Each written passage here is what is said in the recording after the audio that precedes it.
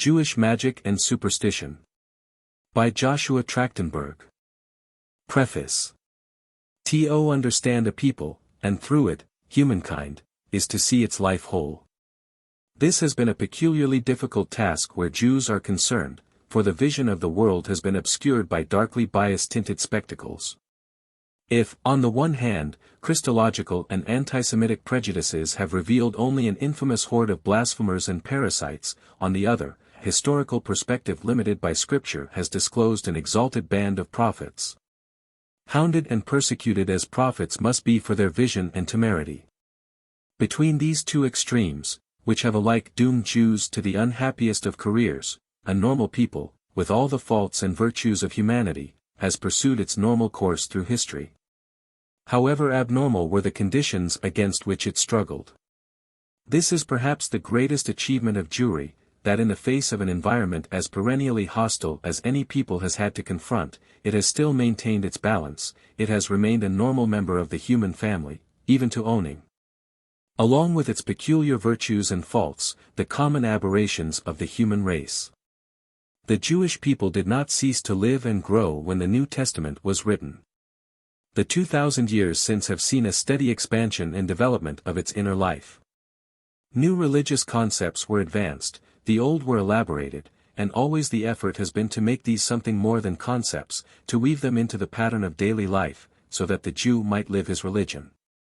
This was the sadly misunderstood legalism of Judaism. But alongside this formal development there was a constant elaboration of what we may call folk religion, ideas and practices that never met with the wholehearted approval of the religious leaders, but which enjoyed such wide popularity that they could not be altogether excluded from the field of religion. Of this sort were the beliefs concerning demons and angels, and the many superstitious usages based on these beliefs, which by more or less devious routes actually became a part of Judaism, and on the periphery of the religious life. The practices of magic, which never broke completely with the tenets of the faith, yet stretched them almost to the breaking point. If we call these folk religion, it is because they expressed the common attitude of the people, as against the official attitude of the synagogue, to the universe. The rabbis sought to eradicate these practices, or at least to transmute their offensive features. But their efforts met with only indifferent success, and they were often obliged to accord the elements of this folk religion a grudging recognition and acceptance. Better is it that Israel should sin unwittingly than consciously break the law. In this respect the history of Jewish thought runs parallel with that of all peoples. Everywhere the common folk has existed on an intellectual and spiritual plane all its own. And it is only in the most recent centuries that true science and religion have made inroads into folk conceptions of the universe and brought them closer, if only a little, to what we call our modern, rationalist viewpoint. In Jewish scholarship this phase of folk religion and folk science has been sorely neglected.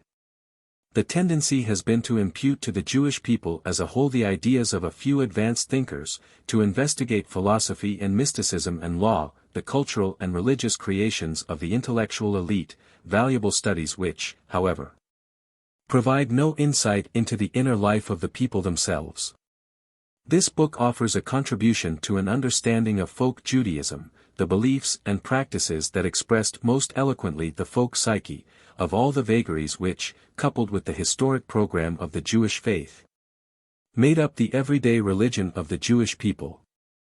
It must be emphasized, however, if that should be necessary, that it depicts but this one phase of Judaism, a not altogether legitimate phase, the other has been described in many competent and sympathetic works.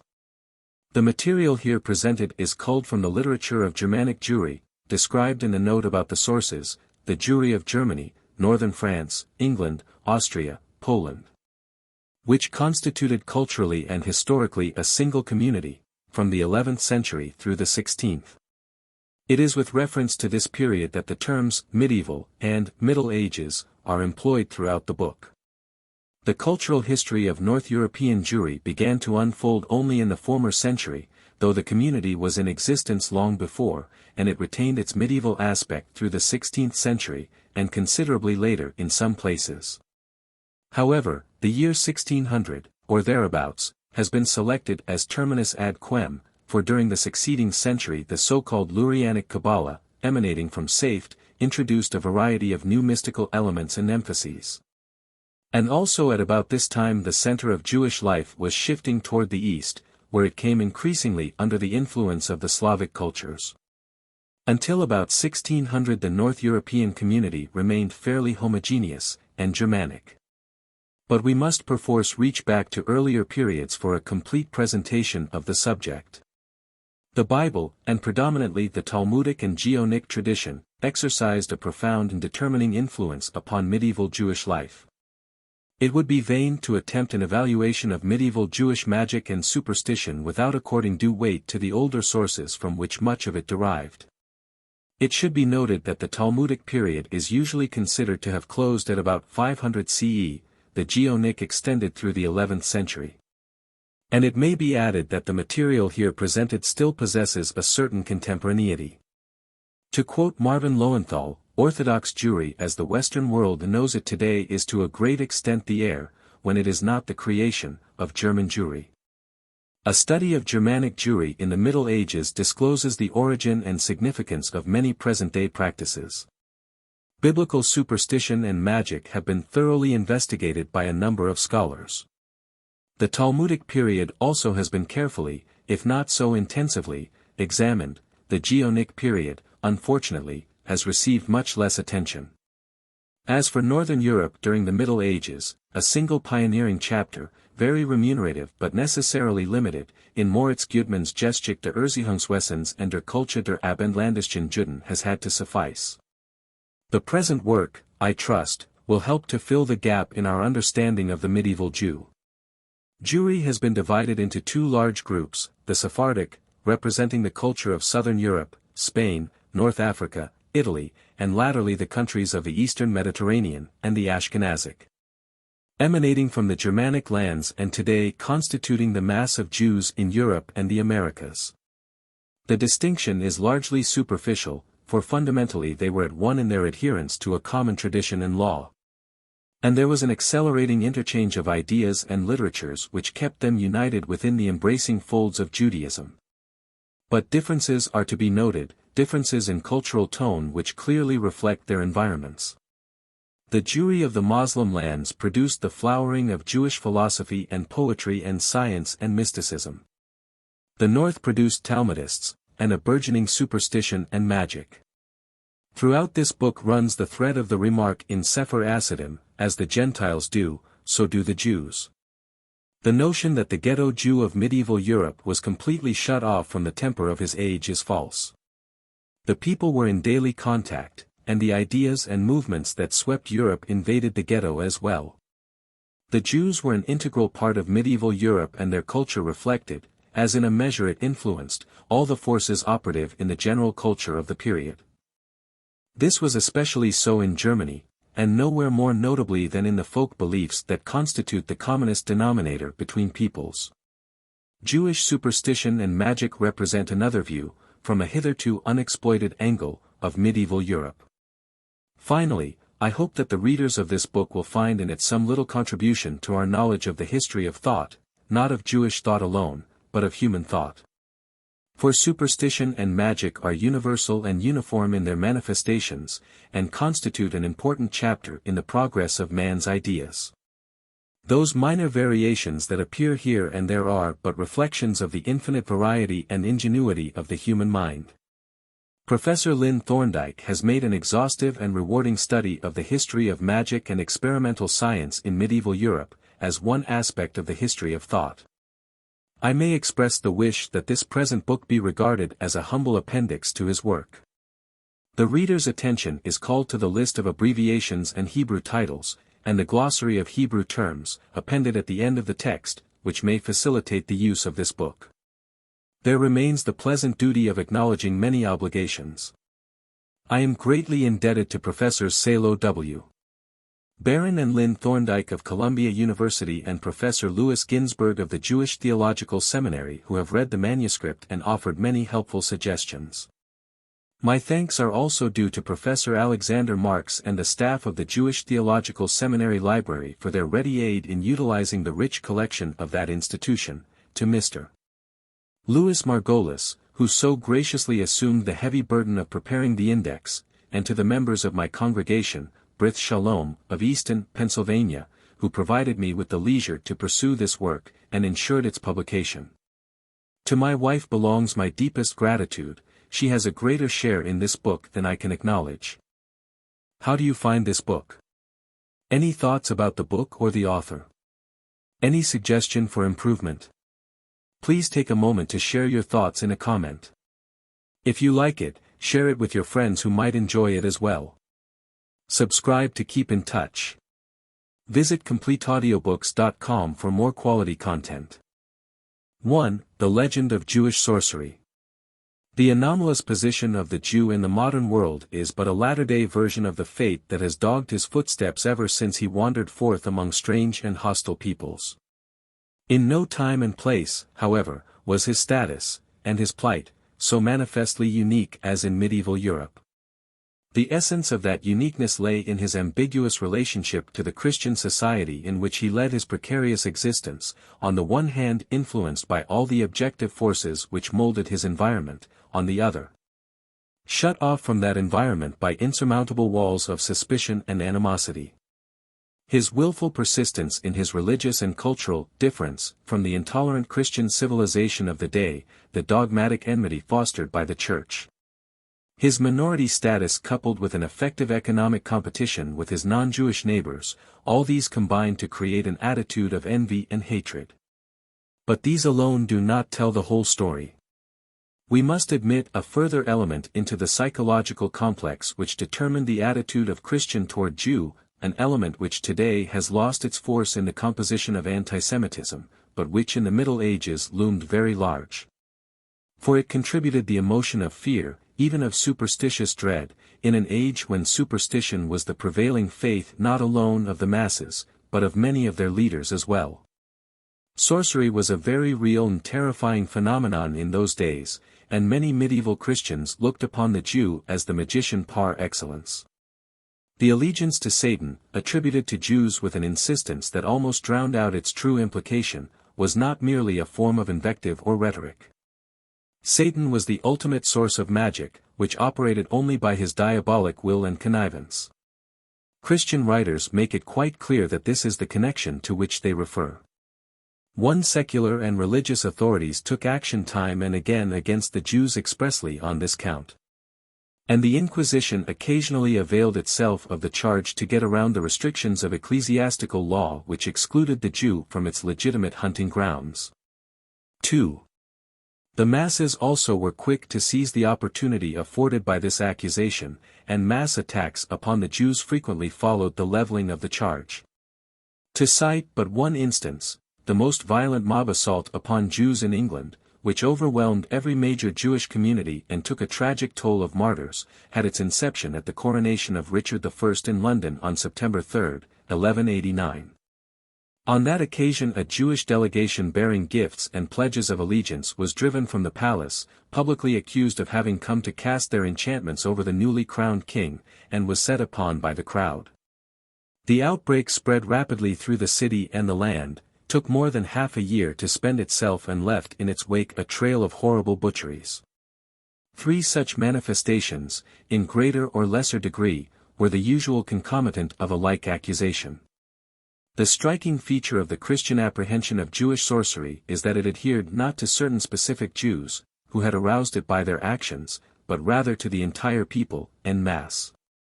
Consequently every innocent Jewish act which by its strangeness laid itself open to suspicion was considered a diabolical device for working magic against Christians. The custom of throwing a clod of earth behind one after a funeral brought a charge of sorcery in Paris, in the early years of the 13th century, which might have had dire consequences if a certain Rabbi Moses B. Yale had not succeeded in persuading the king of its utterly harmless character. For the practice of washing the hands on returning from the cemetery aroused the same suspicions of sorcery and provoked some bloody scenes. So onerous did these recurrent accusations become that the rabbis of the Middle Ages found it necessary, forced to this step, no doubt, by Jewish public opinion, to suspend some of these customs. In the case of the clod throwing, though many were obliged to disregard the usage for fear that the Gentiles would accuse them of sorcery. Custom was proof against fear. But in other instances fear triumphed. The mourning rites of binding the head and overturning the bed lapsed during the Middle Ages for this reason. In Talmudic times fear of the same accusation had led Jewish authorities to excuse the head of the household from the rite of searching out the leaven on the eve of the Passover in places owned in common with a non-Jew. During the Middle Ages there was a strong but unsuccessful agitation to suspend this rite altogether, even indoors, because we have Gentile serving girls in our homes who might spread the alarm. In Provence, however, the ritual cleansing of the public oven in preparation for Passover baking was neglected because of the Gentiles' suspicion of sorcery. When a fire broke out in a Jewish house, its owner dared expect little mercy from the mob, for he was a sorcerer seeking to destroy Christendom, and his punishment was commonly simultaneous with his crime. The rabbis of the time were therefore unusually tolerant about violations of the prohibition to put out fires on the Sabbath and on the Day of Atonement. At the slightest danger they set this prohibition aside, for this is a matter of life and death, since they accuse us and persecute us. We read of a lamb, slaughtered in fulfillment of a ritual obligation, which was cut up and buried secretly in sections, so that the matter may not become known, and they say, it was done for magical ends. 5 To such measures were Jews driven by fear of arousing the suspicions of their neighbors. Jews were stoned as sorcerers. But it needs little knowledge of human nature to believe that the very vice became a virtue when Christians themselves had need of a little expert magic on the side. If Jews were magicians, their every act a charm, then their magic devices could aid as well as harm. R. Isaac B.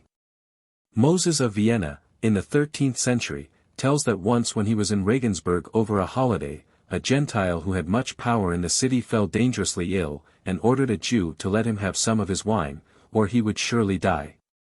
And I gave this Jew permission to send him the wine, although it was a holiday, in order to prevent trouble, though there were some who disagreed and forbade this. Apparently Jewish wine possessed occult healing powers. Perhaps this Gentile had in mind wine that had been blessed by Jews. It would be interesting to know how effective the cure was, but our Isaac carries his anecdote no farther. The mezuzah, a biblical inscription attached to the doorpost, was also an object of suspicion, and at the same time, of desire. That it was regarded as a magical device by Christians we know, for a 15th-century writer admonished his readers to affix a mezuzah to their doors even when they occupied a house owned by a non-Jew, despite the fact that the landlord might accuse them of sorcery. Indeed, the Jews in the Rhineland had to cover over their mezuzot, for, as a 13th-century writer complained, the Christians, out of malice and to annoy us, stick knives into the mezuzah openings and cut up the parchment. Out of malice, no doubt, but the magical repute of the mezuzah must have lent special force to their vindictiveness. Yet even Christians in high places were not averse to using these magical instruments themselves. Toward the end of the 14th century the Bishop of Salzburg asked a Jew to give him a mezuzah to attach to the gate of his castle. But the rabbinic authority to whom this Jew turned for advice refused to countenance so outrageous a prostitution of a distinctively religious symbol. 6. In the field of medicine in particular was the reputed Jewish magical skill called upon to perform miracles. According to the popular view, demons and magic were often responsible for disease, and medicine was therefore the legitimate province of the sorcerer. Jewish physicians, though by no means free from the general superstitious attitude, were among the foremost representatives of a scientific medicine in the Germanic lands.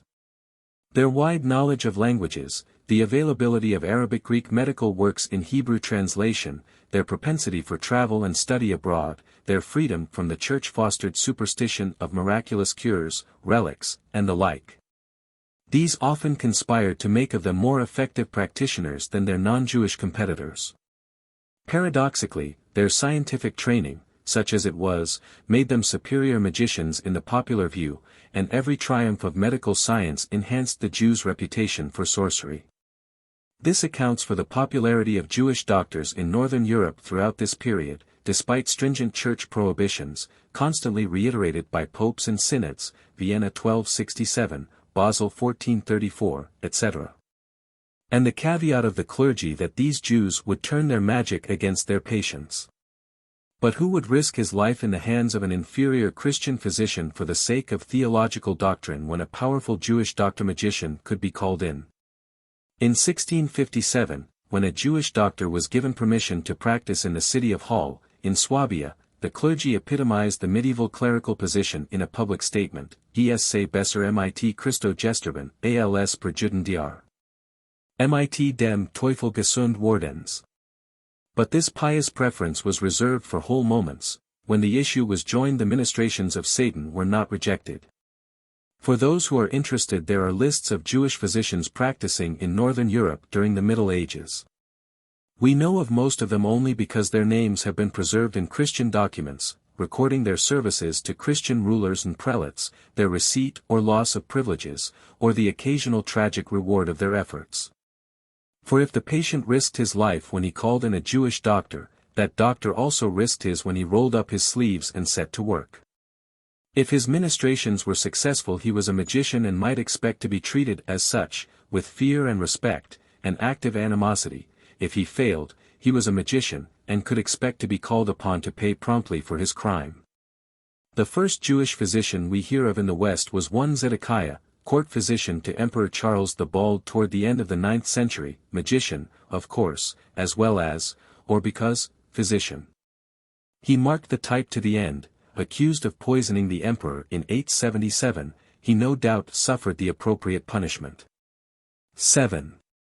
Another form which the charge of sorcery took was the recurrent accusation against Jews during the Middle Ages of feeding poisons to their enemies.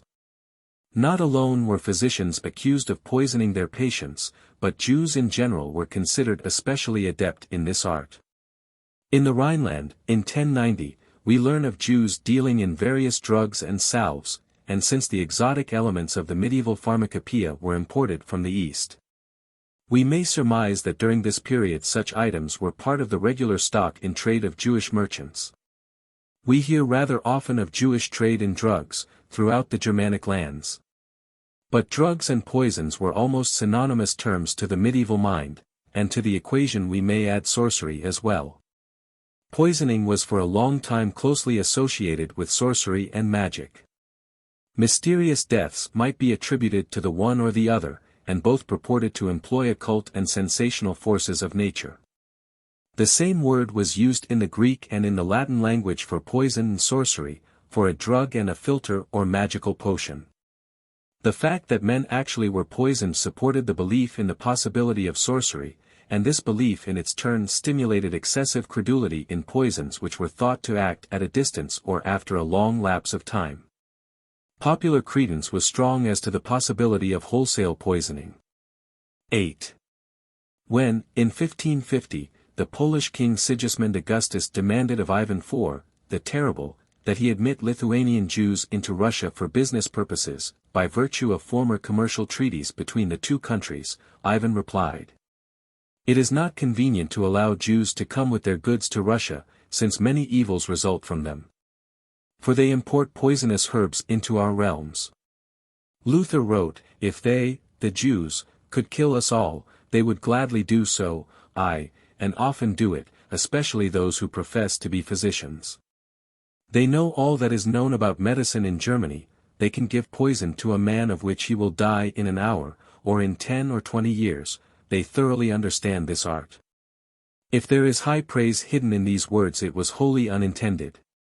In 1267 church councils at Breslau and Vienna forbade Christians to purchase foodstuffs from Jews, for these were likely to have been poisoned, a sample of the kind of legislation this belief occasioned. In the middle years of the 14th century thousands of Jews, and also lepers, were massacred, accused of having plotted wholesale murder by poisoning wells. Such charges and mass persecutions preceded, in fact, the Black Death, dating back, in France, to 1320.9. These accusations, general in character, stemmed logically from the view of the Jew as sorcerer. They were accompanied by other charges, which indicate that he was accredited with the more particular skills of medieval sorcery. During the early Christian centuries the Church had been rocked by the controversy over the doctrine of transubstantiation. But the popular mind, thrusting subtleties to the wind, had driven straight to the main point, accepting that dogma in its furthest literalness. The role which the host, the body of Christ, played in popular superstition and magic throughout the Middle Ages was already evident as early as the 4th century. What more natural than that the Jews, magicians and enemies of Christianity, should be charged with utilizing the wafer of the Eucharist in their own diabolic schemes? The absurdity of attributing to Jews an acceptance and utilization of this most un-Jewish of dogmas never occurred to their accusers. The record is replete with accounts of mutilations of the host by Jews, and, of course, the attendant miracles and persecutions. But direct attack upon the body of Jesus was apparently too simple and gross a procedure to satisfy the crafty Jews, and they frequently resorted to a more recondite method of wreaking their venom upon the Christians and their Lord. Annually, if we are to believe the reports, they would fashion from wax an image of the founder of Christianity, and by their magic art transmit through this image to its model and his followers the pangs and tortures they visited upon it. 10. This last is a form of the famous image magic known and used universally. By sticking pins into, or burning, or otherwise mutilating an image of one's enemy it is believed that he will be caused to experience in his own body the effects of such action. Christians did not hesitate to impute to their Jewish neighbors frequent resort to this technique, not only, as we have seen, with respect to the body of Christ, but of their Christian contemporaries as well.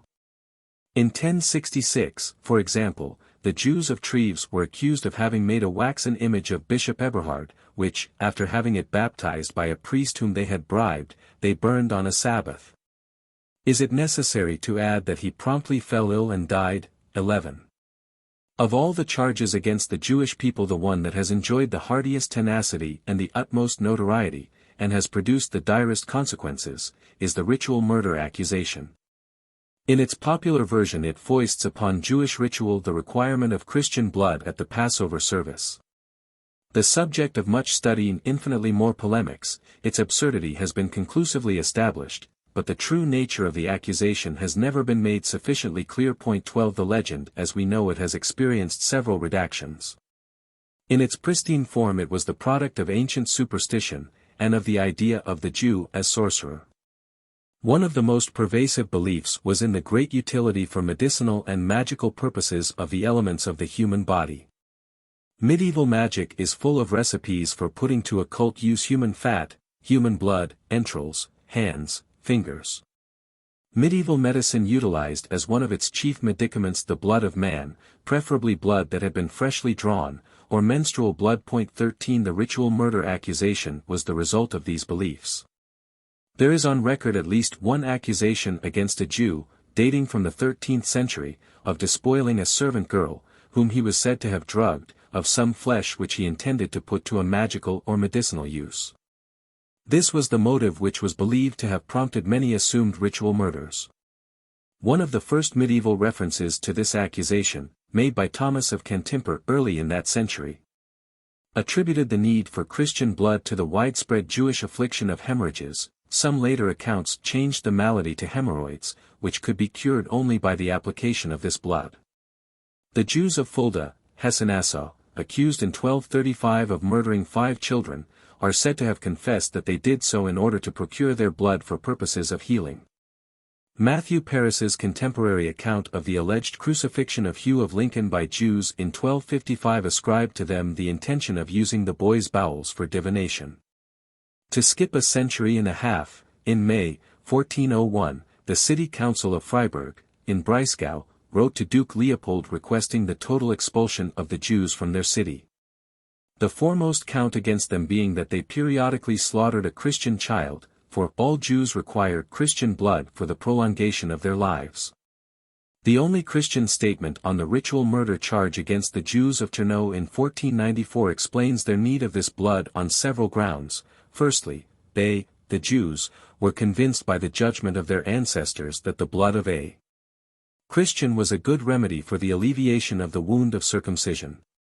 Secondly, they were of the opinion that this blood, put into food, is very efficacious for the awakening of mutual love. Thirdly, they had discovered, as men and women among them suffered equally from menstruation, that the blood of a Christian is a specific medicine for it, when drunk. Fourthly, that they had an ancient but secret ordinance by which they are under obligation to shed Christian blood in honor of God in daily sacrifices in some spot or other. As late as the beginning of the 18th century it is reported that in Poland and Germany tales were told and songs sung in the streets, how the Jews have murdered a child, and sent the blood to one another in quills for the use of their women in childbirth. It is evident from these instances that the suspicion of magic was behind the accusation of child murder. There is no mention of the Passover, of kneading the blood into the unleavened cakes, or drinking it at the Seder service, all of which are late refinements. The records of the early accusations are meaningless unless viewed against the background of medieval superstition. A modern writer who has made a careful study of Christian magic and witchcraft, and who proves himself as credulous and superstition-ridden as the period he examines, expresses exactly the medieval view. Which is his as well. Jews were persecuted not so much for the observance of Hebrew ceremonies, as is often suggested and supposed, but for the practice of the dark and hideous traditions of Hebrew magic. Closely connected with these ancient sorceries are those ritual murders. In many cases the evidence is quite conclusive that the body, and especially the blood of the victim, was used for magical purposes. Montague Summers, the writer of these lines, believes this evidence implicitly. If a present-day Catholic can so blindly accept the truth of these accusations of the use of Christian blood by Jews for magical purposes, how all-compelling this evidence must have been for his medieval predecessors. 14. Most of the charges leveled against the Jews fit into one or another of these categories. The surprising thing is that the specific crimes of sorcery of which Jews stood accused were in the end so limited in nature. Or perhaps this is not so surprising when we consider that these accusations derived not from observed acts of Jews, but from the general picture of sorcerer which the Church crusade against sorcery and the later witch cults painted so vividly. Prior to the inception of the Inquisition in the 13th century, excesses attributed to sorcery had been punished by the secular authorities simply as criminal acts. When the Church undertook to stamp out sorcery it branded its practitioners as devil-worshipping anti-Christians. 15. Sorcerers and witches, brought before the bar of the Inquisition, were accused of, and confessed to, the adoration of Satan, the desecration of the host and other consecrated objects, the sacrifice of infants, cannibalism. The use of human ingredients, particularly blood and fat, in their salves and potions, affecting the death of their enemies by means of waxen images baptized in their names, poisonings. All the details of what came to be a stereotyped catalogue of crimes. One cannot fail to notice especially the constant recurrence of the charge of child sacrifice in these trials, and the importance of human blood in the witches' ritual. These were apparently the most distinguishing elements in the technique of the sorcerer and the witch, as disclosed to popular view by the campaign of the Church. We need but recall the famous trial in 1440 of the Marshal Gilles de Rais, aide and associate of Joan of Arc, at which he was accused and convicted of murdering several hundred children whose blood and bodies he employed for magical purposes. 16. It is these charges that determined the character of the sorcery propaganda against the Jews.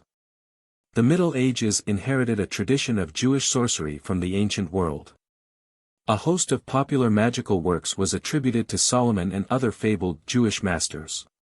Juvenal's jibe that the Appian Way swarmed with fortune-telling Jewesses who would sell you any sort of dream at cut prices, was the kind of information that was bound to make and retain its impression, and bear a numerous progeny. Then too, it must be borne in mind, medieval Christians never had more than a very imperfect acquaintance with the language, the religion, the customs of the Jews who made their home among them. And what information concerning their Jewish neighbors they did possess was as often as not incorrect and misleading. Jews, consequently, remained an unknown and mysterious folk. Their very strangeness was a suspicious element, and the weirdest legends about them found ready currency among a people given to an easy credulity and the crassest superstition. Nor did the mistrust and animosity which the entire background of medieval Christendom fostered against the Jews serve to lessen the effect of their strangeness. It need hardly occasion surprise, then, that to this despised anti-Christian nation, the crusade against heresy, inaugurated in the 13th century, ascribed diabolic rites to some of the heretical sects as well, and this, too, may have influenced the popular view, already tarred with the tradition of magic, was attributed the entire list of goetic practices publicized by the Church as the infallible marks of sorcery. The accusations came in time to be part of a pattern which repeated itself ad infinitum. But if more varied charges did not enter the record, we may be certain that they existed in the mind of the people. Clearly, if the Jews were such skillful magicians, their art was not limited, they must be acquainted with all the more usual devices to which the ordinary sorcerer turned his hand. We have evidence, if meager, that this was so, evidence which pathetically discloses the Jewish side of the matter. Luther recounts an anecdote of a Jew who proffered to Count Albrecht of Saxony an amulet which would make him immune to all weapons of attack. Albrecht forced this Jew to take his own medicine, to test the efficacy of the amulet. He hung it about its donor's neck, and ran him through with his sword. A curious parallel to this tale indicates the tragic use to which this reputation for sorcery could be put, and the tragic necessity which prompted such a use. During the Chmielnicki pogroms of 1648 to 1649, a young Jewish girl of the city of Nemirov was carried off by a Cossack. Preferring a fate of her own choosing, she offered him a similar amulet. "If you have no faith in me," she assured him, "test it by shooting at me. You cannot harm me." Her credulous captor, not doubting her word, fired straight at her and she fell dead, for the sanctification of the holy name, and to preserve her purity. May God have mercy on her soul. Concludes the pious chronicler of one of the bloodiest pages of Jewish history. 17. 2. The truth behind the legend. Jewish magic. The legend of the Jew as sorcerer supreme was of Gentile making, fashioned after the latest pattern of the up-to-date thaumaturge, but like most ready-made fables it fitted the truth none too closely. For if Jews were not the malefic sorcerers that Christian animosity made them out to be, they still possessed an ancient and honorable tradition of magic which had been solicitously nourished until in the Middle Ages it reached its highest stage of development. Sheltered from Christian eyes by secrecy and the impenetrable wall of a strange tongue and an even stranger mystical vocabulary and method peculiar to itself, there flourished in Jewish circles a magic lore as extensive and potent as any known to the non-Jewish world, yet markedly different in character and technique. The biblical allusions to the practice of magic indicate a widespread acquaintance with its manifold forms at an early time, but this can hardly be called Jewish magic. It was merely a reflection of the superstitions of the Canaanites, reinforced by importations from Babylonia and Egypt. Even the Talmudic period, reaching to about 500 CE, did not yet produce a distinctive amalgamation of the various strands of tradition that led into it, duplicating in large measure the eclecticism of Hellenistic Gnostic magic, which it itself influenced. Thus we find ensconced in the Hebrew lore beliefs and practices emanating from the entire Mediterranean world, representatives of ancient Babylon and Egypt nestled against Greco-Roman specimens, newer Egyptian developments. Entering by way of the Hellenistic recension, hobnobbing with the latest Chaldaic doctrine, as exemplified in the Babylonian Gemara. Not until the Geonic age, which succeeded the Talmudic, do we find the beginnings of a definitely Jewish magic. It was in this period that Jewish mysticism, influenced to a considerable degree by Gnostic thought, took shape, though its origin undoubtedly goes back to the earlier period. Theosophy has always evinced a strong affinity for magic, wrote Prof.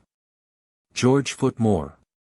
Searching out the secret springs of the universe, the mystic brings to light awesome and puissant truths, which his more practical and brazen confidants feel promptly impelled to profane for their own greater glory and might.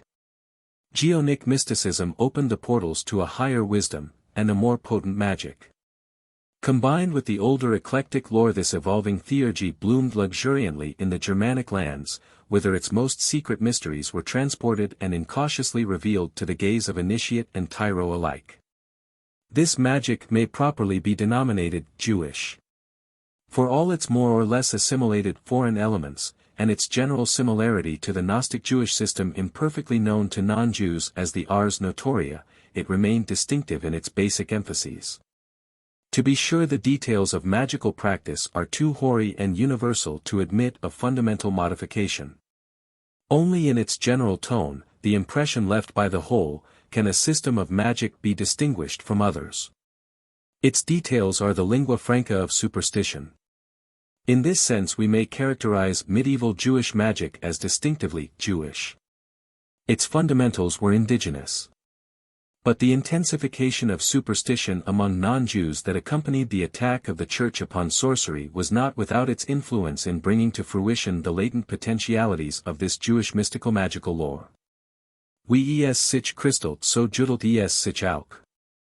German Jewish magic attained its richest proportions in the 13th century, with the school of Judah the Pious. At the same time many beliefs and practices, as well as technical terms, were assimilated from French and German folklore, making a strong impression without, however, affecting the essential quality of the Jewish doctrine. 18. The magician. Who was the Jewish magician? What sort of person engaged in this profession, if profession it was? We can do no better, to gain our first impression of the craft, than to inquire into the character of its practitioners. The orthodox picture of the sorcerer discloses some malevolent, dark creature, shunning the ways of men, haunting the black hours of the night, poring over his foul brews and his infernal paraphernalia, consorting with weird, frightful spirits. Forever plotting mischief and destruction. Or the night-riding witch, associate and consort of demons, reveling in lewd satanic orgies, blighting man and beast and herb with her evil glance and her fiendish spells, cannibalistic murderess of innocent infants. Such are the conceptions that our Western literature and tradition have popularized. The late medieval witch craze, fostered by the heresy-hunting Inquisition, helped to fasten this picture upon the popular imagination, so that the word inevitably conjures up the image. Though there is not a single unequivocal report of a professional Jewish sorcerer or witch, thus defined, in Jewish or Christian records, we may safely assume that some Jews did not hesitate to emulate the accepted model.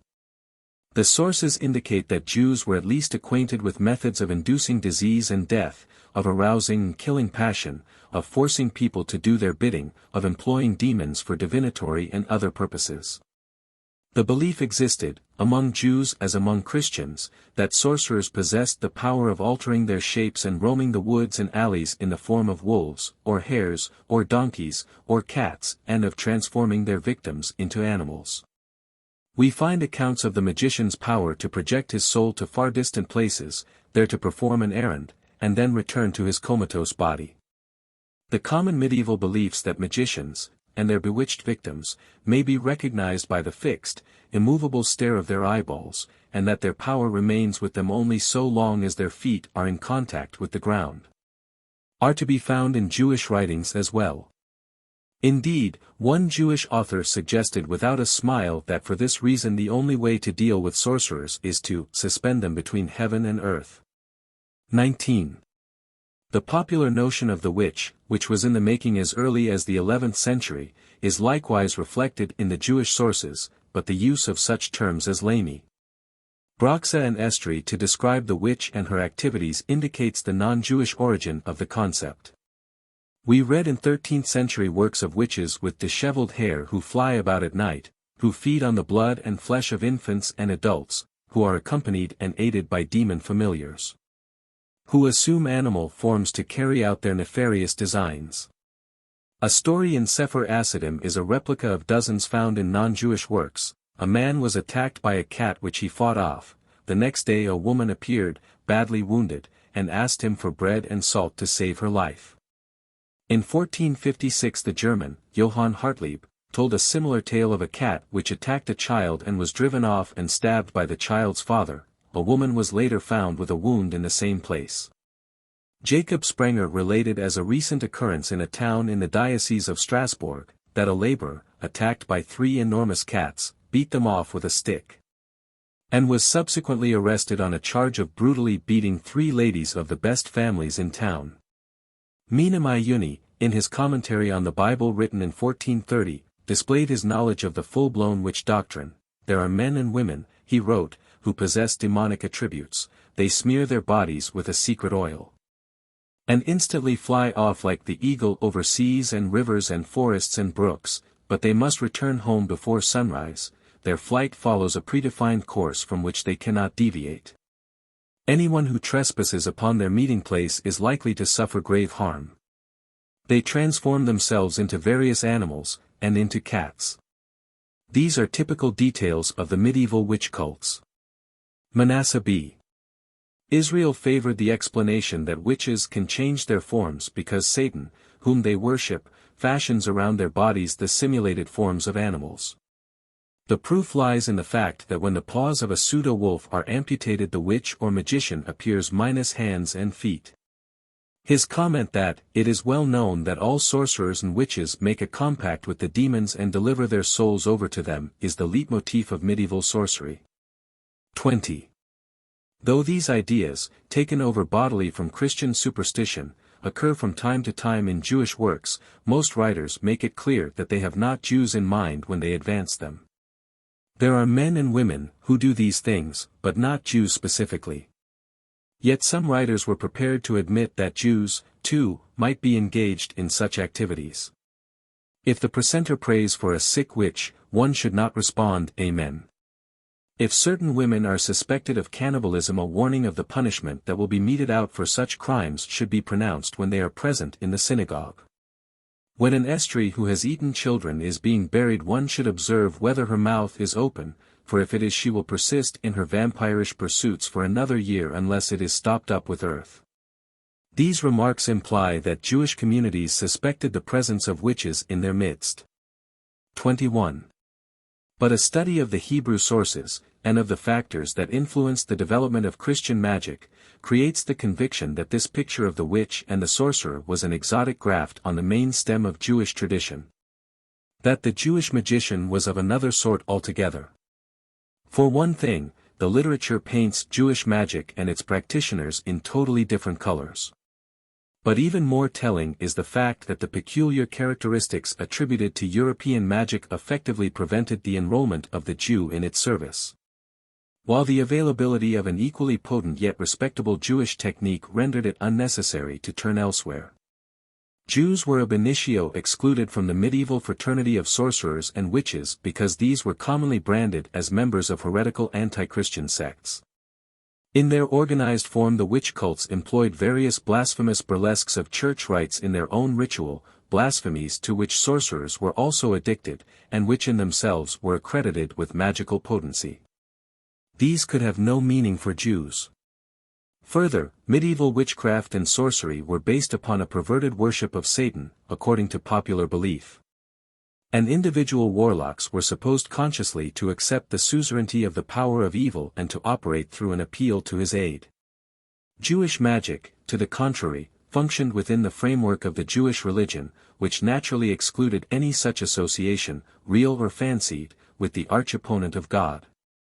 This reputed central feature of European magic, from which it derived its special character, was entirely foreign to the Jewish mentality, not only on theological grounds, but even more on folkloristic. For the figure of Satan as a distinct personality was very faint, almost non-existent, in Jewish folklore. The entire literature does not disclose a single instance of a magical act which depended upon submission to the devil himself, or his intercession, for its execution. The primary principle of medieval Jewish magic was an implicit reliance upon the powers of good, which were invoked by calling upon their names, the holy names of God and his angels. This simple dependence upon names for every variety of effect obviated resort to all the other magical acts with which the non-Jewish tradition has familiarized us. The magician who could produce wonders by the mere utterance of a few words had no need of the devious business of his non-Jewish colleague. It was the absence of the satanic element and the use of these names, that is, the employment of God's celestial servants, which stamped Jewish magic with a generally far from malevolent character. For the angels could not be expected to carry out evil commands and thus contravene the essential purpose for which their good Lord had created them. And it was this principle, too, which kept Jewish magic securely within the bounds of the religion, and prevented it from assuming the role of an anti-religion, as its Christian counterpart did. Magic was proscribed by the Church, and hunted down by the Inquisition, not because it was magic, but because it made a mockery of the Christian faith, and became a powerful anti-Christian force. It was a rival of the Church, with its own peculiar doctrine and ritual. Jewish magic during this period never strayed from the fold, observing closely the tenets of the faith, merely extending and elaborating certain accepted principles, so that, as we shall see, the magician remained a pious and God-fearing Jew. There were, of course, deviations from the general rule. Demons as well as angels were sometimes called upon to do the Jewish sorcerer's will, both were ordered to do harm, and presumably obeyed, and many of the devices employed universally in magic were used by Jews along with the evocation of spirits. But these were deviations and not the customary procedure, and their infrequency and subordinacy tend to prove the strength of the rule. The deep impression which the Kabbalah made upon later Christian magic is indicative of the distinctive character of the Jewish theory and praxis, for it was recognized and touted as a novel and profound departure from earlier methods. Now to revert to our original question, who was the Jewish magician? According to ancient Jewish tradition, which was heartily seconded in the Middle Ages, women are inordinately prone to the pursuit of the magical arts. 22 Yet, however true this dictum may once have been, their activity in magic proper was now narrowly restricted by virtue of the esoteric and learned base of that magic. Man asserted his supremacy by relegating to himself, along with all the other prized pursuits of this life, the big game of magic. Knowledge of the names, through which Jewish magic worked, was inaccessible to women, for it required not only a thorough training in Hebrew and Aramaic, which most of them lacked, but also a deep immersion in mystical lore, from which they were barred.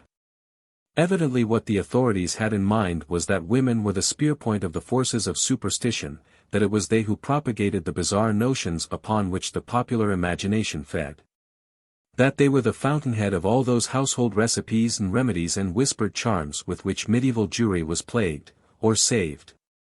In this respect they were undoubtedly correct, for learned rabbis did not hesitate to sit at the feet of ancient crones when a pain in the eyes or head gave them no rest. And many of the prescriptions retailed by the popular literature make a bow of acknowledgment to womankind. We must regard women, then, as the folk magicians, healers of wounds, prescribers of love potions, but in no sense witches. Jewish women never attained an importance in magic at all commensurate with the prominence of their sisters in the witch cults. Nor was Jewish magic the exclusive skill of the magician. It is hazardous to assert even that there were such people as magicians, by profession. One may define the Jewish magician as a scholar by vocation, a practitioner of the mystical magical arts by avocation. Every mystic, properly trained, could practice magic as a sideline. Indeed, the dangers of invoking the spirits without an adequate education in mysticism were frequently stressed, and the possessor of esoteric traditions and writings was sternly counseled to keep them hidden from the common glance, lest they be misused, and to pass them on only to a select circle. 23. Early mystical and magical lore was successfully guarded by a limited oral transmission. The secret lore of the German school, founded by the Kalonamites, who removed to the Rhineland from Lucca in the 10th century, was first written down in the 13th by the followers of Judah the Pious, among whom Eleazar of Worms was outstanding both for his prolific pen and the depth of his learning. Jewish life had turned more and more inward, as relations with the Christian world grew more difficult, and intensive study of the Talmud had become almost its sole intellectual pursuit.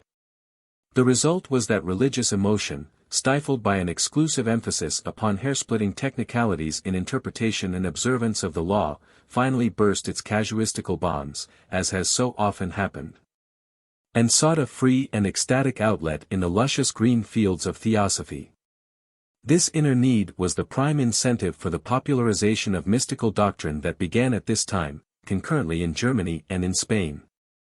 But the German Kabbalah never attained the theoretical depth of its Spanish counterpart, nor did it exert so much influence.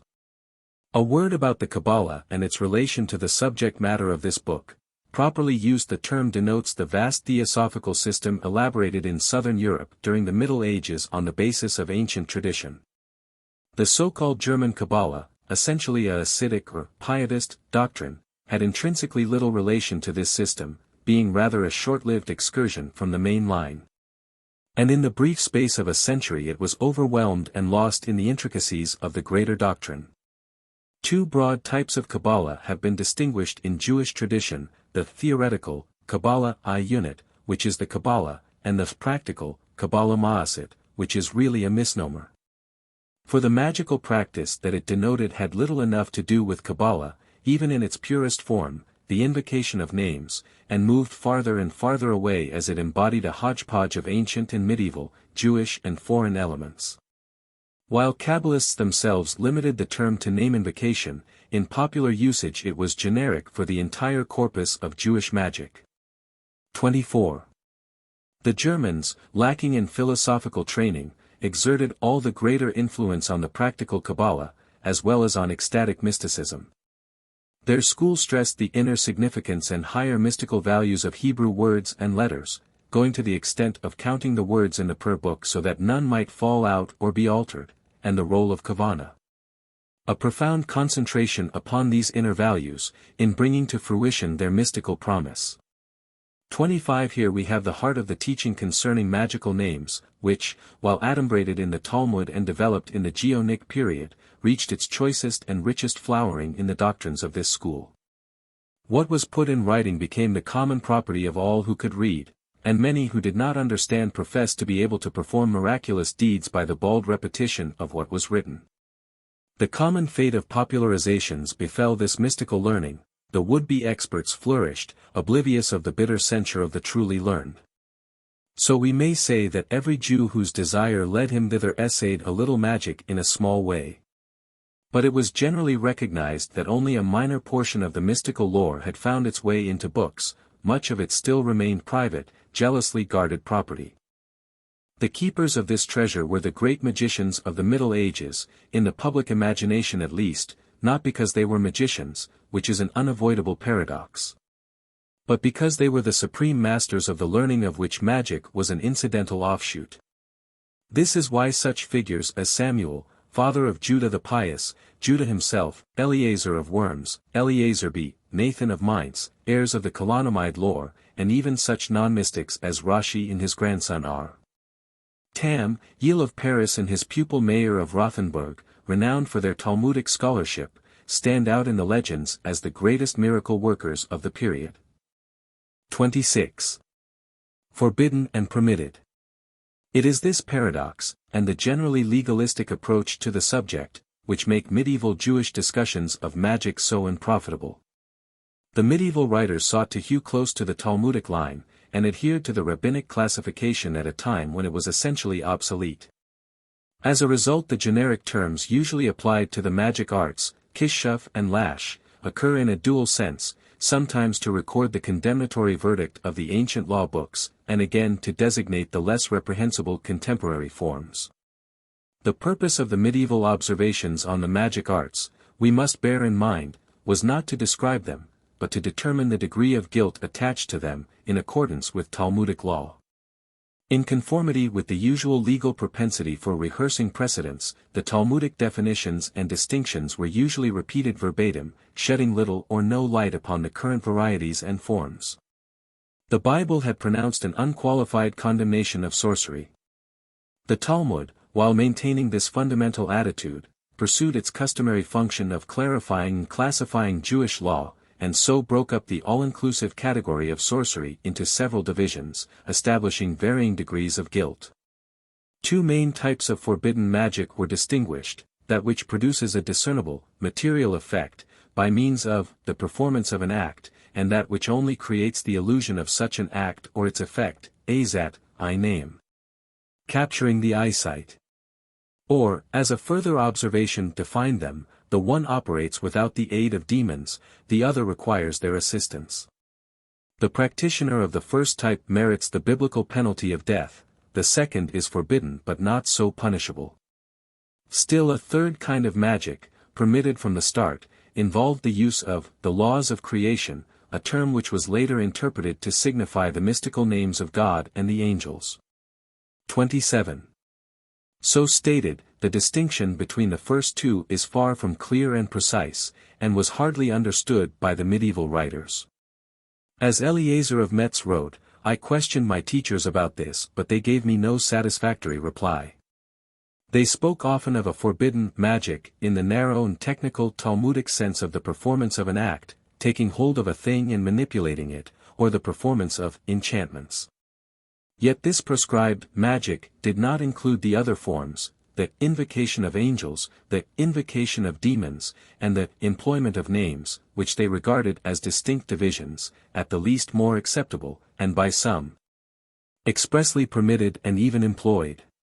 About the permissibility of employing names and angels there was no question, for the Talmud had legalized their use, but the invocation of demons was generally considered less praiseworthy. Jerome B. Meshullam wrote, the codifiers differ with regard to demon invocation. Rama, Meir B. Tadros Halavai Abulafia, wrote that it should be categorized as forbidden magic, and some of the other jurists agree with him, but still others consider it permissible as in no wise belonging to the category of magic acts. R. Eleazar of Metz held that, invoking the demons to do one's will is permitted from the outset, for what difference is there between invoking demons or angels? An action may not be characterized as magic unless it consists of taking hold of a thing and manipulating it, that is, if it is the performance of a deed, or an incantation that does not include an invocation of spirits.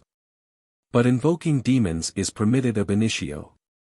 28. It is evident that medieval authorities regarded the category of magic as altogether distinct and different from the others, and correctly so, but I know of only one clear-cut statement of the principle of difference, by Moses Israels.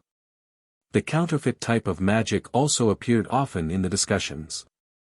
29. It provided a convenient dodge to get around the legal difficulties and cast a halo of respectability about the current forms, whose effects were described as not real at all but entirely illusory. But this road, too, was not quite smooth, for the Talmudic explanation that illusory magic is the work of demons arose to crowd angel and name magic off the right-of-way. In short, the Talmudic classification plagued the efforts of medieval codifiers to bring the law into relation with contemporary procedures. Yet, from a practical standpoint, they succeeded in effectively excluding from the proscribed magic all the forms current among Jews. 30. Moses Israels brings us closer to an understanding of what the forbidden magic was.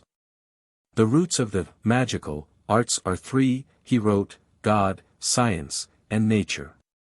From God comes the power to invoke the heavenly princes by means of the holy names. The scientific root may be illustrated by astrology, by which a man can foretell the future, make talismans, and subdue the spirits and the powers of the stars and the like. On natural elements depends the effectiveness of the various types of magic, all of which consist in bringing out the inner nature of things, whereby an expert may perform deeds strange in appearance. This classification is not definitive, for Israels failed to include the demonic root of magic. His inclusion of astrology, however, which was well known in Talmudic times but did not enter into the central discussions of magic, is significant of the place of that science in particular and the divinatory arts generally in medieval magic. But it is his last category that interests us particularly here. The inner nature of things is one way of describing the most primitive and widespread subject of magical activity. It is universally believed that all things are endowed with occult virtues and powers, that they possess mutually sympathetic or antipathetic qualities, and that it is possible to step up magical currents from the particular to the general, and down again from the general to the particular, by the simple manipulation of natural objects, which is the commonest form that magic takes. Fraser, studying the practices of primitive peoples, classified them under two heads: homeopathic or imitative, and contagious. Both branches, he wrote, may conveniently be comprehended under the general name of sympathetic magic, since both assume that things act on each other at a distance through a secret sympathy. And again, this belief in the sympathetic influence exerted on each other by persons or things at a distance is of the essence of magic. 31.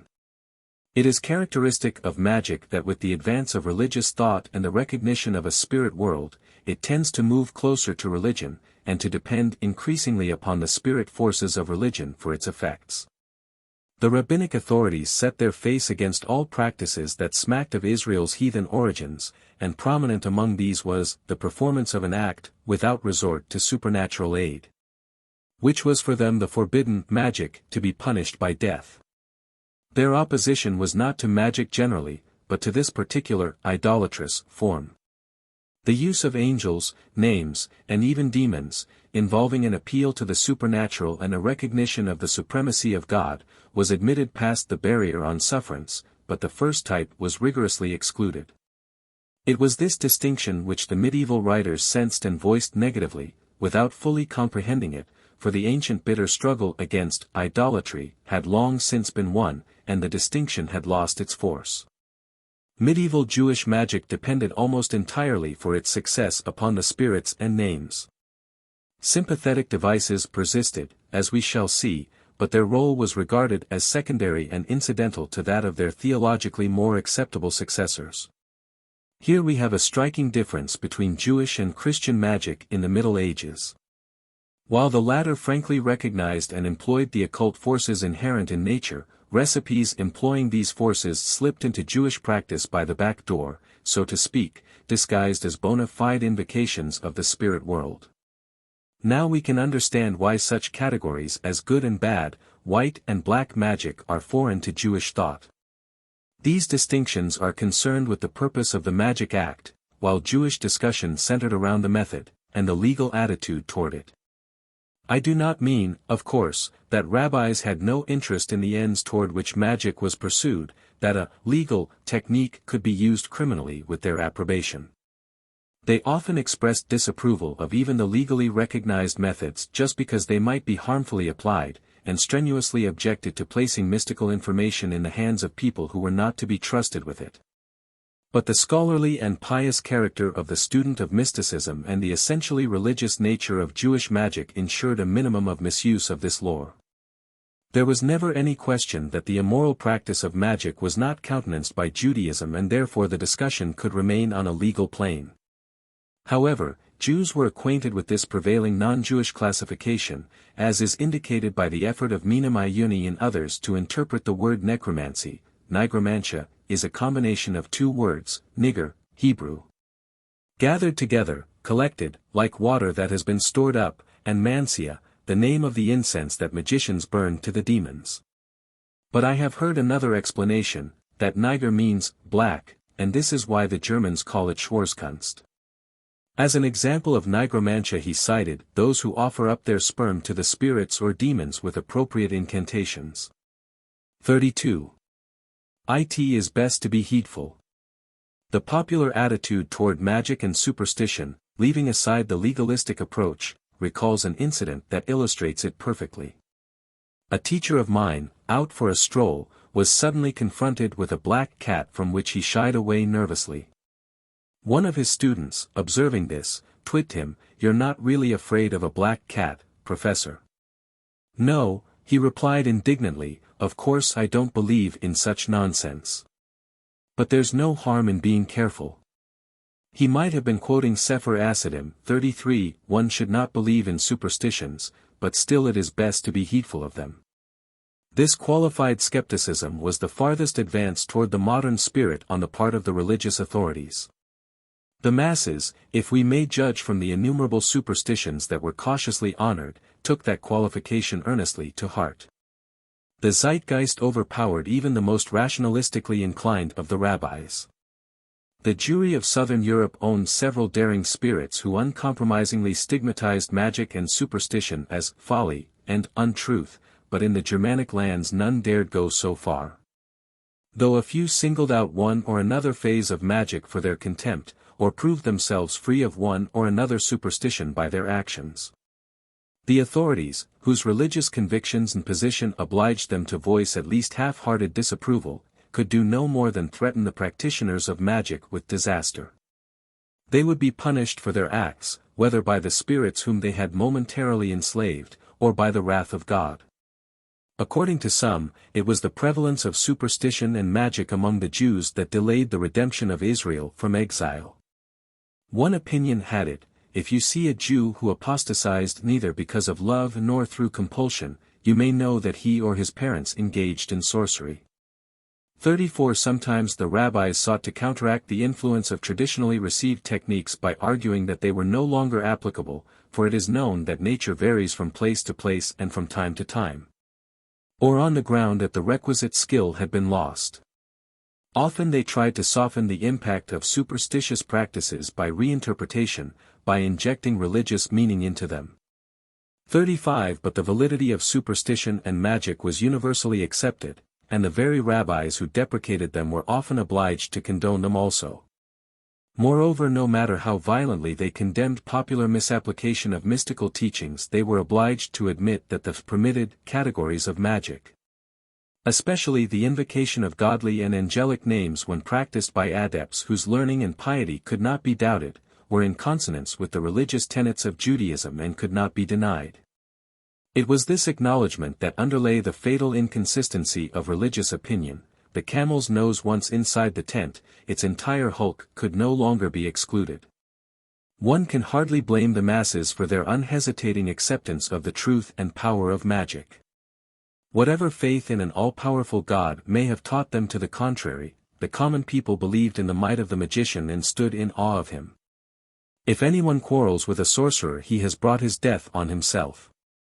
36 The addiction to superstition and magic of the German pietists and mystics became a byword in the south of Europe and scandalized more than one pious Spanish Jewish writer. 37. Yet we meet at the same time, recognition of a profound psychological truth, far in advance of the spirit of the age: superstitions can harm only those who heed them. 38 It requires more courage and skepticism than the Middle Ages could lay claim to, or than we can boast even today, for that matter, to be free of the yoke that superstition and magic saddle upon the credulous masses. The material gathered in this book is the most telling evidence of the inadequacy of mere proscription to countervail ignorance and the blind will to believe. In the succeeding chapters we shall examine first the beliefs concerning the spirit world, chapters 3 to 6, which were fundamental to superstition and magic, and the powers ascribed to what we may designate as the magic word, namely, the names of God and the angels, and the word of God enshrined in Scripture, chapters 7 to 8, which were the most potent tools of magic. Chapters 9 to 13 contain a description of the various elements that constituted the actual practice of magic, including a discussion of medicine. The concluding chapters, 14 to 16, are devoted to an examination of the divinatory arts, among the most popular of magical exercises. 3. The powers of evil. The middle world. The basis of Jewish magic lay the belief in a vast, teeming middle world, a world neither of the flesh nor altogether and exclusively of the spirit. Demons and angels, to be counted only in myriads, populated that world. Through their intermediacy the powers of magic were brought into operation. The most frequently employed terms for magic were hashba'at malachim and hashba'at shidim, invocation and conjuration of angels and demons. The peculiar role of the angels, heavenly counterparts of all earthly phenomena, as well as the direct servants and emissaries of God, closest to his ear, rendered powerful indeed the man who possessed the secret of bending them to his will. The demons, on the other hand, invested with all the fearsome potencies that a still primitive, animistic folk imagination could conjure up, were equally capable of making the fame and fortune of those who could exert a magic power over them. Talmudic Jewry owned a highly elaborated demonology, distinguishing between classes and even individuals, with a wealth of detail concerning the nature and pursuits of the evil spirits. Its elements grew naturally out of the fertile popular imagination, convinced as it was of the reality of the spirit world, and fortified by a rich tradition drawn largely from the folklores of Egypt and Babylon and Persia. This lore served a dual need: it conveyed the power of control, and at the same time of self-protection. But the rabbis were generally opposed to demon magic, and though they were not so severe with it as with sympathetic magic, some of the most distinguished Talmudic authorities themselves had recourse to it at times. They frequently expressed their strong disapproval. Even in the Middle Ages a few rabbis were ready to permit it, but the ancient strictures against a method which is forbidden but not punishable by death had taken effect. The intensification of the religious spirit that had proceeded through the intervening centuries produced a feeling that the demons had no proper place within Judaism, though they could not be ousted, and the widespread fear of them persisted.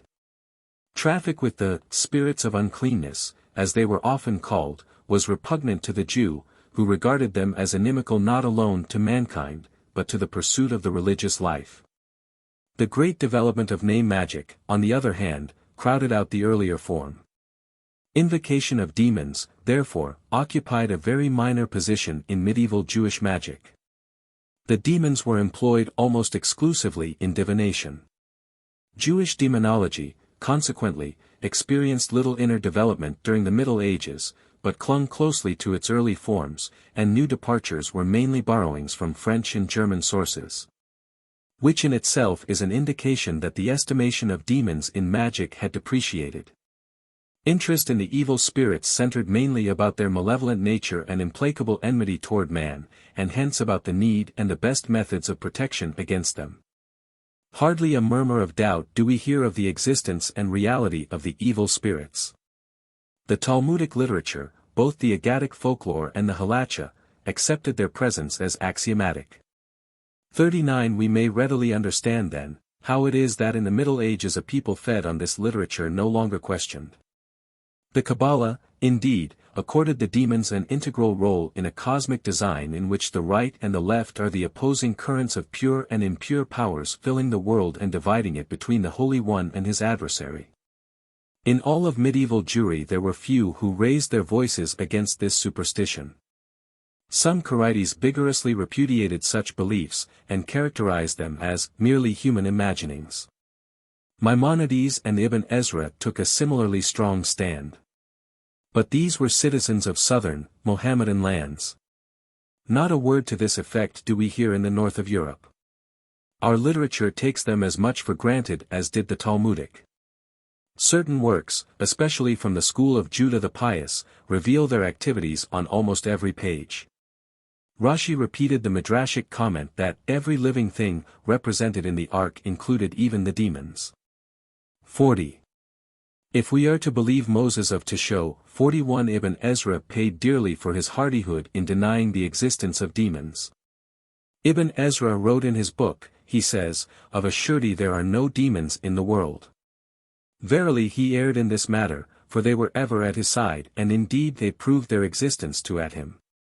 I have heard from the people of England, where he died, that once when he was traveling through a forest he came upon a large band of black dogs who glared at him balefully. Undoubtedly these were demons. When he had finally passed through their midst he fell seriously ill, and eventually he died of that illness. This incident was apparently evidence enough for our Moses, though we may question whether, if it occurred, it sufficed to convince the doughty Ibn Ezra. Manasseh b. Israel, writing in the middle of the 17th century, summed up the thought of the Middle Ages when, after demonstrating to his own satisfaction that demons do exist, by calling into service proofs on the threefold basis of tradition, reason, and the senses, he cited a long list of appropriate passages from Jewish literature, and concluded, the opinion of all Jewish authorities is that the biblical references to spirits are to be taken literally. He lightly brushed aside the Maimonidean strictures against such superstitions with the familiar objection that their author had been seduced by the philosopher's predilection for the testimony of reason and experience, to the damage of his piety and faith in revelation. 42 Manasseh b. Israel was expressing not his own opinion but the judgment of Jewish folk belief. Terminology. It may not be amiss if before we proceed to a consideration of the features of this demonology, we devote a few lines to the nomenclature employed in our literature. The terms most frequently met with are those made familiar in the ancient literature of the Jews, mazik, from a root which means, to damage, destroy. Shed, an obscure word which occurs in the Bible in the plural, 43 in which in the Talmudic literature acquired the exclusive sense of demon, and ruah, spirit, often ruah evil spirit. 44 These words were not at all differentiated in our period, though a rather academic attempt was at times made to distinguish among them on the basis of Talmudic statements. In general, however, these three terms were used indiscriminately in a generic sense, and were often employed interchangeably in a single paragraph. An effort at schematization, which produced a list of 10 categories of demons to balance a similar angelic list, introduced 7 additional terms, which found little place in the general literature. One of them, however, Lilin, regarded as the plural of Lilith, night demons, used in the Talmud, occurs fairly often, sometimes as Liliot. 45. I may also mention here the Malach Abla, angels, or demons, of destruction, who made their initial appearance in the Talmud, and who were not absent from the medieval scene. Their names end with the letter Peh, we are informed. The fact that the titles of the daily synagogue services, the 18 benedictions, the prayer Yor, and the grace after meals do not contain this letter, was cited as proof that prayer serves as a protection against these destroying angels. 46. The Lurianic Kabbalah brought into common currency an old but little-used term, Kalippa, originally, scale, husk, skin, occurring in the earlier mystical works and in the Zohar. This word rarely appeared in our literature. Its Lurianic popularization, reflected in the writings of the famous Polish mystic, Isaiah Horowitz, 1555–1630, marked the beginning of a new development in Jewish demonology which is outside the scope of this study. These traditional terms were used only to designate the general phenomenon. It is of interest to inquire why none of them acquired a specialized sense in our period, to single out those differentiated demonic types which people the folklore of all nations. The explanation is not far to seek. The Hebrew of the Bible and the prayers, while familiar to most Jews, was not the vernacular, nor did the Talmud, which so strongly colored Jewish life, provide Jewry with a spoken tongue. Words lifted from these sources entered into the everyday language of the people, to be sure, but their very antiquity and traditional meanings made it difficult to squeeze them into new molds. They sufficed as generic terms, but to designate the specific, the differentiated, the peculiarly contemporary, the Jews turned to the vernacular for their nomenclature. Specialized types of demons were not wanting in medieval Jewish folklore, but they appeared under their non-Hebraic names, words borrowed from the German and the French. This interesting subject, shedding so much light upon the question of non-Jewish influence on Jewish belief and superstition, will be presently considered. The genesis of demons.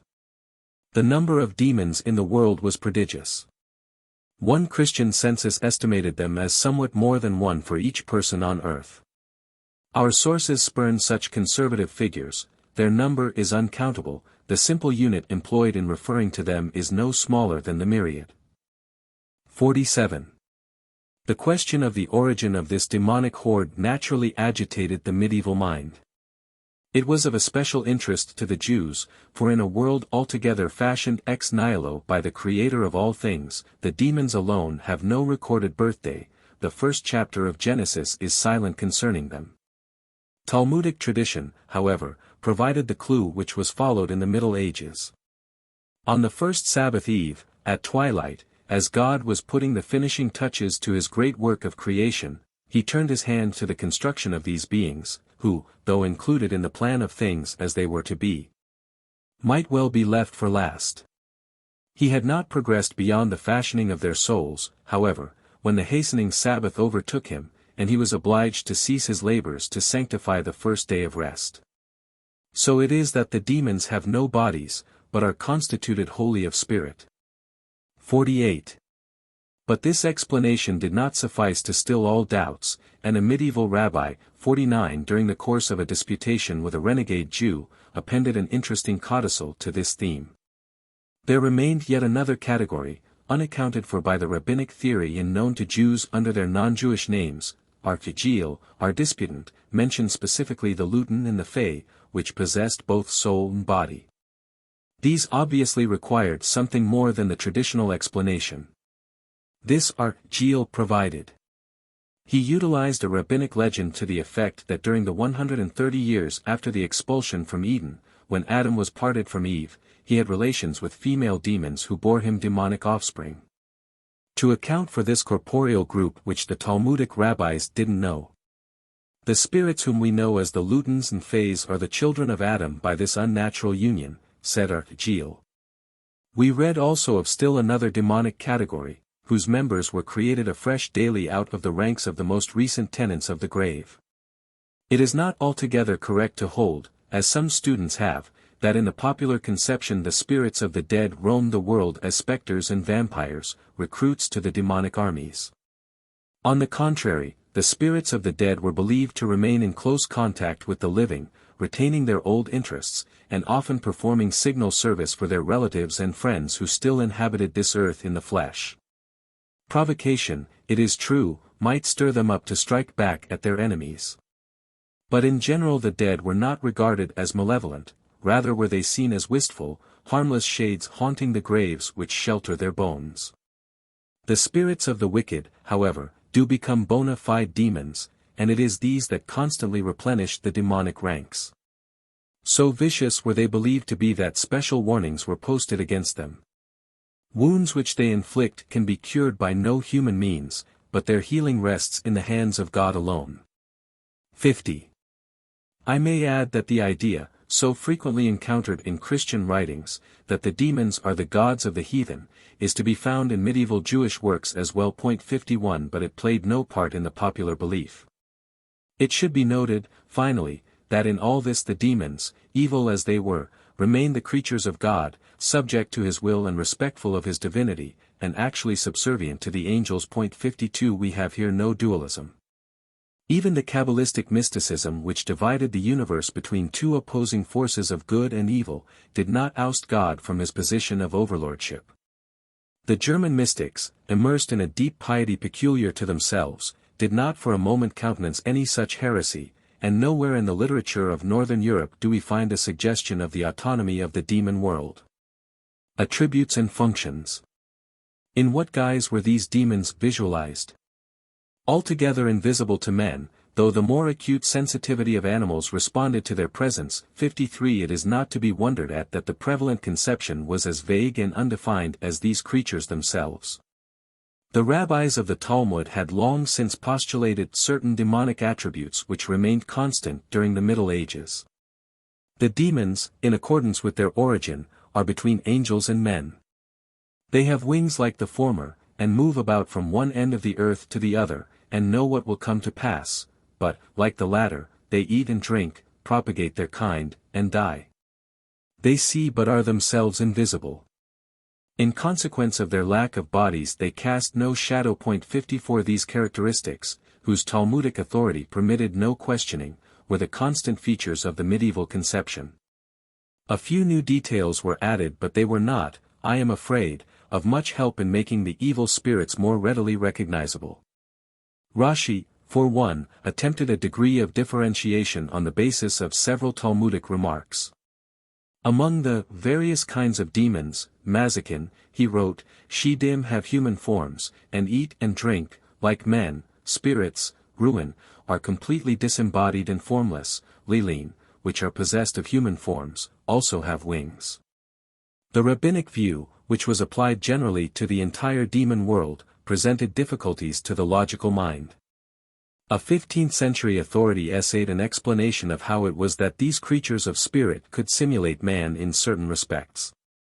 Their eating and drinking is, according to him, nothing more than a licking or lapping up of fire, water, air, and slime.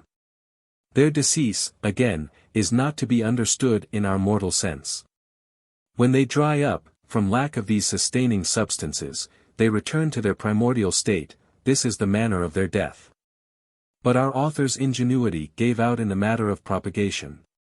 Here he was forced to accord them physical shapes. When they copulate they are possessed of bodies, but they will not unite in the presence of a third demon, or of man. 55. There is little more to be said about the appearance of these evil spirits. One source attributed to their non-existent heads, hair. Male demons have hair on their heads, but the females have none. This is why Boaz placed his hand on Ruth's head, when he awoke to find her at his feet. When he discovered that she had hair, he knew that this was no demon, and asked, Who art thou? Demons, however, may temporarily assume physical shapes. There is in the folklore of the Middle Ages, as indeed of all times and all places, no definite and impassable line of demarcation between the worlds of man, of beast, and of spirit. Angels and demons may become men and animals, men may be transformed into cats or wolves or hares. We have already beheld the spirits embodied in the skins of dogs. Boaz apprehended a demon taking woman's shape. A medieval legend relates that a demon which had laid plans to enter the body of a certain pious rabbi transformed itself into a hare, which the rabbi was expected to swallow with his food. 56 Their stock of disguises was infinite. Many of the demons we encounter in medieval literature have conveniently masked themselves in human or animal bodies, so that they may make their appearance in the flesh. The test by hare is the only clue we are afforded against their evil designs, and even here half the demon world is immune. Like the angels, the demons have special posts and functions. When, for instance, a man has suffered an attack at the hands of one, he and his family must forever avoid the place where the attack occurred, for the demon is posted there awaiting another opportunity. Nor should one imprison the demons, who are everywhere, by shutting the doors and windows of a house tightly. Their paths of ingress and egress are prescribed, along with their functions, and to impede their freedom of movement is to invite their displeasure. Far wiser is it to pierce a small hole in door or window and thus enable them to move about freely. 57. Demons frequented uninhabited places, deserts and forests and fields, as well as unclean places. Privies especially were believed to be haunted, and the Talmud prescribed special incantations invoking the protection of guardian angels in these places. This prescription was frequently repeated by medieval authorities, but there is evidence that the dread attached to privies had worn off, and the incantations, if recited, had degenerated into mere formal vestiges of a traditional usage. The explanation was that the privies of Talmudic times were located outside of the villages, in the fields, whereas medieval privies were closer to home, within the settled area. 58. The connection between demons and uncleanness was made to serve important hygienic ends. Evil spirits, sometimes called spirits of uncleanness, and once identified by the name Bat Melech, rest upon unwashed hands, contaminate foods handled with them, and endanger the lives of those who eat such food. 7 occasions which require a ritual washing of the hands, which destroys or dislodges the demons, were enumerated. Most important among these was upon arising in the morning, for the night creates a special susceptibility to spirit contamination. Even on Yom Kippur, when no ablutions might be performed, the hands must be washed in the morning. Touching the eyes, ears, nose and mouth with unwashed hands spells trouble. No doubt it was feared that the evil spirits would enter the body through these orifices. Plus ca change plus say la meme chose, if, in speaking of infection, our vocabulary is more scientific, the sense remains the same. The demon of uncleanness, entering the eyes, could cause one's glance to have a devastating effect upon the innocent passerby. It might even be responsible for the loss of one's memory, and ultimately complete loss of mind. 59. Humans who established their homes on a spot already preempted by spirits were in a parlous way. The demons are jealous of their property rights and their privacy, and resent intrusions. Once a group of Jews, who had settled in a previously unoccupied place in Hungary, noticed that their death rate had suddenly risen markedly. They fasted and prayed but to no avail. One day the head of the community met a large band whose leader sat astride a lion, using a snake for a bridle. He realized at once that these were no ordinary men, but demons. Their chief demanded the immediate removal of the trespassing Jews, for his spirit followers had previously selected that spot for a meeting place. Needless to say, they obeyed with alacrity, and their death rate became normal once more. This incident explains why certain houses are very unlucky for their inhabitants, one after another dying off for no apparent cause. The only remedy in such a case is to move far away, where the demons who have been provoked by the intrusion cannot get at them. Pious deeds, fasting, prayer, usually so effective, are of no help. 60. The best plan, of course, is to observe proper caution before establishing oneself in a new home. One should not erect a house on unoccupied land. But if he does, he should certainly not construct it of stone, for a stone house has an air of stability and permanence that is sure to irritate the demons. Even a house of wood is suspect under these circumstances. If the new house is on the site of an old one, the builder must be careful to place the windows and doors in the same positions they formerly occupied, for the local demons whose habits have become fixed are bound not to be enamored of the innovations. Finally, it is wise not to move into a new house at all, but to sell it if one can. If this proves unfeasible, it must be left uninhabited for a time, or some skeptical friend must be prevailed upon to occupy it. People were actually paid to live in new houses. 61.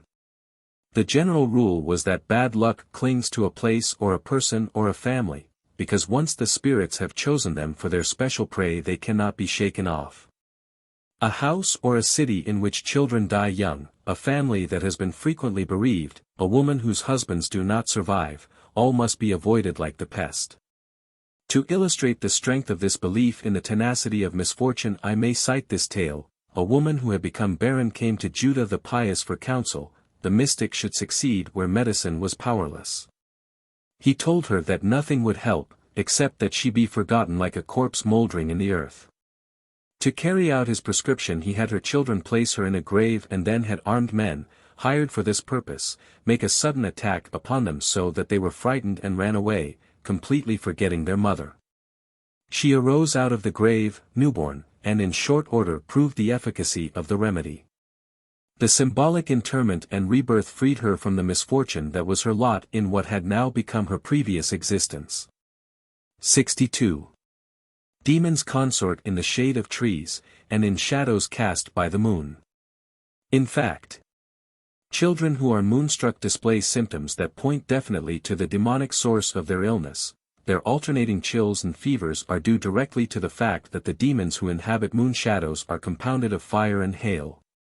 Sefer Asidim reports that upon a certain tree there were to be noticed drops somewhat like candle drippings.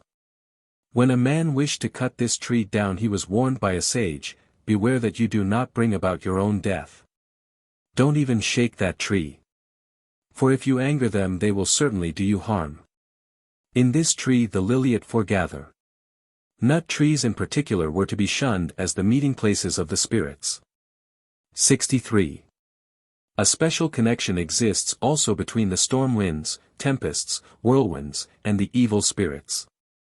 The home of all is in the north, which indeed is the source of all evil.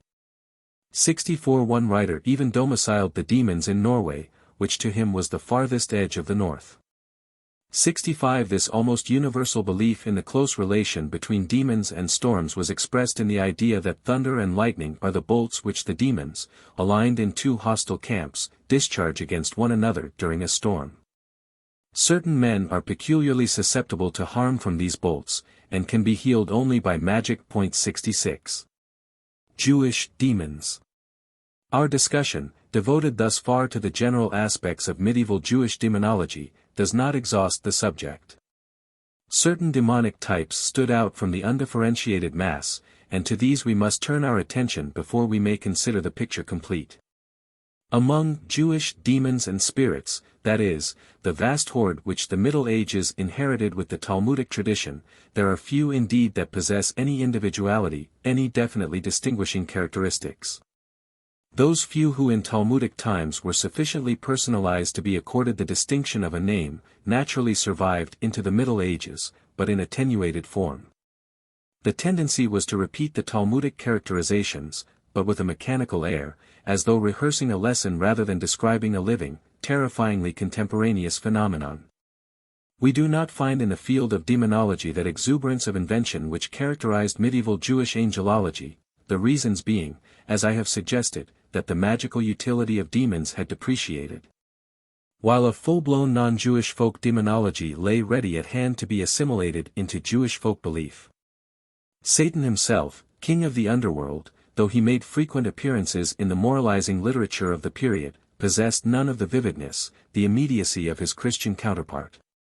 He was little more than a word, a shade whose impress on life was real enough, but whom one could hardly hope to identify from the vague, colorless comments about his person and activity. Quite probably he stood out more clearly in the popular conception than in the literature. He was not a personage of theological import, as in medieval Christianity. But that conception did not impress itself so deeply on the folk mind as to find its way into the literature as well. Satan in medieval Jewish thought was little more than an allegory, whose moral was the prevalence of sin. 67. The tendency to push into the background those demons that are named in the Talmud, to deny them an important role in the contemporary demon world, is demonstrated by the comparatively few references to them, and by the nature of these comments. The demon Shebeta, for example, who strangles people, and especially children who eat food touched by unwashed hands, not one of those spirits of uncleanness already mentioned, but an individualized spirit which rests upon foods and is dispelled only by washing the hands prior to the handling of the foods. This demon no longer frightened medieval Jewry. The reason why people no longer observe the precaution of washing before feeding their children is that this evil spirit is not to be found in these lands. This attitude was applied to many of the Talmudic superstitions which lacked the element of contemporaneity. As a later writer naively put it, the explanation of the neglect on the part of late authorities of many of the early superstitions is that the nature of man has changed since those early days. He adduced as proof that there are many things against which the Gemara warns us as being fraught with great danger, from the demons, but we have never seen nor heard of anyone who suffered harm from disregarding the Talmudic warnings. It was not that the belief in demons was weakening, rather, a host of modern spirits had displaced the ancient ones. 68. Keteb Mariri, which according to the Talmud is most harmful at noon, and especially during the hot summer months, undoubtedly a personification of the sun's heat, made his momentary appearance during the Middle Ages. Sefer Asidim reports that a group of children on their way to school one noon were suddenly confronted with this demon. All but 2 died, the fortunate one surviving only after a severe illness. Even more evanescent is the role of Ashmedai, the king of demons, and of Igrat, the Talmudic queen of demons, and her mother Malat. These and others appear only as names standing out momentarily from the midst of a horde of unidentified spirits. 69. Alone among the spirits known through Jewish tradition, Lilith retained her position during the Middle Ages, if indeed she did not strengthen it by virtue of the closer definition of her activities. Originally a wind spirit, derived from the Assyrian Lilitu, with long disheveled hair, and wings, during Talmudic times the confusion of her name with the word Lael, night, transformed her into a night spirit who attacks those who sleep alone. Layla appears also as the angel of night, and of conception. Out of the assimilation to one another of these two concepts grew the view that prevailed during the Middle Ages. Though Lilith and the popularly derived plurals, the Lilin, and the Liliot, appeared often in nondescript form, merely as another term for demons, as when we are told that the Liliot assemble in certain trees.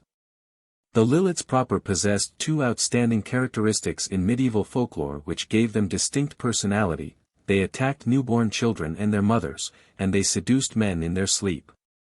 As a result of the legend of Adam's relations with Lilith, although this function was by no means exclusively theirs, the Liliths were most frequently singled out as the demons who embrace sleeping men and cause them to have the nocturnal emissions which are the seed of a hybrid progeny. 70. It was in her first role, however, that Lilith terrorized medieval Jewry. As the demon whose special prey is lying in women and their babes, it was found necessary to adopt an extensive series of protective measures against her. The line of development of this type of Lilith from the rabbinic concept is not altogether clear.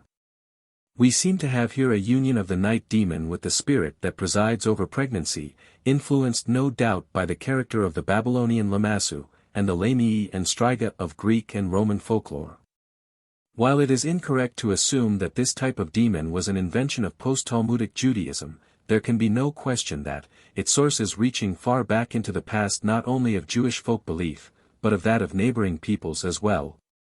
The fully rounded concept is not met with before the Geonic period, when it made its appearance in Aramaic incantations of about the 7th century and in the alphabet of Ben Sira, a work composed in Persia or Arabia some time before the year 1000. It is in this region that one might expect to find traces of old Babylonian beliefs, as well as the ghoul of the Arabian desert, influencing Jewish folklore. In Europe, the persistence in various forms of the lamia and striga in the local non-Jewish superstition served to preserve and accentuate this feature of the Lilith concept. According to the earliest Jewish literary version of the legend, Lilith, Adam's first wife, left him after a quarrel. In response to his plea, God dispatched 3 angels to bring her back, but she refused to return, in consequence of which 100 of her children were doomed to die daily. "Let me be," she commanded the angels when they overtook her. "I was created only to weaken children, boys during their first 8 days, i.e., until circumcision, girls until their 20th day, perhaps a reminiscence of an earlier initiatory rite for girls." Elijah Levita, in referring to this legend, wrote, "I am loath to quote it at length, for I don't believe it at all." But his co-religionists did not share his skepticism, as he himself admitted when he proceeded to describe a popular measure of protection against Lilith. "This is a common practice among us German Jews," he confessed. 71. Foreign demons. It constitutes a rather significant commentary upon the close cultural relations prevailing between medieval Jewry and its neighbors, that the Franco-German names of so many spirits were assimilated into Jewish folklore. Since our literary sources are the product of the intellectual and spiritual leaders of the times, whose scholarship and official position must have served to accentuate their natural predilection for the traditional ways and beliefs of the Jewish past, the easy and unquestioned acceptance of these non-Jewish elements is indicative of the hold they must have gained upon the popular imagination. By the 11th and 12th century some of them had already become part of the Jewish demonology. But the occurrence of French, German and Latin names and terms became especially notable only in the 13th century. There can be no doubt that the rise in Jewish superstition generally, and especially in the belief in demons in this period, was a reflex of the spirit of the times. Most often mentioned were the estri, the broxa, the mare, and the werewolf. 72. The transliteration into Hebrew of these names is often confusing, and the description of these creatures even more confused, but it is not difficult to recognize in them their non-Jewish prototypes. So intimately had they entered into Jewish folklore that it was possible for some writers to identify them with those original demons whose souls were created on the eve of the Sabbath, when the press of time left them in a bodiless condition. According to one source, estri, mare, and werewolf are to be included in this category. Others, however, would exclude the mare, which possesses both body and soul. 73. It is difficult to determine whether the estri was regarded as a true demon, or as a witch. It was described, sometimes in the same source, as both. Included among the incorporeal spirits, it was none the less also a woman, a flesh and blood member of the community. In either guise her character was that of the vampire, whose particular prey was little children, though she did not disdain at times to include grown-ups in her diet. 74. The sense of these passages appears to be that she is an evil spirit who adopts woman's form and spends her life among men, the more readily to satisfy her gory appetites. The equation of the estri with the broxa leads one to believe that she was best known in her human form. The estri had the faculty of changing her shape as she willed, and of returning to her original demonic state when she flew about at night. A certain woman, who, it transpired, was an estri, fell ill and was attended during the night by 2 women. When one of these fell asleep, the patient suddenly arose from her bed, flung her hair wildly about her head, and made efforts to fly and to suck blood from the sleeping woman. The other attendant cried out in terror and aroused her companion. Between the 2 of them they subdued the demon witch and got her back into bed. If she had succeeded in killing this woman she would have preserved her life, but since her effort was thwarted she died. These creatures sustained themselves on a diet of human blood, which preserved their lives when they were desperately ill. If an estri was wounded by a human being, or was seen by him, in her demonic state, she must die unless she could procure and consume some of his bread and salt. A man who was attacked by an estri in the shape of a cat and beat her off, was approached by the witch the next day and asked for some of his bread and salt. When he was innocently about to grant her request, an old man intervened and scolded him sharply for his generosity. If you enable her to remain alive, she will only harm other men. If the precentor, during services, offers up a prayer for the health of a sick woman who is known to be a vampire, the congregation must not respond with an amen. When a broxa or an estri is being buried, one should notice whether or not her mouth is open. If it is, this is a sure sign that she will continue her vampirish activities for another year. Her mouth must be stopped up with earth, and she will be rendered harmless. 75. According to one source, the mares are creatures which consort in forests in groups of 9, for if there were 10 of them, Satan would seize the 10th one. They do no harm to humans. The more authentic version, however, is that the mare is a being which rests upon man while he sleeps and deprives him of the power of speech by grasping his tongue and lips and choking off his breath, so that he cries out fitfully. It is the mare which is responsible for nightmares. Here we have the word incorporated in our own speech and folklore. In French the phenomenon is known as the cauchemar. 76. The werewolf is a sorcerer, or a demon which inhabits the earth in man's form, but which at will assumes the shape of a wolf and attacks and consumes men. Like his feminine counterpart, the estri, he requires human blood in his diet, another version of the vampire. 77. We read of other familiar spirits as well. 78. The kobold makes its appearance in a 13th century manuscript, a demonic homunculus which mimics and echoes man's voice in order to bewilder him, and which is used by ventriloquists. Another work of the same century tells of a tiny demon called a witchchin. 79. The spirits which dwell in waste places and attack men who are up alone at night were naturalized in northern France and renamed fays. 80. Many of these are to be found among us, lamented one pious rabbi, referring specifically to the fays and their associates the lutins, or the nuitons. 81. The hobgoblins which play such a prominent role in French folklore. Nor was their German counterpart, the elf, missing. 82. The water sprite, the nix. 83. In her sisters, the sirens. 84. Also put in an appearance. Genii were the familiars of witches and sorcerers, and the dragon became a demon with unusual attributes. 85. A blow struck by a man can have no effect upon the dragon, only a child from his own loins can wound him. When he is within a man's house he is harmless, but no sooner does he depart than the house goes up in flames. Thunder and lightning he dreads, and if he can he flees from them into a human habitation, where he is safe. Once a dragon cohabited with a princess who bore him a son. He confessed that he feared none but his own child. When the boy was grown to man's estate he was induced by the king to kill his dragon father, and taking him unawares one night smote him a mortal blow. The demon begged that the blow be repeated, for strangely enough, one wound could kill him, but a second would save his life. His son, however, refused him this courtesy, and the dragon promptly expired, a consummation which proved rather embarrassing, for his body swelled until it had to be cut up into bits and carted off in a great number of wagons. The familiar name for the Sabbath loaf among German Jews, barks or berks, and the distinctive, plated appearance of the bread, have led some scholars to suggest that we have here a Jewish version of an ancient pagan practice. The Teutonic goddess of fertility, Berchta or Perchta, was worshipped by the women with rites which included offering their hair to her. In time this ceremony became obsolete and was replaced by a symbolic offering of the hair in the shape of a loaf representing the intertwined braids, the perches, or birchesbrod.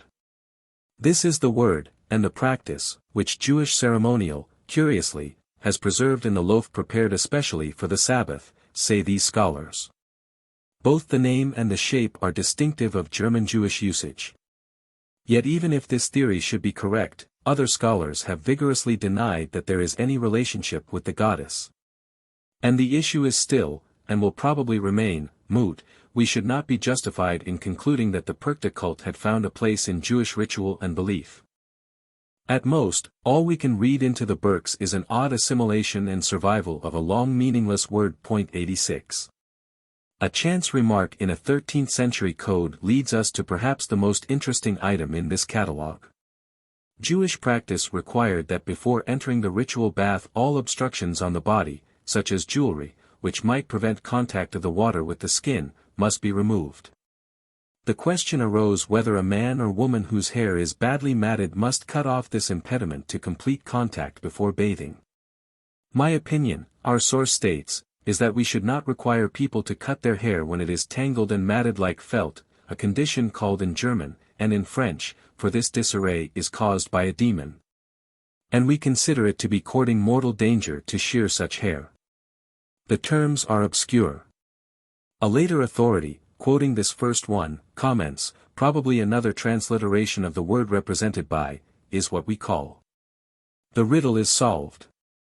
These last words are the German Hollylock, of which, spelled also in the first, is no doubt a variant, must be the French feltry, feutre, our felt. 87 The belief that in the night demons entangle the manes of beasts and the hair of humans is very widespread. We may recall Shakespeare's lines. This is that very mab that plats the manes of horses in the night, and bakes the elf locks in foul sluttish hairs, which once untangled much misfortune bodes. Who was this Holly after whom the elf-lock was named? Among the ancient Teutons Holly, or Hulda, appeared as an ugly old witch, with long, matted hair and protruding teeth. In medieval Germany she had developed into the demon witch who gobbles up children. She was held responsible for entangling hair at night. Ist mit der Holly gefahren, was said of one whose hair was disheveled and knotted. Corresponding with Hollylock is the term Hollenzopf. 88. The lady made her way into Jewish life in her other role as well. It is reported that as early as the 14th century the ceremony called Hollekreich was widely observed in Jewish circles in Germany. The Jewish boy receives his Hebrew name on the occasion of his circumcision, the girl child usually upon the first Sabbath after birth. Since the earliest days of the dispersion, however, Jews have also borne names drawn from the nomenclature of the people in whose midst they reside, names we may term secular or vulgar as distinguished from the Hebrew, the classical name. These secular cognomens usually correspond in one way or another to the Hebrew, whether as colloquial forms or translations, or related only by sound or appearance. The ceremony of the Hollekreich, which marked the bestowal of its secular name upon the child, comprised these features: the baby, or the cradle containing the baby, was lifted into the air 3 times. Usually by the children especially invited for the occasion, and each time the name was shouted out by the guests in unison. Often this shouting followed a formula. In modern times such formulas as Hollekreich. What shall this child's name be, with the appropriate response, or Holly. Holly. This child's name shall be, have been employed. In the 17th century the custom of Hollekreich was observed in naming boys and girls only in South Germany, while in Austria, Bohemia, Moravia and Poland it was not used for boys at all, and only rarely for girls. The earliest writer to speak of this custom, Moses Minz, 15th century, explained the term as a combination of a Hebrew and a German word, all, profane, secular, and Christian, to shout. Call out, which would render it, the ceremony of calling out the secular name. This explanation was accepted and repeated in the later references to the practice. A modern writer has derived the first part of the term from the call, Holla. But it is unlikely that these explanations even approach the truth. As we have seen, Holly was the demon witch who attacked infants. In this respect she provided a close parallel to the familiar Lilith. The further correspondences between the two, their connection with the night. The distinguishing physical feature, long hair, which they had in common, their propensity to attack prior to the naming of the child, all of these made the identification of the two a natural one. Shouting the child's name, which is mentioned in all the references to the ceremony, and tossing the infant in the air 3 times, were devices intended to drive off the demon Holly, and her fellows. Just as in the Wachnacht ceremony on the night before the circumcision measures were taken to ward off attacks by Lilith. So close a parallel to Jewish belief and practice as that embodied in the Hollekreich could have found no difficulty in winning a wide popularity among Jews. 89. We are not yet ready to dismiss our unsavory friend Holly Hulda. We must follow her devious course in Jewish folklore one step farther, though here we shall leave her playing a more attractive role. In a 13th-century manuscript there appears an invocation, in Middle High German written in Hebrew characters, to this self-same lady, Hulda, this time the goddess of love. In this passage there is a reference to Hulda's Hof, which is nothing else than the famous Venusberg of the Tannhäuser-Siege. Der Venusberg ist Frau Hallenhofhaltung, Erstem 15. 16. Jahrhundertskant man aus Frau Venus zu machen, wrote Grimm. Ugly, cruel Holly becomes the lover's goddess, Venus. And thus she appears in a 15th-century Hebrew Yiddish love receipt, secure an egg laid on a Thursday by a jet-black hen which has never laid an egg before, and on the same day, after sunset, bury it at a crossroads. Leave it there 3 days. Then dig it up after sunset, sell it and purchase with the proceeds a mirror, which you must bury in the same spot in the evening, in Frau Venus Namen, and say, Allhei begrabich diesen Spiegel in der Leib, die Frau Venus zu dem Danhauser hat. Sleep on that spot 3 nights, then remove the mirror, and whoever looks into it will love you. 90. 4. Man and the Demons. Attack. We may well believe, as we go through this material, that people pay dearly for their superstitions. It is difficult, of course, to judge the emotional tone, the intensity of the terror which the medieval Jew experienced in braving such a demon-ridden world. Our sources are wholly impersonal. Writing of an introspective nature was altogether unknown. We can only conjecture on the basis of the chance personal comments that wormed their way quite incidentally into a literature which was primarily legalistic and exegetical. It is significant, for instance, that a homely little book like the Yiddish Brandspiegel 91 intended for the intimate instruction of womenfolk, a book which certainly came closer to the folk psyche than did the more formal writing of the period, singled out as the foremost dangers to life and limb demons, evil spirits, wild animals and evil men. All the while, ran the pious injunction, that her husband is away from home the good wife should pray to God that he guard and protect him from all untoward events and dangers, whether they be from demons or evil spirits, wild animals or evil men. From such remarks in works of this type or in a book like Sefer Asidim, in which a homely folk quality prevails, and from the anecdotes which frequently accompany them, it is apparent that no place, no time, and no man was exempt from the fear and the danger of spirit attack. The most compelling evidence lies, however, in the countless devices that were employed to ward off this danger, measures that entered intimately and often unconsciously into the least aspect of Jewish life during the Middle Ages. Yet we must not imagine that this dread was so overwhelmingly oppressive as to paralyze man, whose adaptability has been his mightiest weapon in the struggle for survival. The invisibility of the demons was their most terrible attribute, but yet, as the Talmud sagely observed, it is fortunate that we are blind to their presence, for if we should see them swarming about us, we must collapse from sheer terror. 92. Like all the other dangers attending life, always implicit in the play of nature's forces, but fully realized only at rare and fragmentary intervals, man learned to take this one too in his stride, to accept it into his consciousness of the world, build his frail breastworks against it, and proceed about his affairs. Demons, in the practical business of living, were just one more uncomfortable feature of a far from easy life. Occasional remarks seem to minimize the danger. Thus one writer informs us, they are more God-fearing than men are. And should you ask why they do so much harm, they harm no one without good cause. If a man does not provoke them, he need have no fear. Prime provocation consisted in forcing them to do one's will, by means of conjurations, amulets, and the like. This was the strongest practical argument against demon magic, and we hear it reiterated time and again, the man who enters into dealings with evil spirits will not escape them unscathed. Again there is the ingenious polemic according to which the non-monotheistic faith of two certain peoples lays them peculiarly open to demonic attack, but unlike theirs is the portion of Jacob, who believe in the one God. But the implacable enmity of the spirits toward all mankind was an axiom of demon lore. 93 Superstition supported this belief with a wealth of instance. Many anecdotes tell of unprovoked physical attacks by the spirits. The man who is dogged by ill luck is the special prey of demons. The etiology of folk medicine was primarily demonic. The harm done by ill-chosen words and curses was traced ultimately to the demons, as was the working of the evil eye.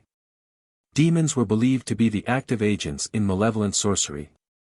In these ways did folk belief express its conviction that most of the evil that man suffered was the work of his mortal enemies. Man was in constant peril. If he dared to promenade alone, he took his life in his hands. But the risk was greater outside the bounds of a settled community, and the requirement to accompany a traveler part of the way on his journey was explained on this score. One should not turn back until the wayfarer can no longer be seen, read the injunction.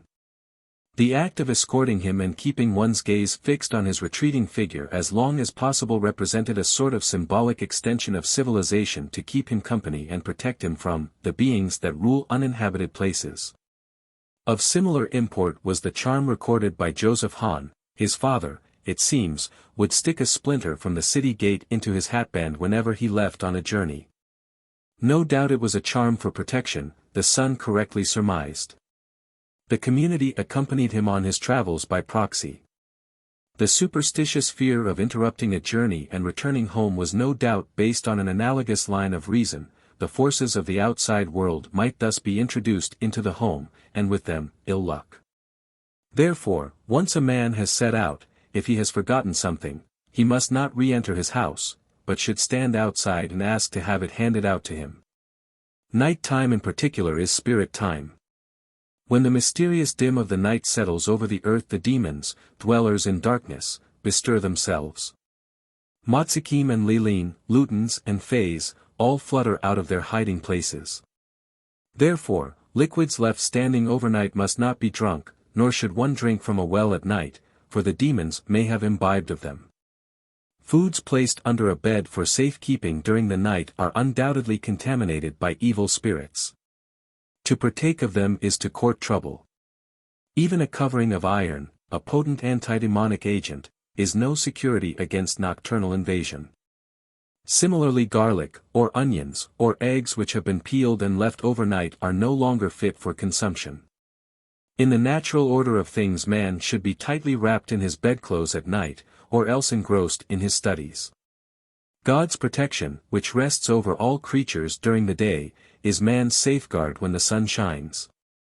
But the man who reverses the natural regimen and devotes his nights to some unsanctified labor, from him is God's protection properly withdrawn. For night has been given to the spirits, but the day is man's and God's. So we read, if anyone goes out alone before cockcrow, his blood is on his own head. Even in the privacy of his own home a man was hardly safe. R. Jacob Malm said that a man should beware not to spend the night alone even in his bedchamber. He himself used to keep a boy beside him at night. One shouldn't walk through his yard without a light, or, God forbid, the evil spirits will pounce upon him. Human alertness avails nothing against them. A popular writer on folk morality, attesting to the strength of this belief, essayed a word of comfort: when a man arises during the night to study, let him not fear the demons. Let him rather consider how many there are who travel alone at night and suffer no harm. If he trust in God, he may arise and have no cause for fear. Enhancing the fear of demons at night was the realization that man's vigilance is relaxed while he sleeps. Even more, the soul having left the body, that both body and soul are peculiarly open to attack. The body is like a house, the soul, its inhabitant. When the tenant leaves his home, there is no one to look after it. Therefore most people fall sick at night, while they are asleep. Indeed, R. Jacob Weil confessed, when I prepare for my afternoon nap I recite first the antidemonic psalm, for all sleep is dangerous because of the demons. 94. Great as the danger was every night of the week, on 2 nights especially was it heightened, the eves of Wednesday and Saturday. At these times hordes of peculiarly devastating spirits were let loose upon the world. During the Talmudic period, Friday night in particular was considered an unhealthy time to be abroad alone. And the rabbis required that no man be left behind in the synagogue to finish his prayers alone after the congregation had concluded the service and gone home. For then he must negotiate the distance to his home without a companion. Special prayers were instituted for the Azan to recite, so that the congregation might be detained until its slowest member had caught up with it.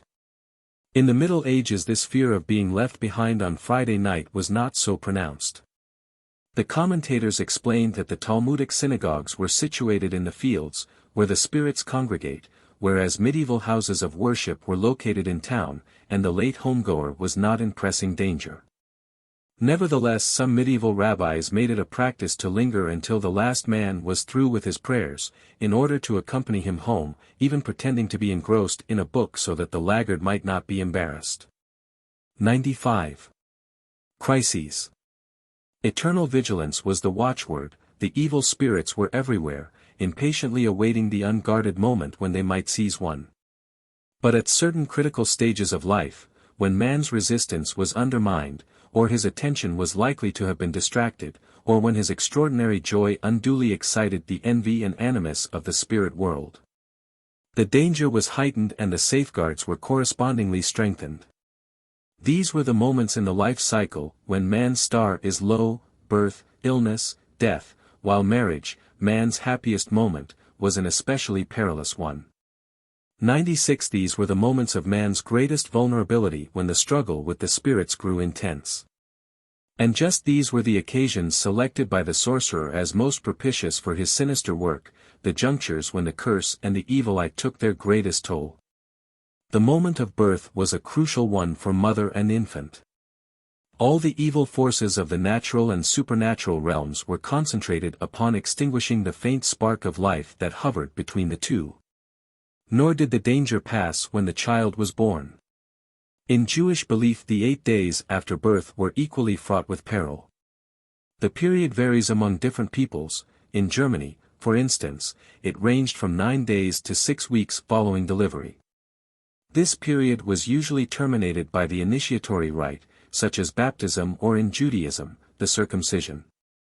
Originally of a composite social and superstitious character, circumcision came in biblical times to assume a specifically national, and in the view of the prophets, a spiritual significance. In the succeeding period, with the development of clearly defined views about heaven and hell, this rite acquired a new value, in addition to the older ones.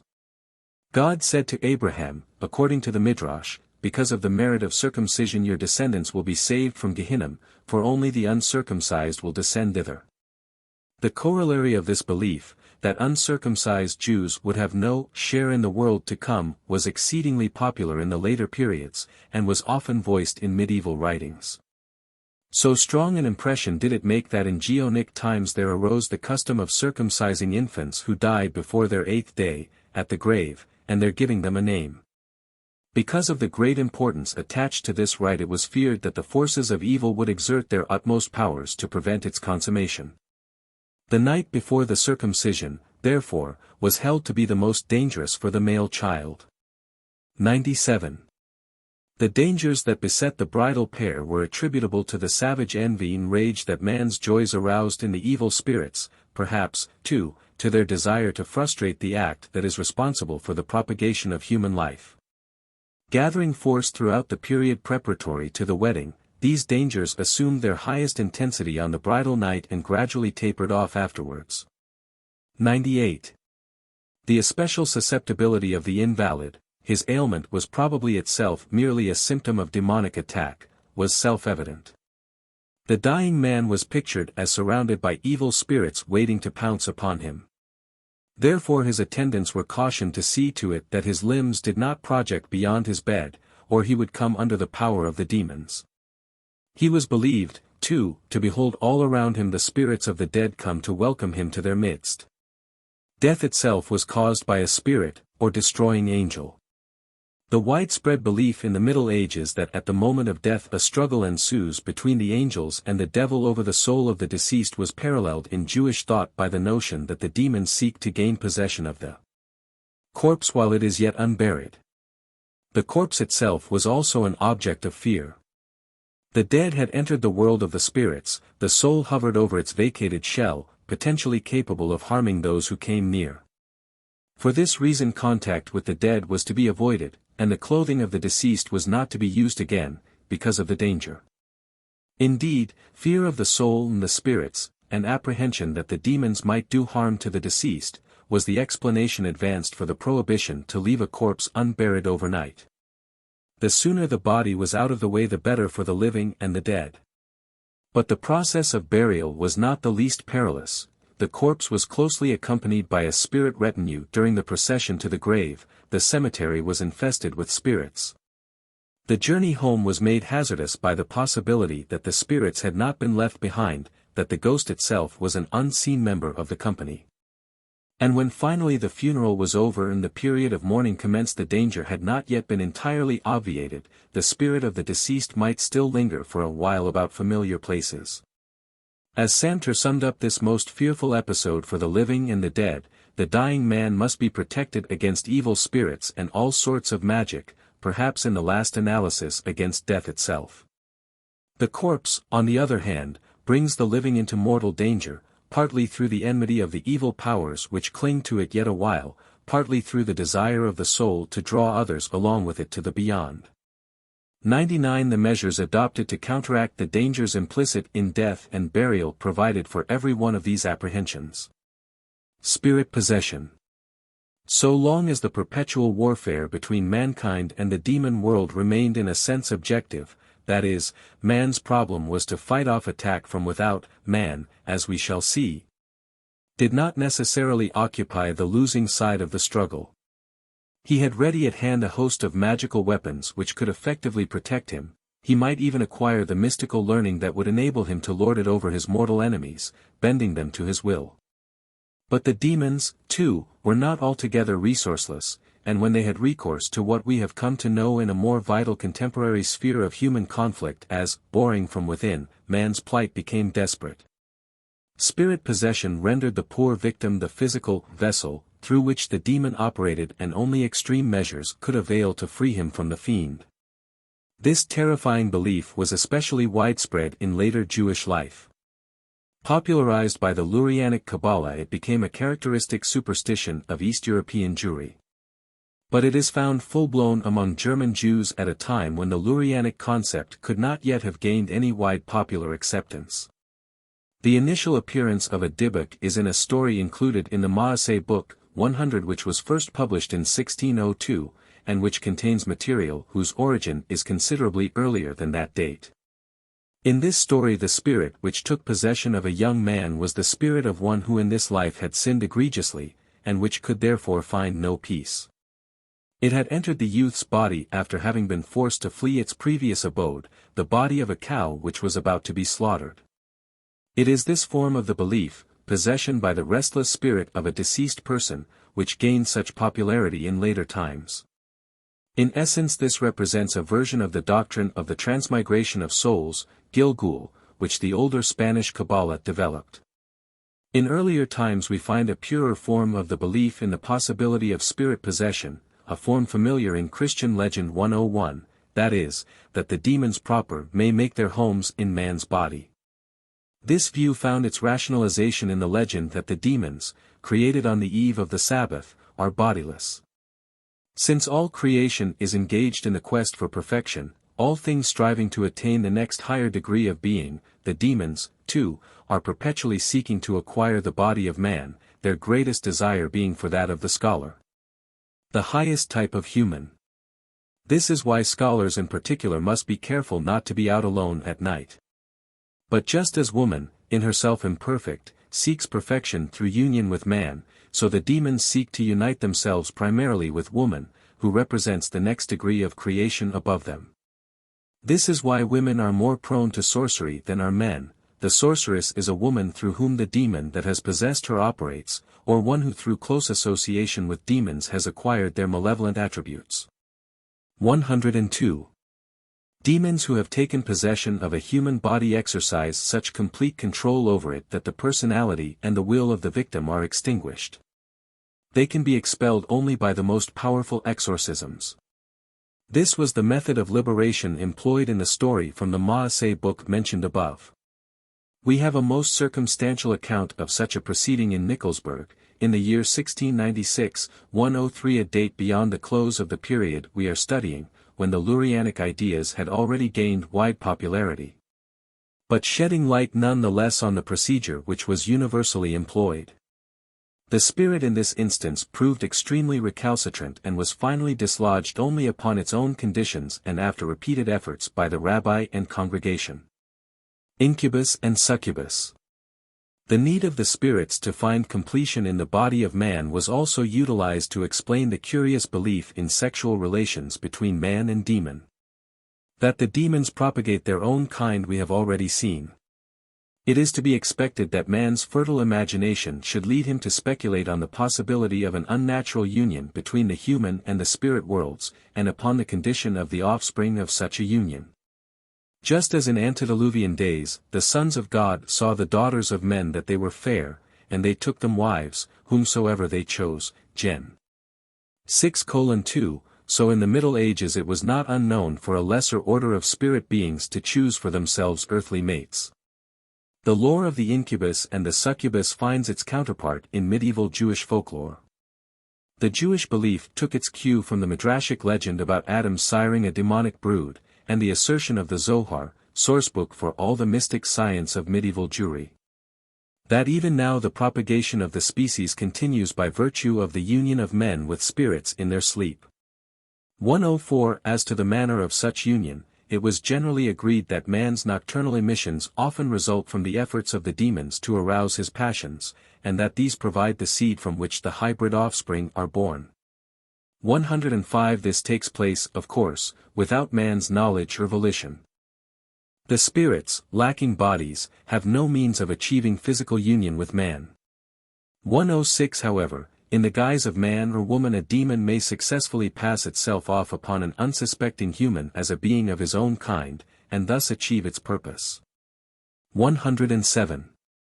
As to the children of such a union, they retain an essentially demonic nature, but in the kingdom of the spirits they rank very high indeed, occupying the positions of rulership. This is one of the reasons why demons are so avid for union with human beings. 108. This belief created some interesting moral and legal problems. Was a man or woman who had been seduced by a demon to be regarded as an adulterer? And if so, was such a woman to be forbidden to her husband? If, today, the issue strikes us as grotesque, it is only because we have lost faith in the realities of the medieval world. Isaac B. Moses of Vienna, in the 13th century, considered this question at length and solemnly concluded that a person who had been seduced by a spirit was not to be held guilty of fornication. In substantiation of his decision he recalled a legend of a pious man who was sorely grieved because a demon in human shape had enticed him into an indiscretion. The prophet Elijah appeared to him and consoled him, since this was a demon he had committed no offense. If he had been guilty, Isaac deduced, Elijah would not have come to him, nor spoken with him, nor would he have acquitted him. 3 centuries later a Polish rabbi was consulted in the case of a married woman who had had relations with a demon which appeared to her once in the shape of her husband, and again in the uniform of the local petty count. Was she to be considered an adulteress? This rabbi was asked, and was she therefore to be forbidden to her husband, since she might have had intercourse with this demon of her free will? The judge absolved her of all guilt and permitted her to her husband. 109. Finally, as a fitting climax to the story, we have the most unusual spectacle of a lawsuit between the inhabitants of a house and the demonic offspring of a former owner. A lawsuit argued by the contestants in strictly legal fashion before a duly constituted court, called into special sitting to hear the case. This occurred in Posen at the end of the 17th century. The account bears extended retelling, both for its intrinsic interest and for the light it sheds upon the beliefs of that and the preceding centuries. In the main street of Posen there stood a stone dwelling whose cellar was securely locked. One day a young man forced his way into this cellar and was shortly after found dead upon the threshold.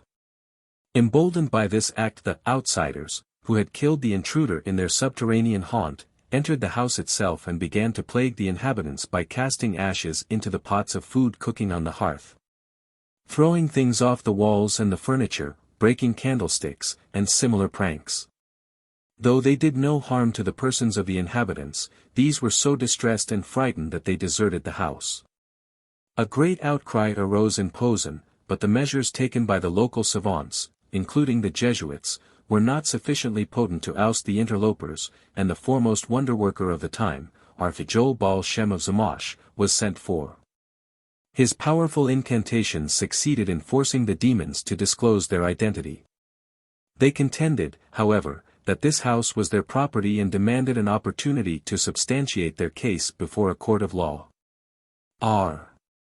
Joel agreed, the court was convoked, and before it a demon advocate, who could be heard but not seen, presented his argument. We may still sense in this graphic account of the trial the dramatic tenseness of the scene, the earnestness of the advocate's plea, the solemn attentiveness of the three bowed grey heads on the bench, the open-eyed wonder, spiced with a dash of terror, of the audience. The argument ran in this wise: the former owner of the house had had illicit relations with a female demon who, appearing to him as a beautiful woman, had borne him children. In time his lawful wife discovered his infidelity and consulted the great Rabbi Sheftel, who forced a confession from the guilty man, and obliged him, by means of an amulet containing fearful holy names, to break off this union. Before his death, however, the demon returned and prevailed upon him to leave her and her offspring the cellar of his house for an inheritance. Now that this man and his human heirs are all dead, contended the advocate, we, his spirit children, remain his sole heirs and lay claim to this house.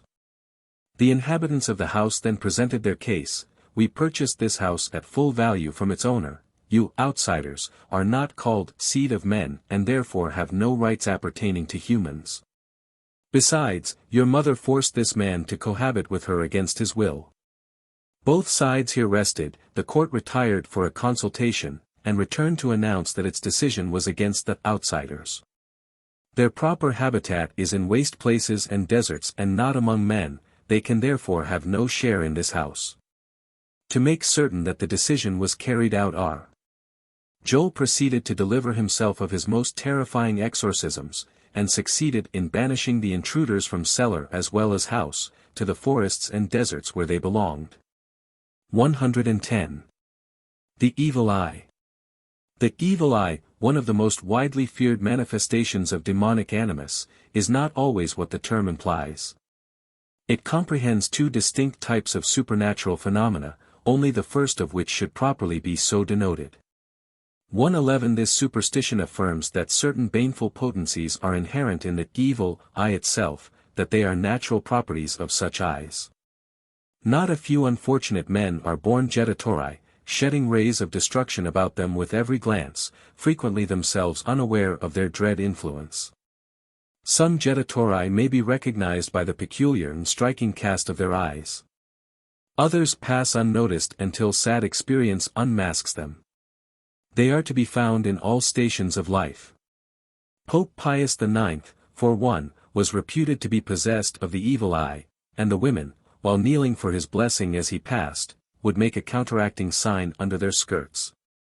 This belief arises from the natural reaction of simple people to the arrestingly piercing and vital qualities that often illumine the eyes of men of strong personality, and is a response just as much to the personality as to the eye itself. There are baleful glances, just as there are malevolent men, and the superstitious imagination tends to run away with itself. The second is the type the Germans denote with the words berufen or bescreen. Its root is the pagan conviction that the gods and the spirits are essentially man's adversaries, that they envy him his joys and his triumphs, and spitefully harry him for the felicities they do not share. Just as hope never forsakes man in adversity, so fear is his constant companion in good fortune, fear that it may desert him. He apprehends equally the envy of the gods, and the envy of his fellow men, the evil eye. The attention of the spirit world is cocked to detect the least word or gesture of commendation. Demons are like men, Manasseh b. Israel wrote. When a man receives praise in the presence of his enemy, the latter is filled with anger and reveals his discomfiture, for envy consumes his heart like a raging fire, and he cannot contain himself. 112 A glance that expresses approbation is as eloquent as a speech, and just as likely to arouse their malice. Such words and glances, in themselves perhaps innocent, constitute the evil eye, which brings swift persecution in its wake. We may say that this belief is a hypostatization of the evil which man discerns in invidiousness, a translation of a profound poetic truth into the language of superstition. Rabbinic Judaism was acquainted with both aspects of the evil eye. 113 Several rabbis of the Talmud were accredited with the power to turn men into a heap of bones, with a glance, or to cause whatever their gaze fell upon to burst into flames. But the second aspect was predominant.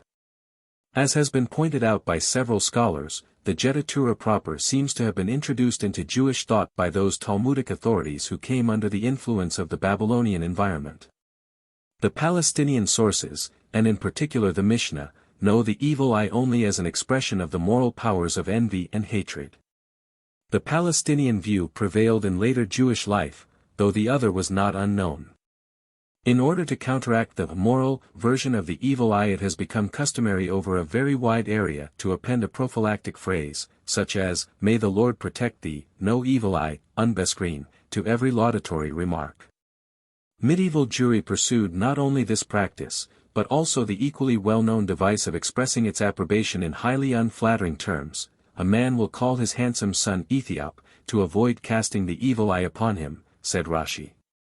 Any act or condition that in itself may excite the envy of the spirits is subject to the evil eye. Taking a census or even estimating the size of a crowd, possession of wealth, performing an act which is normally a source of pride or joy, all evoke its pernicious effects. A father leading his child to school for the first time took the precaution to screen him with his cloak. Members of a family were reluctant to follow each other in reciting the blessings over the Torah before a congregation. A double wedding in one household, or indeed, any two simultaneous marriages were avoided for this reason. Even animals and plants were subject to the evil eye. A man who admired his neighbor's crop was suspected of casting the evil eye upon it. 114. The early Jewish literature was little concerned with the explanation or the theoretical basis of this phenomenon. Even in the Middle Ages, speculation on the subject was very much circumscribed, despite the example set by classical and Christian students who devoted much thought to the question whether fascination operates naturally or with the aid of demons. Thomas Aquinas, for example, accepted the explanation that the eye is affected by the strong imagination of the soul and then corrupts and poisons the atmosphere so that tender bodies coming within its range may be injuriously affected. Of a similar nature is the opinion of R. Judah Loew, who attained a great reputation as the alleged creator of the golem of Prague. Know and understand that the evil eye concentrates within itself the element of fire, and so flashes forth destruction. On the other hand, there is the view of Manasseh b. Israel, previously cited, which reflects Christian opinion, and is matched by the statement in Sefer Hasidim, "The angry glance of a man's eye calls into being an evil angel who speedily takes vengeance on the cause of his wrath." The same work rings in an interesting innovation on this belief. There are glances that heal, as others harm, when a wicked man casts the evil eye upon someone, to do him damage. A pious man must immediately counteract it by bestowing upon the victim a glance that sheds beneficence. Even if the first man has not expressly uttered a curse, but has merely said, "How nice and plump that child is," or has regarded him without saying anything, the pious one should bless the child with a glance. 115 Protection against the evil eye was essentially a matter of repelling the demons and evil spirits, and practically all the antidemonic measures were effective safeguards. Words and curses. Gregory the Great, in his dialogues, relates that a priest once jocosely called out to his servant, "Come, devil, take off my shoes." Whereupon his shoes were whisked off by an invisible force, and the poor fellow was almost frightened out of his wits. Luckily he had the presence of mind to shriek, "Hence! Vile one, hence!" and saved himself from further diabolic accommodation. 116. The Talmud put the matter succinctly: one should never open his mouth to Satan, that is, evil talk is nothing less than an invitation to the demons. But this was a counsel of perfection, which men could do little more than aspire to. Our speech is richly peppered with words whose connotation is unpleasant. How open our mouths at all without letting slip out such invitations to Satan.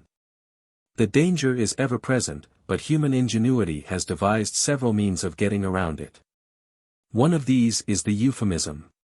One says, the enemies of Israel, instead of Israel, my enemies, instead of myself, and people are not addressed directly, but in the third person, when some unpleasant eventuality is mentioned. To lead the demons astray, the true nature of a disease is hidden, as when the ailment, malant, is known as bon malant. The one subject of conversation that is most ardently to be shunned, naturally, is death, and so when Joseph, in Egypt, asked his brothers concerning the welfare of their father and grandfather, they replied, Thy servant, our father, is well. He is yet alive, and Joseph understood at once that his grandfather, Isaac, was dead. During the Middle Ages, fear of publicly proclaiming the news of a death was pronounced, and the custom of pouring out the water in a home where a death had occurred was explained and accepted as a mute announcement. To this day in Eastern European villages, where the sexton calls worshippers to the morning service with 3 knocks upon the door, he omits the last rap when a member of the congregation has passed away overnight. The missing knock telling its own somber story. Instead of saying, so and so is dead, one says, so and so lives, and the cemetery is called the house of life. Similarly, references to mourning must be avoided. The great treatise on mourning, Ebel Rabati, has become the tractate, rejoicing, Semat, mourning formularies are entitled, the Book of Life, and the concluding words of a rite connected with dreams, eat thy bread with joy, Ekel. 9:7, are transposed because the initials of the Hebrew words spell mourner. Again, news of a serious illness is withheld for 3 days lest the spirits make a premature end of the invalid when they hear people talking about his infirmity. The secret is not guarded any longer, if the illness continues, for fear that the patient may be deprived of the benefit of public prayer. When a person is sick one must not gossip about his sins. 117. There is also a second method of cousining the spirits, namely, to nullify the possible effect of a remark with such formal comments as, God forbid, may it not occur to you, may God protect you, etc. Similar phrases are in use all over the world. 118. If such simple devices impute to the spirits a degree of naivete which does little credit to their vaunted cunning as man's antagonists, the explanation must be sought in man's unshakable belief in his own superior intelligence. When he sets himself to the task none of God's creatures is his peer in wisdom and shrewdness. The medieval literature is full of warnings against opening one's mouth to Satan, but warnings do not suffice and the lesson is driven home by frequent tales of the grievous consequences of such incaution. When women gossip about an invalid in the presence of children, the ailment is promptly visited upon the young ones. To scold a boy with the word meshumed, apostate, is to foredoom him. A man who said of his books, they are fit only to be burned, was privileged to witness that fate befall them. Another man who misrepresented the state of his health was speedily stricken with disease. A scribe must not end a page with an ominous phrase, nor a scholar his studies, nor should a book be left open at such a place. One man who was so unwary as to neglect this admonition and left his studies at the words, and satyrs shall dance there, is, 1321, awoke to find a demon disporting himself in his chair. There are dozens of such anecdotes. And sometimes the spirits performed holy labors too, as when they impressed upon our Israel Isserline a due respect for the words of the Talmud. While conducting a class he came across the plaint of a long-departed sufferer that podagra is as painful as the thrust of a needle in live flesh, San. 48b. Himself afflicted with gout, and therefore an authority in his own right, he took issue with this dictum. We had not yet completed that tractate, writes his Boswell, when he let out a series of groans such as I had never before heard from his lips, and neither before nor since have I seen him in such excruciating pain. In the future, said the teacher, I'll put a bridle on my tongue. 119. Vows and curses were especially singled out in this connection. A vow, let us say, sworn by the life of a child, is a serious matter, for at the least sign of backsliding the spirits are delighted to exact the penalty. And a curse is even more fraught with danger. It is a direct invitation, nay, a command to the spirits to do their worst. According to Jewish tradition, the curse of a sage, even when undeserved, comes to pass. In fact, even the curse of an ordinary person should not be treated lightly. Demons are not the ones to draw invidious distinctions between persons or motives. Among Christians, as among Jews, an execration, whether seriously meant or not, was believed to bring dire consequences in its wake.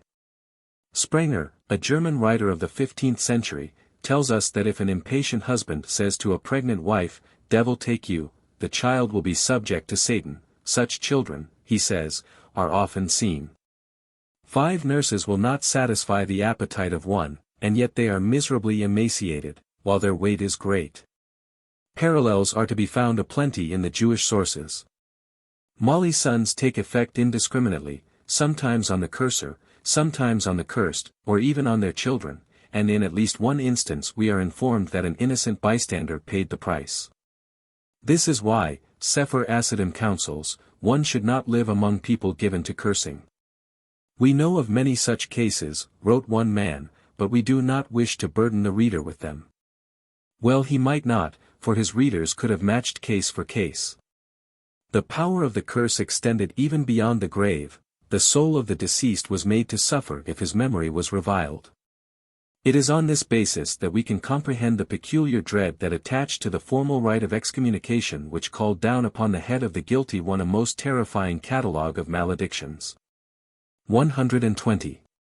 So strong was this fear that it was forbidden to repeat in direct discourse an overheard conversation which had included a curse, for however innocently spoken it might still take effect on the company present.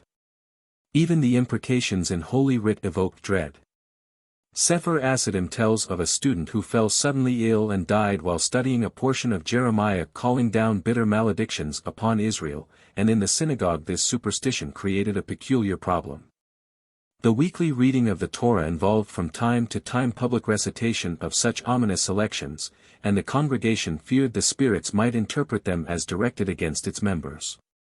For this reason communities were warned to make sure that the precentor was universally acceptable and befriended, or these curses might descend upon the heads of his enemies. Even so, individuals were hesitant about ascending the pulpit to recite the blessings over these portions, especially when Dut. 28 was read, for its mollisons are penned in the singular person in present tense. In one synagogue, it is reported, on a Sabbath on which the chapter of maledictions was to be read, the scroll of the Torah was shamefully permitted to lie open for several hours. Because no member of the congregation was willing to come up to the pulpit. 121. Some writers attributed the random effectiveness of curses to astrological factors. Not all times are equal, they explained. At intervals a man's star relaxes its vigilance, and a curse that is uttered in his presence at that moment will find in him its victim. But the pious Brant Spiegel warned the irascible wife against scolding her husband because die Matzikim stehen an, seien das sie zornig is an, scheltiren man an, fruen sich an, nehmen die Kellelat, execrations, an, haben sie auf bis zu der Zeit. Das Gott auf den Menschen zernt. De brengen sie die Kellelat auch an, sie gehen selten leer aus an es word selbert der Nach laid. According to either view, whether man's defenses be weakened by the defection of his star or the anger of God, the executors of the curse are the demons. 122. Since the consummation of a curse may remain temporarily in abeyance, the threat hung over one's head like a poised sword. Some way out of this dilemma was ardently desired, and a formula was devised to meet this need. 123, with the consent of the heavenly and earthly courts, of our sacred Torah, of the great and small Sanhedrins, and of this holy congregation. We release N son of N from all the curses, maledictions, oaths, vows, uttered in his home, or directed against him or any member of his household, be they his own curses or the curses of others against his person, or curses that he uttered against others, unwarrantedly or deservedly. In a moment of wrath or with malice prepense, intentionally or unintentionally, whatever their occasion or character. With the consent of God and of his celestial and terrestrial menage, let them all be null and void, like unto a clay vessel that has been shattered. Solemnly pronounced by the religious authorities before the congregation, this formula provided the necessary psychological relief. Now that God himself had taken a hand in the matter, the demons need no longer be feared. 5. The spirits of the dead. The ties that bind man to his home and his associates are insoluble, even death cannot part them. Long after the body has departed this life, the spirit still frequents its ancient haunts, maintaining a shadowy connection with the world it knew and loved. This is the conception of death that has prevailed since man first had ideas on the subject, and it persists to this day more or less overtly. Among Jews it was never completely ousted by the doctrine of the immortality of the soul.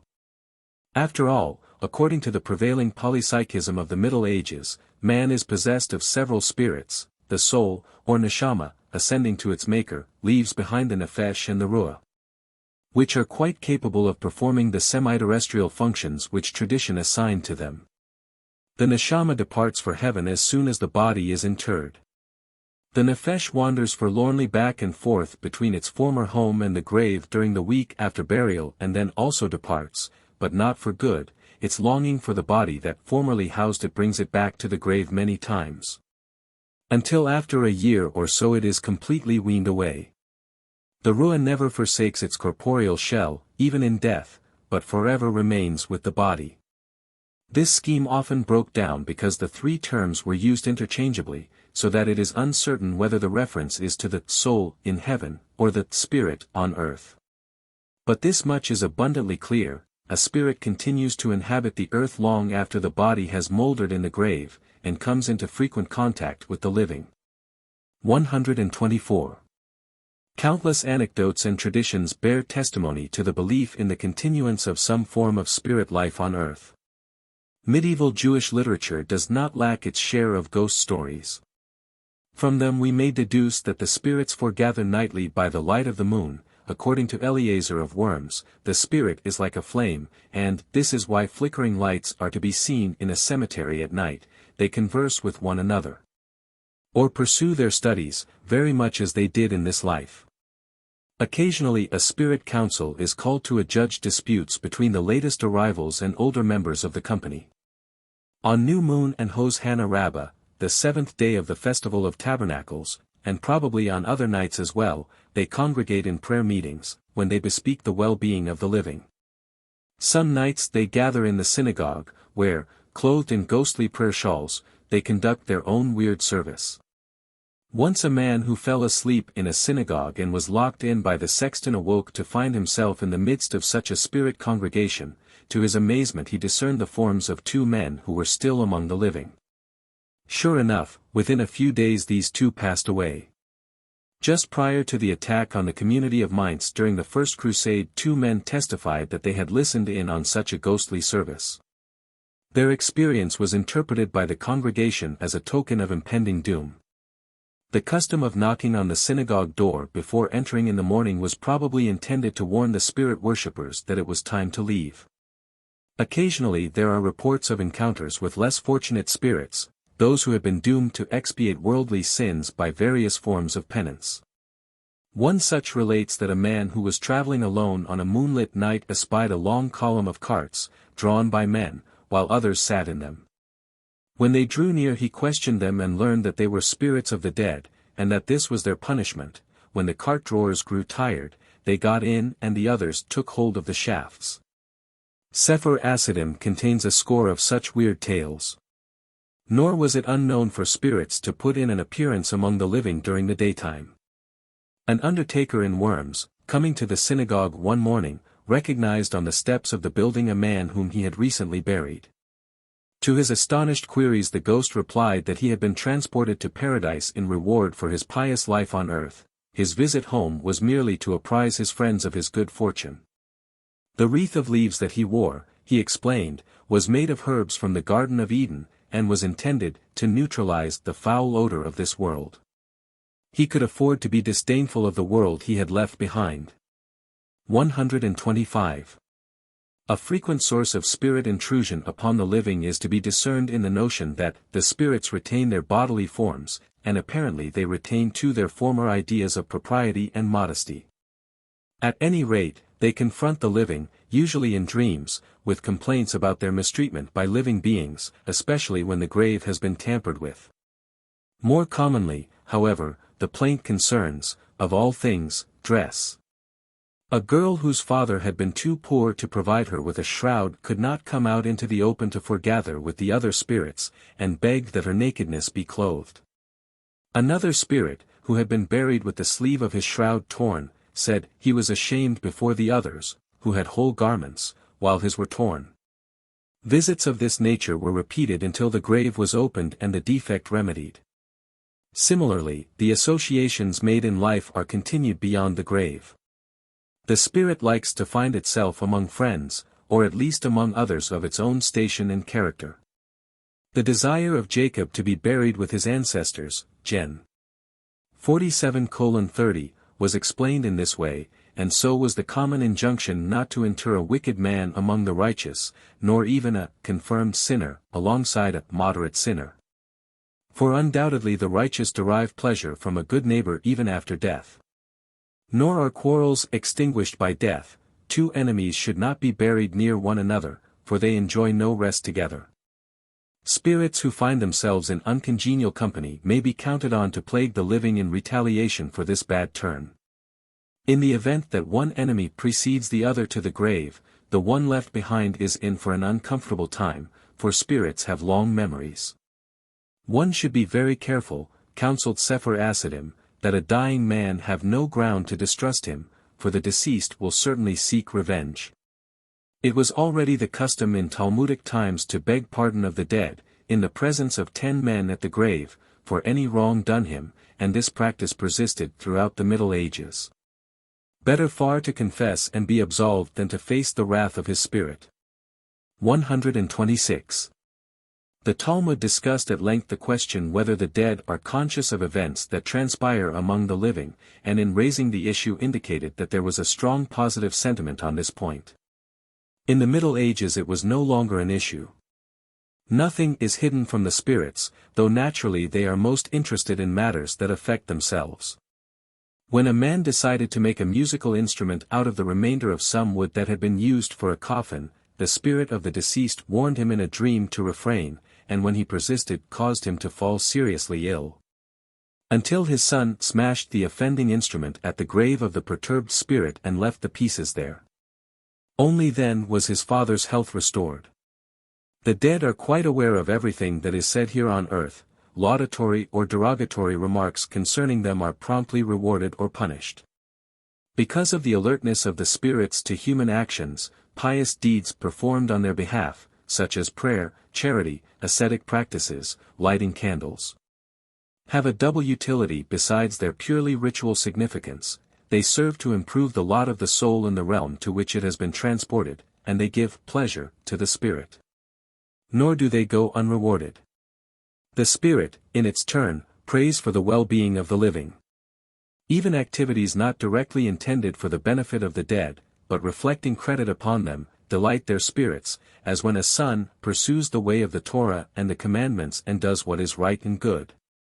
127. Obviously the spirits can help as well as harm the living. They have more or less direct access to the heavenly fount of justice, and by their intercession can avert an evil decree or produce a beneficial one.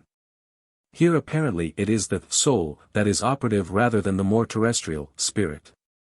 Tradition has it that the righteous are granted one request when they reach heaven, but popular practice accorded them much more influence than that.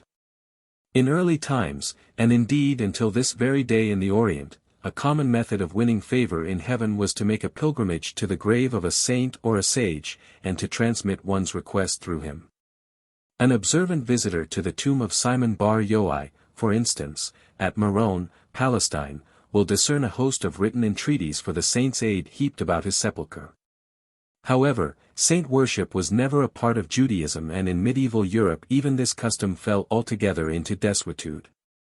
Nonetheless, the ancient practice of visiting the cemetery to entreat the good offices of deceased relatives or scholars persisted. According to Judah the Pious, one should not visit a grave twice in one day, but should unburden himself in a single session, and not return until the morrow. In addition to such individual visits, there grew up the custom of the entire congregation repairing to the cemetery annually on several occasions, such as the 7 rain fasts, and on Tisha B'Av, the anniversary of the destruction of the temple, and on the eves of New Year and the Day of Atonement, that the dead may beseech mercy on our behalf. At least one of the reports displays a liberalism which echoes the Catholicity of the custom, for, when there is no Jewish cemetery at hand, we are informed, we go to a Christian cemetery. Many rabbis were disturbed by such goings-on. Unable to halt so deeply entrenched a usage, they tried at least to refine the spirit of the act. One should not concentrate his attention on the dead who lie there, they wrote, but should direct his prayer for mercy to God himself, because of the merit of the righteous dwellers in the dust. The implied criticism is ample testimony concerning the popular interpretation of these rites. 128. The spirits of the dead can be useful to the living in other ways, too. The future is an open book to the denizens of the supernatural realm, and like the demons and the angels, the deceased can by eavesdropping pick up the latest decisions of the court on high. They flit through the universe to hear what has been decreed. Then they report back to intimates on earth, in dreams or in personal appearances. Sometimes this is in fulfillment of a compact entered into while still among the living. But in general the spirit world is chary of its secrets and can be induced to reveal them only by magical means. As with demons and angels, mystical invocations and occult rites are effective in forcing the dead to obey the magician's will. The art of necromancy is a specialized function of sorcery. 129. But the deceased were also inevitably regarded with a sense of dread. For all their usually beneficent attitude toward the living, they were still members of the unknown and uncanny spirit world, possessed of illimitable power, power for ill as well as for good. Witness the spirits of evil men which are assimilated to the demonic ranks, and become implacable enemies of humankind. It was best, at any rate, to keep on their good side, to seek their forgiveness, to obey their commands, to pray for their repose. Quite a few instances were related of the punishment visited upon foolhardy people. Because of disobedience some fell ill and even died. One who neglected the precaution of expiating his sin toward a dead enemy saw him in a dream and heard the rhetorical question, "Do you imagine that the dead have no power to do harm?" Before he could gather his wits for a reply, the spirit itself supplied the answer. It seized him by the sinew of the thigh vein and wrenched it sharply. Nor was it only a dream. Forever after he suffered intense pain in that spot. Thus it would seem that dream contacts with the dead are quite real. Therefore one must beware not to accept anything from a spirit in a dream, or to kiss him. Even more, one should not kiss a corpse, or in a paroxysm of grief grasp the hand of the deceased and wildly pray that one may accompany him to the grave. This would be virtually, to bring death on oneself. Sometimes the spirits invite the living to come along with them. To consent is tantamount to sealing one's death warrant. A person who has received such a grim invitation must repair to the grave of his would-be host and, having shed his shoes, must lie down on the mound and cry out 3 times, "By the will of God, and by my own will.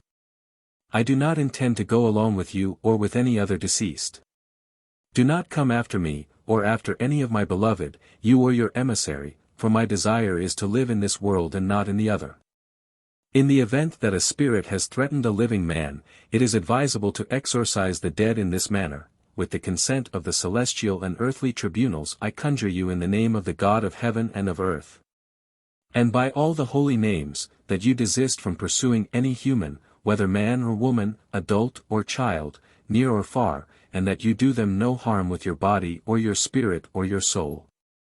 Your body must lie in its grave until resurrection, your soul must rest in that place where it belongs. I command this upon you with a curse and with an oath, now and forever. Any sensible spirit who understands the force of such a spell will thenceforth leave the living in peace. 130. A curious conceit which was barely mentioned in the Talmudic literature came to have considerable significance in later times. In order to emphasize the sanctity and the importance of the Sabbath, the early rabbis had pictured the day of rest as invading even Gehinnom, the realm in which the wicked expiate their sins. On the Sabbath its fires are banked, its tortures suspended, the spirits who are serving time there released to roam the earth. Even the souls of the wicked enjoy a weekly day of peace and respite. But when at eventide the angel Duma, who has charge over them, herds them back to another week of torment, they must obey his summons, however reluctantly. Out of this fable succeeding ages erected an imposing structure of superstition. During the Middle Ages the belief that the spirits of the wicked are at large on the Sabbath played a most important part in the popular apprehension of the dead. While a degree of compassion was evidenced in the frequent admonitions, first uttered in Geonic times, to draw out the final Sabbath prayers so that the sinners might gain a few more moments of freedom. For they do not return to Gehinnom until the service is concluded, the prevailing note was one of dread. More than once the opinion was expressed that the evil spirits who, according to the Talmud, people the shadows on Friday nights, are none other than these souls of the wicked. They were known even to invade the synagogue. The Mazer Vitri offered a unique explanation of the special prayers introduced on Friday nights to prolong the service so that tardy worshippers might catch up with the congregation. The usual excuse was that it might be dangerous for them to go home alone, but according to this work, the danger lay instead in their being left alone in the synagogue at a time when, on this one night of freedom, the spirits might decide to visit the house of worship. But the greatest fear centered about those moments at the end of the day when the spirits were being driven back to their penance. There was the ever-present possibility that some might evade the angel's vigilance, if only for a short while, and vent their spleen upon innocent, unsuspecting humans. The Talmud had specified Tuesday and Friday nights as the occasions on which the demons were most to be feared. A later addendum included the expiration of the Sabbath. 131. The consequences of this belief and the dread it aroused were various. Several protective selections were inserted in the concluding service of the Sabbath, most prominent among them being Ps. 91, the antidemonic psalm. The Havdalah ritual, which marked the beginning of the new week, had long included as one of its features the smelling of pungent spices. It became customary to offer as an explanation of this rite the above legend. When the Sabbath is over, the fires of Gehinnom are rekindled and emit a fearful stench, we therefore smell these spices so that they may protect us from the foul odor of hell. Another common explanation was that the spices strengthened the body against the departure of the additional soul which inhabited it on the Sabbath. The widely observed abstention from any form of labor on Saturday evening was due to the fear of these spirits. Israel Isserline told a gruesome story to excuse his own meticulous care to refrain from activity. A scribe once got busy with his work as soon as the Sabbath was out. After he had stopped for the night, there came one who completed the book for him, but when the stranger tan out of parchment he stripped the skin off the poor scribe's back and continued his scribbling on it. The implication of the story is obvious. 132. Another curious offshoot of this belief, the history of which is too tortuous to go into here in detail, was the notion that one who drank water or ate any food toward twilight on the Sabbath was robbing his dead. Briefly, the original source of this idea was traced to a late Midrashic statement that each day at eventide Duma releases the spirits in his charge, and now it is not only the spirits of the wicked, but all the dead during their first year after decease, before they have been assigned to permanent abodes, to gamble in the fields, to eat the fruit hanging on the trees and drink the water in the streams. Therefore, whoever drinks water at twilight robs his dead. During the Middle Ages, in Germany and northern France, in Provence, Spain, Italy and England the practice was unknown. This statement was associated with the idea of the Sabbath rest of the spirits. And it became obligatory to refrain from consuming water or foodstuffs only on the Sabbath toward evening. In some places this prohibition was observed by everyone, but in most it was limited to those who had lost a near relative within the year. Still a further variation upon this motif transferred the prohibition to Friday evening, the explanation given being that the souls of the wicked, immediately on their release, plunge into the streams to cool off. It seems more than probable that this last version contains the clue to the whole business. The story about robbing the dead is certainly too strained to account for the entire complex. Evidently two distinct elements are fused here. The one, fear of swallowing anything that might have been contaminated by spirits at the two critical moments, the beginning and the conclusion of the day of rest, the other, the midrashic fable, which was so twisted as to fit the superstition. The only feature of the custom that derives from the second element is the provision that it is limited to mourners, but it is significant that the earlier sources speak of it as being observed by everyone. And that water from streams and wells in particular was avoided. Dread of the spirits, rather than compassion for the deceased, undeniably informs this usage. 133. 6. The powers of good. Deputy angels.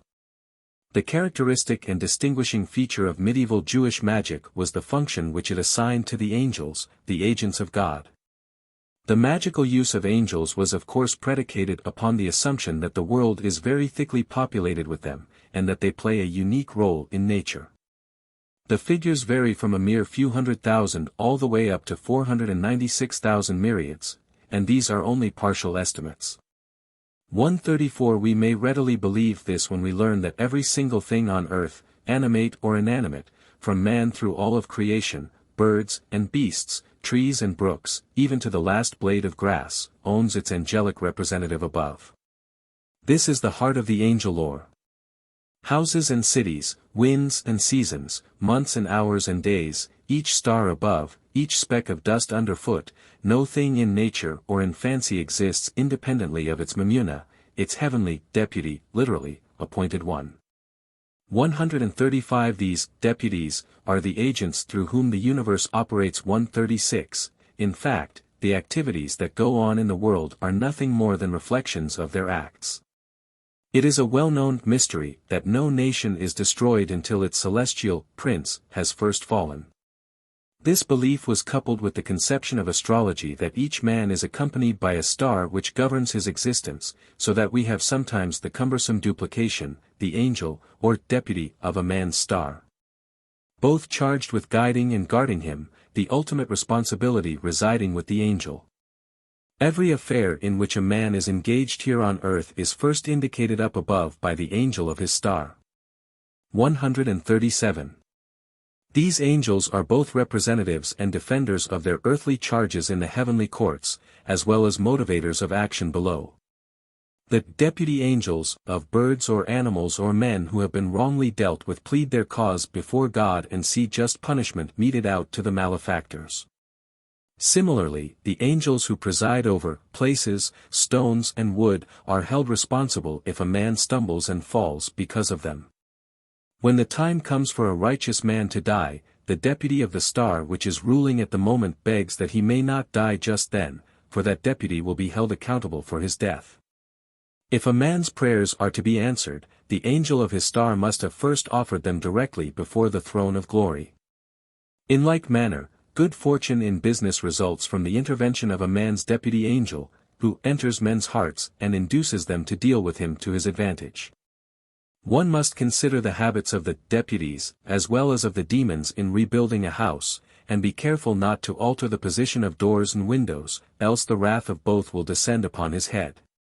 This is one of those things which, though very similar to the forbidden ways of the Amorite, is nevertheless permitted, we are assured by a 13th-century source. A later writer used this warning to account for the fear of inhabiting new homes. 138. This idea constitutes the main theoretical basis of medieval Jewish magic. Ubiquitous and all-powerful, the deputy angels were the perfect medium through which the sorcerer, when he had acquired the requisite secret knowledge and skill, could influence man and nature to obey him. His charms and operations were intended to bring under his sway the particular deputies who could effect his will at the moment. There are incantations which work on water but not on land, and others, intended for the deputies who preside over the land, which have no effect on water. The long lists in such a work as Sefer Raziel are proof of the arduous training that the novice in magic must undergo if he would learn how to direct all the memunim of air, wind, date, time, place, etc., which control a situation at a given moment. Further, since a deputy's province is prescribed by his very nature, the sorcerer must know how to substitute another, better suited to his designs, and thus effect a change in nature itself. 139. We have some detailed, if sometimes not too clear, explanations of just how this deputy magic worked. In the case of a man who by an incantation had succeeded in discovering the identity and whereabouts of a thief, we are informed, the Mamuna who had been invoked disclosed them not by appearing in person to convey the information, but by concentrating on the facts and mingling his thought with the thought of the magician. If the identity of the thief was known, but the hiding place of the booty was not, then it might be discovered more directly by invoking the thief's deputy. The familiar device of fashioning an image of one's enemy out of wax, or of drawing his portrait on a wall, and by piercing it with pins or nails causing him to suffer in a corresponding part of his body, operated along similar lines. The magician's deputy transmitted the blow to the victim's angel, who in turn inflicted it upon his human charge. Sometimes a third intermediary was introduced into the process, the deputy of the image or picture. Desired dreams were induced by the angel in charge of such dreams who had been invoked for this purpose. And so on through the entire repertoire of magic devices, all were consummated through the intermediacy of the angels, or deputies, who were subjected to the sorcerer's will by his magic art. 140. This system was a singular translation of Platonic idealism into the theosophical lingo of the early Kabbalah, though to call it a system is to dignify it with an order and logic it made no claim to possess. It took shape through incidental attempts to rationalize on a single plane the effects of nature and magic, on the basis of those philosophical and mystical concepts which were current in medieval Jewish thought. One might say in 13th-century German Jewish thought, for it was during this century and in this locale that the conception was elaborated and attained its greatest popularity. Sefer Asidim and the works of Eliezer of Worms display the influence of this doctrine on almost every page. The unparalleled luxuriousness of invention that characterized 13th-century Jewish angelology, sired by this theory, seems at first glance to have been a striking departure from traditional Jewish belief. But a brief review of the development of Jewish angel lore discloses its thoroughly orthodox mystical antecedents. Scripture knew the angels as ministers in the celestial court, serving and glorifying God, occasionally acting as messengers and agents to perform His will on earth.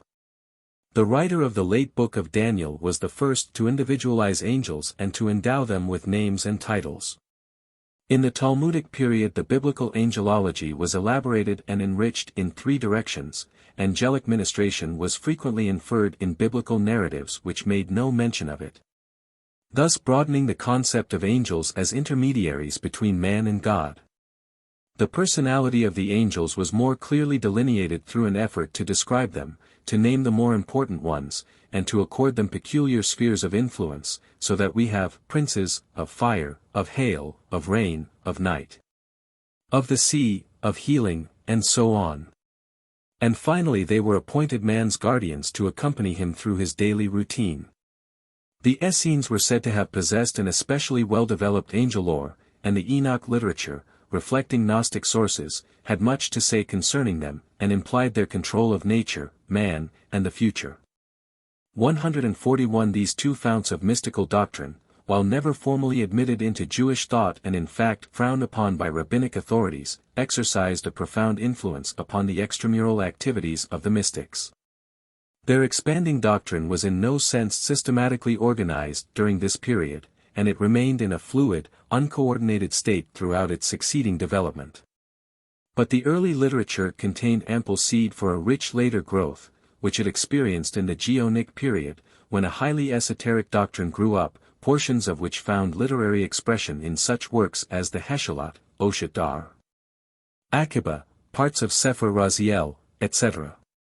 Along with this elaboration of angelology went its practical corollary, the utilization of angels in magic. The Talmud, though speaking often of angelic apparitions, knew nothing of the conjuration of angels as distinguished from the conjuration of demons. At most, there appears to have existed during the Talmudic period the practice of calling upon, or praying to the angels, as intermediaries before God, to intercede in a crisis. 142 Even Geonic mysticism was reserved on this point, but evidently during this later period, which saw so marked a development of angelology, the Talmudic prayer had been transformed into a magical invocation, as the Aramaic incantation texts published by Montgomery, and such a work as The Sword of Moses, edited by Gaster, indicate. This was the foundation upon which 13th-century German Jewish mysticism built an imposing structure of angel magic. The earliest reference to angelic deputies that I have encountered in rabbinic sources occurs in the late Midrash to Psalms 143, composed probably during the 10th century in southern Italy. This work undoubtedly embodied much older material, but the absence of this concept in the Talmudic literature, and the fact that Eastern Jewish mysticism entered Europe through the south of Italy at about this time, stamp it as a product of Geonic mystical speculation. The expansion of the Mamuna doctrine in Germany, where it was introduced by the Colonnamides, into a veritable theosophy, embracing and crowning all the elements of earlier Jewish angelology, was the historically logical consequence of the Geonic development. But its emergence and popularization during the 13th century must be seen as one phase of the generally heightened superstitious atmosphere of contemporary Europe. The Gnostic Manichaean heresies that had plagued the Church since the 10th century had sown widely and deeply in Christian circles the seed of ancient mystical lore. Jewish thought could not have been unaffected by such a heightening of mystical sensitiveness in such close proximity, the more so because it was already acquainted with a closely related doctrine. The wave that broke over Christian society inundated the Jewish community as well. Attributes and functions. Despite this rich angelology, Northern Jewry raised few questions as to the origin of the angels, the elements of which they are constituted, their outward appearance. They were simply there, in the heaven above, clustered about the throne of glory, or all about one on earth, performing their heaven-ordained tasks, and no questions asked. The furthest that Eleazar of Worms would go in describing them was to say that they are tenuous substance, as unsubstantial as the wind, which cannot be seen. 144. This conception, however, created certain difficulties of a metaphysical and practical nature. If the angels are pure spirit, how can they be said to achieve the material effects which tradition ascribed to them, and magic demanded of them? Maimonides, the consistent and indomitable rationalist, denied altogether the possibility of the physical apparition of angels as well as the objective reality of the effects attributed to angel magic, and dismissed them as self-delusion or optical illusions. So uncompromising a view, however, found few adherents. The Spanish philosophers Nachmanides and Judah Halevi acknowledged the reality of angelic apparitions, but stipulated that they required a special perspicuity of vision on the part of the beholders. In the north of Europe even this last condition was excluded. Angels possessed the power to assume human, and animal, forms, and to appear in the society of man as completely physical beings, on a par with himself. In fact, such transformations were common occurrences, the prince of a man's star frequently adopting the shape of his human charge and descending from on high to tread the earth. And if one demands an explanation of the process by which the transmutation of spirit into matter occurs, the answer is quite simple. This is the great mystery by which the holy angels appear on earth as men, or as other creatures. In accordance with God's will or by their own desire, they take some earth from beneath the heavenly pile, clothe themselves in a clod of this earth, and descend to eat and drink with men. 145. One characteristic of the angels, in particular, merits attention both because of the frequency with which it was mentioned, and because of its practical consequences for religious and magical rites. Petitions were often addressed to heaven by way of the intervening angels. God, omniscient, comprehends all tongues, but the official language of the celestial court is Hebrew, and unfortunately the angels are monolingual, or, it may be, if they do have knowledge of foreign languages they choose to ignore communications addressed in them. This principle was advanced in the Talmud, and since Aramaic was the spoken language of the people, the warning against praying in Aramaic was made especially emphatic. Only in the sickroom might one employ other tongues than Hebrew, for there the Shekinah, the presence of God, was believed to hover over the head of the invalid, and received the prayer directly. This belief persisted in the Middle Ages and was utilized to explain, if weakly, the Aramaic prayers that are to be found in the ritual, and in particular, certain Aramaic lines in the Kaddish. They were couched in this language so that they might be unintelligible to the angels, for their contents were such as might annoy them, or arouse their envy of the superlative piety of the Jews. It was this belief too that made necessary the bestowal of a Hebrew name upon every Jew, in addition to his secular name, and the use exclusively of the Hebrew name in the course of a religious rite. For the angels certainly could not be expected to recognize an individual by any other. Even in the grave this principle still obtained. The Kabbalistic doctrine of Ibad HaKever, which was familiar in Northern Europe, envisaged a 3-day period, immediately succeeding burial, of interrogations and beatings by the angel of death, during which the deceased must identify himself by his Hebrew name. Woe betide him if it had slipped his memory. 146. Of course, this idea met with frequent objections, and the retort of certain medieval commentators to the original statement in the Talmud should have permanently demolished it. You say that even the thought hidden in a man's heart they know. And yet the Aramaic language is beyond their comprehension. 147. But the sarcasm made hardly a dent in the popularity of the notion, and the angels as linguists remained in bad repute. This conception was not limited, however, to the sphere of ritual. In the practice of medieval Jewish magic it assumed more than academic importance. The literature was sometimes written in the vernacular, the directions being given in Aramaic or in Yiddish, but the charm itself, the magical command, when intended for angelic ears, appeared usually in Hebrew. However unorthodox in principle, magic is perhaps the most tradition-bound of cultural forms. The Jewish sorcerer, no matter how far he may have wandered at times from the spirit of official Judaism, could not free himself from those orthodox traditions that bore directly on his technique. If in 15th and 16th century manuscripts the order appears occasionally reversed, the incantations proper being couched in Yiddish, these usually bear the earmarks of direct transference from the German. Individual angels with peculiarly angelic functions and forms, of a sort, entered intimately into the life of the medieval Jew. The ancient norms remained fixed, except that angels appeared much more frequently in the pages of medieval authors. Their prime function was still the adoration and service of God, but that service brought them into more frequent contact with men. 148 The angels are the messengers of God. He impresses his will upon them and sends them forth to do his bidding, wrote Eleazar of Worms, and he explained that this work keeps them constantly occupied.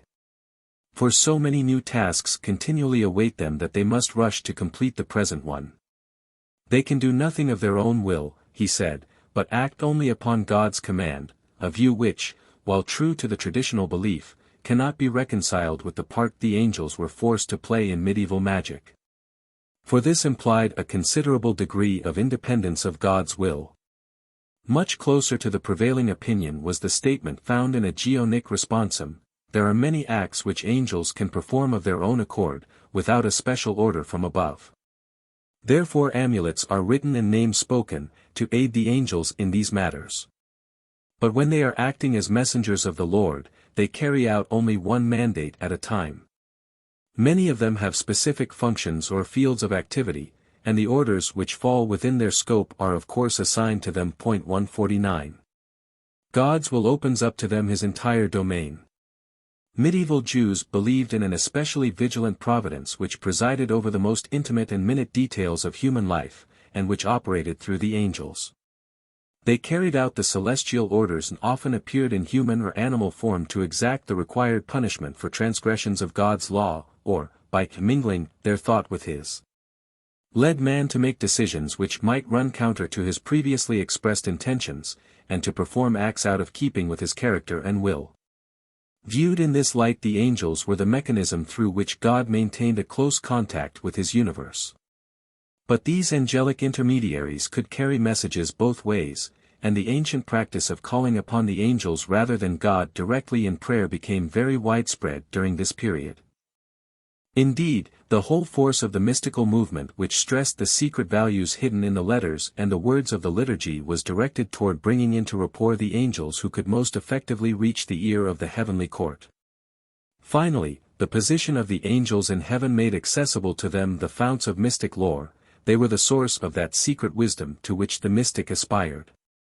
To them he turned for inspiration, and if his piety in learning, and sometimes his skill in magic, warranted it, his quest was not unrewarded.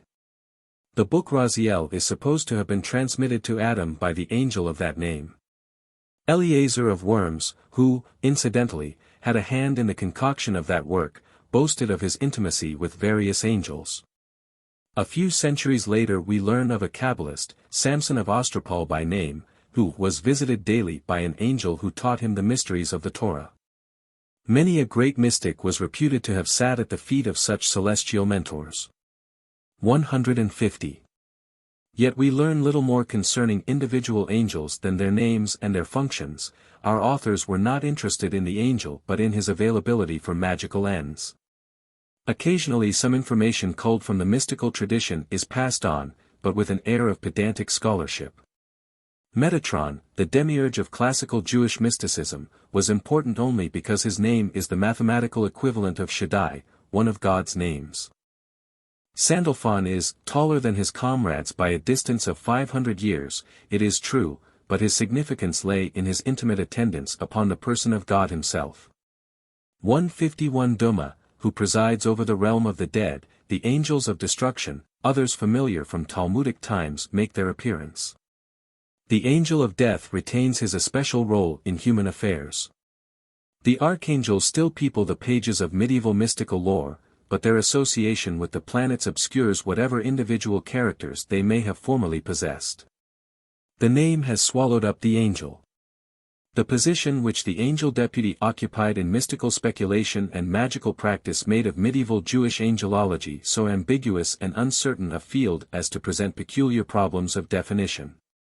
In theory, of course, the Memunim were angels, and as such inherited all the angelic attributes of form and character and function which had been delineated in the ancient literature. In fact, however, it may be questioned whether they were anything more to the medieval Jew than the mere names which served to identify them. To set them to work the magician must know just which angels were involved in a specific set of conditions, which meant, in effect, that he must know the names of these angels, for the name was the controlling factor. The proliferation of angelic names, which accompanied the practice of medieval Jewish magic, tended to obscure the angelic personality, so that in the end the name itself became the prime consideration. Already during the Geonic period, writes Montgomery, the angels came to be but plays on roots, invocations of the attributes or activities of deity, so that finally angel was merely synonymous with charm. 152 The angel was the theory which explained the practice. The practice itself raises the question, when is an angel more than a mere name? It would be extravagant to assert that the endless procession of angelic names with which Sefer Raziel, for example, regales us had any real relation to the angels themselves, or that it evoked in its medieval readers visions of definite creatures. So far as these unnumbered hosts, often so fantastically denominated, were concerned, the impression gained from a study of the literature is that we are really dealing here with a dual category. The one comprised the true angels as tradition painted them, the other, a vast multitude of mystical names, designated as angels and in theory accepted as such, an angelic host in suspension, so to speak. Capable of being precipitated into its individual angelic components, but actually significant only for the mystical powers inherent in the name itself. 7. In the name of. The potency of the name. Outstanding among those beliefs that are universally characteristic of the religion of superstition is the conviction that a man's name is the essence of his being. One Hebrew text says, a man's name is his person, and another, his name is his soul. This doctrine elevated the process of naming a child into one of major importance. The name carried with it all the associations it had accumulated in history, and stamped the character of its earlier owners upon its new bearer, so that the choice of a name was fraught with grave responsibility. But the desire to bless a child with a richly endowed name was balanced by the fear that the soul of its previous owner would be transported into the body of the infant, a fear which stood in the way of naming children after living parents or after any living persons, and thus robbing them of their soul and their life. This dread led indeed in some cases to a superstitious refusal to adopt the name even of a dead ancestor, since this would oblige the soul to forsake its heavenly abode and re-enter the realm of the living. It must have been this line of reasoning, if reason it is, that prompted Judah the Pious to provide in his testament that none of his descendants shall be called by his name, Judah, or by his father's name, Samuel. Such a far-fetched extension of the superstition, however, was rare. The usual procedure was to name children after ancestors. It was often observed that his name is the mainspring not only of a person's character, but also of his fate. Certain names bring good fortune, others, bad. The heavenly decrees that are associated with them determine which. One can discover the latent import of a name only by a close study of the lives of individuals who have borne it. It would be the height of rashness to saddle a youngster with a name whose owners have been unfortunate, or have died young, or have been murdered. The name that caused the misfortune would bring bad luck with it. For the same reason a widow or widower should not marry a person with the same name as the deceased mate. Nor is all this to be regarded as silly superstition, we are solemnly assured. The writer testified to its truth from his own wide experience. Confronted with two individuals of the same name, the spirits were as likely as not to choose the wrong one upon whom to lavish their unwelcome attentions. An angel executing a decree of sickness or death might visit it upon the first who answered to the designated name. Such things happened, as several anecdotes attest. The superstition against naming a child after a living person was consequently strengthened, and with it an avoidance of duplicating names in one family. A marriage in which the bride or groom bore the name of one of the in-laws, or which united two families owning a name in common, was discountenanced as imprudent indeed. Nor should several families with a common name reside in one dwelling. In such cases the spirits would be absolutely at a loss to distinguish the one from the other. People went so far as to avoid entering the home of a sick person who bore their name. Should it be the moment assigned for the death stroke, the hale might be assaulted in place of the ill. Yet, however solicitously these precautions were observed, it was not without some misgivings about their respectability. The same writer who protested that they were by no means superstitions, offered a half apology for advancing them. Although one should not believe in superstitions, he wrote, to recall a previously quoted remark. Yet it is best to be heedful of them. Well, heedful his readers were, whether they believed or not. 153. The essential character of things and of men resides in their names. Therefore to know a name is to be privy to the secret of its owner's being, and master of his fate. The members of many primitive tribes have two names, one for public use, the other jealously concealed, known only to the man who bears it. Even the immediate members of the family never learn what it is. If an enemy should discover it, its bearer's life is forfeit. In highest antiquity and in our own day, among the most primitive and the most civilized peoples, the occult power that inheres in the name is recognized, and the name itself is known to be a mighty and awesome force in the hands of the magician. 154. To know the name of a man is to exercise power over him alone. To know the name of a higher, supernatural being is to dominate the entire province over which that being presides. The more such names a magician has garnered, the greater the number of spirits that are subject to his call and command. This simple theory is at the bottom of the magic which operates through the mystical names and words that are believed to control the forces which in turn control our world. The spirits guarded their names as jealously as ever did a primitive tribe. Tell me, I pray thee, thy name, Jacob demanded of the angel with whom he had wrestled, but the angel parried the question and his name remained his secret, lest Jacob invoke him in a magical incantation and he be obliged to obey. 155. But a vast mystic lore of angel names was inherited by medieval Jews, and expanded by them, so that many were initiated into these mysteries, and possessed the power to invoke the spirits. Higher than all, however, stands God, and the names of God which Jewish ingenuity invented, or discovered, placed in the hands of the Jewish magician unlimited powers to manipulate God's world. This belief was the source of considerable theological uneasiness, as we may well imagine. Its foremost adherents, namely Germanic Jewry, pious and God-fearing, found it difficult to square the undoubted powers which the name accorded with the omnipotence of God, who himself appeared to be subordinated to his name by this doctrine. All that they could do, in the effort to reconcile theology with superstition, was to evade the problem by asserting at the same time the power of the name and the power of God. One may not say that the invocation of God's name obliges him to do the will of the invoker, that God himself is coerced by the recital of his name, but the name itself is invested with the power to fulfill the desire of the man who utters it. 156 The name possesses an autonomous potency.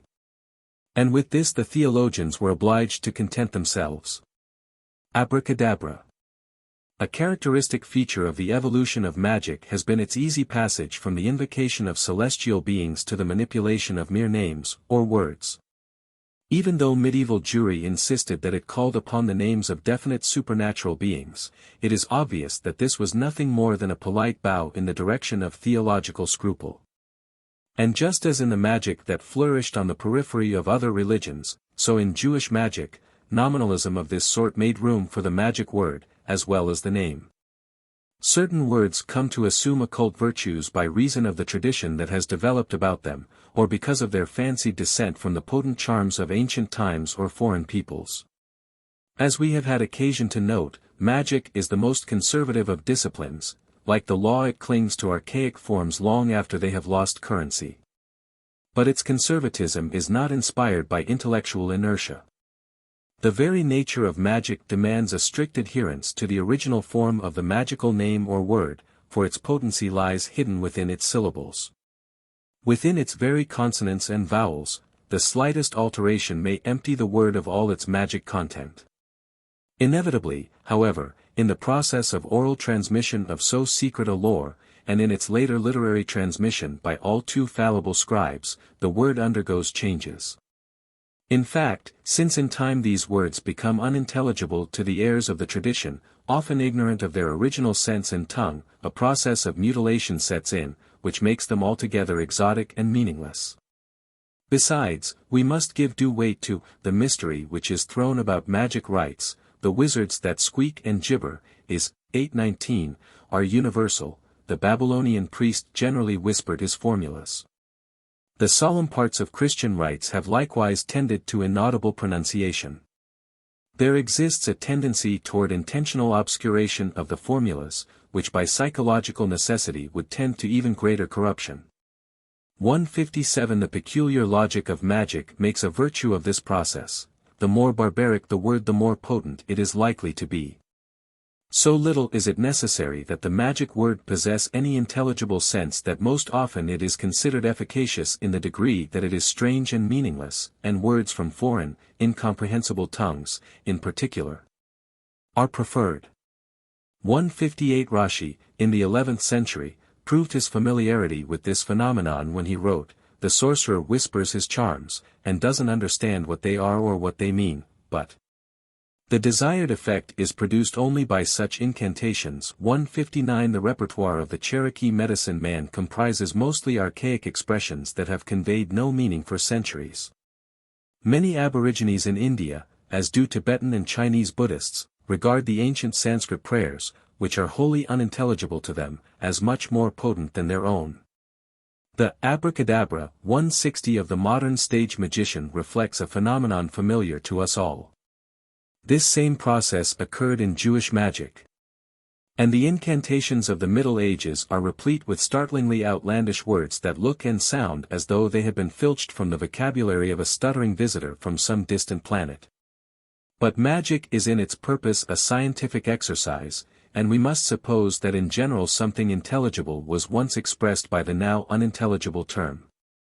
Much of the later nonsense was the survival of phrases of the lost tongue in which the charms had their rise. Sometimes, underneath the accretions and mutilations of centuries, the original Latin or Greek word may peer dimly forth. Sometimes by dint of a vast erudition and a vaster ingenuity, the scholar can chisel off a letter here and there, hammer on new ones, and with an inflection all his own, announce to a breathless world the etymology of such a term.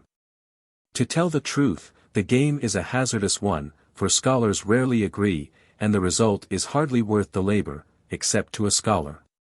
These words are important to the magician just because they are what they are and as they are.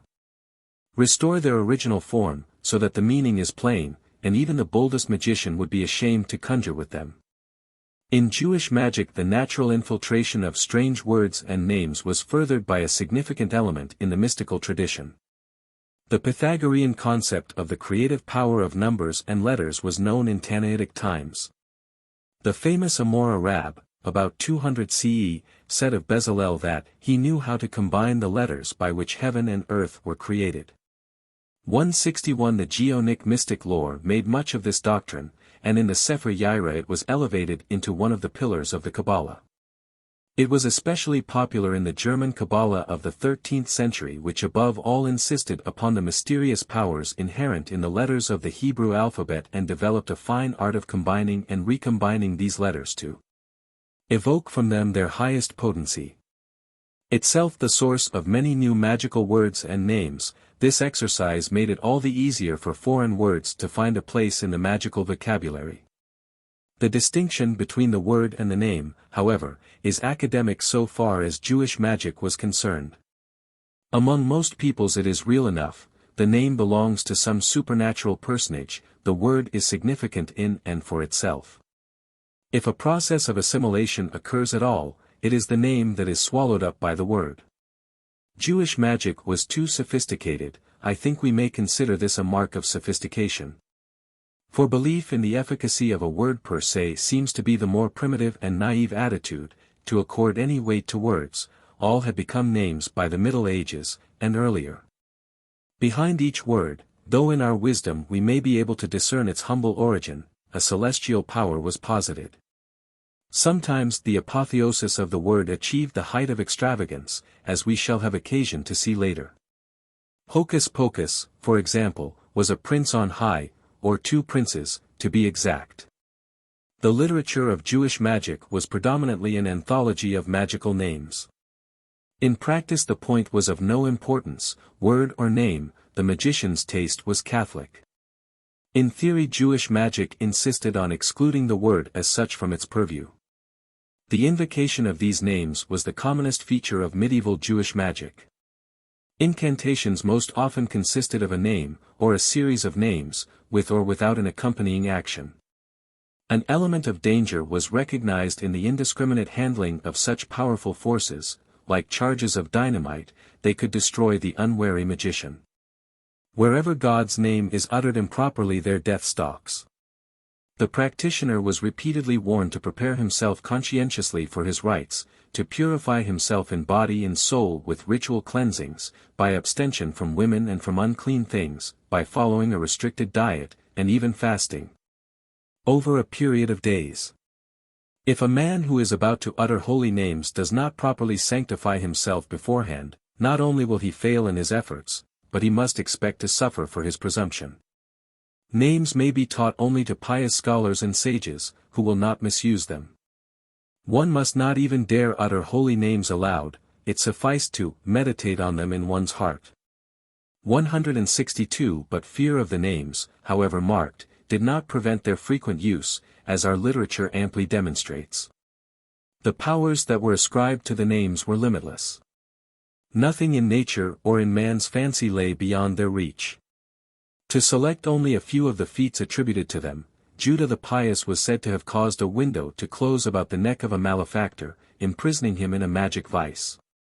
The same Judah imparted all his mystical learning to a pupil by having him lick up certain names that the teacher had outlined in the sand. Names were used to kill and to resurrect. And most wonderful of all, by means of a name, the heart of man may be turned to fear the Lord, so that even the most wicked may become righteous. 163. The golem. The greatest feat to which the magician aspired was that of creation. Discussing this subject in the pages of the Talmud, our Papa observed that the creative power of magic covered only gross and massive objects and creatures, such as the camel, but not fine and delicate things, and R. Eliezer maintained that the demons, to whom the magician owes this power, can create nothing smaller than a barley corn. This was the standard limitation imposed on sorcerers by medieval writers, though, as the Gemara explained, the demons cannot actually create even large beings, but merely assemble already created but unused primeval matter. 164 Thus the ultimate act of Genesis was reserved for God alone. It was nowhere suggested that human life could be created by ordinary magical means. But the Talmud recognized also a second method of creation, which required the application of the laws of creation, probably an oral collection of mystical traditions relating to the original creation of the universe. The kind of magic comprised in these laws of creation was the only one that was permitted ab initio. By means of it, if the righteous so desired, they could create a universe. Rabbah created a man and sent him to R. Zira, who conversed with him, but he could not answer, so he exclaimed, "You are created by magic, return to your dust." Rabbis Anina and Oshaya used to sit every Friday and occupy themselves with the book, read, laws, of creation and create a 3-year-old calf which they ate. For a description of this method we must rely on the tradition preserved by the commentators. Rashi wrote, they used to combine the letters of the name by which the universe was created. This is not to be considered forbidden magic, for the works of God were brought into being through his holy name. The Talmudic laws of creation, unrelated to the later mystical book of creation, appear, then, to have been an exposition of the familiar name magic, the foremost constituent of medieval Jewish practice. But in consonance with the difficulty and the prodigiousness of its object, a very exalted and esoteric department. Medieval Jews, like their Christian contemporaries, were avid of the power to create human life, and believed implicitly in man's ability to do so. William of Auvergne, 13th century, wrote, "Men have tried to produce, and thought that they succeeded in producing human life in other ways than by the usual generative process. But the methods pursued by non-Jews were less subtle than the one proposed by the Talmud." For example, a 14th-century Christian writer cited the Arab Rhasis, 10th century, on generating a human being by putting an unnamed substance in a vase filled with horse manure, for 3 days. 165. The 13th-century German Hasidim, pietists and mystics, were especially intrigued by this problem. From them comes the use of the word golem, literally, shapeless or lifeless matter, to designate a homunculus created by the magical invocation of names, and the entire cycle of golem legends may be traced back to their interest. The earliest individual about whom such a fable was woven appears to have been our Samuel, father of Judah the Pious, who was said to have constructed such a homunculus which accompanied him on his travels and served him, but which could not speak. Joseph del Medigo informs us, in 1625, that many legends of this sort are current, particularly in Germany, and we may well believe him. Among the better known of these legends is the one connected with the name of Elijah of Chelm, middle 16th century, which developed during the 17th century. He was reputed to have created a golem from clay by means of the Sefer Yaira, inscribing the name of God upon its forehead, and thus giving it life, but withholding the power of speech. When the creature attained giant size and strength, the rabbi, appalled by its destructive potentialities, tore the life-giving name from its forehead and it crumbled into dust. These legends of the golem were transferred, not before the 18th century, to our Judah Lo B. Bezalel, without any historical basis. The remains of the Frankenstein monster which he is supposed to have brought into being are said still to be among the debris in the attic of Prague's Altnuskule. 166. At least one mystic, the greatest of them all in Germany, Eliezer of Worms, had the daring to record the formula, which occurs again later in several versions. The formidable nature of the project is apparent from the merest glance at the 23 folio columns which the very involved combinations of letters occupy. The image was to be made of virgin soil, from a mountainous place where no man has ever dug before, and the incantation, which comprised the alphabets of the 221 gates, must be recited over every single organ individually. A further detail, often noted, was the incision upon the forehead of the name of God, or of the word emet, truth. The destruction of this creature was effected by removing that name, by erasing the initial letter of emet, leaving met, dead, or by reversing the creative combinations, for, as are, Jacob B. Shalom, who came to Barcelona from Germany in 1325, remarked, "The law of destruction is nothing more than a reversal of the law of creation." 167. Yet, while not doubting its possibility, medieval Jews were in general skeptical of their own ability to imbue dead matter with life, and modestly confessed that manipulation of names of such a high order was beyond them. A 13th-century writer scornfully castigated those who proposed to duplicate the feat of Anina and Oshia with the taunt that they themselves are dumb calves. In 1615 Zalman Avi of Offenhausen published his reply, Judischer Theriac, to the animadversions of the apostate Samuel Friedrich Brenz, in his book Schlangenbalg, against the Jews on this score. Zalman Avi wrote wittily, "The renegade said that there are those among the Jews who take a lump of clay, fashion it into the figure of a man, and whisper incantations and spells, whereupon the figure lives and moves." In the reply which I wrote for the Christians I made the turncoat look ridiculous, for I said there that he himself must be fashioned from just such kneaded lumps of clay and loam, without any sense or intelligence. And that his father must have been just such a wonder-worker, for as he writes, "We call such an image a Homer golem, an unshaped, raw mass of material, which may be rendered a monstrous ass, a really good pun." Which I say is a perfect description of him. I myself have never seen such a performance, but some of the Talmudic sages possessed the power to do this, by means of the Book of Creation. We German Jews have lost this mystical tradition, but in Palestine there are still to be found some men who can perform great wonders through the Kabbalah. Our fools, another pun on the word golem, are not created out of clay, but come from their mother's wombs. 168 His heavy sarcasm, though prompted by apologetic motives, expressed the general Jewish attitude on the subject: it can be done, but no longer by us. The evolution of name magic.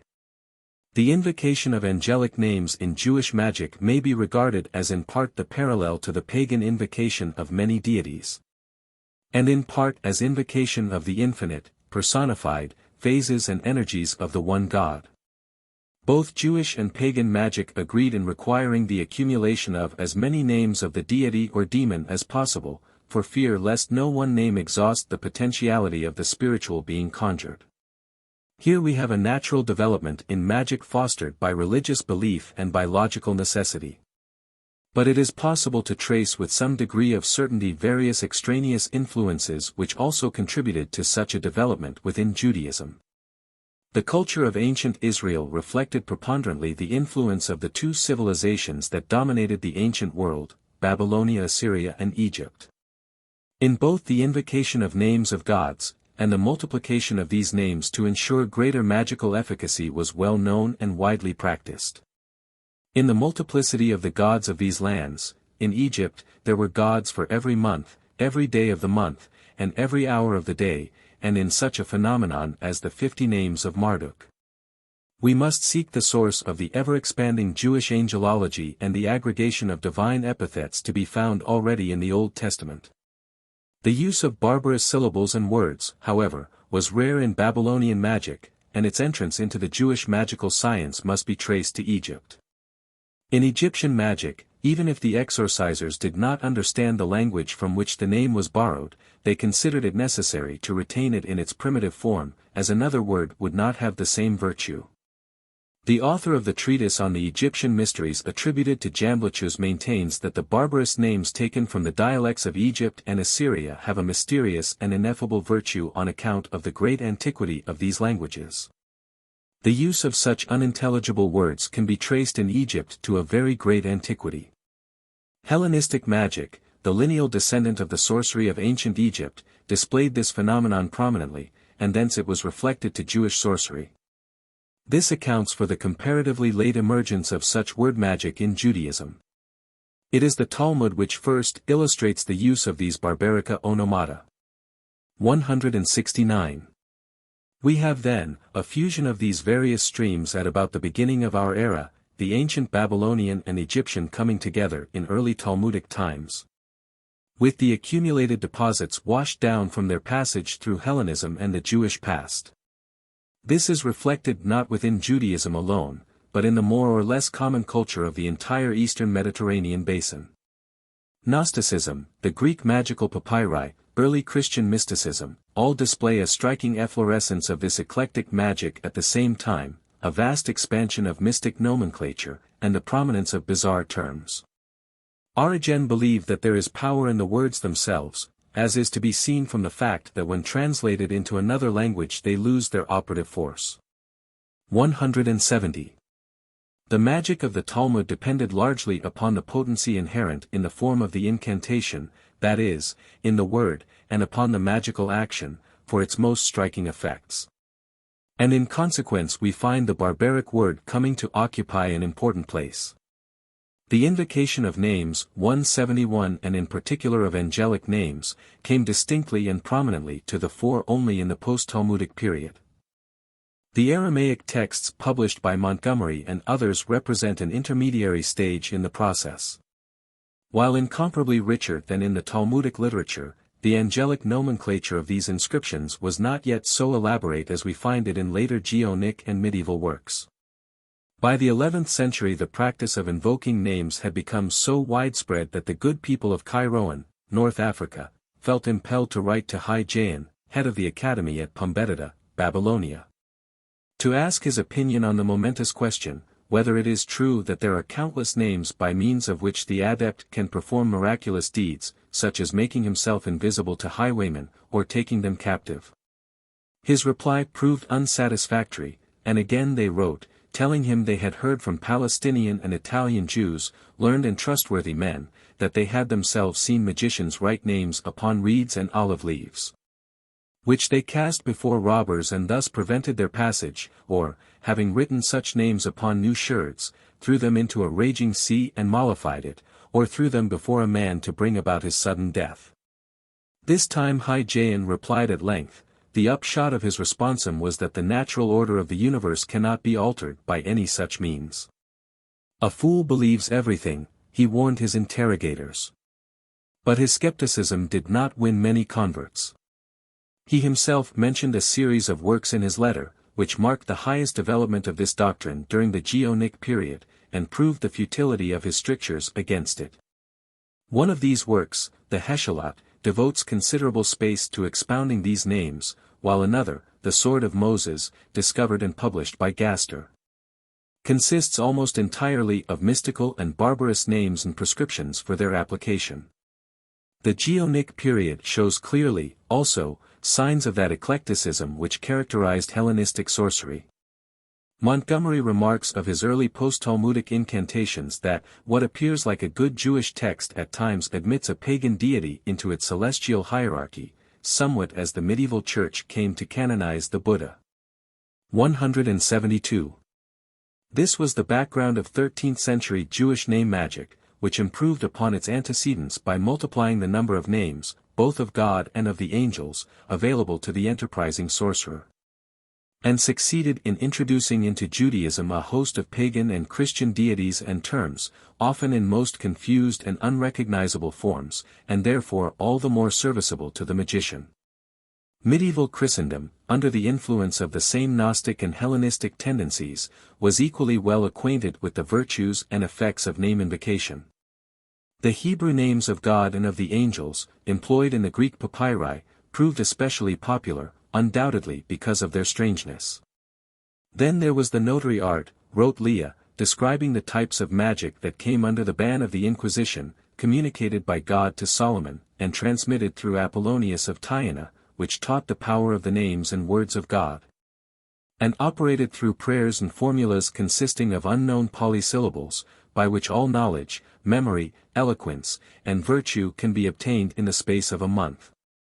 Which Roger Bacon pronounces to be one of the figments of the magicians, but Thomas Aquinas and Ciruelo prove that it operates solely through the devil.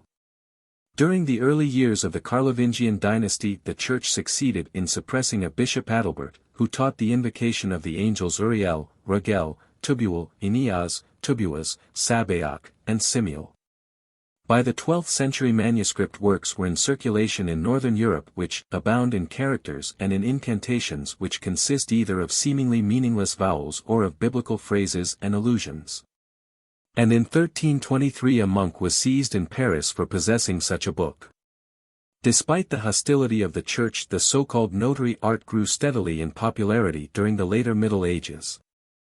It never achieved, however, the independent exuberance and creativeness of its Jewish counterpart, though it came in time to reflect it as a result of the introduction of the Kabbalah into Christian circles. 173. The names of God. Of all the names employed in magic, those associated directly with the person of the deity were accorded first place in the hierarchy of magical terms. Instinct with the very essence of omnipotence, they were surrounded from early times with an aura of superlative sanctity and awe. Already before the beginning of our era the Tetragrammaton had become the ineffable name, too sacred for expression, uttered only once a year by the high priest. A substitute took its place in popular usage. 174 During Talmudic times the number of ineffable names grew, we hear of 12, and 42, and 72 letter names, which might be taught only to a select company of ultra-worthies. 175 succeeding centuries witnessed the discovery of names of 8, 10, 14, 16, 18, 21, 22, 32, and 60 letters or syllables, 176 hedged around with a vast, well-nigh impenetrable mystic rigmarole which purported to unfold the esoteric significance and power of these names, all of which were supposed to derive, by a more or less devious route, from the original four-letter name. 177. Important as this secret lore was to the mystic, the pragmatic interest of the magician focused his attention upon the names themselves. Though the Kabbalist insisted that a thorough grounding in theory was a prerequisite to the utilization of these names, 178 the magician was prepared to take the names and leave the theory to the scholars.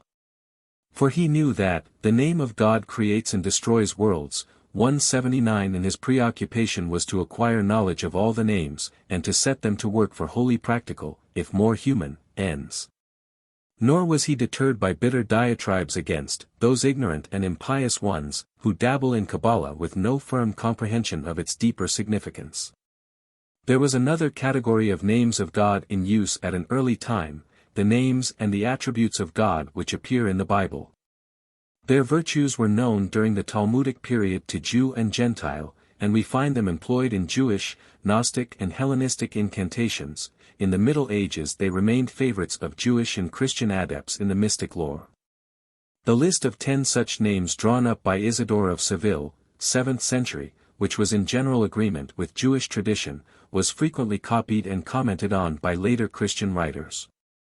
Despite the hazards of transliteration and transmission they remain recognizable: El, Elo, Sabaoth, Zelios or Ramathel, Il, Adonai, Yah, Tetragrammaton, Sadai, and Elohim.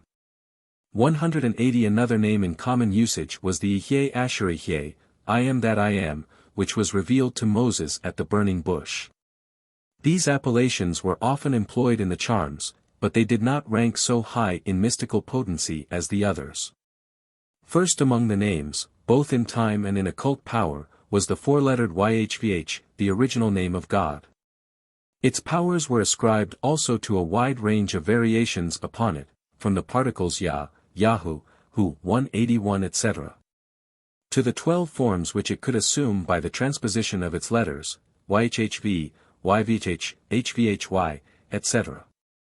The particle Yah in particular occurs constantly in the magical texts. The mystics went to great pains to prove that these surrogates for the Tetragrammaton were its exact equivalents in every respect, though their evidence is mainly of a formal nature. As we have seen, even the term Tetragrammaton assumed the power of the name itself.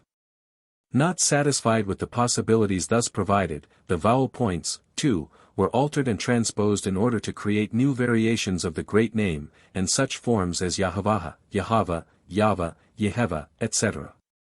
were added to the magician's portfolio. This practice was adopted in connection with all the names, for, as it is explained, the consonants are the body of the name, the vowels its garments, and the body takes the form of the garments which clothe it. Therefore the vowel is really the more important element, and the vocalization, which marks the transition from potentiality to actuality, determines the specific virtues of the holy names, i.e., their powers and even the times when they are especially potent. 182 The uncertainty that prevailed concerning the vocalization of these names, and the varying traditions concerning their pronunciation, made for a certain freedom in their use, and opened the way to an expansion of the possibilities afforded by any one name. But the powers of all the variations derived directly from the original name which constituted their base. Of the multi-lettered names I shall discuss here only those of 22, 42, and 72 elements, which are the only ones that possess any constancy of form and content in our literature. 183 The others were the product of individual ingenuity, and made no lasting impression upon the practice of Jewish magic. All men felt free, granted the requisite skill and training, to extend the traditional magical nomenclature for private use by the application of the approved methods. 184 But these three names, in addition to the Tetragrammaton, were the foundation stones of the magical structure. No self-respecting magician could afford to disregard them. The name of 12 letters, mentioned in the Talmud, was a dead letter in post-Talmudic times. It was unknown to the mystics, and although a tradition appears to have persisted relating it to the priestly benediction, New 6:24-26, and some efforts were made to reconstruct it. 185 It played no part in Jewish magic. Its place, however, was taken by two new names, of 14 and 22 letters, the first of which was comparatively little used. It consisted of the words, from the Shema, and by means of Tamura, described in Appendix I, it appeared as. Though recognized as a legitimate name of God, 186 and occasionally employed in incantations and amulets, its primary use was as an inscription on the back of the mezuzah. The name of 22, however, is another matter, more interesting and puzzling, and much more important for the magician. Its debut was made in Sefer Raziel 187 which, while largely ascribed to Eliezer of Worms, drew extensively upon Geonic mystic sources. It is therefore likely that the name is older than the book which introduced it to a larger Jewish public. More than this we cannot say concerning its age. It achieved a wide popularity very rapidly, was employed in many invocations and charms as an especially potent name, and in the 17th century it was introduced into the ritual of the synagogue, in a prayer which was attached to the reading of the priestly benediction. The respect with which it was regarded was undoubtedly merited by its bizarre composition. Anactum patam paspasim dion sim, the vocalization is doubtful. But it was probably read something like this, and by the fact that the Hebrew alphabet, itself invested with mysterious potencies, likewise contains 22 letters. Sefer Raziel offers no interpretation of this name. It bears no discernible relation to anything in the Hebrew or Aramaic tongues. Despite the hazardousness of seeking to trace such terms back to foreign origins, efforts along this line have been made, with the usual success and unanimity. By dint of emendations and distortions such classical deities as the Greek Anasos and the Zoroastrian Anahita, Hephaestos, Pistis, Poseidon, Priapus, and Dionysus have been variously discerned hidden behind these disguises. 188 The Greek gods masquerading in pious Jewish garb. These scholars have gone too far afield in their zeal to discover the progenitors of this strange name. Its source may be sooner sought right at home, in Jewish tradition, which offers a clue that they have overlooked. Some scholars 189 have, indeed, derived this name from Jewish origins, pointing in particular to the acrostic of the initial letters of certain prayers in the liturgy, which spell it out. These prayers, however, were composed post-eventum and display the inventiveness of late writers rather than the original source of the name. The 17th century compiler of a Kabbalistic prayer book, Nathan Hanover, who first introduced this name into the liturgy, was the author of a series of such acrostic prayers, based not only on the 22-letter name, but also on those of 42 and 72 letters, and also engaged upon a scholarly venture of his own in breaking down these terms into Hebrew words which he more or less obscurely related to biblical passages. But these exercises are even less rewarding than those of the classicists. A cursory inspection shears them of any degree of plausibility. Nathan Hanover, however, in inserting this name into the prayers in conjunction with the priestly benediction, showed himself responsive to the most persistent tradition relating to it. The blessing had long occupied an important place in mystical speculation, primarily because it was believed that during the existence of the temple the priests, while uttering it, had swallowed a secret divine name. The first appearance of the 22-letter name was made in association with that benediction. 2 of the 4 instances of its occurrence in Sefer Raziel place them both together. Their relationship is rendered much more intimate by illuminating comments in 2 works which are especially close to the mystical tradition. 190 informs us that the name of 22, which is anactem, etc., is derived from 5 words which comprise 22 letters, namely, 1. And the other is equally specific. The name of 22 comes from the priestly blessing, according to the Kabbalistic tradition, by means of many alphabets. Knowing as we do the infinite possibilities opened up by the methods of transposition and substitution of letters in transforming divine names, and the popularity of such methods in Jewish mysticism, there is no reason to doubt the veracity of these writers. Not only do the total number of letters in the 5 words of the blessing, and in the name, correspond, but there is an exact correspondence between the words and the component parts of the name. Both Sefer Raziel and Nathan of Hanover insist on reading the last term of the name as 2 words. We have then this parallel. The famous Sefer Kabbalist, Moses Cordovero, 16th century, has indeed left us a table of alphabetical permutations explaining in detail the derivation of this name from the benediction. 191. The name of 42 letters was known to Hai Jayan, who did not hesitate to indicate clearly just what it was, though he did not give it in full. He wrote, although the consonants of this name are well known, its proper vocalization is not rendered by tradition. Some pronounce its first part of Jita, and others Abigta, and the last part is sometimes read Shakvate, and sometimes Shakit, but there is no definite proof. 192 His doubt concerning its proper reading is, to my mind, an indication of its antiquity. In a language such as Hebrew, written without vowel signs, the consonants are the constant element, while the vowels would tend to shift and change in the course of centuries of transmission, especially when, as in this case, the secrecy that surrounded the process and its oral nature tended to perpetuate individual variations. If it had been a comparatively recent creation, such confusion would not yet have arisen, for the prime consideration in handing on such terms was to safeguard their form and pronunciation, and thus to conserve their potency. The medieval texts which give this name in full omit the vowel signs, and we can no longer reconstruct it as spoken.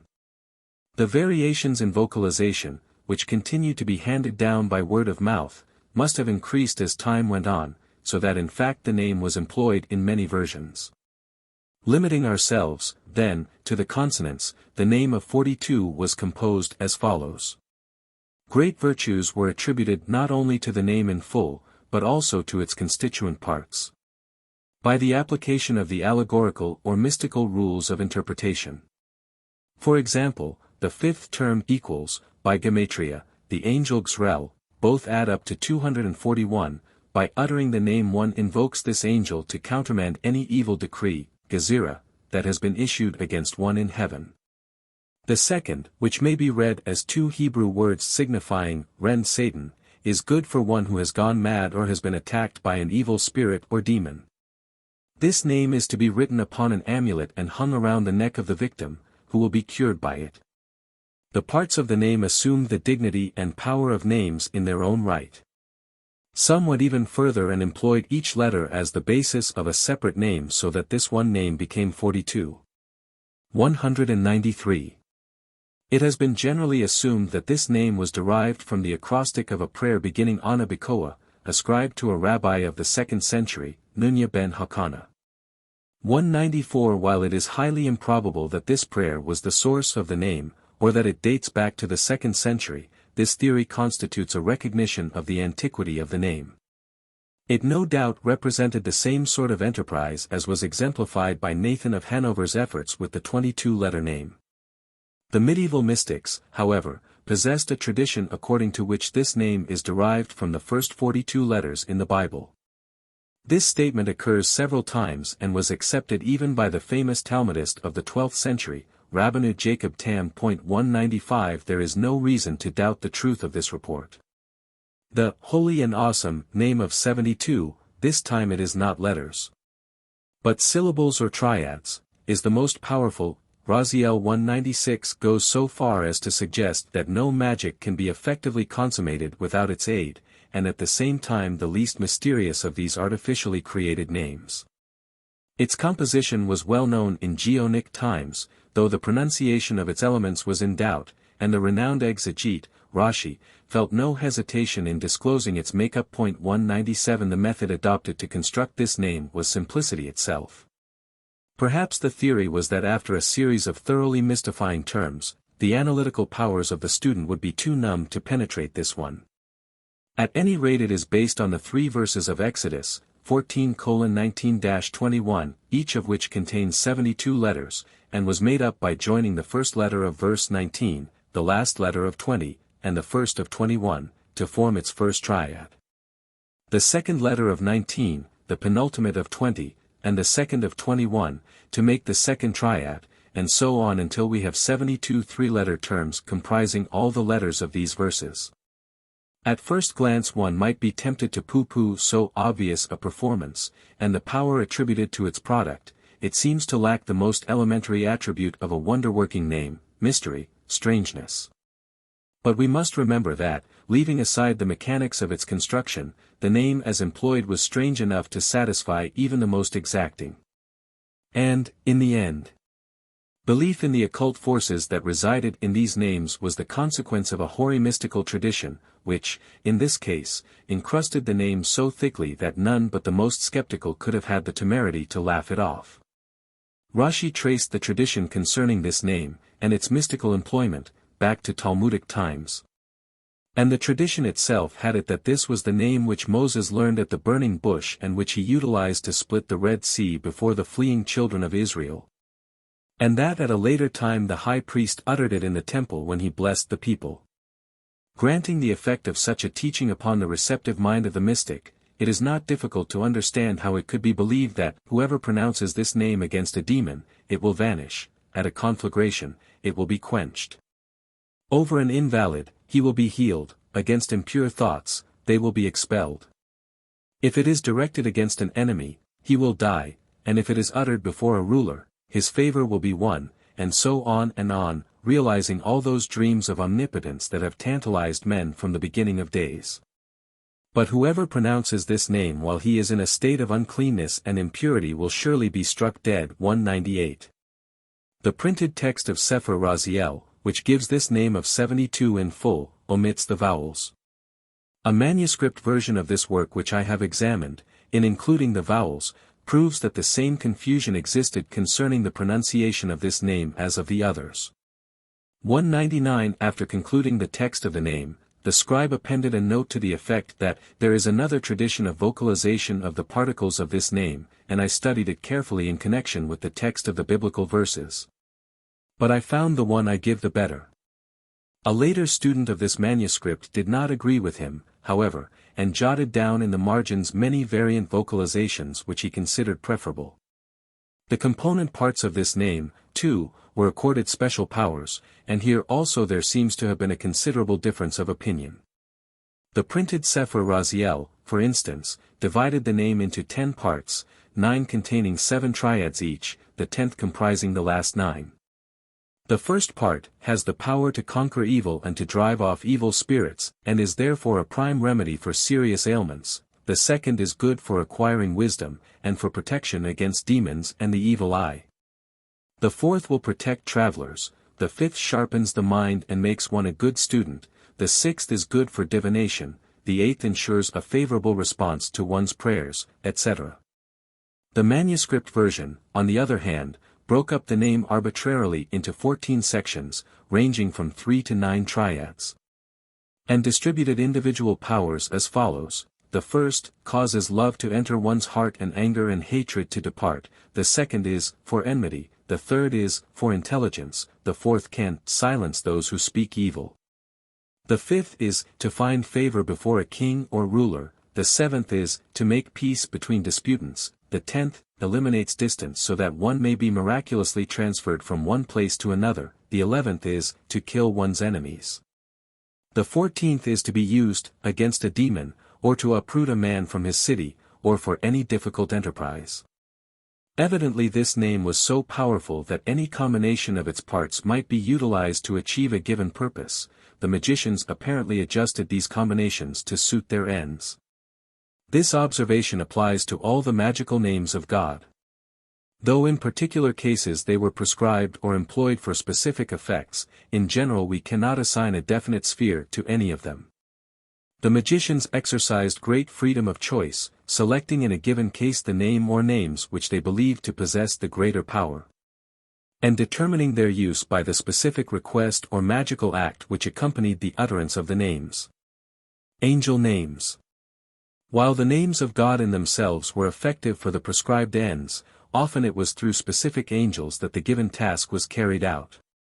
In employing the great name of 72, says Sefer Raziel, 200, the incantation must run in this wise: I command you, Enlil and Astiel and Adkiel, by this name, to do thus and thus.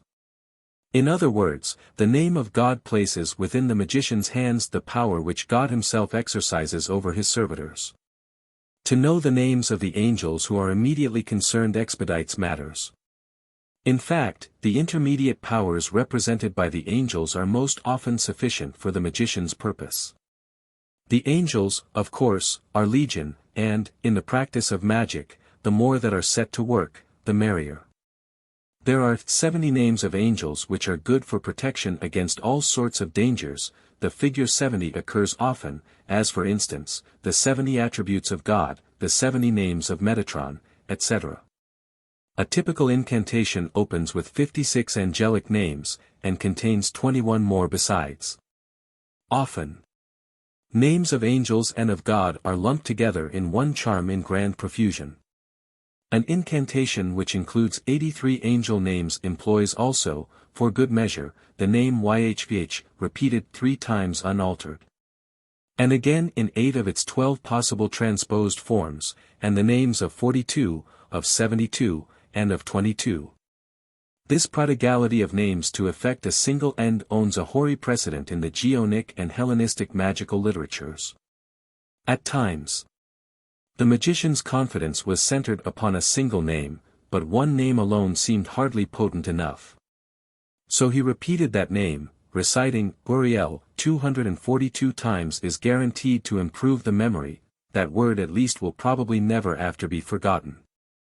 Most often, however, the magician's patience was not so long, and he contented himself with a mere mouthful of names, a good-sized one, that is .201.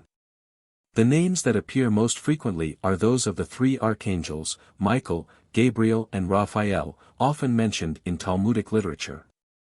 They were called upon to perform every sort of function imaginable, usually in conjunction with lesser assistants.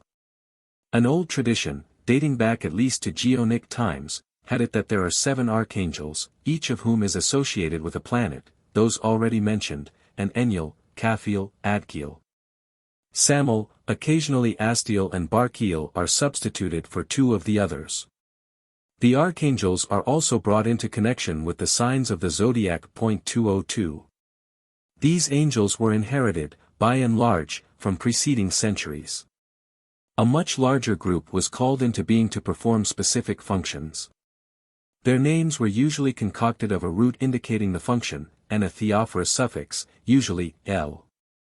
So we meet Shamriel, a guardian angel, Mephatiel, the opener of doors, the thief's favorite. Astiel, Enlil, Ramiel, angels of benevolence, grace and mercy, Zachriel, who rules over memory, Morel, the angel of awe or fear, who rules the month of Elul, preceding the new year and the Day of Atonement. Padron, the angel of terror, who governs the month Tishri, in which these holidays fall, Naliel, who presides over streams, etc. Frequently the root term seems to have been chosen at random, having no apparent relation to the function of the angel as given. Though it is likely that at the time of the creation of such names the word employed was intended to indicate the angelic character. Such are some of the names of angels assigned to the months: Athniel, Amriel, Neil, Bazacriel, Romiel, Barchiel, etc. Again we have angelic names composed in this manner whose first parts are hardly distinguishable as Hebrew roots at all: Dagiel, Duhael, Puel, Semuziel. The possibilities of this method were limited only by the resources of the Hebrew language, and if they were not exhausted it was only because so many other means of creating names were open to the mystic. The products of these methods, Gematria, Notarikon, and Tamura, are only rarely recognizable as such. Sometimes, as with a name like MRCHD, which is made up of the final letters of the first 5 verses of Genesis, we may hear the machinery creaking. Usually one cannot tell whether they have been legitimately arrived at, or whether they are nothing more than random jumbles of letters which serve the purpose equally well. We must take them as is, no questions asked. The attempt to discover some meaning in them, interesting as it may prove, is essentially beside the point. These terms possess significance because they were names, and not because they meant something. Schwab's work, Vocabulaire de l'Angelologie, which dissects some thousands, often fails to be convincing when it attacks such bizarre names, and in the end adds little to our understanding of the psychology of magic by its rationalistic approach. What sense, for instance, can possibly be made of the names whose bearers are assigned by Sefer Raziel to supervise the months: Barinaer, Tazbun, Lrbg, Arbdor, Chagar, Chandaniz? The ease with which they become something else a few pages further on shows that they cannot have meant much, if anything, to the compiler of that work. And then, which version shall we accept for analysis, the first, or the second, Didnair, Taknu, Ylrng, Entgnad, Turgr? The effort to decipher them is pointless. Names are names, and that is their sole explanation, so far as their role in magic is concerned. And since each of these month angels is accompanied by his special retinue of 36, or 43, or 65 angels, as the case may be, Sefer Raziel is not chary with the figures. And there are countless angels presiding over every feature of our natural universe, and there are 7 heavens, each with its chief and his host, all bearing magical names. Where is the end of such an etymological enterprise? 203. Borrowed names. Some of the names in use clearly betray a non-Jewish origin. But in their Hebraized form they were unrecognizable to the medieval Jews who were altogether unacquainted with the mythology and the languages of the Greco-Roman and Christian worlds from which they came. In the opinion of one scholar, it is possible to construct, out of the names that appear in Sefer Raziel alone, allowing for the processes of reconstruction that were applied in this field, an entire pantheon of gods of the most diverse peoples. As we have seen, the names of various Greek gods have been suggested as the sources of the 22-letter name. While this interpretation appears doubtful, other names are clearly identifiable. Aphrodite put in an appearance as one of the angels of the planet Venus, appropriately enough, and Hermes was one of the guardians of the sun.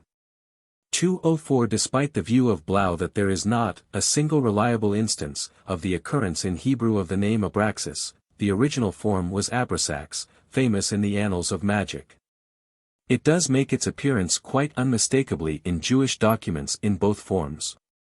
Montgomery and Merman have discovered it in post-Talmudic incantation texts. Gaster has found it in the Geonic Sword of Moses. It occurs at least once in Raziel. And I have come across it again in a 16th century text of an amulet published by Grunwald. 205.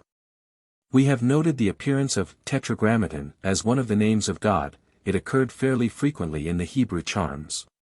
Similarly, other Christian forms made their way into Jewish exorcisms unrecognized. A literal transliteration of Elo Sabaoth masqueraded as 2 legitimate names of God alongside the Hebrew originals.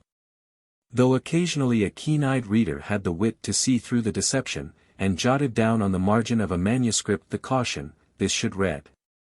Alpha is another word which assumed godlike proportions in the charms. 206. One prescription suggests that when a man feels that he is being overcome by the powers of evil, they may be dispelled by the utterance of the name Pippi. Again, written on a shelled hard-boiled egg and consumed, it is warranted to open the heart to wisdom and learning. Pippi, the name itself is intriguing, but even more so is its tortuous etymological career. Before the beginning of our era, Hellenistic Jews had adopted the custom of substituting a yod for the vav in the tetragrammaton, making it yada, yada. In the older manuscripts of the Septuagint, the tetragrammaton was retained in Hebrew letters. In Greek circles, these Hebrew letters, yod-he, were not recognized as such, but read as the Greek letters, pi iota, 207. Thus Pippi became a magic name, and is to be found in Greek incantations. Jewish tradition, having borrowed this name from the Greeks, rendered it back into Hebrew, the ineffable name restored to its original tongue, but in how altered a form. 3 widely used angel names, first prescribed by the alphabet of Ben Sira 208 as a potent prophylactic against the depredations of the demon Lilith, and since accepted as a specific, have aroused much interest and speculation. They are spelled Snvi, Snvi, Smnglf, sometimes Snmglf, and were probably read Sanvi, Sansanvi, Samanglaf. Schwab illustrates the inadequacy of his approach by describing the first 2 as onomatopoeic simulations of the twittering of birds, because these names are often accompanied by crude bird-like figures in amulets. The third he reads lamely as poison decovered, Sam Niglaf. Gaster, on the other hand, regards them as Hebraizations of 3 names of saints which played a similar role in Slavic legends of the child-snatching witch. The first was originally Aenos, or according to Castor's later revision of his opinion, Sinodoros or Sisinodoros, the second, Saint Sisini, the third, Satinal. To reach this conclusion, the famous folklorist was obliged not only to amend the Hebrew forms of these names, but also to derive their originals from several versions of the legend belonging to different East European peoples and languages. And from a figure who played a prime role in 3rd century Manichaeism, which Gaster considered to be the ultimate source of the legend. The Jews, then, are to have drawn these 3 names from diverse sources, any one of which could have provided them with 3 effective terms, combined them for this special use, and so altered them as to require a feat of the imagination and of scholarship to discern their origins. Here we have the 2 extremes of etymological enterprise, the result of neither can be said to inspire much confidence. Gaster himself was quite well aware of the ultimate folly of such efforts. Nothing is more fallacious than to try etymologies of proper names, he wrote in another connection. Another illustration of the difficulties encountered in determining the origins of mystical names is provided by the discussion that has centered about a well-known charm against forgetfulness, which is recited at the close of the Sabbath and on other occasions, with appropriate magical rites. It runs in this wise: I conjure you, Pote, or Pura, Prince of Forgetting, to remove my stupidity from me and to throw it onto the hills and the high places, by the holy names, by the name of Armas, Aramas, Armimamas, Anses, Yael, Petal. Another version gives these names as Aramas, Abrimas, Armimas, Aziel, Ansiel, Ancipiel, Patiel, Pata. Certain scholars have distinguished here the corrupted forms of 3 names, Patiel, the opener, Ansiel, the constrainer, names fashioned along orthodox lines, and a certain Armimas, who may be Hermes or Ormuzd, according to one view, or Arminius or Remus, following another. Greek, Zoroastrian, Teuton, or Latin, the range of possibilities is certainly wide enough. As to Pote, or Pura, the dispute is just as lively, the suggestions even more ingenious, and the results even less convincing. I may add that this incantation was also recited by a child when it first entered school, with the additional tenfold repetition of Nejef, Sejef, Agaf, names which were ascribed to the angels of destruction. 209. There are instances of entire phrases and sentences from the Latin and the Greek, transposed into Hebrew and employed as a series of names. Most often, of course, it is no longer possible to recompose the original passage, though its origin may be fairly obvious. Occasionally one may reread the words as they were once pronounced. A charm guaranteed to heal a split tree contains 2 sets of names, which Grunwald has read, quite plausibly, as Patri Pax Corona Evocator Dei, and Ut Arcus Offensionum sub modus est, ita cavum overa. 210. Indeed, Gudman has very ingeniously and convincingly reconstructed an entire paragraph in Latin out of a 15th-century German Jewish manuscript. He surmises, and this is the only possible explanation, that this magical formula, composed by Christians, was transposed into Hebrew characters, probably by Italian Jews, and was then adopted by German Jews, who, not understanding the language, took it to be a collection of mystical names and so employed it. This manuscript is particularly rich in such transliterations. One of the incantations in it, incidentally, contains the names, Akos Pekos, the earliest literary occurrence of the terms which, with slight orthographic variations, have become the hallmark of pseudo-magic in a dozen European tongues, our hocus pocus. It is known in European literatures only since the beginning of the 17th century. The origin of the term is uncertain. It has been claimed as of both Jewish and Christian derivation, but whatever its origin there is no doubt that it has been preserved for us by German Jews. 211. A love charm has it that if three names, which have been read as the Greek words Hieros Laos Philos, are written with ink on one's left hand, when you see the one you desire he will love you. 212. And, to cap the story, name of interpretation, employed by a preacher to gain special inspiration for his homily, is made up of terms which are probably Greek in origin, and among them may be recognized, of all things, the names of Maria, and the Parakletos, Jesus of Nazareth himself, 2:13. 8. The Bible in magic. The Word of God. The line that separates magic from religion is exceedingly tenuous, and the magician is never loath to step across it to appropriate for his own purposes purely religious objects and beliefs. Or perhaps I should put it the other way round, certain religious elements acquire in time an aura of sacredness and power which clothes them, in the eyes of superstitious people, with magical properties. And they thus offer themselves spontaneously to the sorcerer. In practice, the process involves not so much a deliberate act of appropriation on the part of the magician, who is himself a member of the religious group, as it does a utilization of those tools that lie at hand. The superstitious belief must exist in the mind of the people before it can be put to magical use. We have seen how the spirits, and even God, came to serve the magician. But the best illustration of this process is the role which sacred scriptures play in magic the world over. Today we may treasure Bibles for the profound religious and moral truths they reveal. Historically, however, their virtue has consisted primarily in their divine origin. Scripture is sacred not only for the wisdom it teaches, but even more for its close association with the person of the deity who revealed it. It speaks in the voice of God, and therefore says more than one who runs may read. It possesses something of the personality and attributes of deity. And so there grow up schools of mystical and esoteric exegesis which profess to discover the hidden inner significance of the word.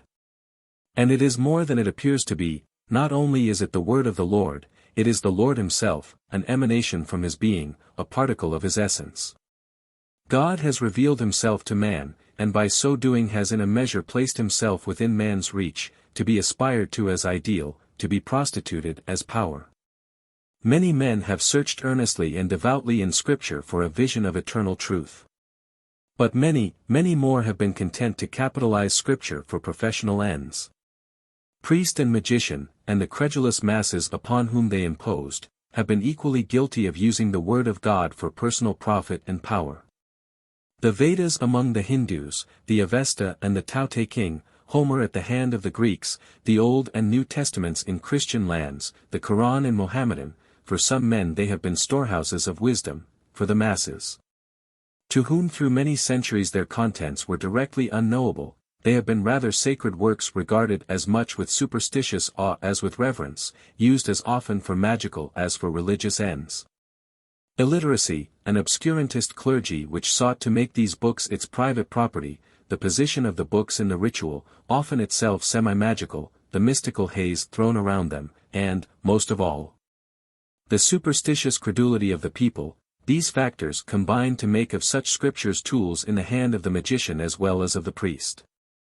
The Bible, though perhaps better known to the Jewish masses in post-biblical times than these other works have been to their own peoples, was similarly impressed into magical service.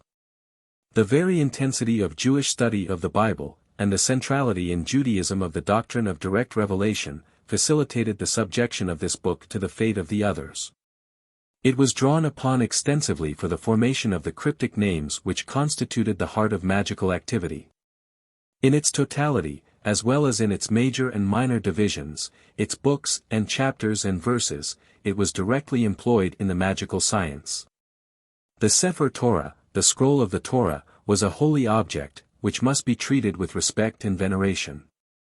A body of rules was developed regulating one's conduct in its presence. One must not lean on it, place anything upon it, touch it with unclean hands, kiss it immediately after kissing wife or child. Have intercourse in its presence, admonitions which perhaps indicate also a measure of fear of the power of the book to retaliate and punish disrespect, a vestige of ancient taboo. But when an infant was ill and could not sleep, or a woman was convulsed in labor pains, the scroll was brought in and laid upon the sufferer to alleviate the pain. Of course the religionists clamored against such impiety. Some were willing to permit such practices only in case a life was in danger.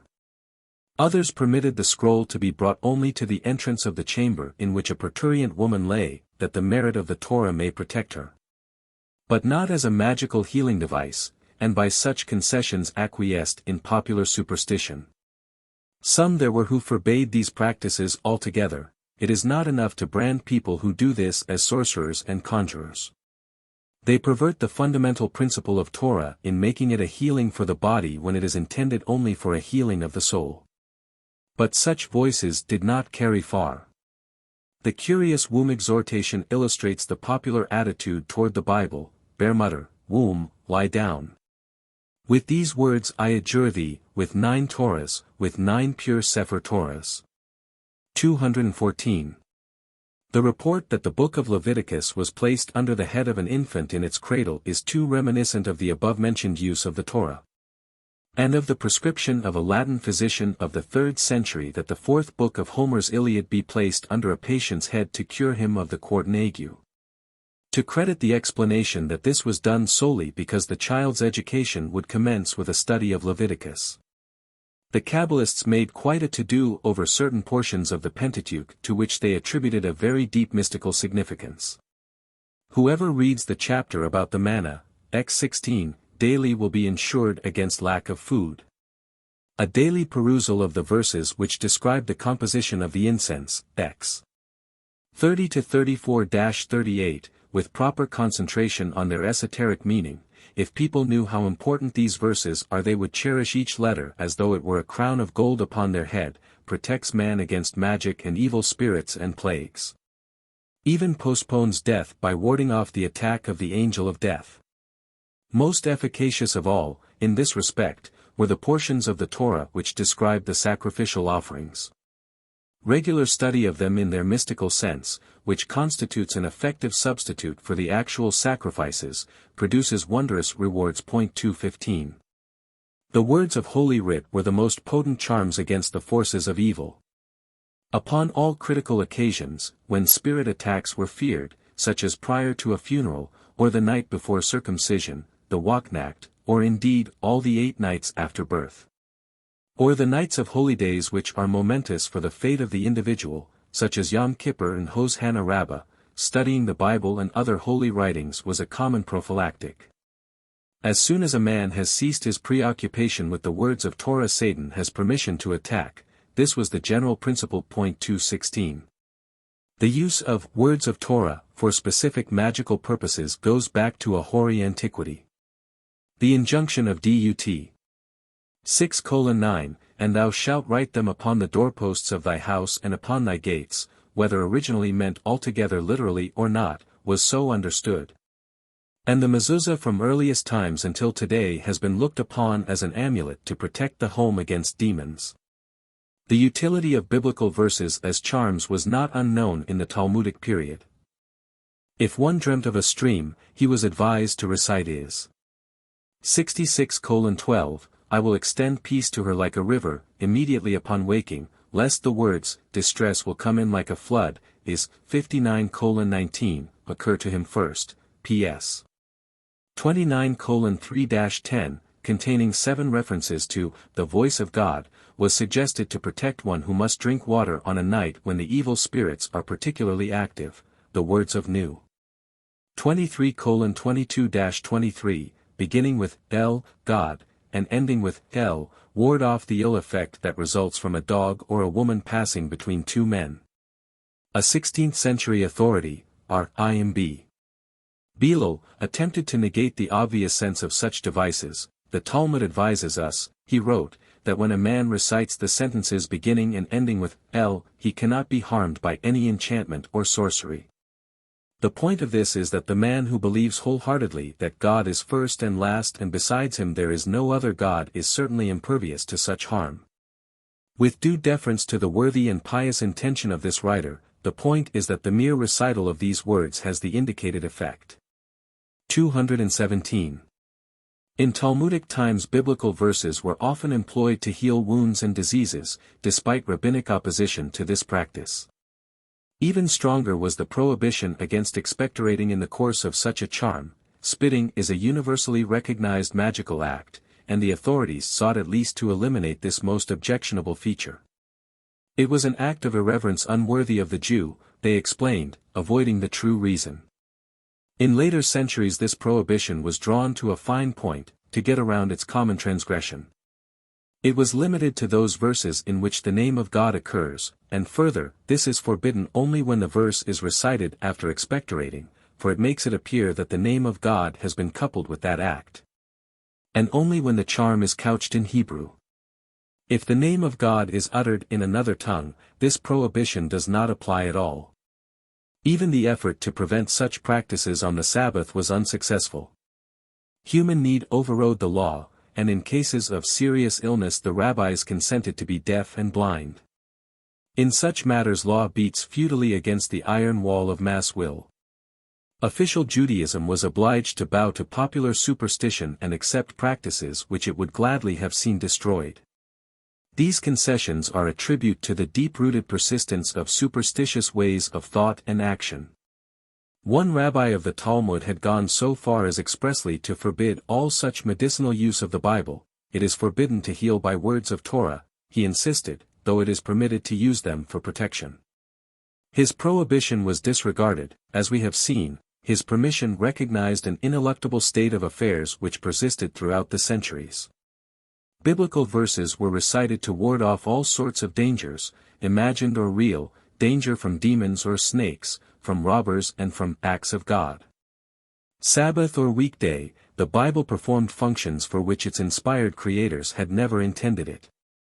218. One other purpose for which biblical texts were employed was that of divination, which again is paralleled by similar usages among other peoples. I shall have more to say on this subject in a later chapter devoted to the divinatory arts. The use of the word. The verses chosen for magical use were of two sorts, those which because they contained the name of God or spoke of his power and his mighty deeds, had come to be regarded as themselves possessed of power. And those which seemed to have a more or less direct bearing, allowing for mystical interpretations, upon the immediate situation in which they were to be employed. Examples of both these may be discerned in the instances cited above from the Talmud. In ancient times these verses were used directly and simply, as themselves imbued with occult force, to effect the desired result. But the Middle Ages departed from traditional usage. Now the names that were hidden in each sentence of the Bible were responsible for the magic powers. Here again we find the effect of that sophistication which we noted in connection with the merging of the magic word into the magic name. We have seen how these names were pried out of the text and used independently. The texts were also employed, but rarely without the instruction, recite this verse with its name or the note, the name that comes from these words is. And the implication that were it not for this name the utterance of the verse would have no effect. 219. The book Shemesh Tehillim, the magical use of the Psalms, the most popular work on this subject, opens with the words, the entire Torah is composed of the names of God, and in consequence it has the property of saving and protecting man. This little work, frequently reprinted in pocket size, and translated into several European languages, achieved the distinction of being placed on the Index Librorum Prohibitorum of the Catholic Church. The Psalms, in general, were very highly regarded for their potency, as well as for their beauty and religious fervor. Tehillim were read upon all critical occasions in the life of the people or of the individual. The entire book of Psalms was read through each week as a part of the ritual. In fact, a late work has it that this weekly recital constitutes the most effective protection of a community against harm. This same work reports a tradition that when a city is endangered it may be saved by reciting in order all those psalms whose initial letters spell out the name of the city. Shemesh Tehillim is a medieval compilation of the uses to which individual psalms and verses may be effectively put. It promises the satisfaction of an extended miscellany of physical and psychic desires and needs, and sheds an interesting sidelight upon the life of the medieval Jew, and the hazards to which he was exposed. Grunwald has listed these uses of the Psalms, in the Jewish Encyclopedia, 3, pages 203-4. I may mention a few of them here: prevention and cure of all sorts of ailments, protection against dangers, especially attack by evil spirits, highwaymen, and wild animals, to find favor with the authorities, against imprisonment, against compulsory baptism, and to escape arrest by the night watchman. 220. Other portions of the Bible were also extensively drawn upon for similar purposes. The magical literature is replete with directions for the use of such quotations. Grunwald has published selections from manuscripts in German Jewish folklore periodicals, and utilized some in his above-mentioned compilation for the Jewish Encyclopedia. As an illustration of this type of material I shall list here the prescriptions found in a 14th-century manuscript work, Sefer Gematria 221, which, true to its title, consists of mathematical speculations and permutations on the text of the Bible, but is yet strikingly similar to Shemesh Tehillim in its listing of the magical uses of biblical verses and the stress it lays upon the name which gives each verse or group of verses its peculiar virtue. For a newly circumcised infant, Genesis 48 verse 20. For protection at night, Genesis 49 verse 18. To drive off demons and evil spirits, should be recited immediately before retiring, or over an infant's cradle. New 6:24-27, Deuteronomy 32 verses 10-12. To counteract magic, X 22:17 and is 41:24, Leviticus 1 verse 1, New 23:21-23, 10 verses which begin and end with the letter Nun, in the following order: Leviticus 13 verse 9, New 32:32, Deuteronomy 1.8:15, Cant 4:11, Proverbs 7 verse 17, Proverbs 20 verse 27, 1 Chronicles 12 verse 2, Jeremiah 50 verse 8, Psalm 78 verse 12, P.S. 77:21. To win favor, Genesis 46 verse 17 and New 26:46, Cant 6:4-9. To gain a good name, Cant 1:15-16. To win credence in a dispute, Deuteronomy 32 verses 1-2. To have one's prayer answered, Exodus 34 verses 6-7, Exodus 15 verse 2. For a sweet voice, Exodus 15 verse 1, Cant 1:1. To strengthen the voice, Genesis 44 verse 18. For the leader of prayer, Cant 6:10-7:11. To arouse love, Cant 1:3. At a betrothal, Cant 4:1-5:2. For a newly married couple, Genesis 27 verse 28, New 24:5-7, Cant 3:9-11.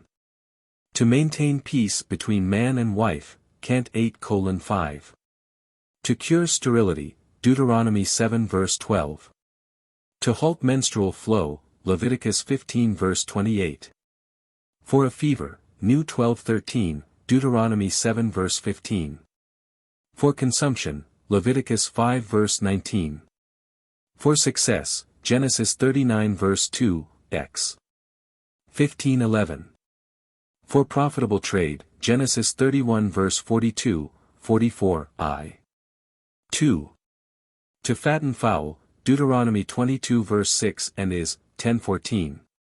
To make flocks thrive, Genesis 32 verse 15 and Proverbs 27 verses 26 to 27. On beginning a piece of work, Exodus 36 verse 8. On entering a new home, Genesis 37 verse 1, 47 verse 27, X. 40:2.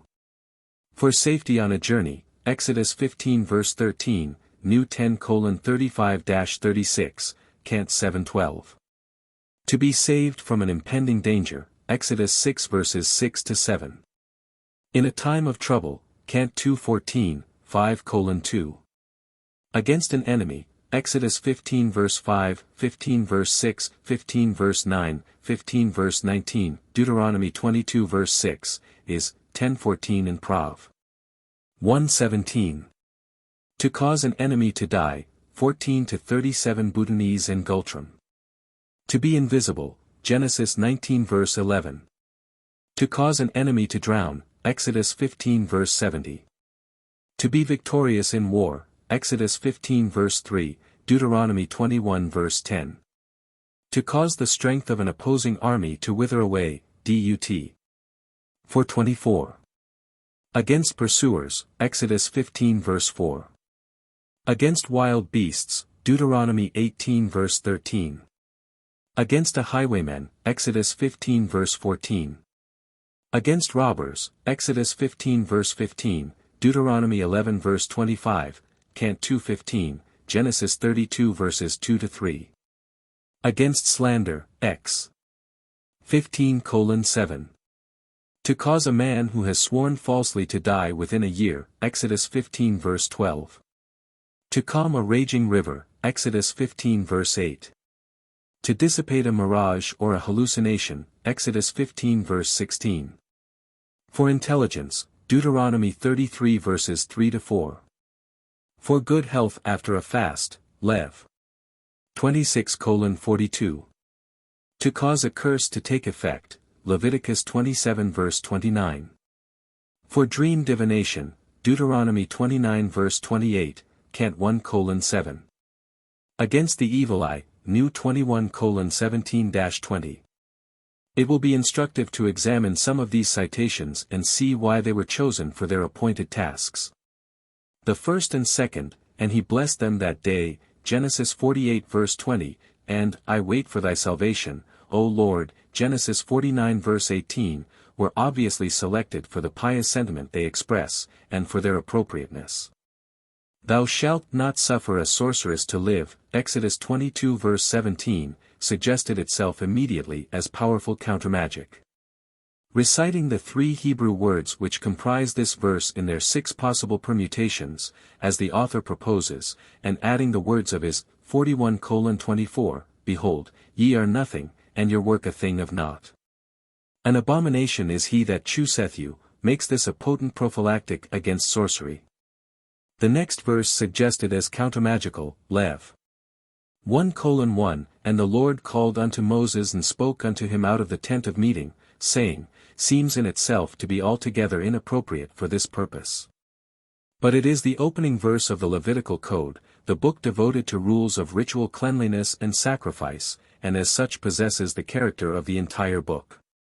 In addition, it was to be read in its usual order, then each word was to be read backwards, and finally the entire verse was to be read backwards, these last 2 versions constituting mystical names. To cite another example, X. 6:6-7, which was to be recited in moments of danger, contains 4 names, which are the Hebrew words translated, I will bring you out, I will redeem you, I will deliver you.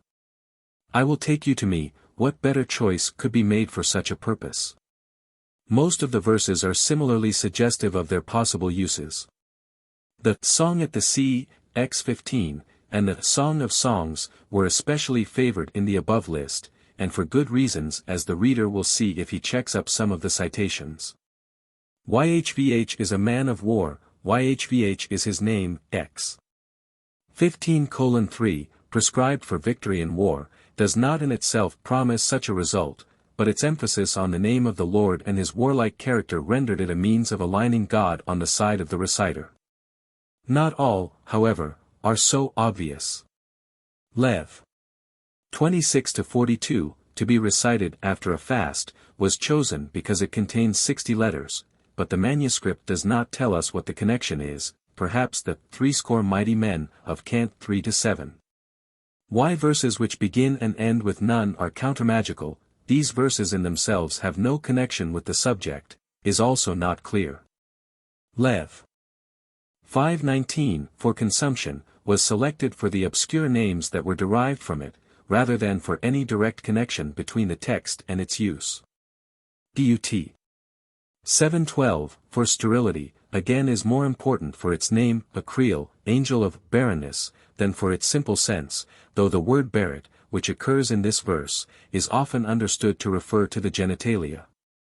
And so it goes. The manner of employing these quotations varied.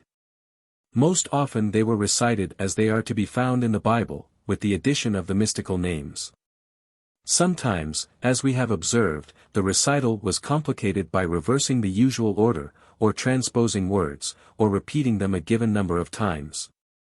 The words might be whispered over a cup of water, or written down and dissolved in a liquid, which was then drunk, or worn on the person in the form of an amulet, or traced on the skin of an apple and then eaten, etc.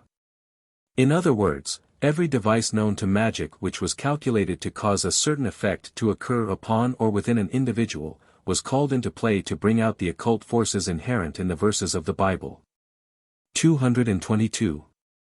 The most popular selection from the Bible thus used was the so-called Shir Shel Pegaim, commonly interpreted that anti-demonic psalm. The Talmud, in which this title was first employed, records variant opinions as to just which psalm it designated, with the honors divided between PS 3 and PS 91. The latter was preferred by the weight of tradition, and during the Middle Ages PS 91 was employed at every opportunity, as well as at certain stated times, to obviate the ever-present danger from the evil spirits. Possibly as a result of a statement by Rashi, the Shir Shel Pegaim came to be denoted by the opening words of the final verse of PS 90, Be'eh Hainoam, whether because PS 91 began with this sentence at that time, as indeed it does in several old manuscripts, or because the two were read in conjunction. This selection was officially accepted by Jewish authorities as the charm par excellence, to protect man against demons, nor is this usage to be included in the forbidden category of magical cures. And it was inserted in the liturgy to serve this purpose. The traditional explanation of its effectiveness was twofold: it contains mystical names of God. It comprises 130 words, the final verse was repeated to make up the total, corresponding with the 130 years during which Adam had relations with demons while he was separated from Eve. We need not seek so far for an explanation, however. The plain sense of the psalm indicates such an obvious employment. It was recited nightly before retiring, to keep the demons from disturbing one's rest, and such famous rabbinic authorities as Meir of Rothenburg and Jacob Weil made it a point to speak these lines even before taking a nap during the day.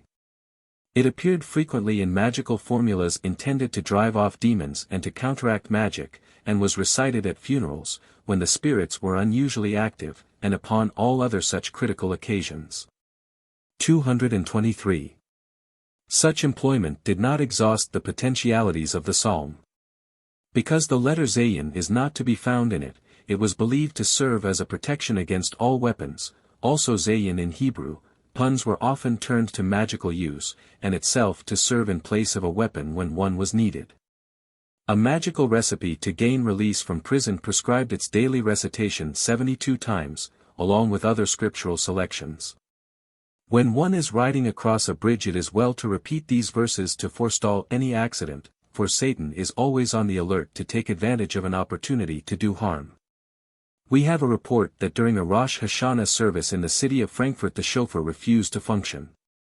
The remedy employed was to breathe the words of the Shir Shel Pegaim 3 times into the wide opening of the ram's horn, whereupon its hoarse notes were restored. Satan had seated himself inside the horn and had impeded its call until dislodged by the charm. 224. 9. The magical procedure. A magical performance was rarely a simple act, such as the recital of a biblical verse or of a series of names. It was usually determined by such considerations as the qualifications of the magician and the attendant auspices, called into play the magic potencies of numbers, and comprised a variety of actions, such as the recitation of an incantation composed after certain rules, the performance of one or several of a number of traditionally accredited acts, and the application of sympathetic devices. An examination of these elements, which were variously combined in practice, is essential to an understanding of the operation of the craft. The magical action was not one to be entered upon lightly. It was a dangerous adventure which might recoil disastrously upon the unwary practitioner.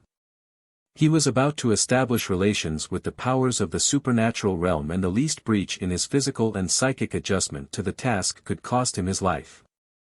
The magician therefore often observed an arduous preparatory rite, lasting 3 days or longer, during which he purified himself by fasting, or abstaining from certain foods, by chastity, by ritual cleansings, by devoting himself exclusively to prayer and study.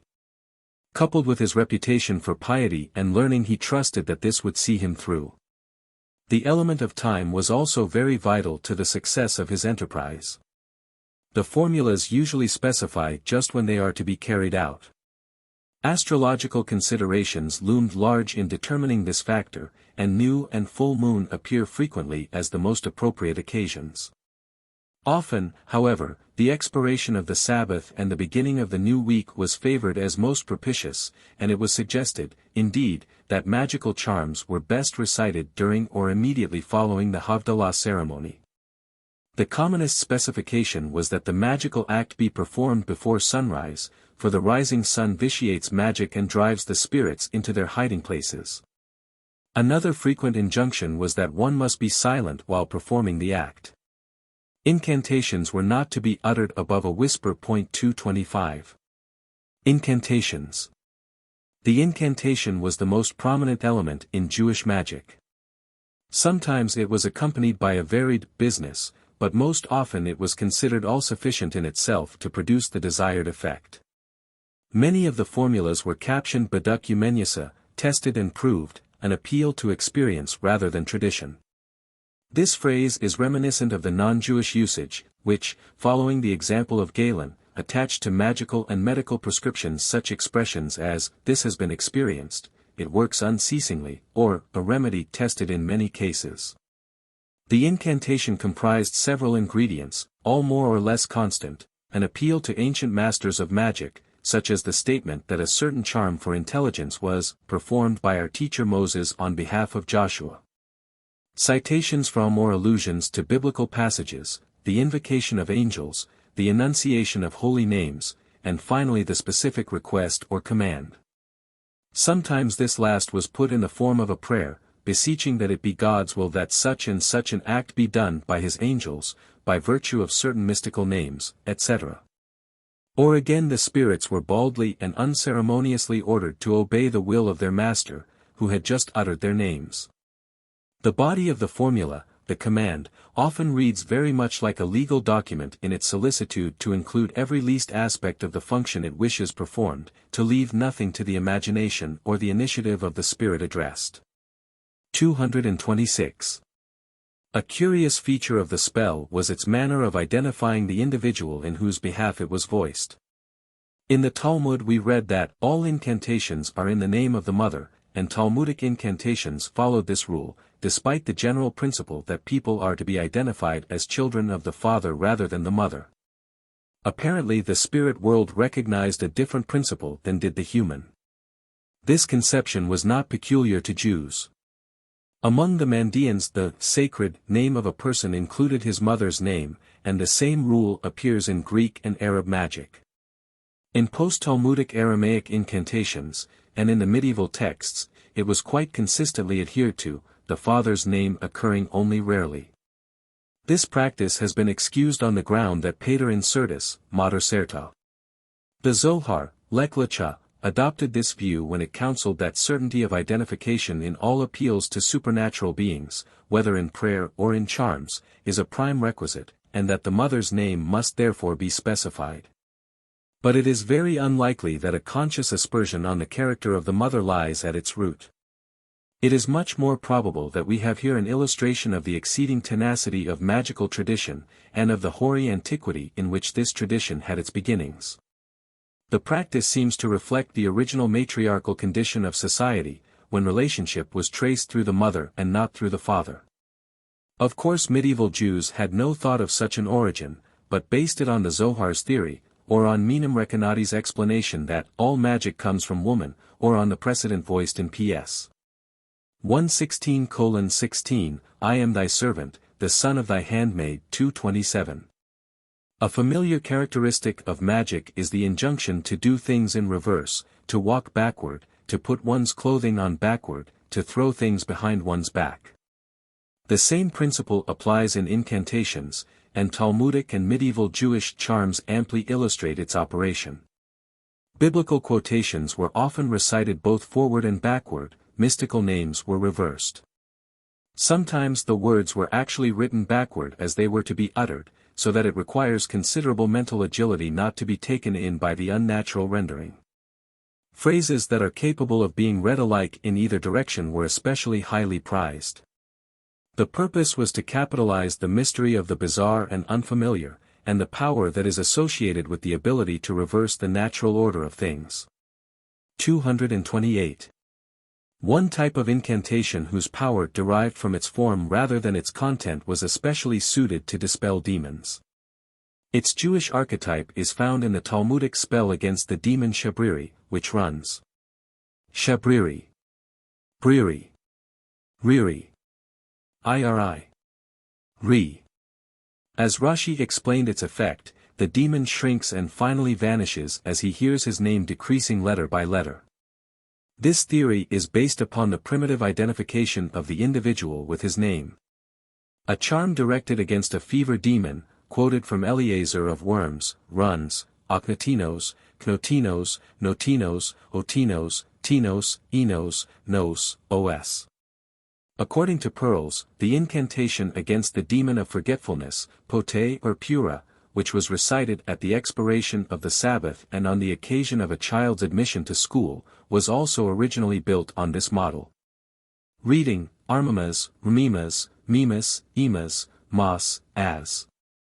Sefer Raziel contains two examples of this formula, one involving the gradual diminution of the 9 words of cant. 7-6, probably intended as a general protective charm against demons, as the choice of a verse containing 9 words would indicate, the other, for a dream question, requiring the same operation on the name Mabrit.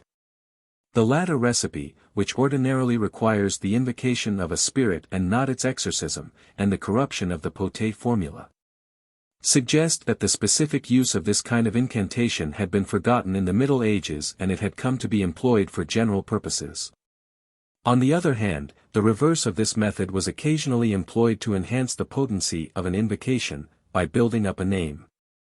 One such charm, from the Hebrew version of the famous Clavicula Salomonis, employing the word tetragrammaton as a mystical name, reads, Tun, Ramaton, Grammaton, Ragramaton, Tetragrammaton, and concludes triumphantly, Tetragrammaton. 229. Numbers. The mystical virtues and powers of numbers were a favorite subject of speculation in the ancient world, and in the Sefer Yaira and the later medieval Kabbalah this theme came in for a great deal of elaboration.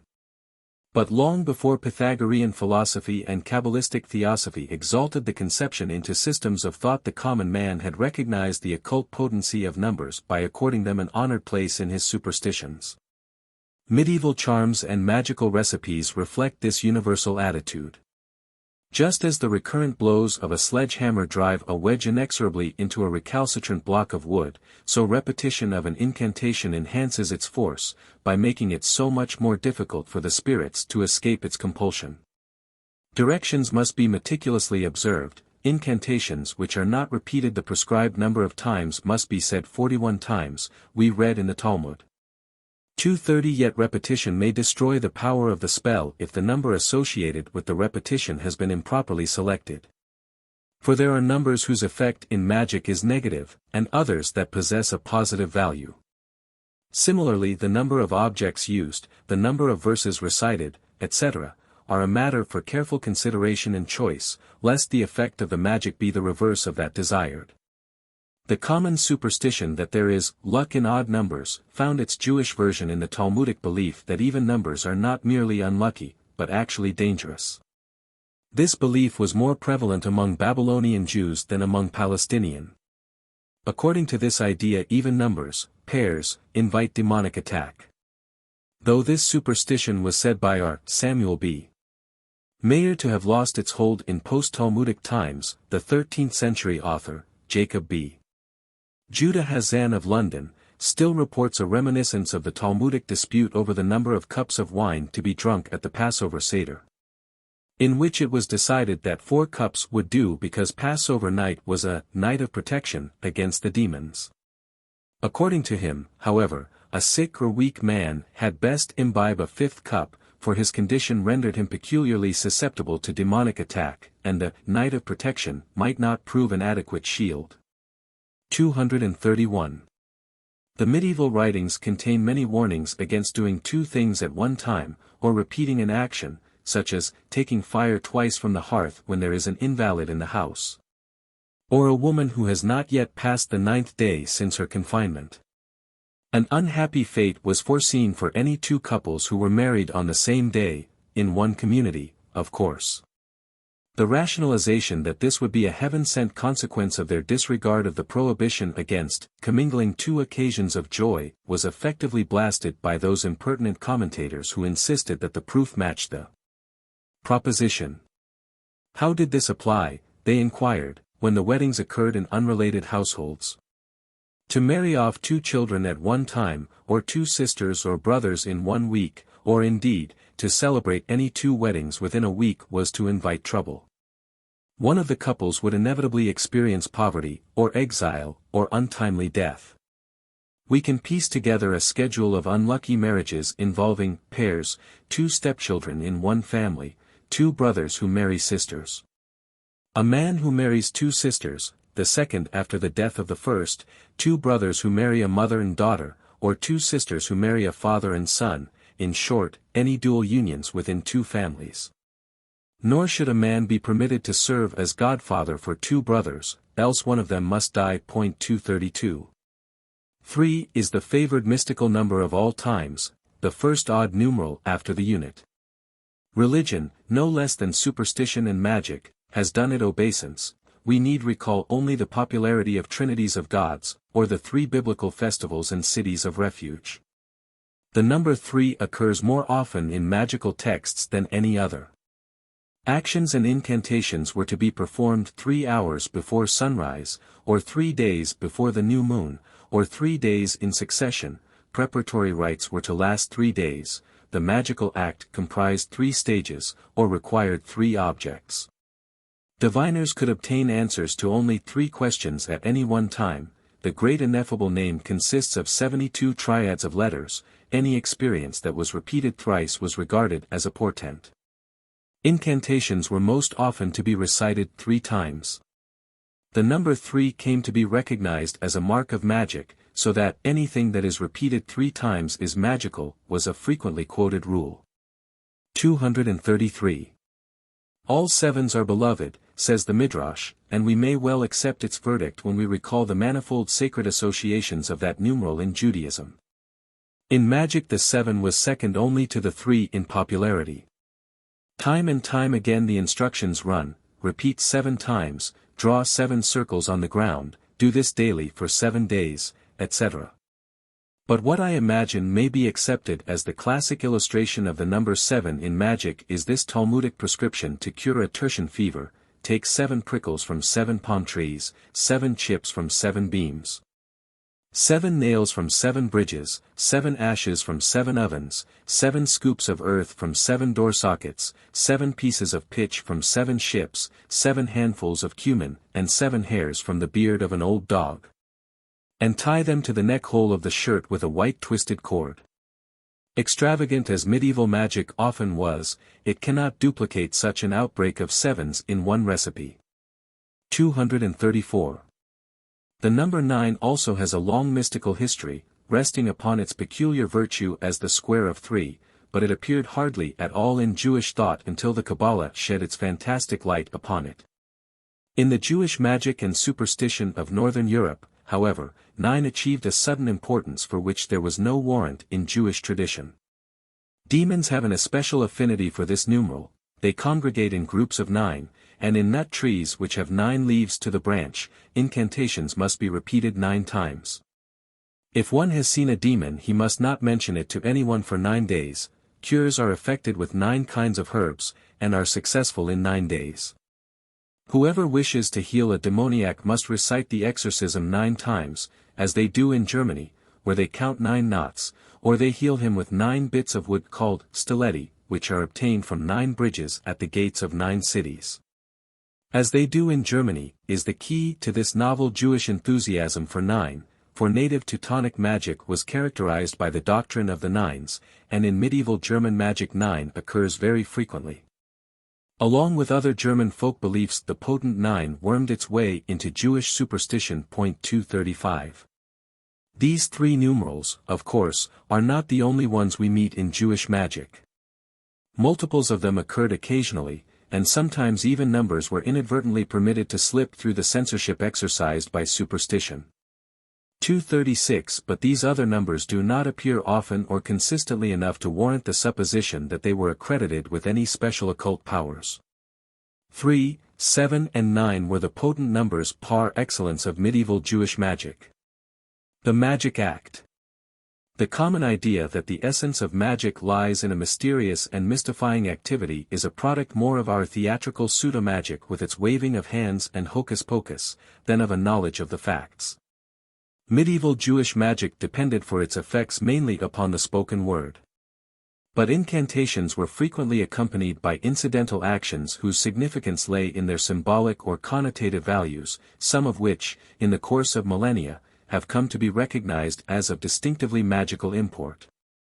Expectorating before or after the recital of the spell is one such universally known act, the mere performance of which was taken to indicate the intent of the recital, even though the words may have been altogether innocent of magical significance. Human saliva, especially that of a fasting man, was believed to possess antidemonic and anti-magical, that is, generally protective, powers. Galen tells of a man who undertook to kill a scorpion by means of an incantation which he repeated thrice. But at each repetition he spat on the scorpion. Galen claimed afterwards to have killed one by the same procedure without any incantation, and more quickly with the spittle of a fasting than of a full man. Maimonides wrote, in his capacity of physician, that the spittle of a fasting person is hostile to poisons. In consequence of this belief, charms to heal an ailment or to drive off demons or to counteract magic were usually prefaced by a threefold expectoration. 237. The circle is another ancient and universal magical symbol.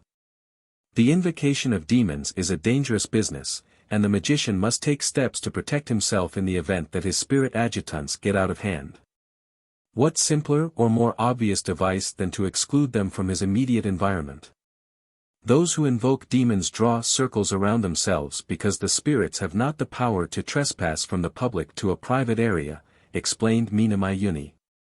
By this magic act the ground and atmosphere surrounding the magician become a private, forbidden precinct.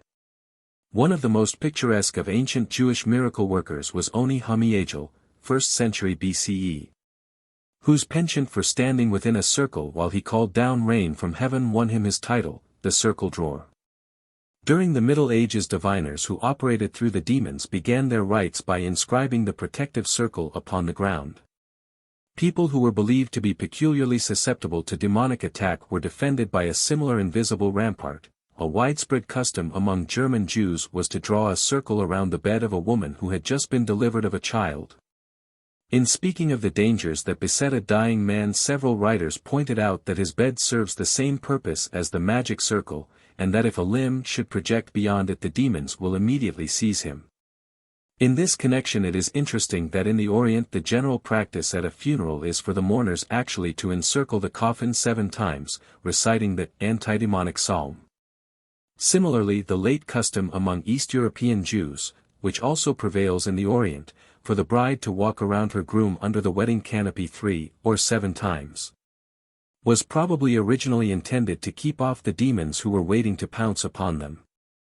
The magician's circle was usually inscribed with a sword or knife, and sometimes the directions require 3 or 7 concentric circles, the metal and the number adding to the protective virtues of this device. 238. Of similar magical import was the insistence upon the use of new things, which is universally encountered. When the prophet Elisha was asked by the people of Jericho to purify their water, which had been polluted, he said to them, "Bring me a new cruse and put salt therein." 2 kg, 220. Many of our medieval charms have the same provision.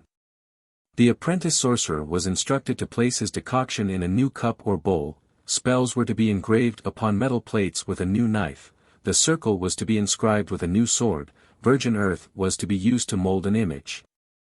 Water was to be drawn from a swift-flowing stream or a spring which continually renews itself. Amulets were to be written on virgin parchment. The firstborn of a firstborn made a highly potent magical offering.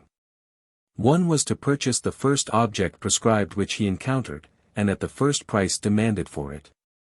The first person met in the morning, the first action performed at the beginning of a week, or month, or year, were portentous for the ensuing period. Such instances can easily be multiplied many times. New things, first actions, are innocent and virginal, like the boy or girl who were the best mediums in divination, uncontaminated by use or repetition or by years and experience. Therefore they serve the magician's purpose best, for they can exert their greatest inner potency on his behalf. An interesting variation on this theme, however, is the frequency with which old wine occurs in these charms, perhaps because of its natural superiority over the new, which men expected the spirits to appreciate as much as they did. Or perhaps because it, too, was a first. 239. Despite the universal respect and fear which primitive peoples display toward magic, there is discernible in magic itself a paradoxical undercurrent of skepticism which expresses itself in various efforts to strengthen the omnipotent word.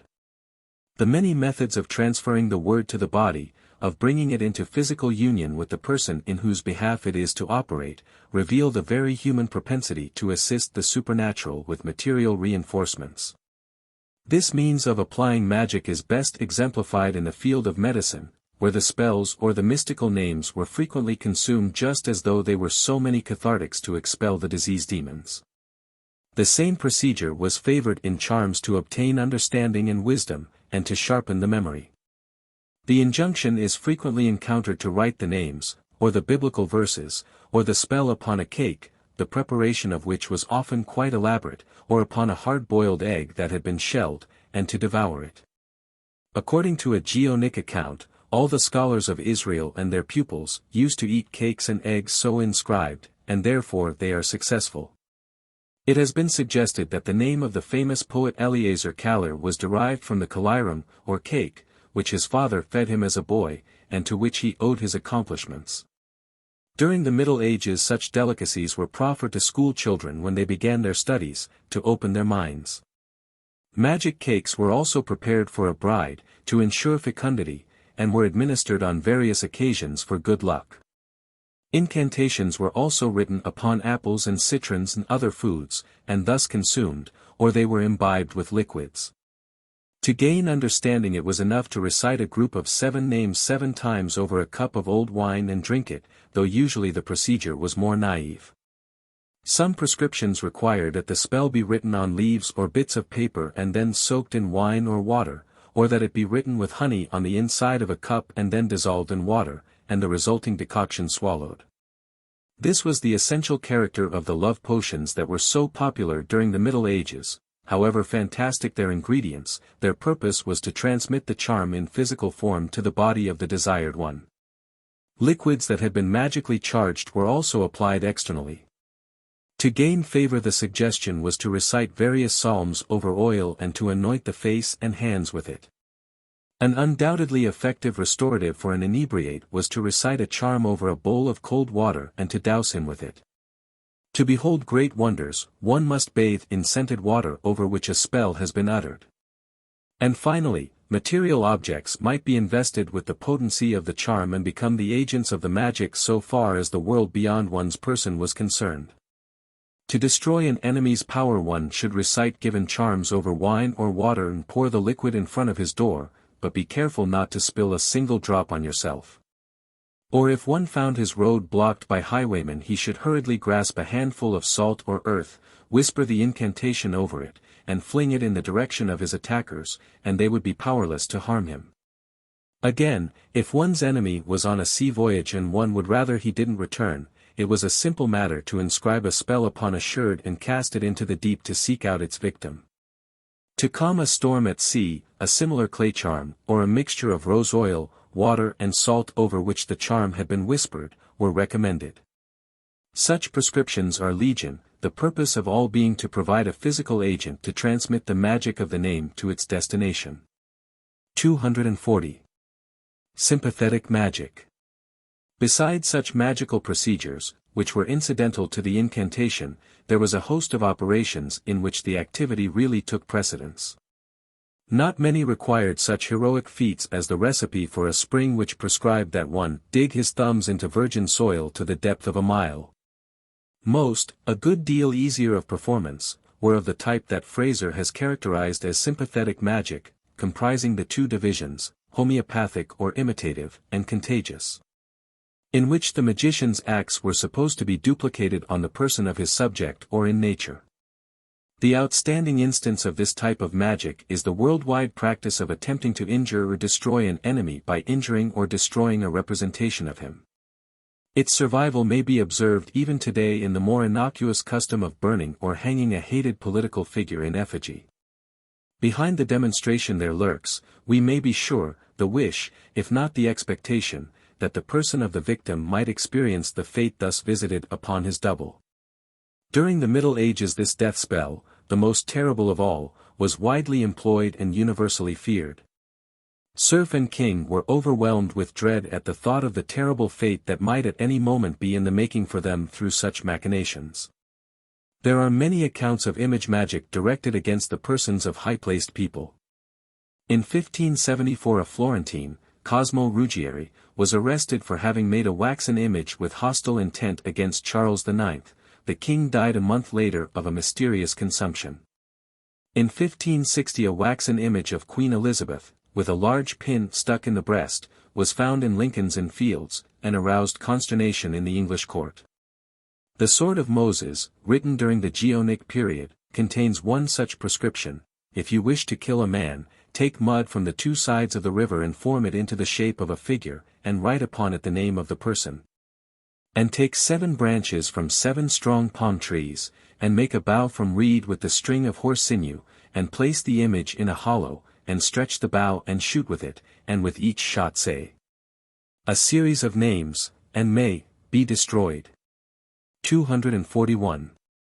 Medieval Jewry was acquainted with this technique, as several references to witches who prepare images of wax indicate, but, apart from the 2 instances cited below, I have found no suggestion that it be employed either to harm or to kill an enemy. Its only common use seems to have been in forcing thieves to return stolen objects. This magic used against thieves differed somewhat from the more usual procedure in that it comprised drawing an image of the suspected thief on a wall, and striking or driving nails into some portion of that image, usually the eye, causing the original such severe pain that to gain surcease he would deliver himself up. The frequent accusations that Jews had made attempts, sometimes successfully, upon the lives of Christians by this means, find absolutely no confirmation in Jewish literature.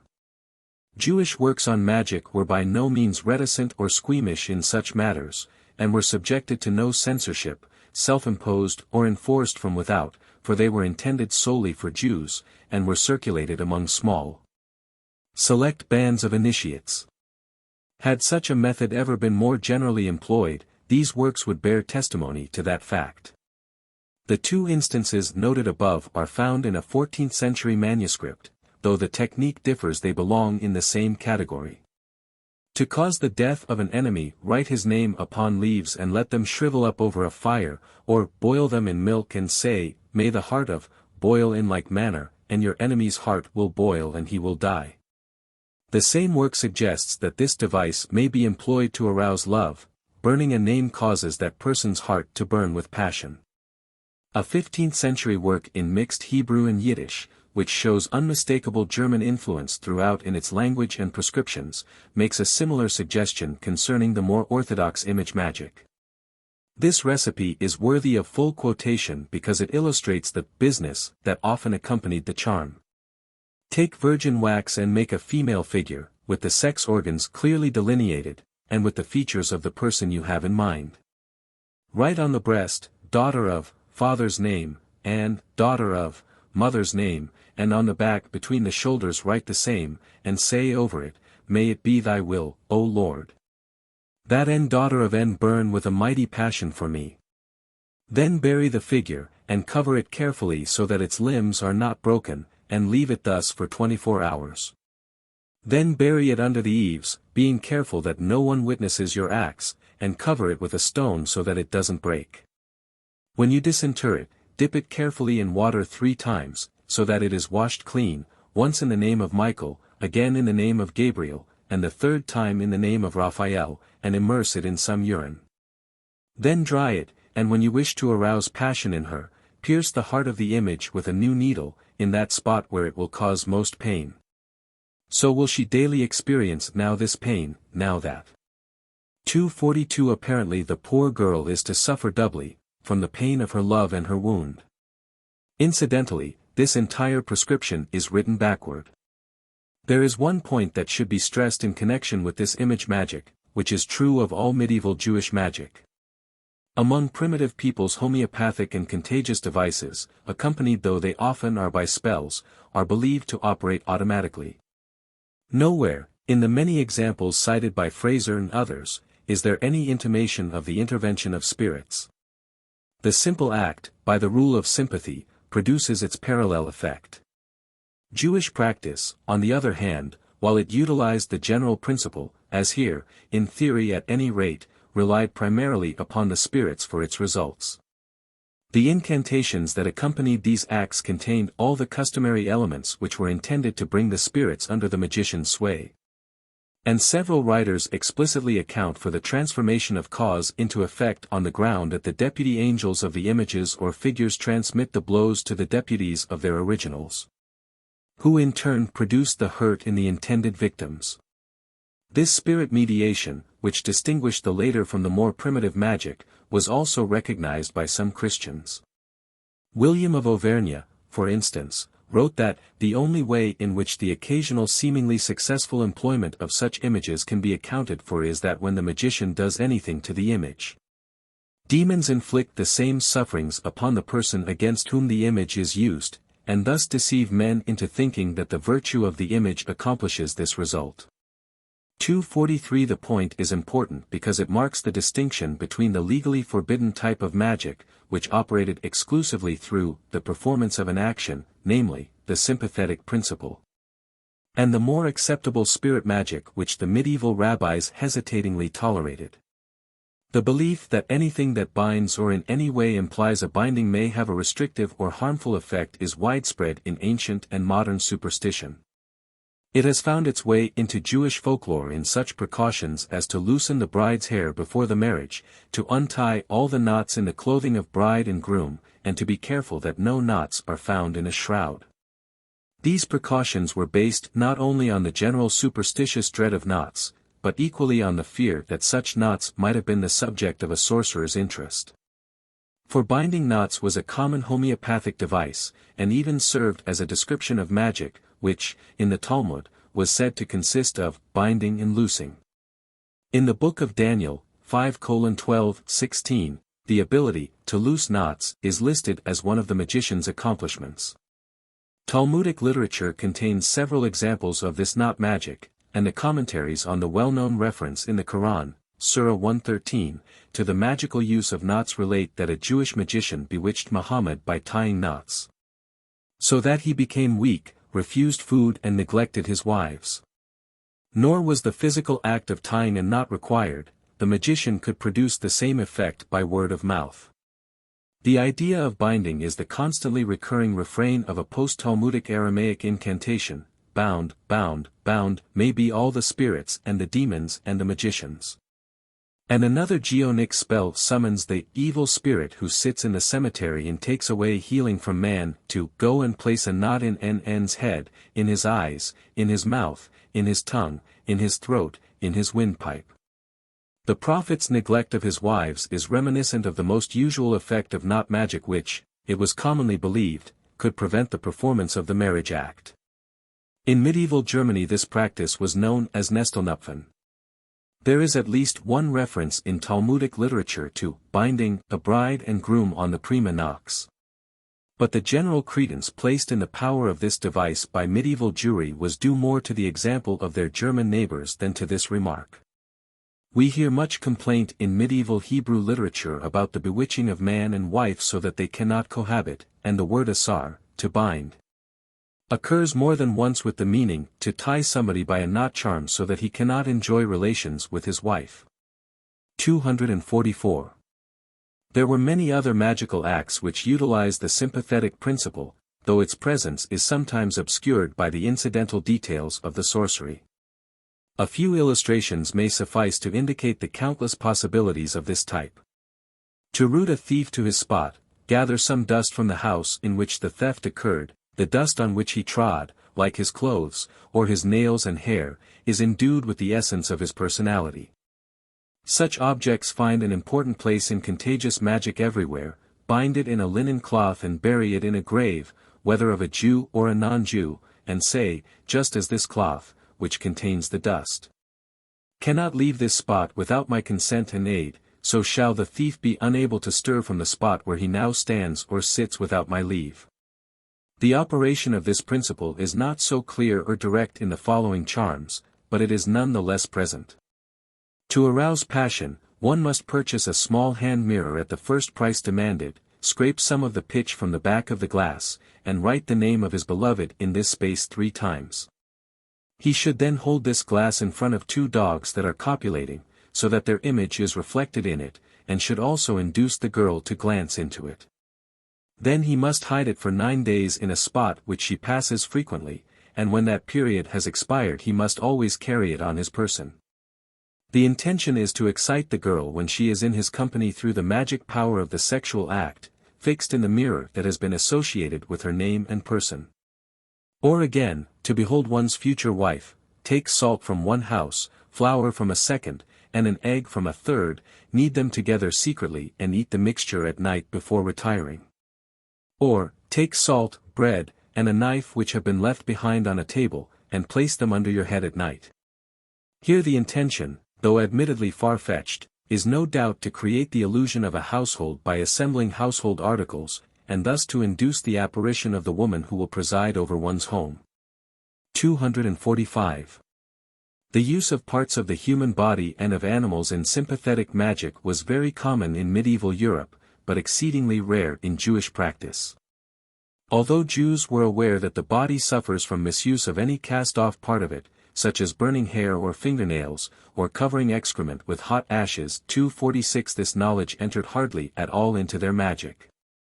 Christian sorcery prescribed the most various and obscene ingredients, such as human and animal blood, fat, hearts, sex organs, brains, excrement, etc., for internal and external application, largely because of their homeopathic virtues. Parts abstracted from corpses were highly valued, and were especially in demand for thieves' magic. Scattered around a house, they had the power of fastening a deep sleep upon its inmates. Candles made from the fat or the finger of a dead person, particularly of a newborn or unborn babe, enabled the robber to see in the dark while himself remaining invisible. That medieval Jews forbore to employ these objects is perhaps not so much to their credit, as it is incidental to the force of certain stringent prohibitions in ancient Jewish law. The command against tasting any blood at all, or consuming flesh from an animal not slaughtered according to ritual prescription, or making any use whatsoever of a corpse. had become so deeply ingrained in the Jewish consciousness that the employment of such objects was abhorrent to them. A few of these practices found their way into Jewish magic, as was inevitable, but they are more illustrative of contemporaneous German usage than of Jewish. Of the small number that I have found, which I cite below, all but 3 are from late manuscript works which owe a great deal to German superstition, and can easily be matched in non-Jewish writings. Most of them are love charms and prescriptions for love philters. Thus, to arouse love, 1. Place a small copper plate upon which a spell has been incised in a new glass goblet filled with your sweat, and hide it in a place which the woman must pass. 2. For a woman, take a hot bath, cover the entire body with flour, and perspire profusely, wipe the sweat off with a clean white linen cloth, and wring it into a dish, mix in an egg. Cut the nails from hands and feet and the hair from the entire body and burn these to a powder, bake them all together and serve. 3. Cut the finger and toenails and the pubic hair, burn to a powder, leave standing in water for 9 days and nights, and serve as a drink. 4. Written backward, blow out the contents of an egg that was laid on a Thursday, and fill the shell with blood drawn from the left arm. Place it under a setting hen, and as soon as its chicks are hatched, burn the contents of the egg shell, together with some human excrement, to a powder. Then buy the hen at the first price asked, tear it open and place its heart under your tongue, until it dies, then burn the heart, too, to ash and mix the various powders together and serve. 5. Or, more simply, buy a hen, tear its heart open, and place its tongue under your tongue. 6. Take some blood from the heart of a guinea pig, leave it in a dish until it dries up, inject the dried blood into the quill of a feather, and place this surreptitiously between the 2 people when they are together. 7. Take a live mole, a male for a man, a female for a woman, and strike it on its right foot, and it will bring you true love. This last is touted as unequaled. And finally, 8. If a man will hang the tongue of the hoopoe at the right of his heart, he will vanquish every opponent, even the king himself. And if a woman will hang its left eye on her neck, her husband will love her, no matter how ugly she may be, and will never love another. Many Greek sages have tested this, and we also, and it is true. 247. These few charms are altogether insignificant compared with the infinite variety current in Christian circles.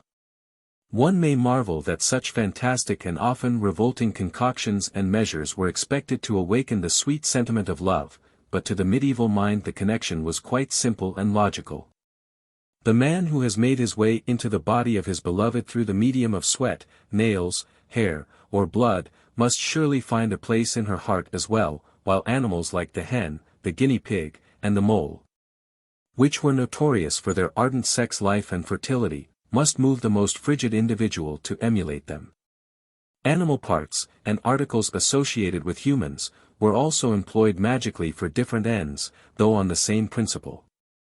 For example, to cause a man who is far off to appear, one should take a piece of his clothing and spit on it, or cut it up, burn incense beneath the cloth in a new clay vessel, and while striking the vessel with a white stick, invoke certain names to produce the owner of the clothing.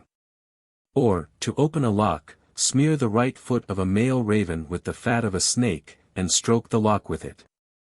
And again, to torment an enemy with insomnia, take the head of a newborn dog, which has not yet seen the light of day, insert a metal plate inscribed with a spell in its mouth, seal it with wax, and stamp the wax with a seal bearing the impression of a lion. Then hide it behind his house or in a place which he passes often.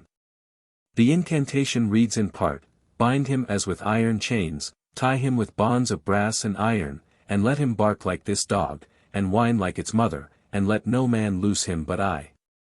The symbolism of the poor dog's struggles, and its mother's sleepless search for it, sealed, and stamped with the figure of the mighty lion, coupled with the magical binding, is calculated to rob the victim of his rest. 248. Still another type of magical action comprised in essence an offering to the spirits, to gain their goodwill and their aid, though its character was not perceived, or at least admitted. Despite the recognition that it is the custom of magicians to offer sacrifices and to burn incense to the spirits. One such prescription required that 2 white doves be slaughtered in a special manner, and their entrails mixed with old wine, pure incense, and clear honey, and the whole burned on the hearth.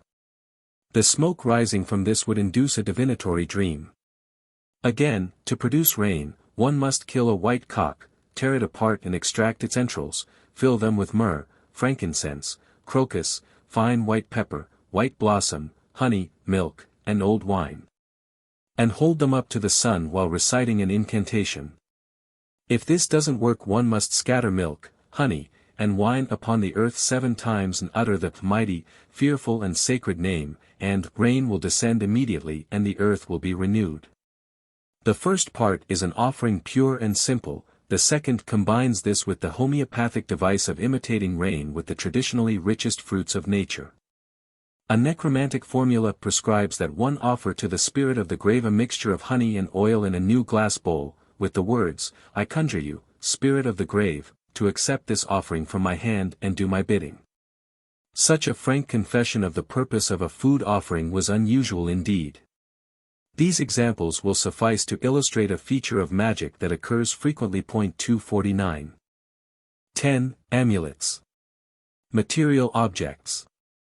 One of the most popular of magical devices was the amulet, worn upon the person or attached to objects and animals. The Hebrew word for amulet, kameh, has the root meaning, to bind.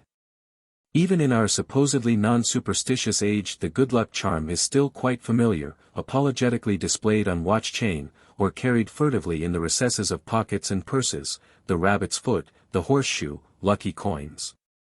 Rings engraved with Chinese or Hebrew letters, animal molars. How much more common, then, are such objects in societies which unashamedly and openly accept them for what they are, whether in the less sophisticated regions of our contemporary world, or in the medieval and ancient worlds, which did not for a moment doubt their efficacy. As a matter of fact, it has been suggested that all ornaments worn on the person were originally amulets. Primitive religions make much of these peculiarly potent objects, and the biblical Hebrews were well acquainted with their merits. Their use was very extensive in the Talmudic period, and, accepted by the rabbinic authorities, impressed itself strongly upon the habits of later times. Jewish amulets were of 2 sorts, written, and objects such as herbs, foxes' tails, stones, etc.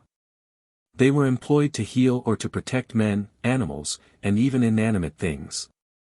We find the same types in use during the period of the Talmud and in the Middle Ages, though, of course, the intervening centuries and cultural contacts made for a greater variety.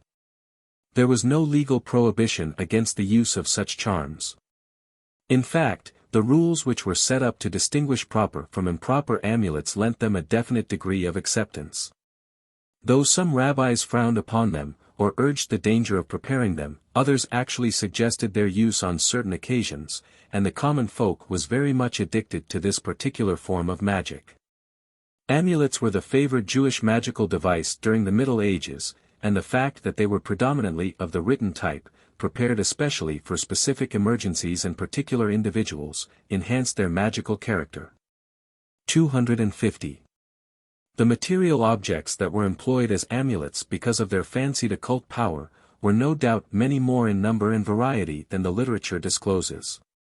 The Talmud mentions several, and references to these are frequent in our sources, but it is difficult to determine whether these remarks reflect a contemporaneous use of the same charms.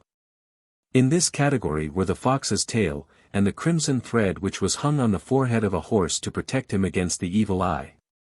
But a current fable of a too wily fox indicates that the virtues of the fox's tail, as well as other parts of his body, were known and probably utilized by medieval Jews. It seems that the fox had invaded a walled town, and when he was ready to depart found the gates closed. He decided to play dead in the hope that his carcass would be carted away to the garbage dump outside the walls. Along came a man who mused, "This fox's tail will do as a broom for my house, for it will sweep away demons and evil spirits," and off came the tail. Another man stopped and decided, "Here. This fox's teeth are just the thing to hang around my baby's neck," and out came the teeth. When a third passerby made ready to skin the poor creature, the game got too strenuous and Master Reynard came to life in a wild dash. The tale has more than one moral, for our purpose. As to the thread, red is a color regarded everywhere as anti-demonic and anti-evil eye, and in the Middle Ages we find Jewish children wearing coral necklaces, just as Christian children did, to protect them against the malevolent jetatura. Herbs and aromatic roots were also mentioned often as potent amulets. Fennel, for instance, was pressed into service against hurt of any nature, as this Judeo-German invocation indicates, un wer dike trite, tragt, unter seinem Gewande, der muss sein behut, sein Leib un, sein Gemut, von Eisen un, von Stachel. Un, von Stock un, von Stein, un, vor Führer un, vor Wasser, un, vor aller schlimm Jubel, das de Ehe, Geschaffen Wort, Sint Adam gemacht Wort. Das sei war in Gods Namen. Amen. 251. A Talmudic amulet which was widely employed in medieval times, it was well known to non-Jews also, was the so-called even tekuma, the preserving stone, which was believed to prevent miscarriage. The Talmud does not tell us just what sort of stone this was. Several medieval writers were more informative, but unfortunately they employed one or perhaps several French equivalents whose meanings in Hebrew transliteration are not altogether clear, but which show that these were in common use. One writer went into some detail. This stone is pierced through the middle, and is round, about as large and heavy as a medium-sized egg, glassy in appearance, and is to be found in the fields, he explained. The French terms seem to indicate a hollow stone within which is a smaller one, a sort of rattle, perhaps the eagle stone or etites. A later commentator calls it a Sternschass, meteoroid. 252. A man born with a caul was counseled to keep it on his person throughout his life as a protection against the demons who battled during a storm. A phallus-shaped stone inscribed with the Hebrew words, accident of sleep, and the words of Gen. 49:24, but his bow abode firm, is to be seen in the Musée Raymond in Toulouse. Its intention is unmistakable. Similar amulets must have been in use in Germany. Toward the end of the Middle Ages, if not earlier, there arose the custom of employing a piece of the afikomen, a specially designated cake of unleavened bread at the Passover Seder, as an amulet, hanging it in the house, or carrying it in a pouch, to protect one against evil spirits and against evil men. A metal plate inscribed with the letter He, a sign for the Tetragrammaton, worn about the neck, was no doubt another such amulet. Despite the ritualistic explanation it received, similar charms are still in use today. In the 15th and 16th centuries we find references to charms which, by their nature, and by virtue of the prominence of German words in the text, seem to have been borrowed from non-Jews. Among these I may mention the following: to find favor in people's eyes, carry the right eye or ear of an animal on your person. To obtain a favorable hearing from a judge, get a straw in which there are 3 nodes, and place the middle node under your tongue in the morning, or else, place henbane, hyoscyamus, seeds, still in their husks, in your hair above the forehead. A charm that will put an insomniac to sleep is prepared thus: one must secure a louse from the head of the patient and induce it to crawl into a bone which has a hole in it, seal the hole, and hang the imprisoned insect on the patient's neck. An amulet that gives protection consists of a sprig of fennel over which an incantation has been recited and which has then been wrapped in silk, together with some wheat and coins, and then encased in wax. Other amulets, such as rings and medallions of various sorts, were no doubt similarly employed, for Jews had a reputation as metalworkers and engravers. 253. Objects of this sort were used for more or less esoteric reasons. Sometimes the reputation for occult virtue outlived the original reason. Often what was involved was a sympathetic transference of the qualities and characteristics of the object to the wearer. In the case of the color red, for instance, it has been suggested that its magical power derives from its association with the blood of sacrifice, for which it is a substitute, and therefore it appeases the powers of evil. On the other hand, parts of an animal convey the special qualities of strength, or cunning, or courage which distinguish it. The stone within a stone represents the embryo in the womb, just as the one is securely imprisoned, so may the other be. This type of sympathetic amulet is well known and universally employed. Despite the paucity of evidence in our sources, medieval Jewry must have drawn extensively upon Jewish tradition and its non-Jewish neighbors for a multitude of such charms. 254. An interesting instance of confidence placed in a non-Jewish talisman is afforded by a statement in a 15th-century work, Leket Yasher. I recall that when my son Seligman was born I had my wife make him a linen shirt. Called a knothemd in German, which everybody says protects the wearer against assault on the highway, but I myself was once attacked while I was wearing one, though, truth to tell, I'm not certain that another shirt wasn't substituted for it.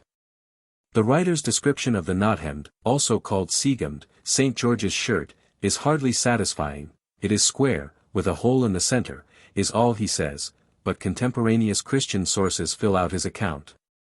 It seems that this type of shirt possessed a host of magical properties. It served as protection against weapons and accidents and attack, it procured easy and quick delivery of children, victory in warfare and in courts of law, immunity from sorcery, etc. One version of its manufacture required that it be made by girls of undoubted chastity, who must spin the thread from flax, weave it and sew it in the name of the devil on Christmas night. 2 heads were embroidered on the front, the right with a long beard and a helmet, the left bristly and crowned with a devil's headdress. On either side of the figures was a cross. In length the shirt extended from the head to the waist. According to other accounts, which omit the diabolic features, it was woven and sewn by a pure girl on Sundays, or on Christmas nights, over a period of 7 years, during which she remained mute all the time. This was the nature, substituting Jewish forms for the Christian, of the knothemd which our authority hoped would shield his firstborn from the hazards of life. 255. Gems. Precious and semi-precious stones, in particular, have been credited with superior occult powers by many peoples. In medieval Europe this was an unquestioned dogma of the religion of superstition, as well as a subject of theological speculation. A heated debate centered about the question whether their peculiar virtues were divinely implanted, or simply part of the nature of gems. Jews were the leading importers of and dealers in gems during the early Middle Ages, and Christian Europe attributed to them a certain specialization in the magic properties of precious stones, Christianos fidem in verbis. Judeos in lepidibus preciosis, eti paganos in herbis ponera, ran the adage. Indeed, there was good warrant in the Jewish background for such a specialty. The Bible, Ex. 28:17-20, speaks of the 12 gems, engraved with the tribal names, which were set into the high priest's breastplate, leaving room for much mystical speculation in the later literature on the various aspects of these gems. But strangely enough the discussion limited itself to the mystical significance of the 12 gems, and touched hardly at all upon their magical properties. This subject seems to have been altogether out of the line of Jewish tradition and interest, though Jews were acquainted with it. The Talmud, for instance, remarks that Abraham possessed a gem which could heal all those who looked upon it. Such comments, however, are comparatively rare in Jewish literature. Like many other Christian ideas about the Jews, their reputation as experts in the magic virtues of gems was far wide of the mark. As Steinschneider remarks, hardly a single dissertation on this subject is to be found in Hebrew literature, and the little that does exist is very insignificant and recent, derived mainly from non-Jewish sources. 256 In the Hebrew literature of Northern Europe I have found only one discussion of the properties of precious stones, and that in the unpublished 14th-century manuscript, Sefer Gematria. While it unquestionably drew upon non-Jewish material, it acquired a definitely Jewish coloration in its cross-cultural journey, and is built upon the scheme of the 12 tribal gems. I give here a partial translation of the passage, the complete text of which may be found in Appendix 2.257. Odum, commonly translated carnelian, ruby, appertains to Reuben. This is the stone called rubino. Its use is to prevent the woman who wears it from suffering a miscarriage. It is also good for women who suffer excessively in childbirth, and, consumed with food and drink, it is good for fertility. Sometimes the stone rubino is combined with another stone and is called Reuben flourished. Pitta, commonly, topaz, the stone of Simeon. This is the prasinum, but it seems to me it is the smeralda. It is greenish because of Zimri, the son of Salu, New 25:14, who made the Simonites green in the face, and it is dull in appearance because their faces paled. Its use is to chill the body. Ethiopia and Egypt are steeped in sensuality. And therefore it is to be found there, to cool the body. It is also useful in affairs of the heart. Berkut, emerald or smaragd, this is the carbuncle, which flashes like lightning, barak, and gleams like a flame. This is the stone of Levi. It is beneficial to those who wear it. It makes man wise, and lights up his eyes, and opens his heart. Taken as a food in the form of powder with other drugs, it rejuvenates the old. Nophek, carbuncle, this is the smaragd. It is green, for Judah's face was of a greenish hue when he mastered his passion and acknowledged his relations with Tamar, Gen 38. This stone is clear, and not cloudy like Simeon's, for when he was cleared of the suspicion of Joseph's death his face grew bright with joy. The function of this stone is to add strength, for one who wears it will be victorious in battle. That is why the tribe of Judah were mighty heroes. It is called Nophek because the enemy turns, Hophek, his back to the one who wears it, as it is written, Thy hand shall be on the neck of thine enemies, Genesis 49:8. Sapphire, sapphire, the stone of Issachar, who had understanding of the times, 1 Chronicles 12:32, and of the Torah. It is purple-blue in color, and is excellent to cure ailments, and especially to pass across the eyes, as it is said, It shall be health to thy navel, and marrow to thy bones, Proverbs 3:8. Yahalom, emerald, this is the stone of Zebulun. It is the jewel called Perla. It brings success in trade, and is good to carry along on a journey, because it preserves peace and increases goodwill. And it brings sleep, for it is written, Now will my husband sleep with me, Yisbalini, Gen. 30:20. Leshem, jacinth, this is the stone of Dan, which is the topiah. The face of a man may be seen in it, in reverse, because they overturned the graven image of the idol, Jud. 18. Shebo, agate, this is the stone of Naphtali, which is the turkiska. It establishes man firmly in his place, and prevents him from stumbling and falling.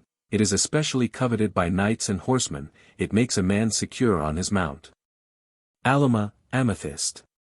This is the stone called cristallo, it is very common and well known. It is the stone of Gad, because the tribe of Gad are very numerous and renowned. There is another gem called diamantite which is like the cristallo, except that it has a faintly reddish hue. The tribe of Gad used to carry this with them. It is useful in war, for it buoys up the heart so that it doesn't grow faint, for Gad used to move into battle ahead of their brothers. This stone is good even against demons and spirits, so that one who wears it is not seized by that faintness of heart which they call glolor. Tarshish, beryl, this is the yakint, jacinth. The Targum calls it the sea green, which is its color. It is the stone of Asher. Its utility is to burn up food. No bad food will remain in the bowels of one who consumes it, but will be transformed into a thick oil. For it is written, As for Asher, his bread shall be fat, Genesis 49:20.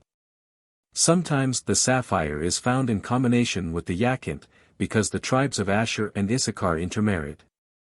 Because the bread of Asher is fat for all creatures, and the faces of stout people are ruddy, the yakint is sometimes of a reddish hue. Shoam, onyx, this is the stone called Nikli, Nicholas, an agate. It is Joseph's stone and it bestows grace. One who wears it at a gathering of people will find it useful to make them hearken to his words, and to win success.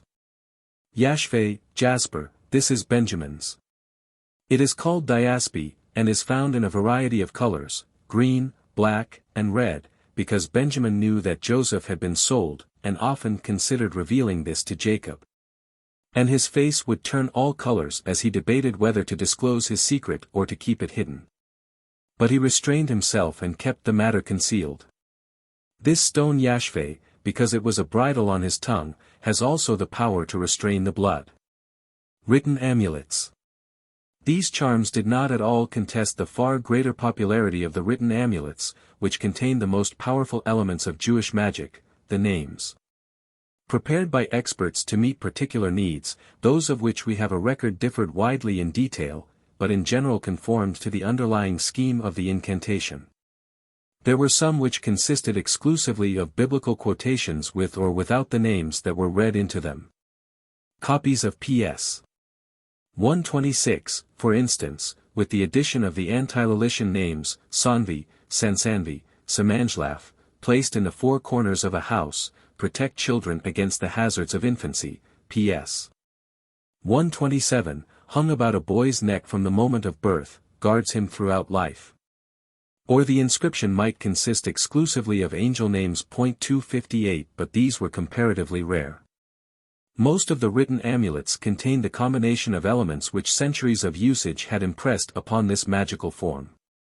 The following text of a typical amulet, guaranteed to perform a very wide range of functions, will serve to illustrate the species. 259. An effective amulet, tested and tried, against the evil eye and evil spirits, for grace. Against imprisonment and the sword, for intelligence, to be able to instruct people in Torah, against all sorts of disease and reverses, and against loss of property, in the name of Shaddai, who created heaven and earth. And in the name of the angel Raphael, the Mamuna in charge of this month, and by you, Smel, Heigel, Vengsersh, Ndors, Ndmh, Kmiel, Serial, Abrid, Gurid, Memunim of the summer equinox, and by your prince, Oranir. By the angel of the hour and the star, in the name of the Lord, God of Israel, who rests upon the cherubs, the great, mighty, and awesome God, Yhvh is his name, and in thy name, God of mercy, and by thy name, Adiraran.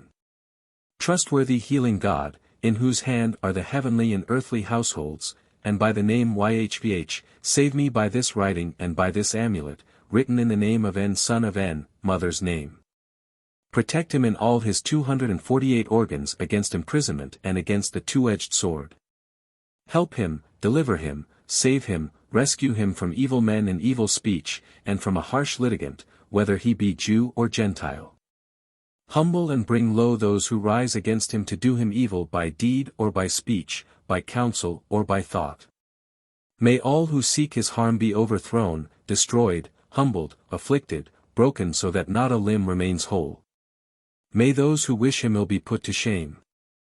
Save him, deliver him from all sorcery, from all reverses, from poverty, from wicked men, from sudden death, from the evil effects of passion, from every sort of tribulation and disease. Grant him grace, and love, and mercy before the throne of God, and before all beings who behold him. Let the fear of him rest upon all creatures, as the mighty lion dreads the mightier Mafgieh, cf. Shab. 77b. I conjure N, son of N, in the name of Uriran and Adrian, sick. Praised be the Lord forever. Amen and Amen. The elements that stand out in this text are, 1. Most important, the names of God and of angels, 2. The biblical expressions or phrases, descriptive of God's attributes, or bespeaking his protection and healing power, such as, Yhvh is his name, who rests upon the cherubs, etc. These are more manifest in other amulet texts than in this one, but in less elaborate texts they are dropped altogether. 3. The meticulousness with which the various functions of the amulet are detailed. 4. The name of the person the amulet is meant to serve, and his mother's name. 260. Not all amulets were so long, or so complicated, or so inclusive as this one, but almost all included these four elements. Where the charm was to perform a single function, it was, of course, much simpler, but did not differ essentially from the sample given. As Sefer Raziel stressed, one must be careful to include the names of the angels that are in control of the immediate situation, and which have the specialized powers it is desired to call into operation. A charm intended to heal or ward off a particular ailment should specify the name of the demon that is responsible, if it is known. As an instance of a much simpler amulet, which, while omitting the biblical phrases, fulfills the other requirements, I may cite the following formula. To win favor, write on parchment and carry on your person, Astiel at my right, Eniel at my left, Ramiel at my head, angels, let me find favor and grace before all men, great and small, and before all of whom I have need, in the name of Yah Zebaoth. Amen Amen Amen Selah, 261. In addition to the written inscription, amulets were also often adorned with magical figures. Among these may be singled out the pentagram, popularly identified as the Seal of Solomon, and the hexagram. The hexagram in particular has acquired a special place in Jewish affections, and is regarded as the symbol of Judaism, under the name Shield of David. So strong has the connection between this seal and the Jewish people become that it seems today to have behind it centuries of traditional usage. It may surprise some readers, then, to learn that only in the past 100 years or so has the Magen David been widely accepted and used by Jews as symbolic of their faith. In the sense that the cross and crescent are of Christianity and Mohammedanism. The hexagram, in fact, has no direct connection with Judaism. Both these figures are the common property of humankind. The Pythagoreans attributed great mystical significance to them. They played a mystical and magical role in Peru, Egypt, China, and Japan. They are to be found in Hellenistic magical papyri. The Hindus used the hexagram and pentagram as potent talismans. They occur often in Arabic amulets, and in medieval Christian magical texts. In Germany, where it is called the Drudenfuss, the pentagram may still be seen inscribed on stable doors and on beds and cradles as a protection against enchantments. Their magical virtues were known in Jewish circles at an early time. They are to be found often in early post-Talmudic incantations, and occur fairly often in medieval amulets and mezuzot. Names of God and biblical texts were frequently inscribed within the triangles of the magical hexagram. 262. Of another sort, but equally widely employed in Jewish amulets, was a series of figures constructed by joining straight and curved lines tipped with circles, in this manner. Interspersed among these are to be found circles, spirals, squares and other geometric forms. Figures of this order appear in early Aramaic amulets. What their original purpose or nature was it is difficult at present to determine. Were they merely intended to mystify, or did they possess some meaning? Several medieval writers constructed magical alphabets by allotting a sign to each of the Hebrew letters, but unfortunately no two of these alphabets correspond, nor are they of any help in deciphering amulet inscriptions. One must conclude that these alphabets were individual creations which, instead of being the source of these signs, were inspired by them. These figures appear in small groups, or in wild profusion, at the end of amulet texts, depending upon the ingenuity of the magician. Some amulets consist entirely of such signs, with no written text at all. The following charm illustrates all the elements. 263.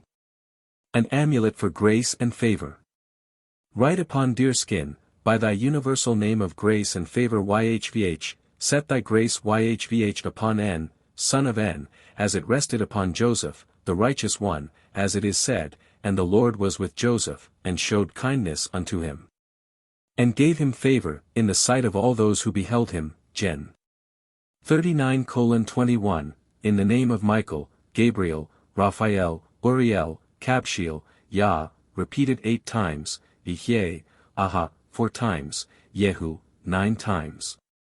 Concerning still another amulet type it is difficult to speak with assurance. The earliest northern Jewish record of it seems to have come to us from the 16th or 17th century, though it was mentioned by Abraham ibn Ezra in the 12th. Yet there is little doubt that it must have been known in the north quite as early. This is the Zahlenquadrat, or magic square, a square figure formed by a series of numbers in arithmetic progression, so disposed in parallel and equal rows that the sum of the numbers in each row or line taken perpendicularly, horizontally, or diagonally, is equal. It looks simpler than it sounds. This is the simplest of these figures, others comprise 16 boxes, 25, 36, etc. Agrippa von Nettesheim, (1486 to 1535), in his De Occulta Philosophia gave these number squares a special astrological significance, associating each with a planetary deity, in which form they became very popular among Christian Kabbalists and magicians.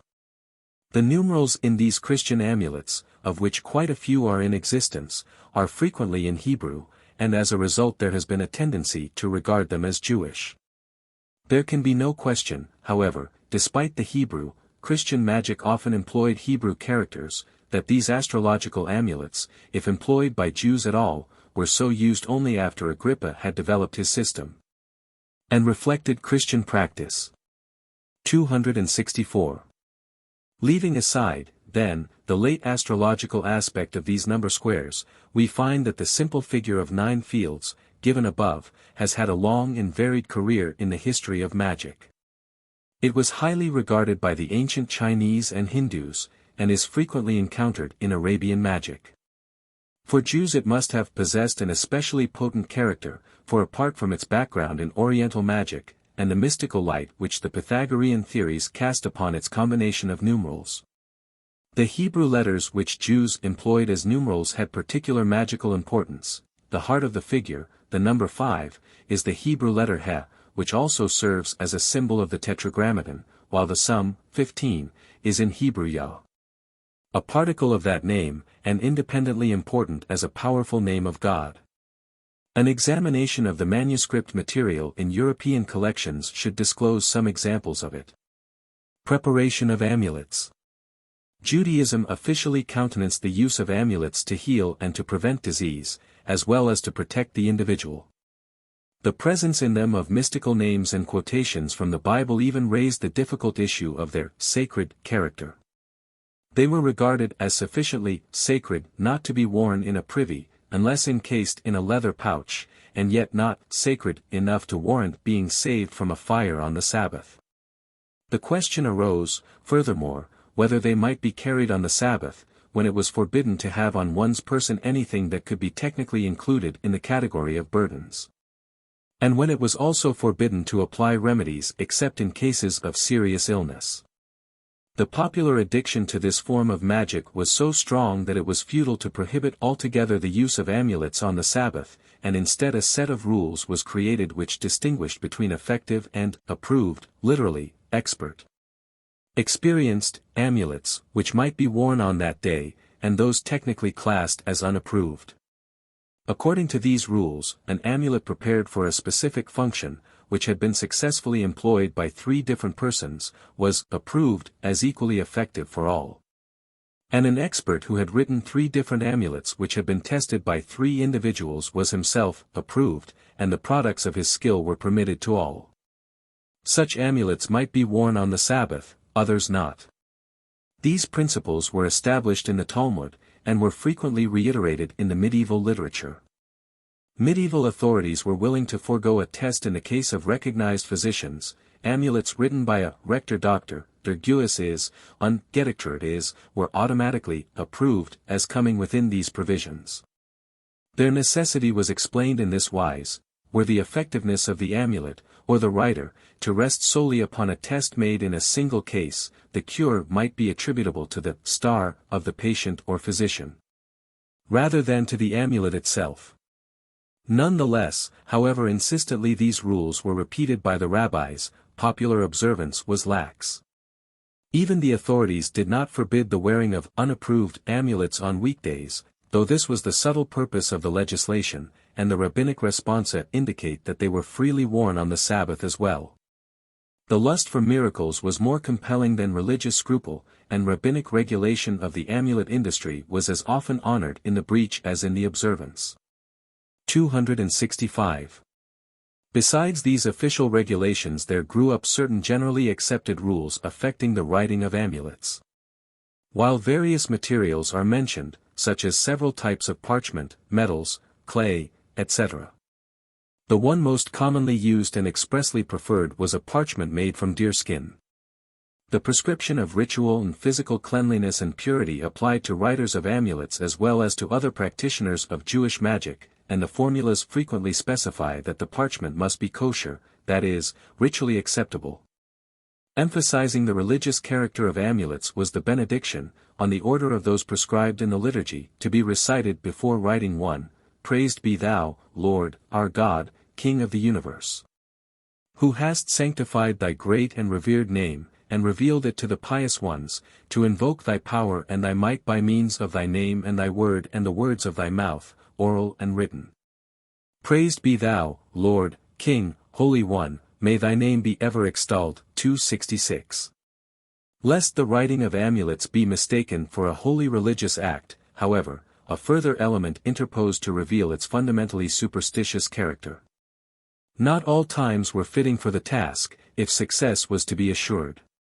Sefer Raziel 267 provides us with a table of hours and days which are most propitious for this exercise, a table which evidence from other sources proves was generally accepted. Sunday, the 7th hour, the day began at about 6 the preceding evening, Monday, the 5th, Tuesday, the 1st, Wednesday, the 2nd, Thursday, the 4th, Friday, the 5th and 10th hours.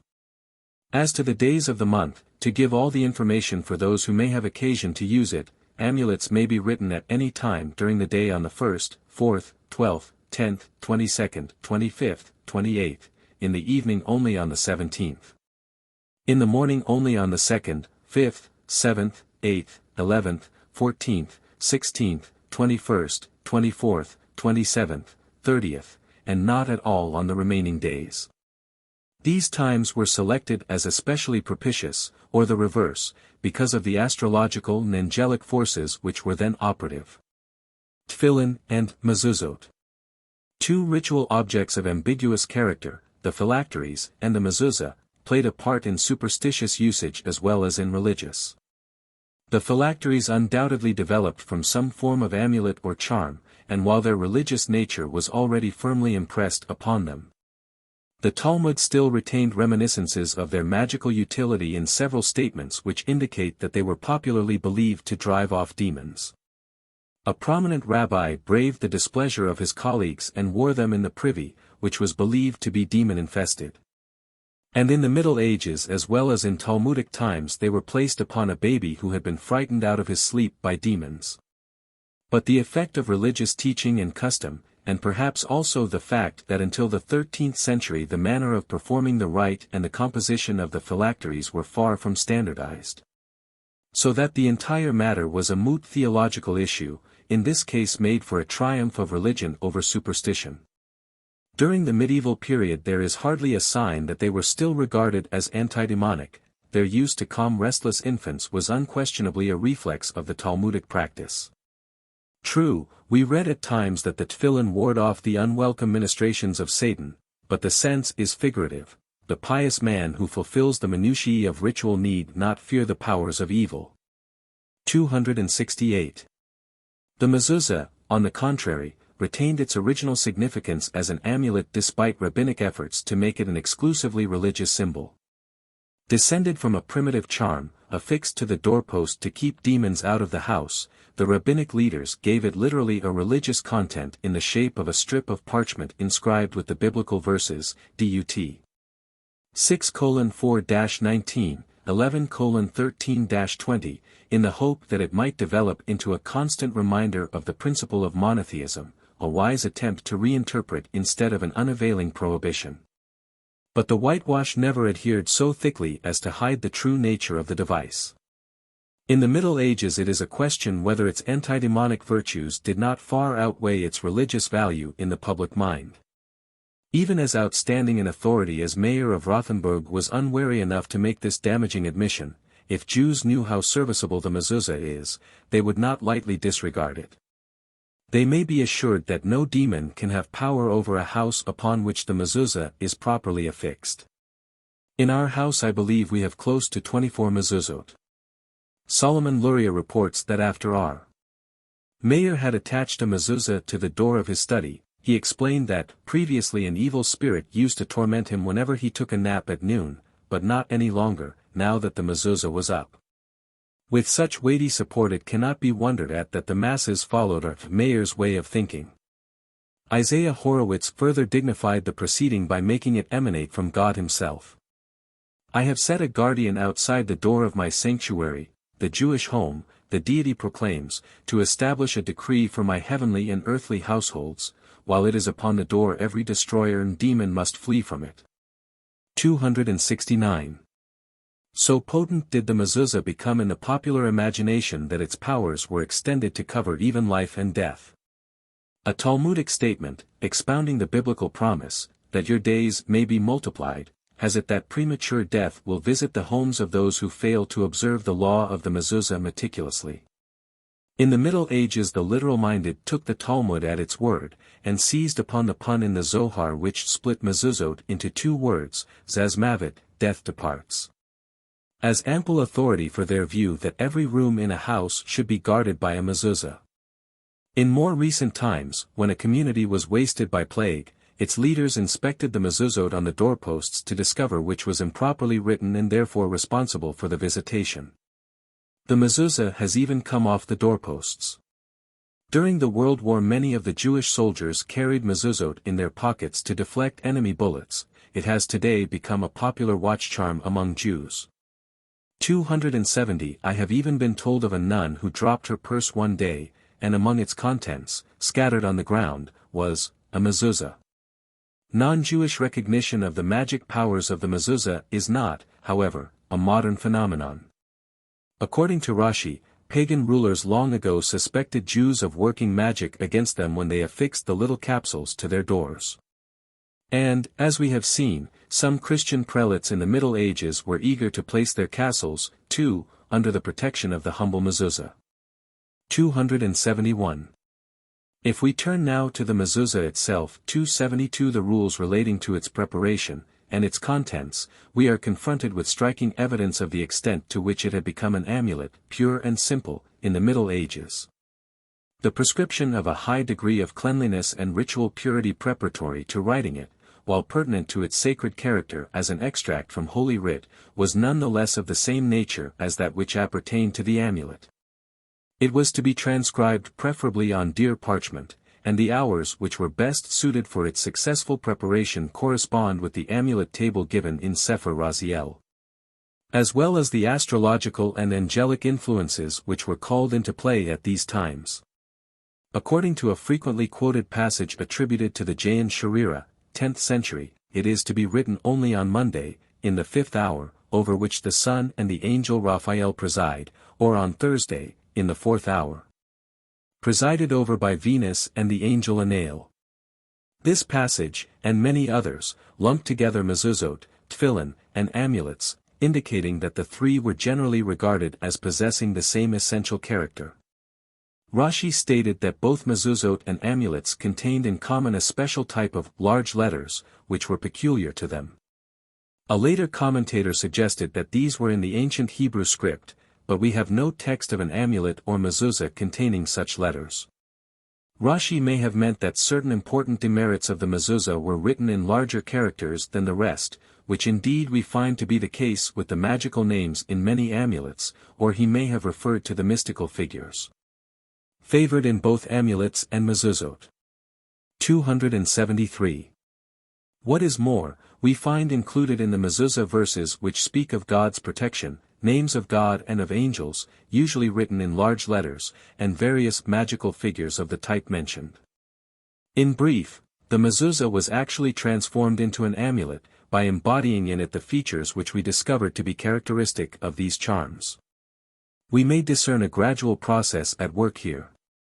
Originally, according to Jewish law, the mezuzah was to contain only the prescribed verses. The slightest change, whether of addition or omission, even of a single letter, invalidated the whole. Then, toward the end of the Geonic period the first move to introduce amulet features into the mezuzah was made. The face of the mezuzah was not invaded, but innovations were introduced upon the back of the parchment, concerning which there was no prohibition. The name Shaddai was inscribed there and a tiny window opened in the case so that the name was visible. This name was considered especially powerful to drive off demons, and by the method of notaricon it was read as guardian of the habitations of Israel. The custom spread rapidly throughout the Jewish world and was adopted everywhere, without a word of censure from the authorities, even the mighty Maimonides agreeing that there was no harm in it. since the name was written on the outside of the parchment. 274. At the same time, or perhaps subsequent to this first act of daring, another name was added to the mezuzah, still on its reverse, the 14-letter name of God, Kozu B'Mox as Kozu, a surrogate for the words YHVH Elohinu YHVH of the Shema, with which the text of the mezuzah opens. The earliest reference to this practice was attributed in a 14th-century manuscript, Sefer Asufet, to the Jain Sharira. The earliest literary occurrence of this name is in Eshkol HaKofer, by the Karaite, Judah Hadassi, middle of the 12th century. Maimonides, in the same century, fails to speak of it, though he refers in detail to other features of the mezuzah.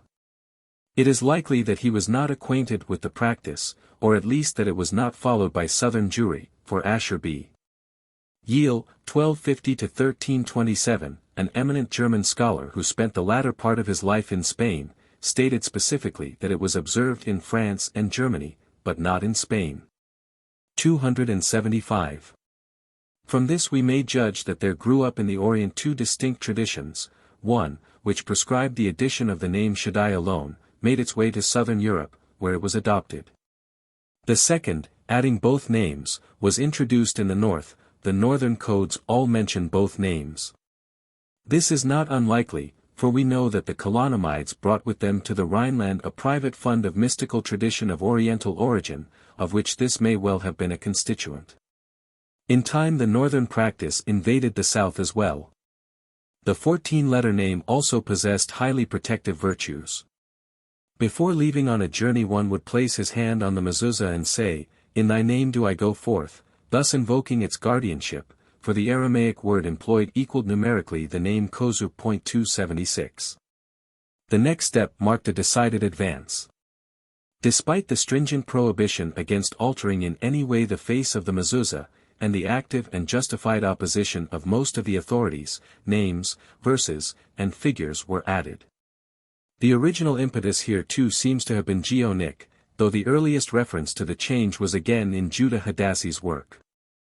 During the succeeding 2 centuries mezuzah amulets achieved a wide popularity. Several examples of them have been published by Aptowitzer. Some authorities deviated from the conventional opposition. R. Eliezer B. Samuel of Metz, after 1150 CE, voiced only half-hearted disapproval. The Mazer Vitry regarded the innovations not merely as private usage, or even customary, as distinguished from the legally required form, but as an integral part of the mezuzah. While the Sefer HaParts made the additions obligatory, as important, even, as the halakhic prescriptions. 277.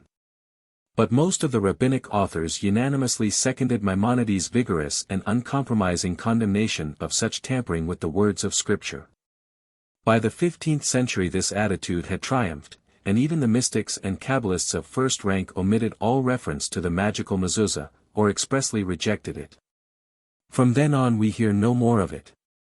Aptowitzer distinguishes 3 main types of mezuzah amulets, Palestinian, French and German. The last 2 are so closely alike that we may regard them as essentially one, but the first is altogether distinct and different. It is interesting that though such mezuzot were known in southern Europe and northern Africa, we have no extant examples from these regions. Instead of describing these mezuzot in detail, I give here the text of 2 of them from the manuscript work Sefer Gematriot, 278, which were unknown to Aptowitzer, and which differ somewhat from those he published. They illustrate clearly the distinctive features of these charms. I. On the back of this mezuzah, behind the word of line 3, appears the name. 2. The first, a Palestinian mezuzah, contains the names of 14 and 22 letters, the former on the face instead of the back of the parchment, as well as 6 other names of God, El, Elohim, YHVH, Shaddai, Yah, Ihye. 7 names of angels, Michael, Gabriel, Azrael, Tzadkiel, Sarfiel, Raphael, Anael, and the priestly benediction. The second, of the German type, contains the same 7 angel names and 3 more at the end, Uriel, Yophiel, Astiel, the name Yah, twice, the words of Ps. 121:5, the pentagram and other mystical signs, with Shaddai and the 14-letter Kozu, and more figures on the back. It would take us too far afield to discuss in detail the minor differences between these versions and those of Aptowitzer, which similarly vary from one another. These variations are apparently idiosyncratic, involving the choice and position of the angel names and of the names of God, the particular magical figures used, the choice of pentagram or hexagram, etc.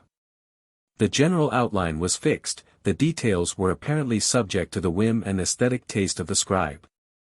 While these two mezuzot are less elaborate than some of the others, they do possess one striking distinction, namely the insertion of circles and once of a O in the body of the text.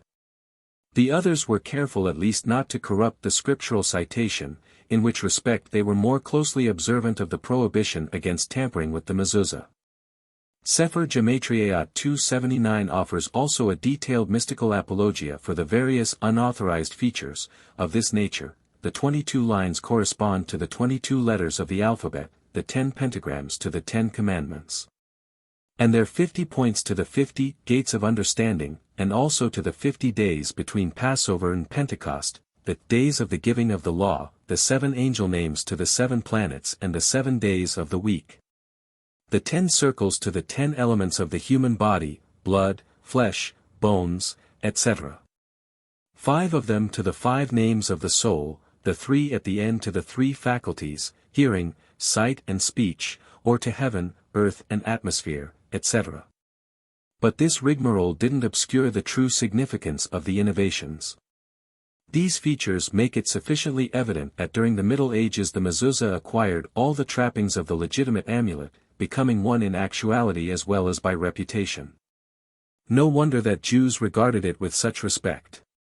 No wonder that Gentiles envied them its possession. 11. The war with the spirits. It is erroneous to assume that magic is practiced exclusively by professionals, or that it represents always a conscious, deliberate act. As Karl Goldmark once said, civilized people lose their religion easily, but rarely their superstitions. There is an anecdote of a well-known actress who, when asked by a zetetic reporter what was her favorite superstition, replied, "Thank heaven, I have none."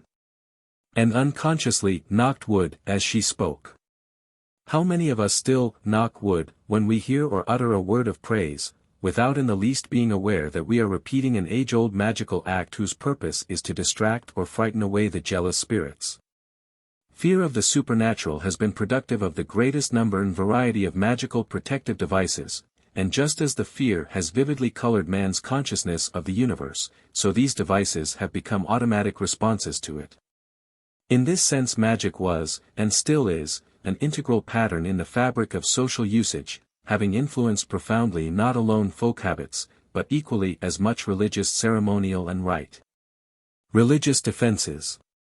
The methods of warding off the spirits fell into 3 general categories: 1. To drive them away, or at least to render them powerless by the application of certain approved means; 2. To buy them off with gifts, to bribe them and thus conciliate them; 3. To deceive them by disguising their intended victims, or by pretending that the situation was other than it actually was. Each of these methods, and often 2 or all 3 of them combined, was known and employed by Jews and even found expression in special ceremonies which have become part and parcel of Jewish ritual. The first category comprised by far the greatest number and variety of procedures. Foremost among these is the power of the religious life to protect the individual.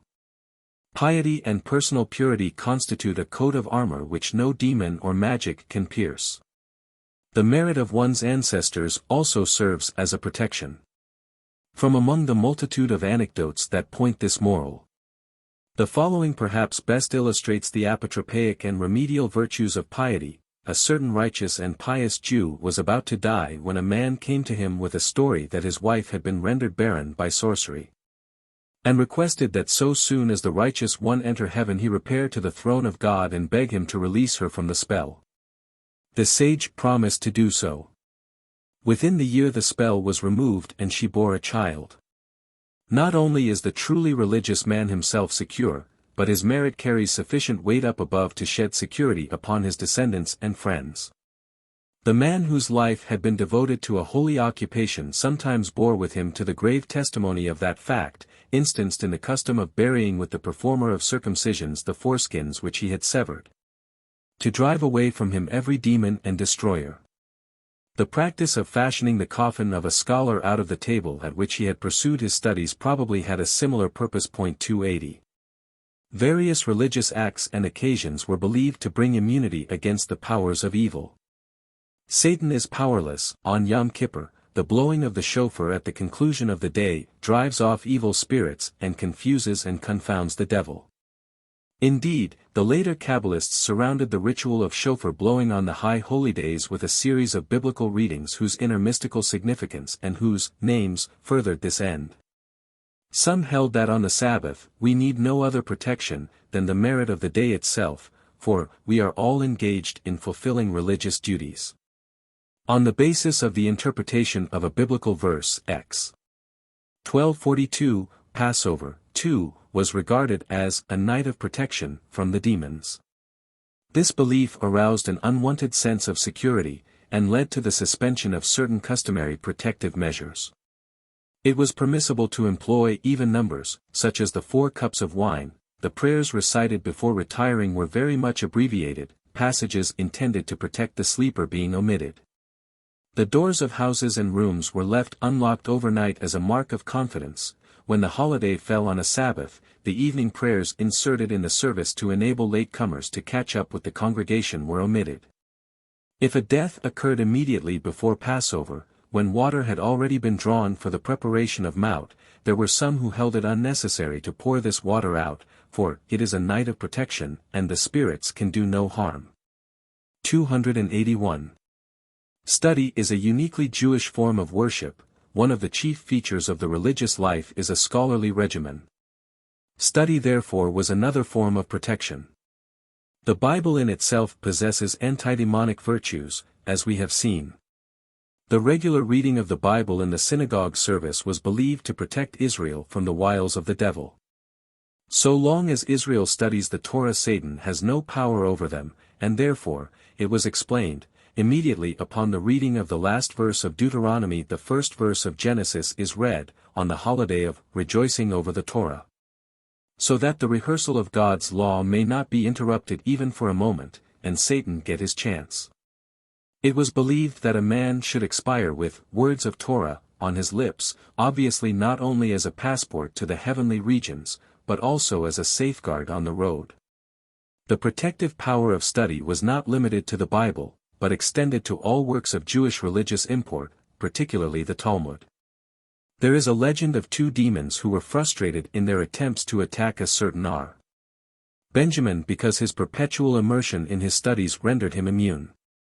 It was this belief in the security of the scholar which gave rise to the notion that the demons accept the challenge and are ever on the alert to distract his attention from his studies and thus pierce his guard.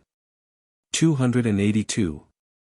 As the most important single feature of worship, we may expect to find prayer singled out as especially powerful in this respect.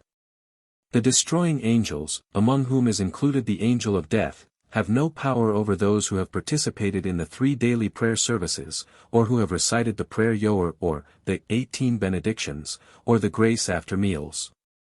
As evidence of this fact, attention was called to the absence of the letter P in the titles of the services, and in the prayers mentioned, for this letter distinguishes the names of the destroying angels, its absence implies their absence, too.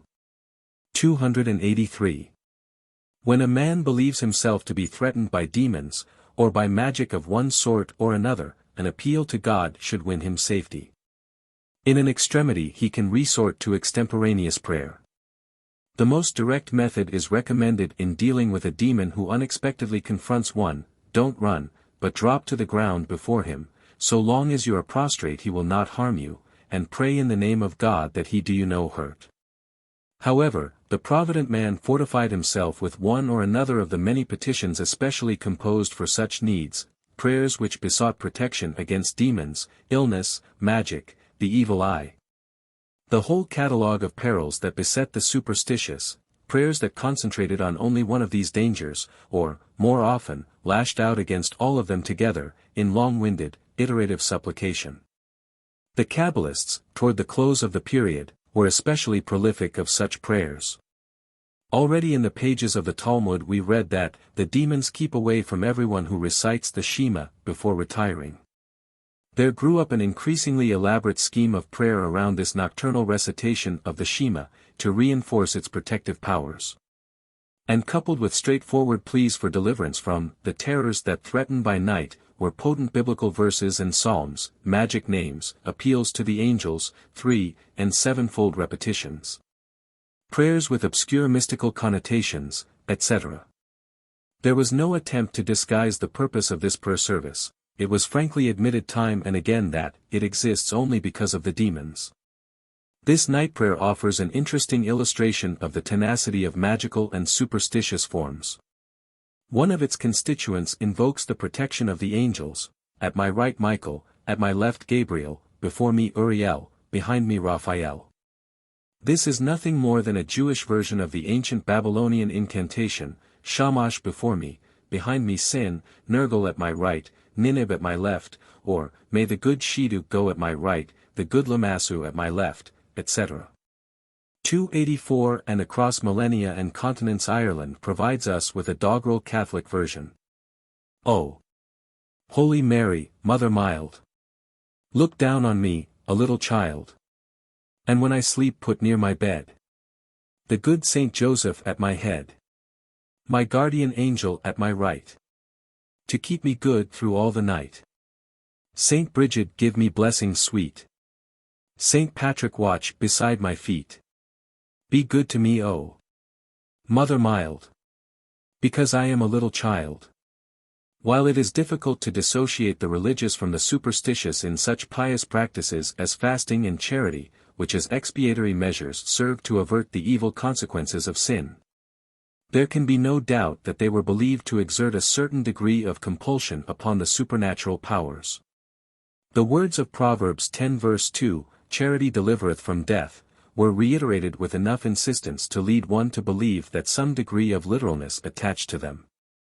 We read that, God forgives all the sins of everyone who fasts on 3 consecutive days and nights, for times a year, namely, before the 10th of Teves, before the 17th of Tammuz, before Rosh Hashanah, and during the 10 succeeding days of penitence.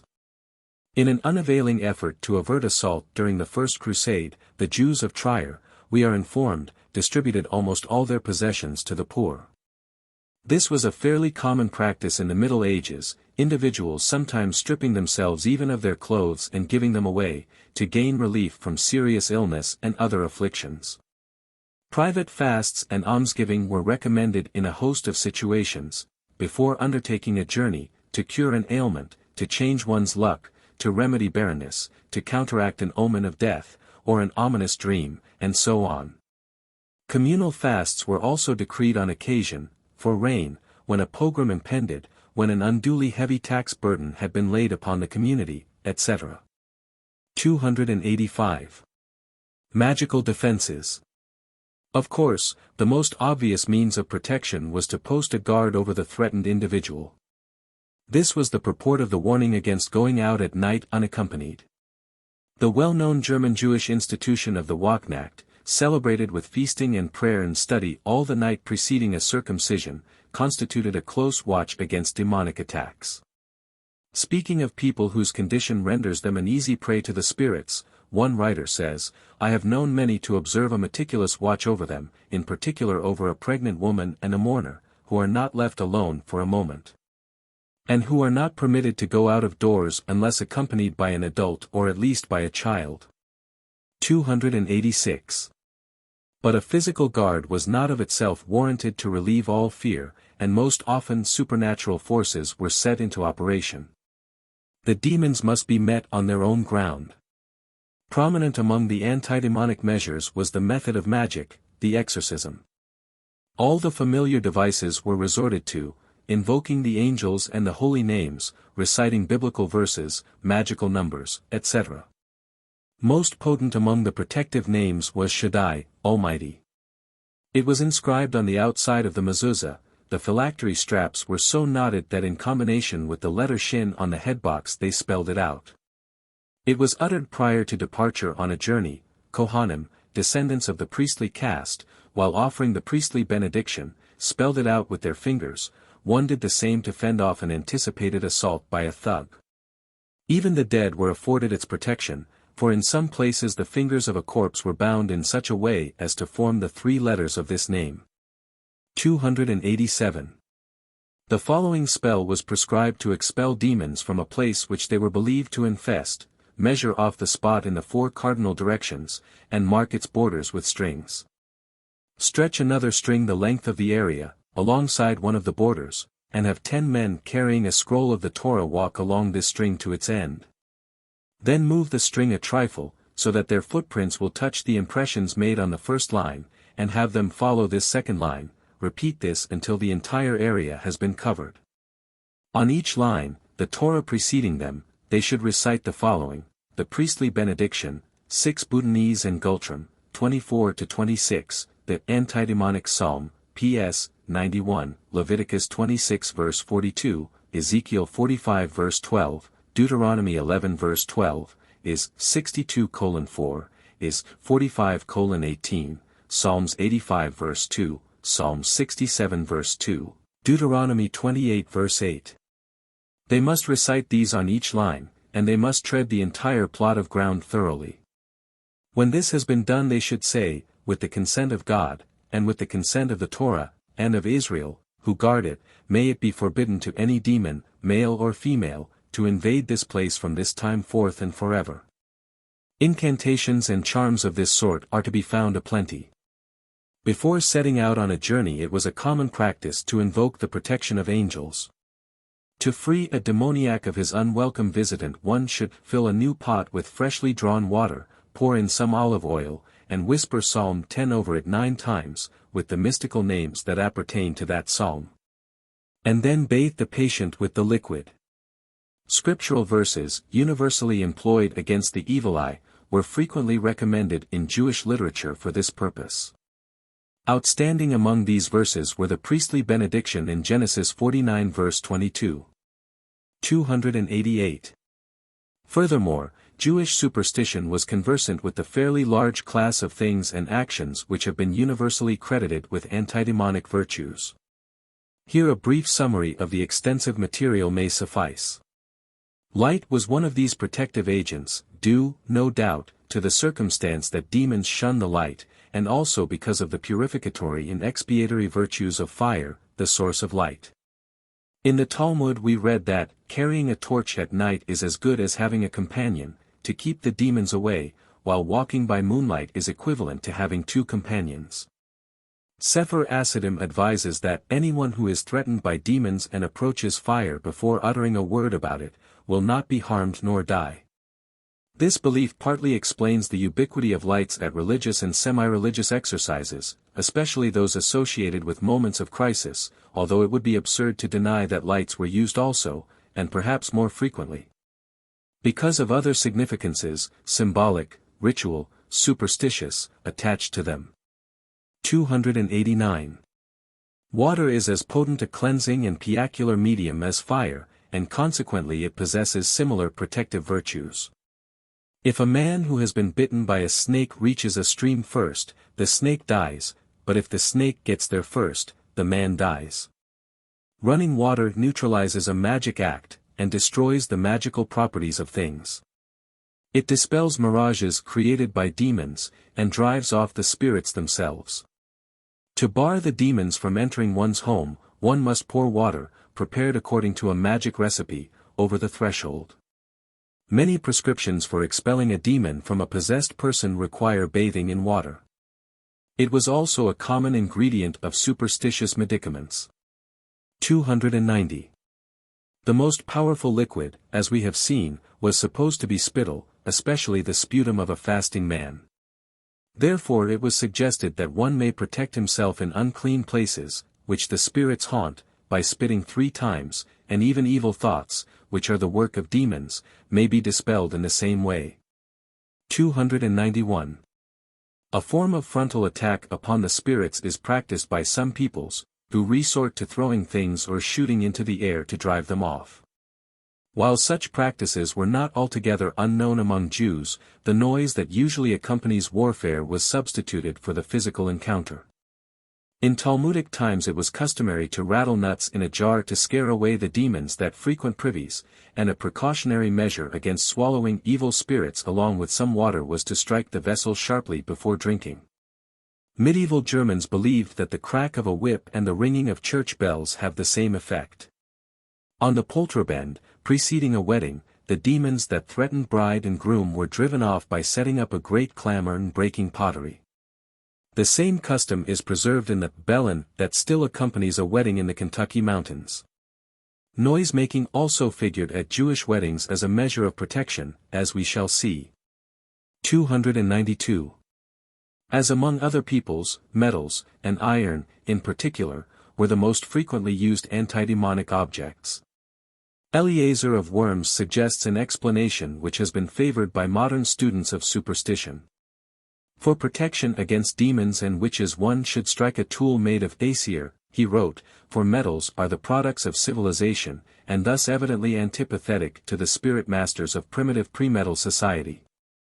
However, this is only one of the explanations advanced nowadays. The magic circle was to be drawn with a knife or sword. A piece of iron suspended in water protects it against demonic contamination during the Tekufa. Iron was put into a hen's nest to guard the chicks against suffocation and fright during a thunderstorm. Pregnant women kept a knife with them when alone. The key to the synagogue was placed under the pillow of the dying man. 293. Salt was another such substance which figured prominently in the folklore of European peoples. Thus it was believed that salt is never found at the witches' Sabbath feast, and the inquisitor and his assistants at a witch trial were warned to wear bags containing consecrated salt for protection against the accused. Jewish folklore credited salt with an equally high potency. In Ezekiel 16 verse 4 we learn that newborn babes were rubbed with salt, a practice still current in the Orient. According to medieval authorities, salt must be set on a table before a meal is begun, because it protects one against Satan's denunciations. The Kabbalists were more outspoken. It drives off the spirits, they wrote, because it is the mathematical equivalent of 3 YHVHs, therefore one should dip the piece of bread over which the benediction is recited 3 times into salt. After each meal eat some salt and you will not be harmed. For this reason salt was used in many rites connected with birth, marriage and death, and in medicine. 294.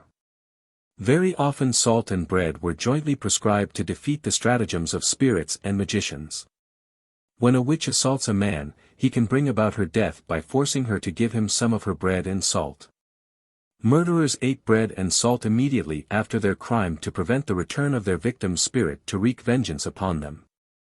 Schutt reports that a Jewish woman advised him to hang bread and salt on his daughter's neck to protect her from harm. She had done this to all her children and in consequence they had all prospered. The common practice of bringing salt and bread into a new home before moving in, usually explained as symbolic of the hope that food may never be lacking there, was probably also in origin a means of securing the house against the spirits. 295. Along with salt, sharp herbs and condiments in general have been widely regarded as antidemonic, and have had an important place in religious rites of purification.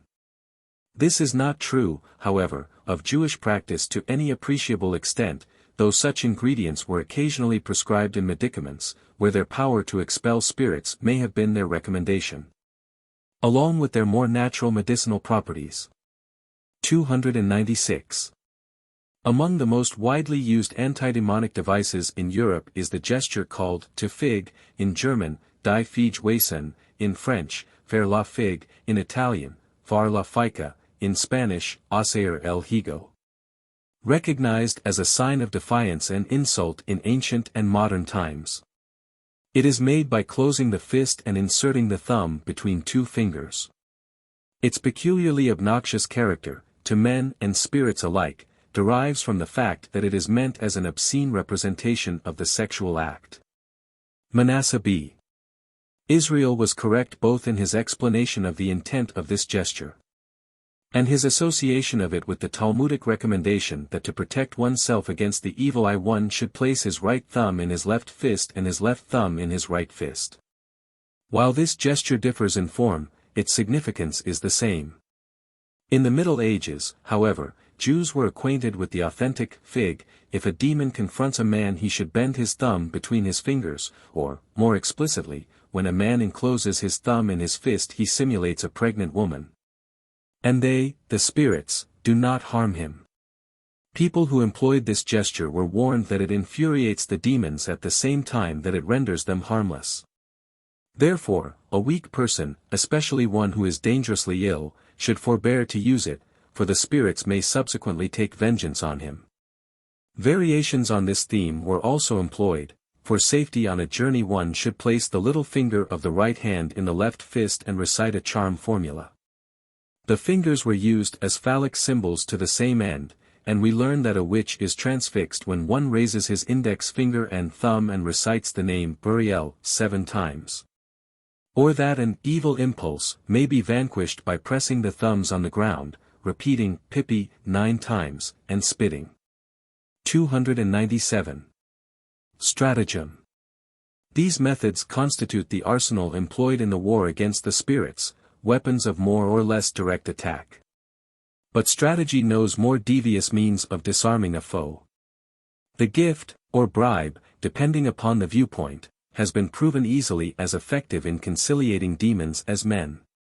If a sorcerer or a witch demands anything of you, we read in Sefer Asidim, don't hesitate to give them a coin or two, so that they shall not bewitch you, just as you would make a present to the demons, or to a maniac, to forestall their doing you some harm.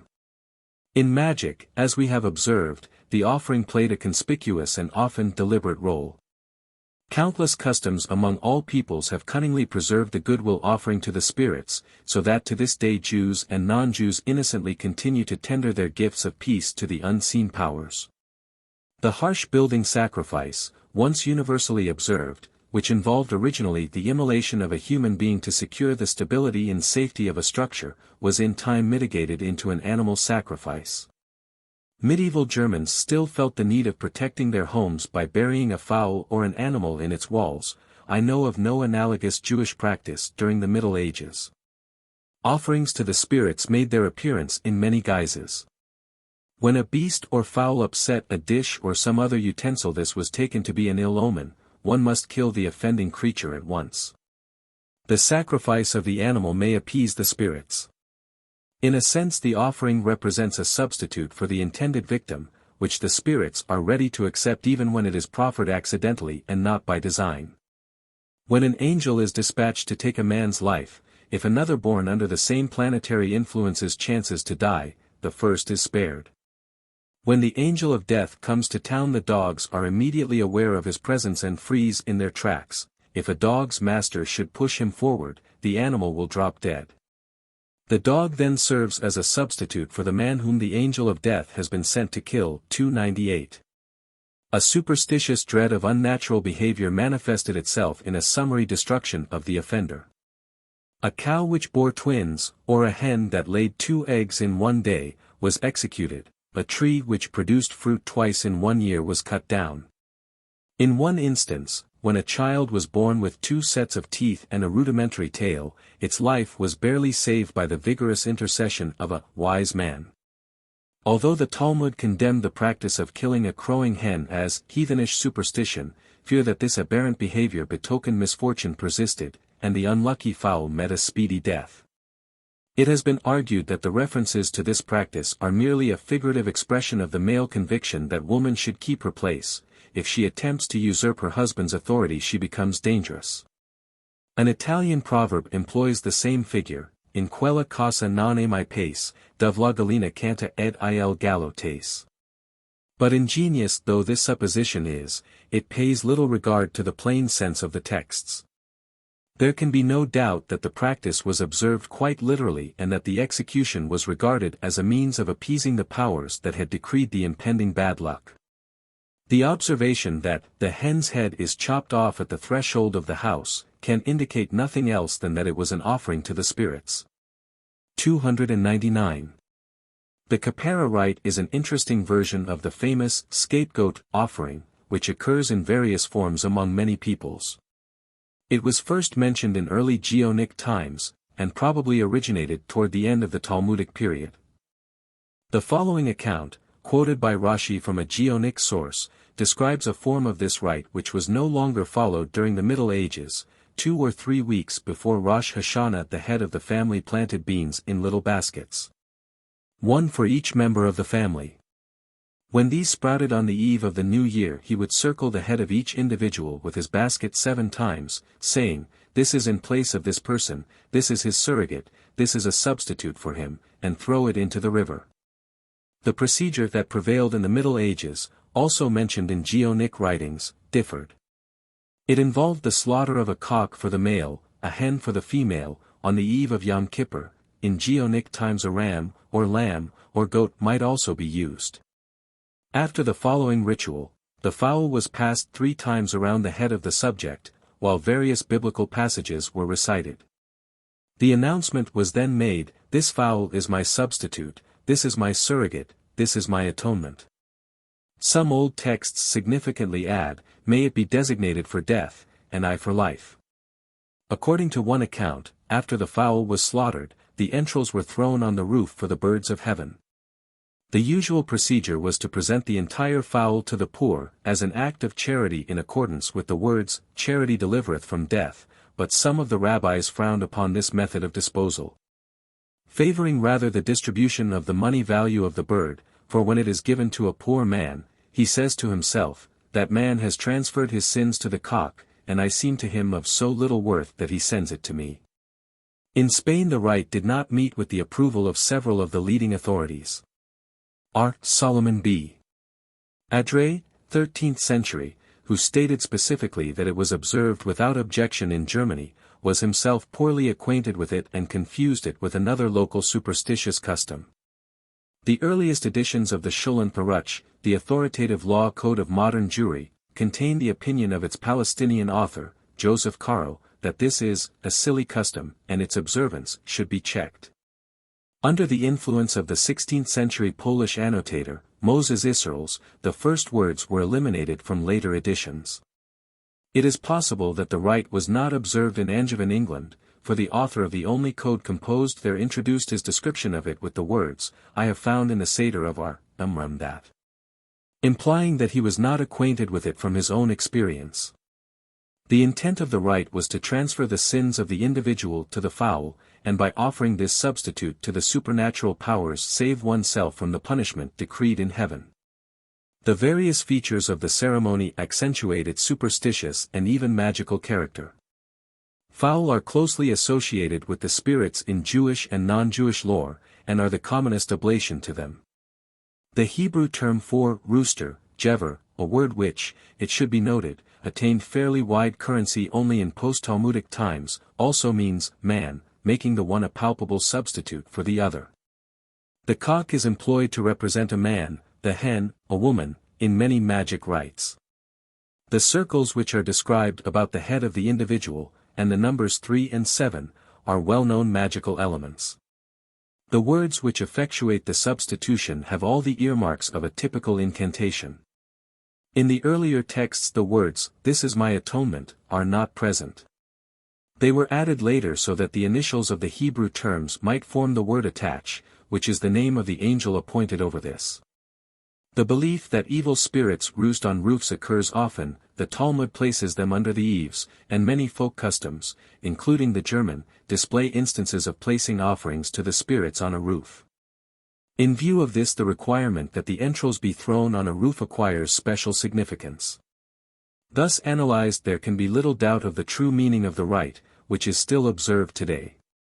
It is probably the most blatantly superstitious practice to have entered Jewish religious usage, for where the significance of other such practices has long been lost sight of, the purpose of this one is too apparent to escape even the dullest wits. However little meaning the details of the rite may convey to the uninformed, the substitution of fowl for man is unescapable. 300. Not unrelated is the rite of Tashlich, observed on the first day of Rosh Hashanah, which derived its name from the words of Micah 7 verse 19, "Thou wilt cast, Tashlich, all their sins into the depths of the sea. The first direct reference to it in its modern form is by R. Jacob Maln, Masterful, died in 1425, and the general impression has therefore been that it originated not earlier than the 14th century, with the German Jews. Professor Lauterbach, however, has shown that this ceremony represents merely the latest version of a complex of superstitious practices centering about the belief in the existence of spirits in bodies of water, which reaches back to remote antiquity. Masterful's comment is suggestive of a connection with the first form of the Kapara rite, for he speaks of people throwing bread to the fish in a river. This apparently was the essential feature of the ceremony, for in later times Tashlich was postponed if the first day of the new year fell on a Sabbath, on the ground that carrying bread was a violation of the Sabbath rules.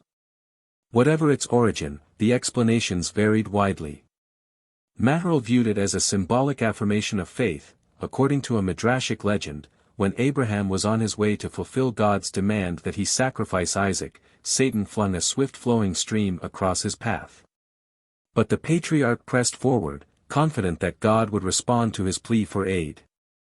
Maln, then, stressed the mere act of visiting a river as paramount, and in fact, opposed the practice of throwing crumbs into it.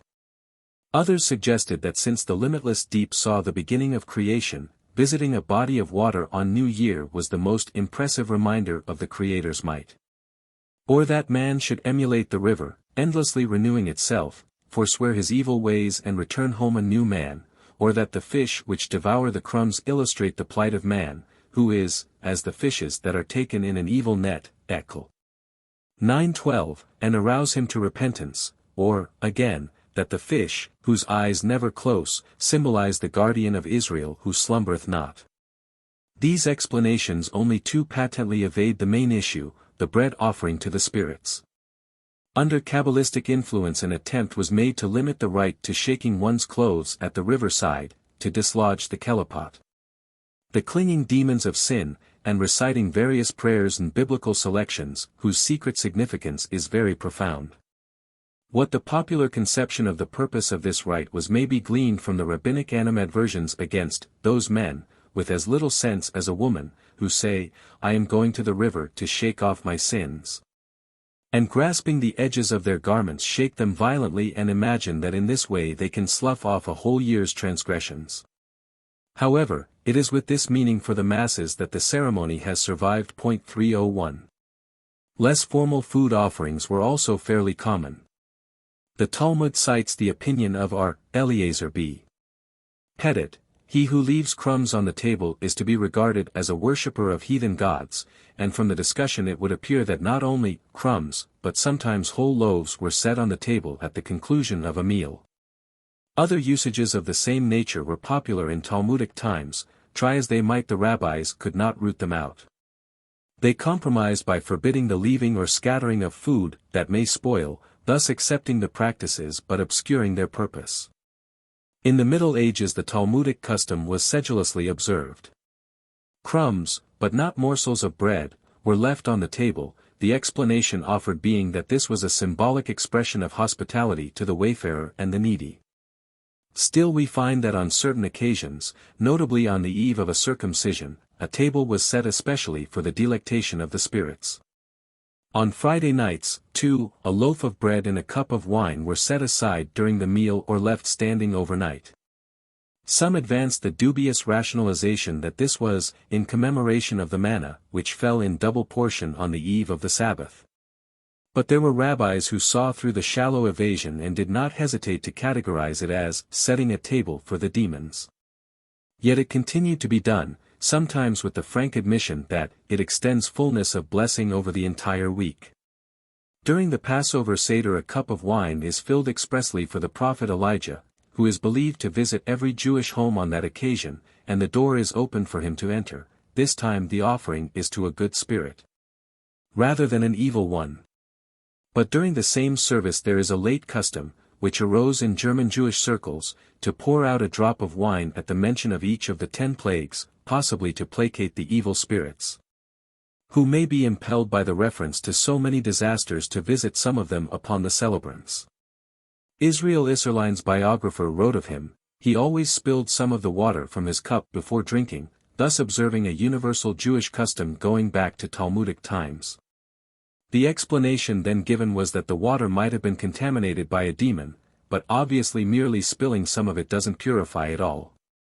The intention was to induce the demon to neutralize the possible ill effect of the water by making him a libation. On Saturday evening, during the Havdalah ceremony which marks the beginning of the new week, another libation was offered to the spirits, as part of the ritual. Some of the wine was poured upon the ground, as a good omen for the entire week, to symbolize good fortune and blessing, for was it not written in the Talmud, "A man in whose home wine does not flow like water is not among the truly blessed." This custom was not mentioned earlier than the Geonic period. The Talmudic support was wholly arbitrary, for the plain sense of the words is the reverse of the interpretation here given them. The Talmud speaks of overflowing wine not as a symbol of blessing to come, but as a token of blessings already enjoyed. The Geonim admitted that the custom was not altogether respectable when they included it among a list of superstitious practices.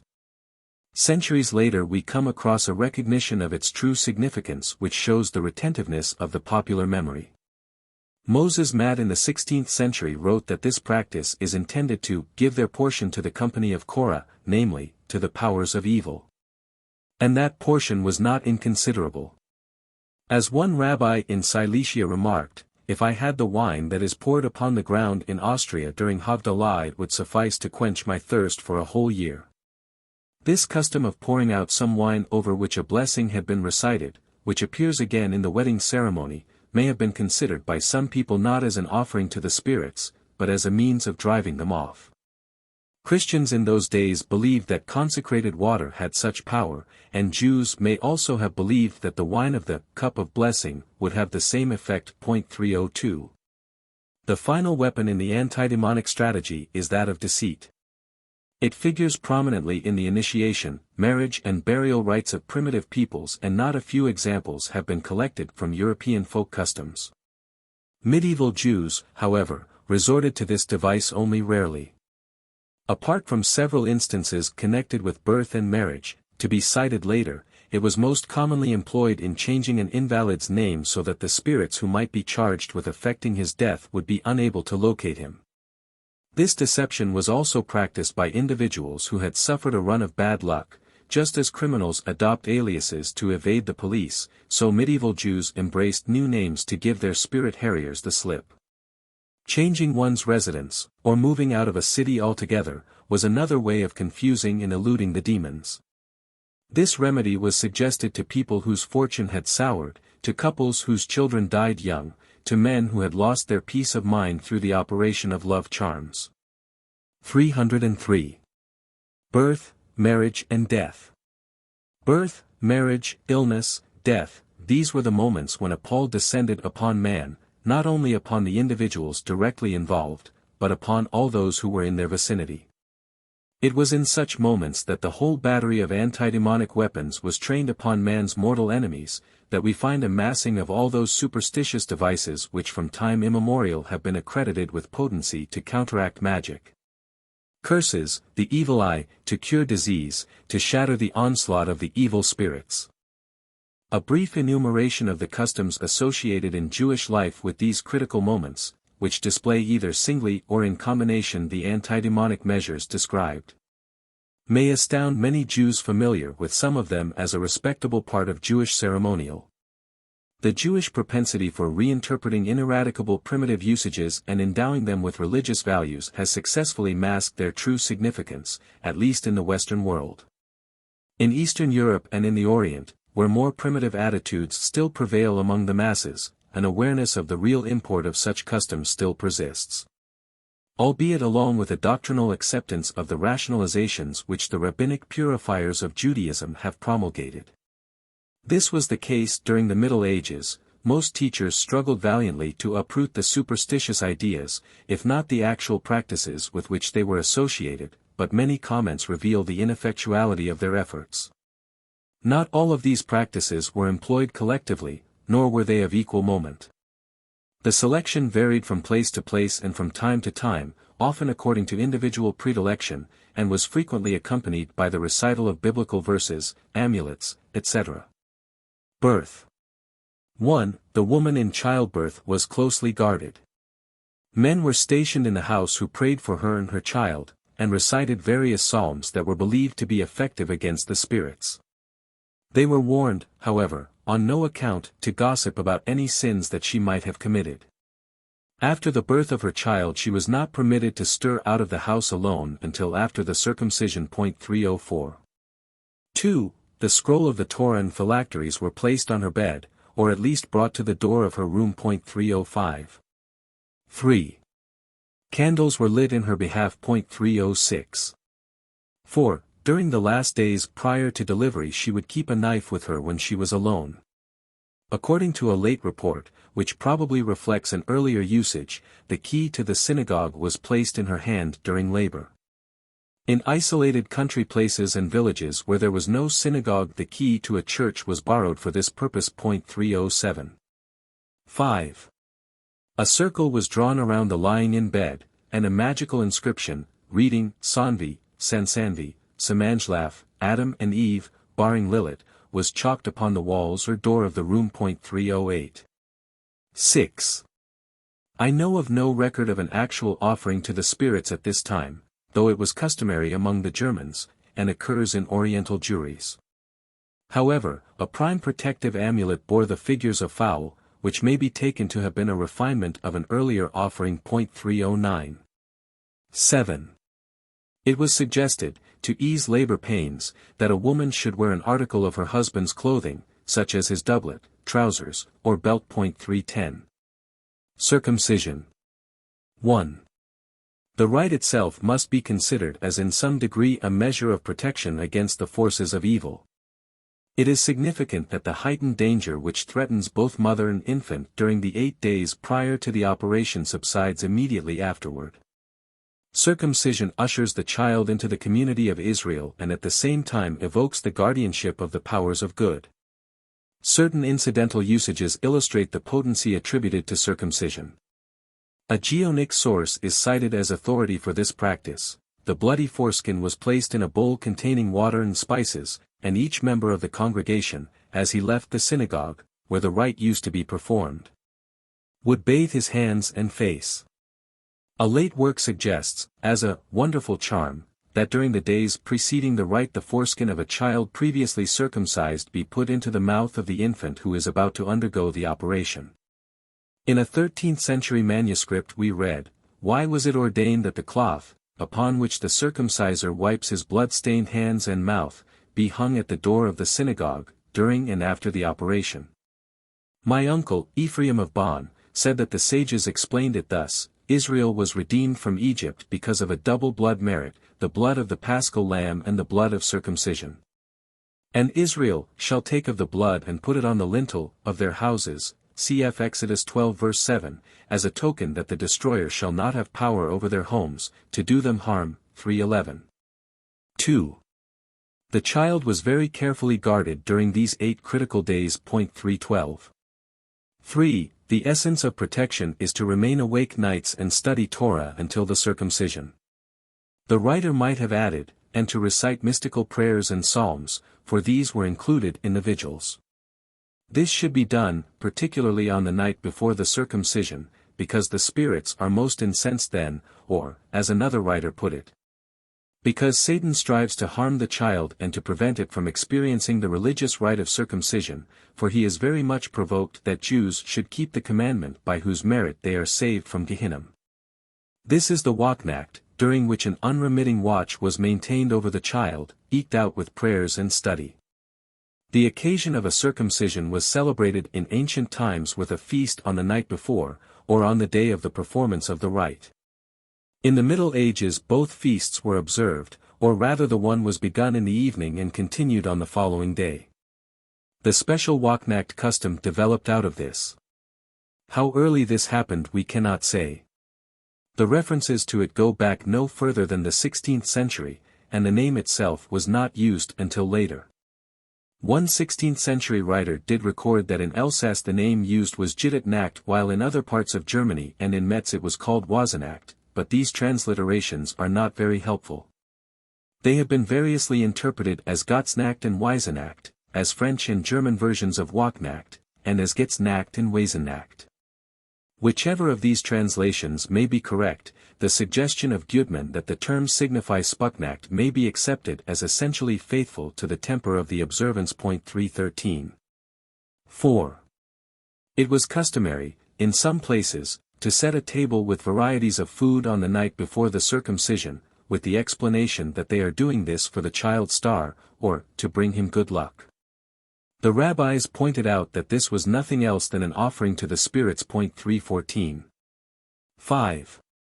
The custom of setting aside a chair for the prophet Elijah during the circumcision goes back to early times, and was connected with a legend that God had rewarded the prophet for his zealous defense of this right with the promise that he would be present at every circumcision.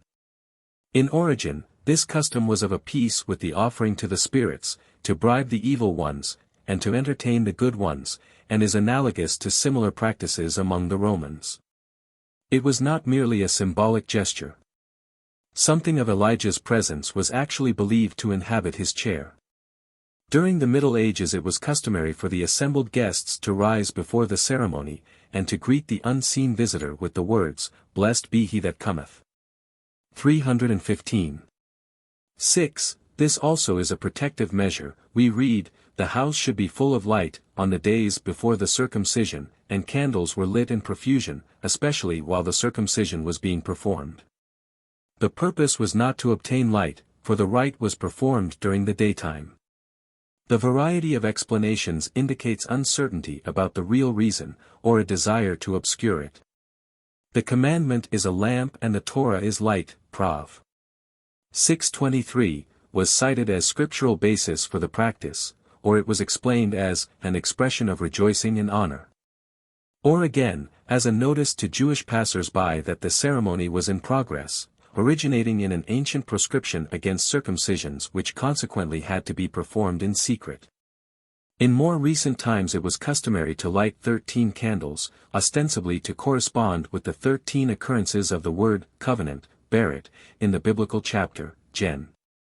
17, which speaks of circumcision, or with the 13 tribes, including the half-tribes of Ephraim and Manasseh, or with the 12 tribes plus one for the child, this last candle being permitted to burn itself out. 316. 7.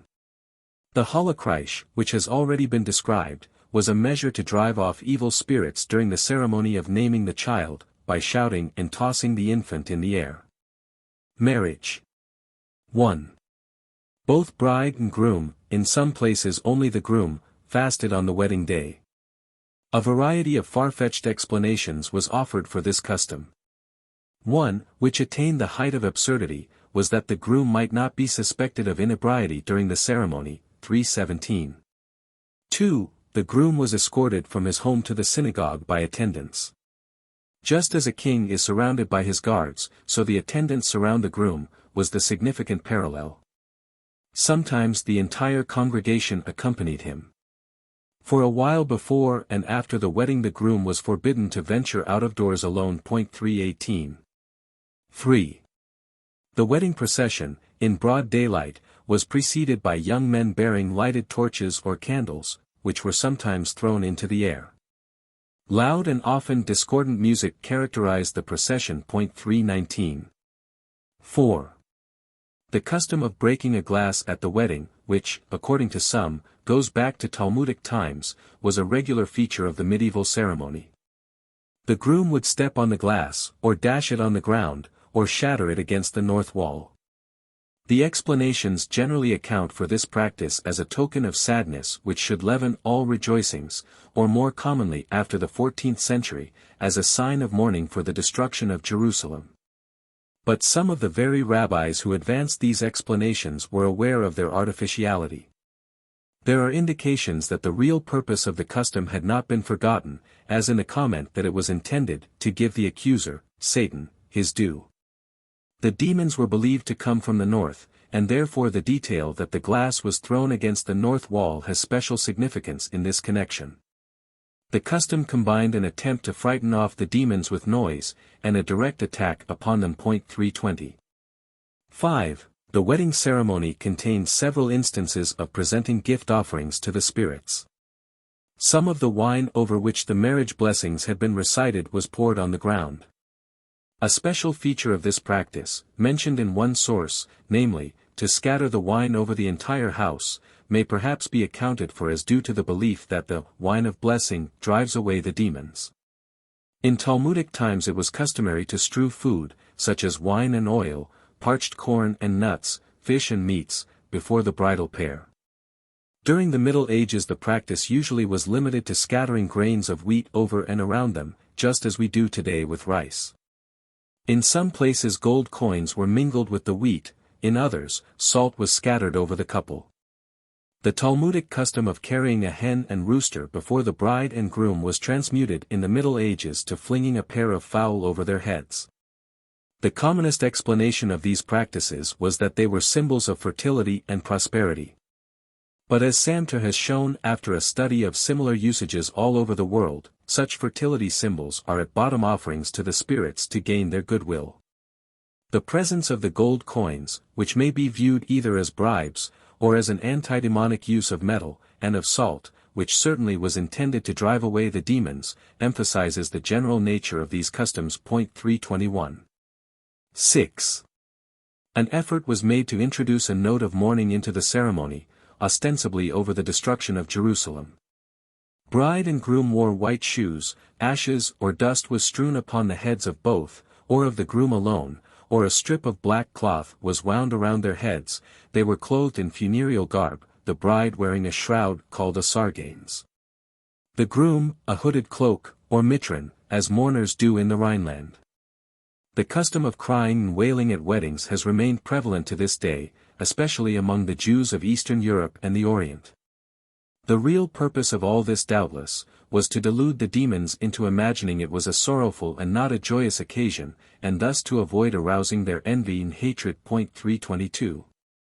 7. During the ceremony the groom's mitron, or his prayer shawl, was spread over the head of the bride, and immediately after the wedding he placed in her bosom his doublet, girdle and cap. These may have been vestiges of an ancient exchange of clothes between the two, a custom frequently encountered among other peoples. The widespread custom of covering the bride's face with a veil, which prevailed throughout the Middle Ages, was originally intended to hide her from the spirits. 323. 8. In some places the groom carried a piece of iron in his pocket during the ceremony. Toward the end of the Middle Ages it became customary to march the bride 3 times around her mate, apparently a version of the magic circle. And finally, to point the moral, no sooner was the ceremony over than they would rush the groom off to the wedding chamber before the bride, by way of rejoicing. A strange way of rejoicing, indeed. The mad dash was only to get him to the bridal chamber before the demons, recovering from the bombardment to which they had been subjected, prevented him from enjoying his newly won connubial happiness. 324. Death. The same motifs are repeated in the customs connected with death. A dying man was on no account to be left alone. Mystical prayers were prescribed to be read in his presence, notably the prayer Ana Bikoa, which contains an acrostic of the powerful 42-letter name of God. Candles were lit beside his bed, quite frankly, to drive away the demons. It was suggested that a loaf of bread be placed beside him, to straighten his limbs, in other words, to ease his final moments. Chicken feathers, no doubt because of the relationship that existed between demons and this fowl, were believed to prolong the death agony, and therefore bedding containing such feathers was removed from beneath the dying man. Such practices were intended to repel the demons, who, in their struggle for the body of the departing one, were held responsible for the anguish that he suffered. But death itself is the work of spirit forces, and the very measures that oblige the demons to keep their distance, and thus make death easier, have the same effect upon the angel of death. And upon the soul preparing timidly for its exit from the body, and therefore delay the end. This was undoubtedly in the mind of many folk who resorted to these measures. However, believing that death is an inherent phase of life, and that it is decreed by God, the rabbis strongly opposed such efforts to delay its coming. Thus, they forbade shouting at a dying man, or engaging in any noisy occupation, such as chopping wood, for noise prevents the soul from leaving the body. Similarly, salt delays death, and one should not put any upon the dying man's tongue for that purpose, but it was permissible to remove salt if it had coagulated upon his tongue. It was also customary to place the key to the synagogue under his head, though this too was forbidden by the authorities. 325. The corpse. The rules for preparing the corpse for burial were compiled in early post-Talmudic times, and comprise practices such as closing the eyes, placing metal or salt on the body, setting a light at its head, etc. Which were undoubtedly originally intended to confound the spirits and the ghost of the deceased, both of which the survivors feared. While it was forbidden to place a scroll of the Torah on the coffin, as seems to have been done at times, it could be set near the body. The Talmud lamely explained the watch over the corpse as intended to protect it from rodents and other such marauders, but later writers confessed that it was meant as a protection against attack from the spirit world. A ritual of study and prayer for this watch was developed during the Middle Ages. The Polish Kabbalist, Isaiah Horowitz, wrote, "I have received a tradition that those who watch the corpse from the moment of death until it is covered with earth should gather around it so closely that not a breath of outside, a term often applied to demons, air can seep past their guard. They should constantly repeat this prayer without an instant's pause, even 1,000 times. The prayer is the acrostic of the 42-letter name of God." Another late medieval custom was to march 7 times around the corpse and to recite certain biblical selections which drive away the spirits so that they may not seize the body. The belief that a clenched fist, the fig, is anathema to demons, led to the practice of bending the fingers of a corpse so that even in the grave their depredations might be forestalled. The rabbis inveighed against this heathenish custom, and insisted that the fingers must be straightened out before burial, but the practice persisted. In later times it was modified and the fingers were bent in such a way as to form the name Shaddai, again arousing rabbinic displeasure. Finally, those who had prepared the corpse for burial were instructed to wash in salt and water, and to beware even of turning over the board upon which the body had lain lest they incite the ire of the deceased and someone die within 3 days. 326. Burial. Funeral rites reflect in a dozen ways the ever-present fear of the supernatural, temporarily heightened as the demons and the ghost of the deceased hover in uncomfortable proximity to the living. Several times the warning is repeated not to set a coffin containing a corpse on top of another, and not to leave a grave open overnight, or someone will assuredly die in a few days. One source has it, within 9 days. The numeral is indicative of the cause of apprehension. The spirits are touchy about such things, and make speedy reprisal. This explanation is not given in the sources, but as an illustration of the tenacious popular awareness of the purposes of superstitious acts I may note that in recent times, among Russian Jews, when a grave had been dug and was not used promptly, it was filled in overnight and a rooster was buried in it. 327. 1. The custom of pouring out all the water in and near a house in which a death has occurred is not mentioned in Jewish sources earlier than the 13th century, and is evidently a medieval innovation. It was observed by Christians in Germany and France at a still earlier date, and was no doubt borrowed from them. The Jewish practice, which does not follow the more usual and simpler procedure of pouring water across the threshold after the corpse has been removed, to bar the way to the homesick ghost, is susceptible of several explanations. In Christian France, where the same custom existed, these 3 explanations were offered in the 15th century. The soul of the deceased might drown if all the vessels were not emptied.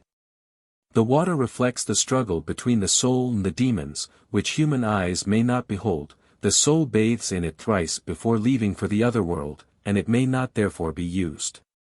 The contemporaneous Jewish explanations differed. Spilling the water constitutes a silent annunciation of a death, which it is dangerous to mention aloud. The angel of death, who according to Talmudic legend fulfills his mission with a sword steeped in poison, might let a drop of the deadly fluid fall into the water, and thus render it unfit to drink. The fact that all the water in and near the house was spilled exposes the first explanation as an obvious rationalization. The second sounds more realistic, according to medieval standards. In modern times Jews in Eastern Europe set a glass of water and a towel beside the bed of a dying man so that the angel of death may cleanse his sword and wipe it. But this same custom also prevails among non-Jews, their explanation being that the soul bathes and dries itself before departing on its long journey. This is the likeliest interpretation not only of this late custom, but of the earlier one also. It emerges quite explicitly from the many examples of this and related practices which scholars have collected from all over the world. Fear that the immersion of the soul would contaminate the water for the living was responsible for all of it being poured out, to make sure the danger was averted. Even food prepared with water was suspect. Interestingly, a 16th-century inquisitorial edict of faith posited the following as an unmistakable mark of Marianism: adherence to Judaism while professing Christianity, pouring water from jars and pitchers when someone has died, believing that the soul of such persons will come and bathe in the water. We must recognize, however, that such customs are rarely simple in their motivation and meaning, but rather come in time to represent a perplexing maze of folk notions. This usage was observed for any or all of the reasons advanced, or for none at all, except the apprehension that something terrible would happen if it weren't. There is a possibility, even, that the water was also intended as a libation to the spirits or to the soul of the deceased, for, if one who is about to drink water and has already said the blessings, hears that someone has died in town, he should sip a little and pour out the balance. And yet this provision may merely be the result of a desire to maintain the custom, without understanding its meaning, under special circumstances, namely, when a blessing, which requires that some of the water be drunk, has been said. So complex do the motives behind these observances become that it is well nigh impossible to single them out with any assurance. It may be of interest to recall that we have in English a colloquial expression which commemorates this widespread custom of pouring out liquids. When a person dies we say he has kicked the bucket, 328. 2. There was considerable difference of opinion in Talmudic and medieval literature as to whether mourners should precede or follow the coffin out of the house. The view that no man should go out first was predicated on the belief that the spirits roam the universe to learn what is decreed above concerning the living. And beholding a condemned sinner before their attention is absorbed by the coffin and its occupant, may pounce upon him. More simply, the demons await the exit of the corpse, but are prepared to seize a living victim if he makes his appearance first. It was generally agreed, moreover, that women should walk apart from men in the procession, because the spirits display a marked partiality for womankind. The angel of death and Satan dance before them, it was explained, or, again, the spirits of uncleanness cling to them. This caution was observed especially on the return from the cemetery, and, in Worms the men turn their faces to the wall when the women walk by, on their way home. 329. 3. On the way to the cemetery, and after the body had been interred, it was customary, at least toward the end of our period, to recite the antidemonic psalm a number of times, to drive away the demons. Shabbatai, the son of Isaiah Horowitz, instructed his sons in his testament, "While my body is being lowered into the grave, have 7 pious and learned men repeat Psalm 91 7 times." 330. 4. The custom of tearing up some grass and earth, after the conclusion of the funeral rites, and tossing it behind one's back, cannot be traced earlier than the 11th century. Eleazar B.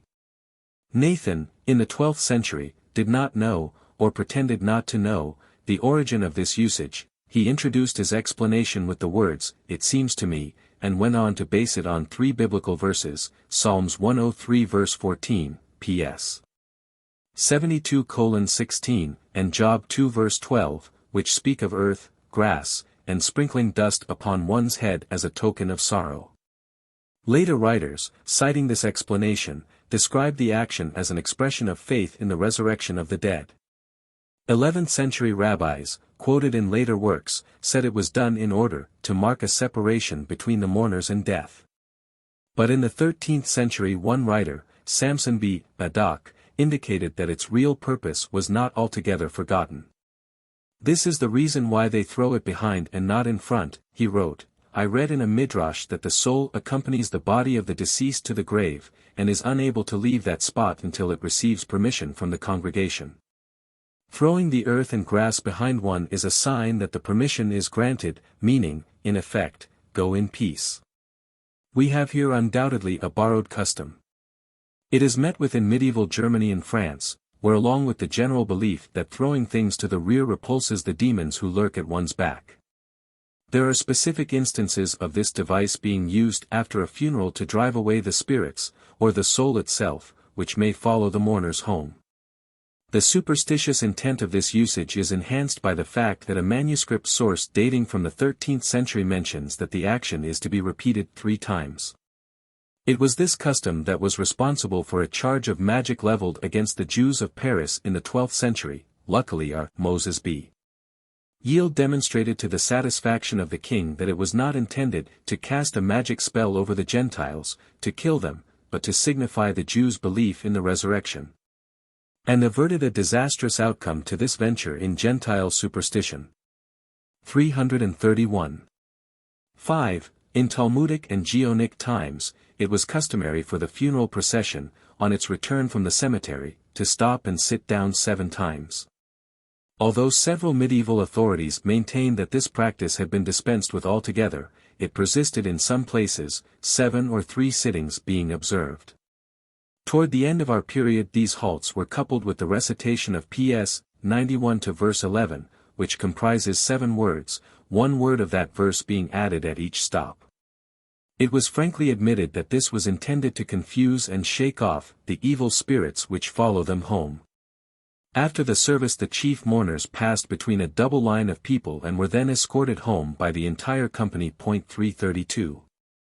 6. The custom of washing the hands after a funeral is very widespread. It seems to have made its way into Judaism in the early post-Talmudic period, and was generally observed during the Middle Ages. Before entering their homes all those who had visited the cemetery bathed their hands, and some, their eyes and face also. In certain mystical circles the lavation was performed 3 times. Efforts were made to find a biblical precedent for this act, but along with such pious endeavors there was a general admission that it was done to dispel the spirits of uncleanness, which cling to one's person. These being the demons that follow them home. 333. 7. Mourning rites were most stringent during the 7 days after interment, when the soul was believed to suffer intense agony on being parted from the body, and to wander disconsolately back and forth between its former home and the grave. The earlier distinction between a 3 and a 7-day stage of mourning found no practical expression in the Middle Ages. The ensuing periods of a month and a year represented a gradual weaning away of the soul from the body, and a commensurate easing of the mourning rites. Many of the observances and customs which applied during the first period indicate a desire to protect the mourners against the soul of the departed. And also a suspicion that the mourners themselves are or may be contaminated by contact with the spirit world. Thus, people forbore to drink out of a glass that had been used by a mourner, or to borrow anything from him during the 7-day period. The mourners were forbidden to leave their homes, except on the Sabbath and holidays, when, in some communities, they were escorted to the synagogue by the members of the congregation. Yet there are instances of refusal to permit mourners to join in the synagogal service, even on the high holy days, and some would deny mourners the privilege of officiating at services throughout an entire year after their bereavement. It was customary to keep a candle burning in the death chamber during the week after burial. One report has it that each night of the week a small wax candle and a cup of water and salt were set on the spot where the head of the deceased lay when he died. When I read my account of this custom to our Israel Isserline, wrote Joseph B.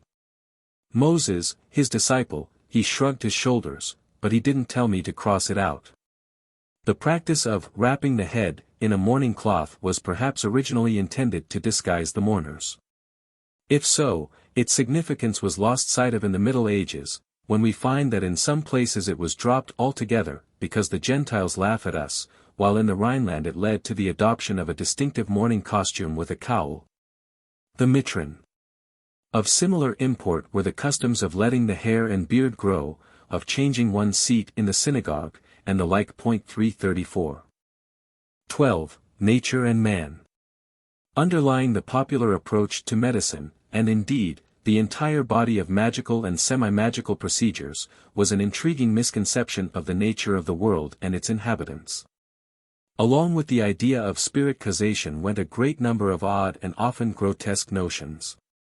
While the Jewish material does not offer a complete picture of the medieval view of nature, it provides us with enough individual superstitions and conceits to suggest the outlines of that picture. And to help us the better to appreciate some of the oddities of medical, and magical, practice. The wonders of nature. Heir to all the fantastic notions concerning the universe that were current in the ancient world, with equal title to the wild and wonderful tales that swept medieval Europe. It is a source of surprise not that Jewish literature laid claim to these ideas and stories, but rather that it made so little of them. Compared with the intense popular interest that was focused upon the curious and weird phenomena of nature in the Europe they inhabited, the Jews may be said almost to have neglected the subject altogether, allowing for the circumstance that Jewish writings, with their juridical and exegetically orientation, did not fully reflect the state of popular credulity. Nonetheless, the facts that may be culled from them make strange reading enough. The familiar fables of mythical lands and creatures are duly represented.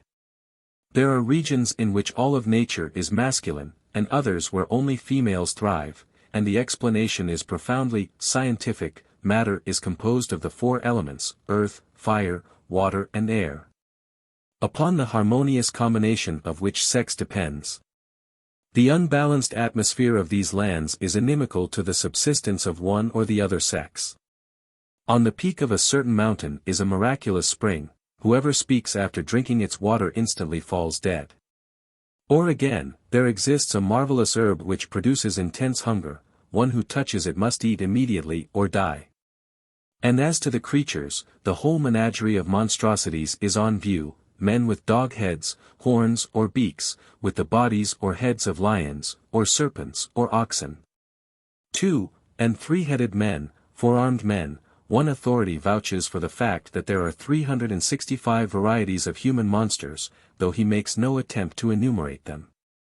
And of course, there are the serpents that spit fire, the prodigiously hybrid animals, and the fabulous phoenix, whose body shrinks to the size of an egg on its 1000th birthday, and is then reborn for another millennial lease on life.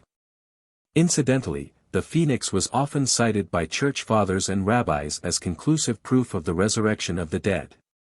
335.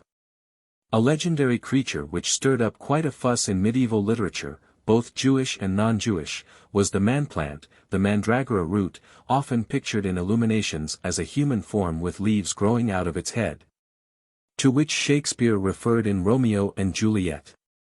And shrieks like mandrakes torn out of the earth, that living mortals, hearing them, run mad.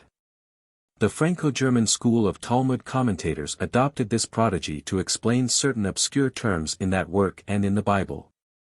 R. Samson of Sens, second half of the 12th century, cited R. Mayer B. Kalonimos of Speyer as authority for this description. A sort of long string grows out of a root in the ground, and to this string the animal called yadue is attached at its navel like a gourd or melon. But the yadue has the shape of a man in every particular, face, body, hands and feet. No one can approach closer than the radius of the string, for it uproots and destroys everything within its reach. One may capture it only by shooting at the string until it breaks, whereupon the animal dies. This account was followed by the later commentators. 336. With regard to the more normal members of the animal kingdom we may glean a host of illuminating bits of information. The belief in spontaneous generation was as firmly rooted among Jews as among non-Jews. Mice, worms, insects are often the children of dust and mud and filth, gnats and flies are fathered by the atmosphere. Man's sweat and body heat produce some types of lice and worms, and a carefully differentiated species of louse springs full-blown from his head. Most curious among the notions concerning spontaneous generation was the fable of the barnacle goose, Branta leucopsis, which was universally accredited during the Middle Ages. It was believed that this bird was generated from the barnacle, a shellfish growing on a flexible stem, and adhering to loose timber, bottoms of ships, etc. A metamorphosis to which many writers allude, and which is solemnly described in a good number of scientific works.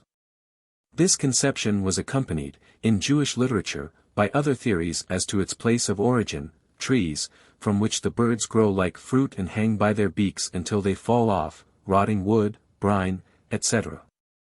The determination of the true nature of this bird was of considerable ritual importance. Was it fowl, or fish, or fruit? Was it forbidden or permitted as a food? Did it require ritual slaughter or not? These questions were variously answered in accordance with the version of its origin which the authorities accepted. It is of interest that a similar problem agitated Christian ecclesiastics: was it permissible to eat these birds during Lent? Which again hinged on the issue as to whether they were fish or fowl.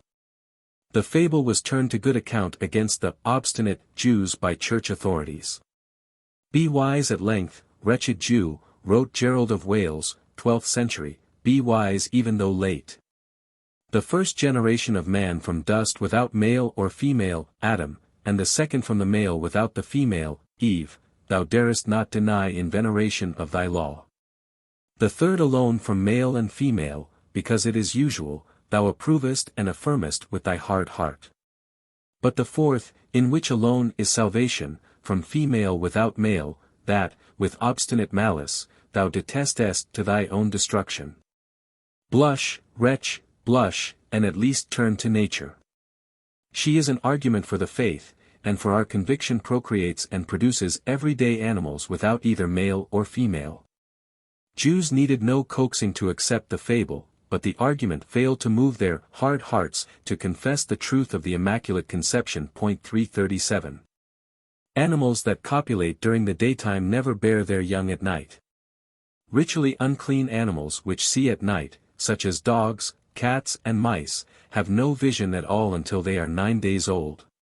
On the other hand, kosher animals, that is those which may be eaten, may be recognized by the fact that they cringe when a hand is passed over them, while unclean animals do not. We read that, many times, fowl are born and live without hearts, and that food remains in a dog's stomach for 3 days, so that it can go that long unfed. In our ignorance we may believe that dogs follow the scent of an animal upon the ground, but a true investigation revealed that it is not the odor but the breath of the animal upon the ground that the dog picks up. Some bright hares are aware of this and outwit the dogs by keeping their snouts in the air as they race to their hiding places.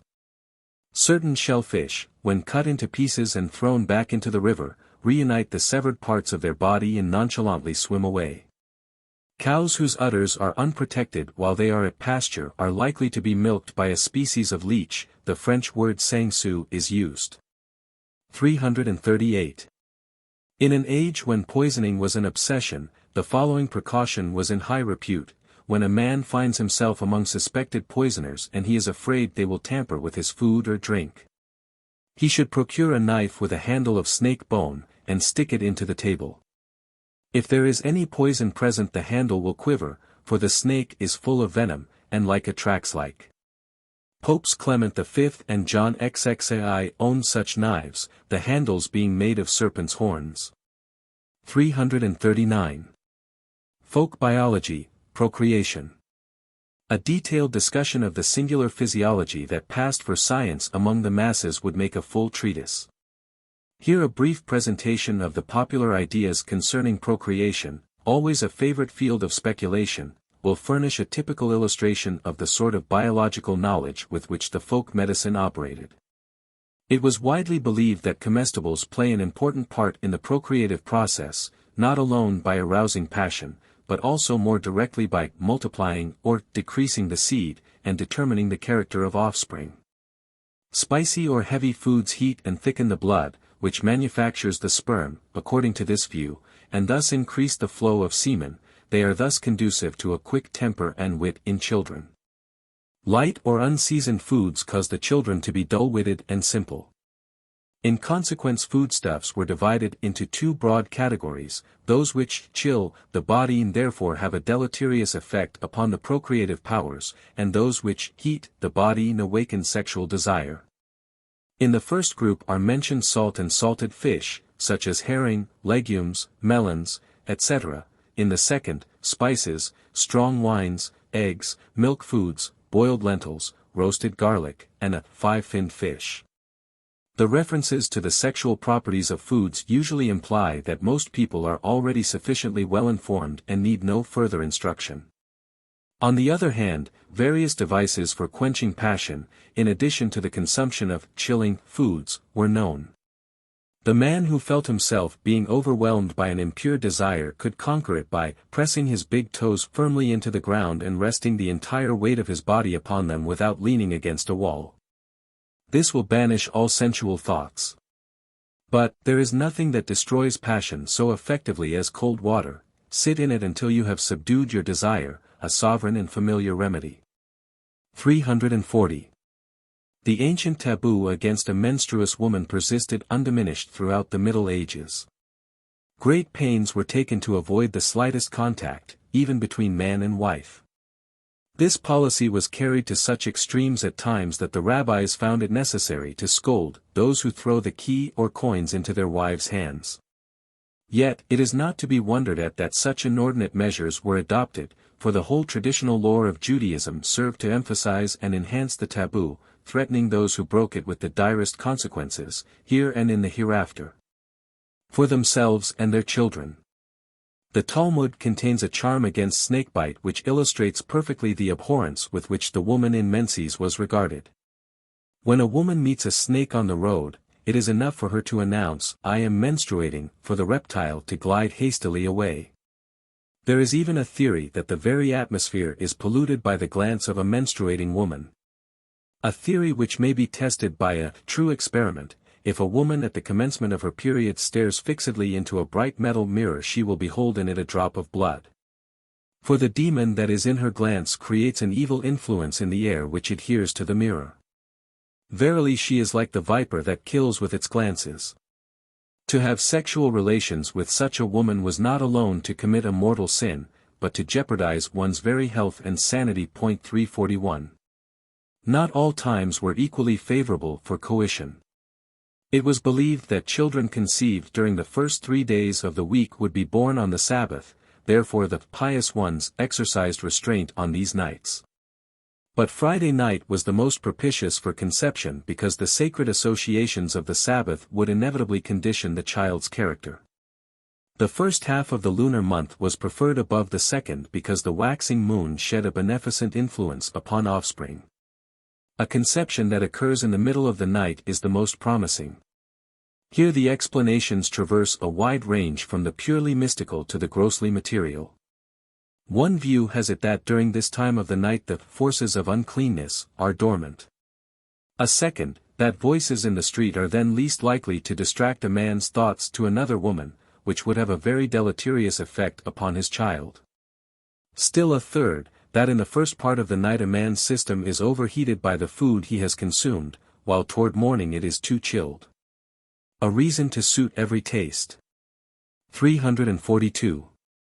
The prohibition against cohabitation during the day or in an illuminated place goes back to the Talmudic apprehension that the demons who are driven off by light may also perversely be attracted by it. Therefore the warning is advanced that one who stands naked before a burning lamp at night will become epileptic, and children conceived before a light will be similarly stricken, the Hebrew word for epileptic, nichpe, having the sense of forced or seized by a demon. In consequence of this dread elaborate precautions were taken to exclude all light from a bedchamber at night. But the fear of epilepsy in children was restricted to the influence of artificial lights. The light of the sun was believed to produce white eruptions, the moon, scurfiness which finally develops into leprosy, the stars, stammering.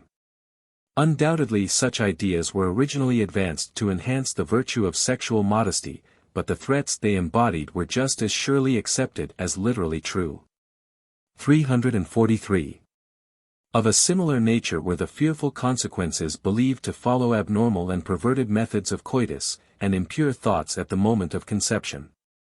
This last matter loomed especially large in all considerations of the subject, for it was universally believed that the parent's state of mind was directly transmitted through the seed to the infant, and intimately affected its character and its physique. Therefore parents were sternly warned not to have relations when they were on bad terms, and not to think of other individuals or of unpleasant and unworthy things. but to fix their attentions upon holy and pure thoughts which would have the best influence upon children. Some of the later mystics went to the absurd length of drawing up lists of appropriate subjects for concentration on such occasions, the great and pious figures of Jewish history. In short, the embryo is formed in consonance with the thoughts and emotions of the parents, and the greatest part of infant mortality is due to neglect of this principle. Indeed, the delightful suggestion was offered in all seriousness that most bastards are bright because the union of their parents is consummated in love and joy. 344. There existed a strong conviction that things seen before and during conception make so powerful an impression on the mind that their characteristics are stamped upon the offspring. This is, of course, a universal superstition. If, on the way home from the ritual bath to which she repaired after her period, a procedure preliminary to intercourse, a woman encounters a dog, her child will have an ugly dog face; if she meets an ass, it will be stupid; if an ignorant lout, it will be an ignoramus. Anything she meets makes a vivid impression on her and she thinks about it at the time of coition so that the child is affected thereby. Therefore she should return to the bath. But there are two exceptions to this rule. If she meets a horse, she need not return to the bath, for even if she should think of it there would be no harm, for a horse is of a happy disposition, and so she may have a son whose heart will rejoice in the study of Torah. And if she meets a scholar she need not go back and repeat her ablution. On the contrary, she should think about him all the time. To avoid the possibility of inauspicious encounters, many women chose to be led home from the bath blindfolded, imagining meanwhile that a pious man was coming to meet them. Then, too, there was the well-worn fable of the white king and queen who bore a black child, or conversely, the black parents and the white infant, which cropped up frequently in classical and Talmudic literature, and went the rounds during the Middle Ages. The explanation, bien entendu, was that the mother's attention during intercourse was focused on a picture hanging on the wall. Which brings us to a point that was often made: the mother's thoughts, and not the father's, exert the decisive influence upon the child. The classic instance of this superstition, of course, is the trick that Jacob played on his father-in-law, Laban, when he set peeled rods in the watering troughs so that the flocks conceived at the sight of the rods. And the flocks brought forth streaked, speckled, and spotted, Gen. 30:37-39.345. The Middle Ages were especially prolific of fertility potions, many of them concocted of parts of animals which were noted for their fecundity. Among these the hare and the fish were outstanding. Often, however, a wholly magical treatment, such as the recital of biblical verses, was relied upon to cure barrenness. On the other hand, the Talmud mentions a root drink which could produce sterility, and preparations to induce abortions were also known. The problem of relieving the pains of childbirth found many solutions. Besides the purely magical treatments, already discussed, there were many folk remedies of a dubious character, e.g. the suggestion that the woman be fed mother's milk, the idea probably being that it may transmit to her another woman's success in surmounting the ordeal. Several prescriptions suggest primitive attempts at anesthesia. One such requires that a strong frankincense be burned before the parturient woman, but it must be in a new clay bowl; another, that she inhale the smoke of burning felt. The effect of this last, however, is thus naively described: the woman will sneeze and expel her infant. 346. There were several interesting theories concerning the factors that determine the sex of the child. According to one, which owned Talmudic warrant, the sperm is male, the egg cell female; whichever makes its entry second into the womb subdues the first and impresses its gender upon the offspring. Consequently the parent whose emission is delayed determines the child's sex. The same conclusion was also derived from a contrary premise, namely, that the will of the parent who first experiences an orgasm is paramount. This view, however, rather unreasonably insists that all men desire girl children, and all women, boys. Still a third opinion was based upon a remarkable anatomical fable. Within the womb there are 7 sacs, 3 at each side and 1 in the center. If the spermatozoa enter those at the right, the child will be a boy; the left sacs produce girls, and the middle one, children who are sexless or hermaphroditic. Therefore the mother can control the sex of her child by lying either on her right or left side. 347. There were manifold infallible ways of discovering the sex of the child prior to birth. The male lies face down in the womb, the female face up, the corpse of a drowned man or woman floats in the same manner. At the instant when the child pushes its way into this world one can tell its sex by noting the direction in which its head is turned. But most of the prognostics did not necessitate waiting until they were no longer needed. The desired information could be obtained long before. Thus, if a pregnant woman drips some milk from her breast upon a board or rock, if it spatters the child will be a boy, otherwise, a girl. Or, if the milk sinks in water, she will bear a girl, and if it floats, a boy. If her loins ache, she is carrying a boy, but if her belly pains, it is a girl.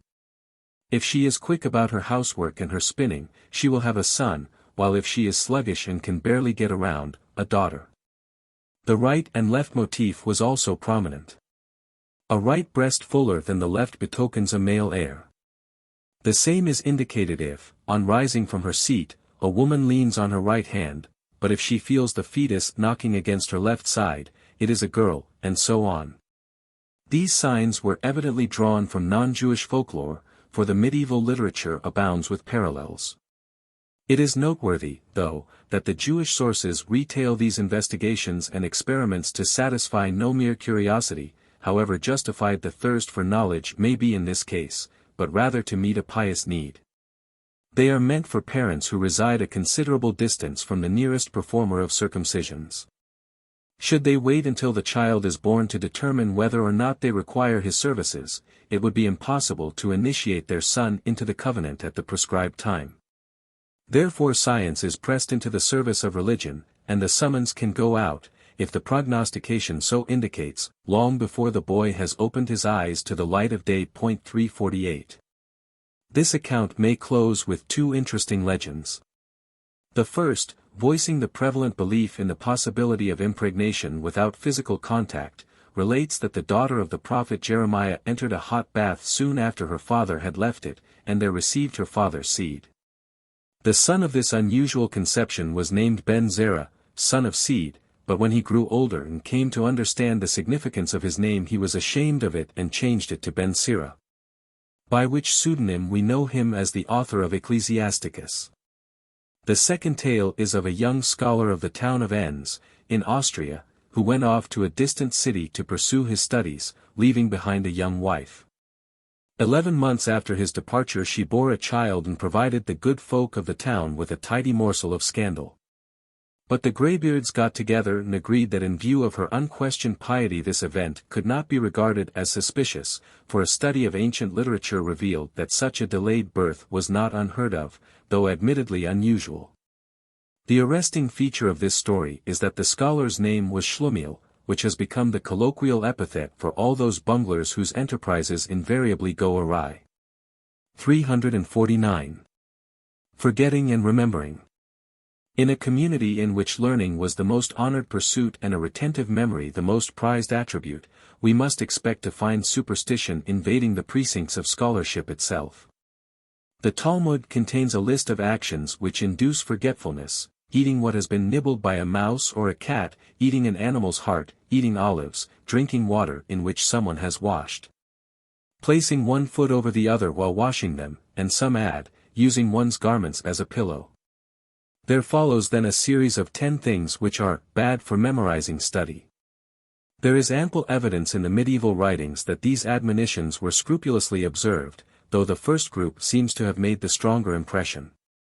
Thus we are informed that Mayer of Rothenburg, Maharil and Israel Isserlein, leading lights in their generations, very carefully avoided sleeping on their clothes. Maharil, when on a journey, would prefer a hard saddle under his head to a soft bundle of garments. Art Mayer went the Talmud one better and refrained from eating even the hearts of birds. To this day pious Jews avoid passing between two women, because the Talmudic passage warned that this is bad for the memory. Fear of brushing against a menstruating woman also enters here. Another of these superstitions which is still widely observed is not to read an inscription on a tombstone. A commentator observes, "I have seen scrupulously pious men place a stone on the marker, with the explanation that this destroys the ill effect of reading the inscription. Wiping one's hands on one's clothes, putting on 2 garments at a time, mending clothes while one is naked, these acts were believed to exert a similar debilitating effect upon the memory. An antidote for the last is to put a splinter of wood in the mouth." The modern version among East European Jews, derived from German custom, is to keep a bit of thread in the mouth while mending garments that are on the body. A related idea was that drinking from narrow-necked flasks is bad for one's visual and oral faculties. 350. The belief that there is an intimate connection between the demons and the fingernails has some obscure relation to another of these superstitions, namely, that cutting the nails in the order of the fingers causes loss of memory. The ancient Persians made much of the dangers associated with the fingernails and prescribed a specific order of paring them. From them this belief came over to the Mohammedans and Jews, but it was the latter who brought it and the memory into conjunction. The proper manner of cutting the nails, as given by the medieval writers, varies somewhat. The Zoroastrian order was accepted for the left hand only. The commonest version is as follows: left hand, 4, 2, 5, 3, 1, right hand, 2, 4, 1, 3, 5. One of the earliest references reads, left hand, begin with 4 and end with 1, right hand begin with 1 and end with 4. Paring any 2 nails in sequence causes forgetfulness. But this source insists that the operation must begin with 1 or 4. To begin with 3 causes the death of one's children, with 5, poverty, with 2, a bad reputation. This superstition, however, was not universally respected. Mayer of Rothenburg, for one, had the temerity to disregard it, as did the 16th-century mystic, Isaac Luria. 351. Accompanying these superstitions were a good number of a reverse order, to preserve and strengthen the memory. Prominent among them was the above-mentioned invocation of the Prince of Forgetting, Pote or Pura, uttered on Saturday evening after Havdalah and on other appropriate occasions, such as the initial enrollment of a child in school. Other incantations were also prescribed. Biblical verses relating to the prophet Elijah were recited at the close of the Sabbath for the same purpose. Mentioning his name at this time is good for the memory and brings good luck during the week. An interesting group of recipes is comprised under the name small ballader, also written Balazar. The plant ballader, anacardia, was considered by the Muslims a potent memory strengthener, and in this role it appeared in Jewish medicinal literature also. In time, however, the meaning of the term was forgotten, and all sorts of prescriptions came to be denominated the small ballader. So widely accepted was this term that in the end it was taken to be distinctively Jewish, and there was even a current proverb, allegedly quoted from the Talmud, review your studies, and you'll have no need of ballader. The word seems to have penetrated German Jewry from the south fairly late, but the recipes were probably known long before they were dignified with this title. Among the simpler ones are the following: eat hazel nuts for 9 days, beginning with 6 and adding 6 more each day. Eat pepper seeds for 9 days, beginning with 1 seed and doubling the dose until it reaches 256 seeds on the 9th day, and each time, before you consume them, recite Deuteronomy 33 verses 8 to 11 and Psalms 119 verses 9 to 16. Grind cloves, long peppers, dates, ginger, galangal root and muscat nuts in equal quantities, beat them with olive oil into a paste, and eat a little every morning before breakfast. One may judge from the progressive complexity of these 3 recipes the extent to which ingenuity multiplied ingredients and mystification in others. But all, whatever their composition, were equally touted as the original ballader. 352. 13. Medicine. Magic and the doctor. Medieval medicine was a curiously indiscriminate compound of science and such superstition as we have been describing. The Greek-Arab-Jewish tradition, itself well freighted with a large residuum of early magic. provided nonetheless a fairly scientific foundation upon which the European peoples superimposed their own ancient folk notions and nostrums until the whole made a most imposing and fearsome structure. The medieval Theriac, a melange of 1,001 weird and exotic medicaments, is probably at once its optimist example and metaphor. So darkly obscured was his science that the physician was often a powerful exponent of magic and superstition. A 14th-century Frenchman, Jean Gerson, made the penetrating observation that, when one censures the pestiferous superstitions of magicians and the follies of old wives and sorceresses who promise to cure the sick by their accursed rites, people object that similar practices of ligatures, characters, figures, and employment of outlandish words may be found on the part of grave and learned doctors of medicine and are inserted in their books. Therefore they must be efficacious, although no natural explanation is offered of them.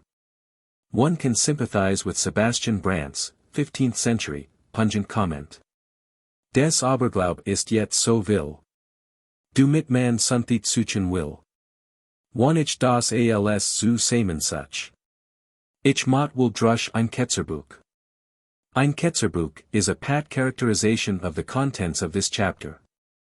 Northern Europe, walled off from the Enlightenment that radiated from the Arab lands, produced not a single Jewish physician of note. Jewish practitioners of medicine there were aplenty, but their science was little more than a faint reflection of the learning of their southern co-religionists. The sole original medical work from that region written by a Jew, who lived toward the end of the 13th century, probably in the Rhineland, he was in personal contact with the great Dr. Heinrich of Erfurt, court physician to the Bishop of Cologne, and himself claimed to have cured the secretary of Pope Martin IV, discloses a considerable acquaintance with the more reputable phases of medieval medicine, but it displays too the contemporary addiction to magical and folk remedies. Impossible of natural explanation.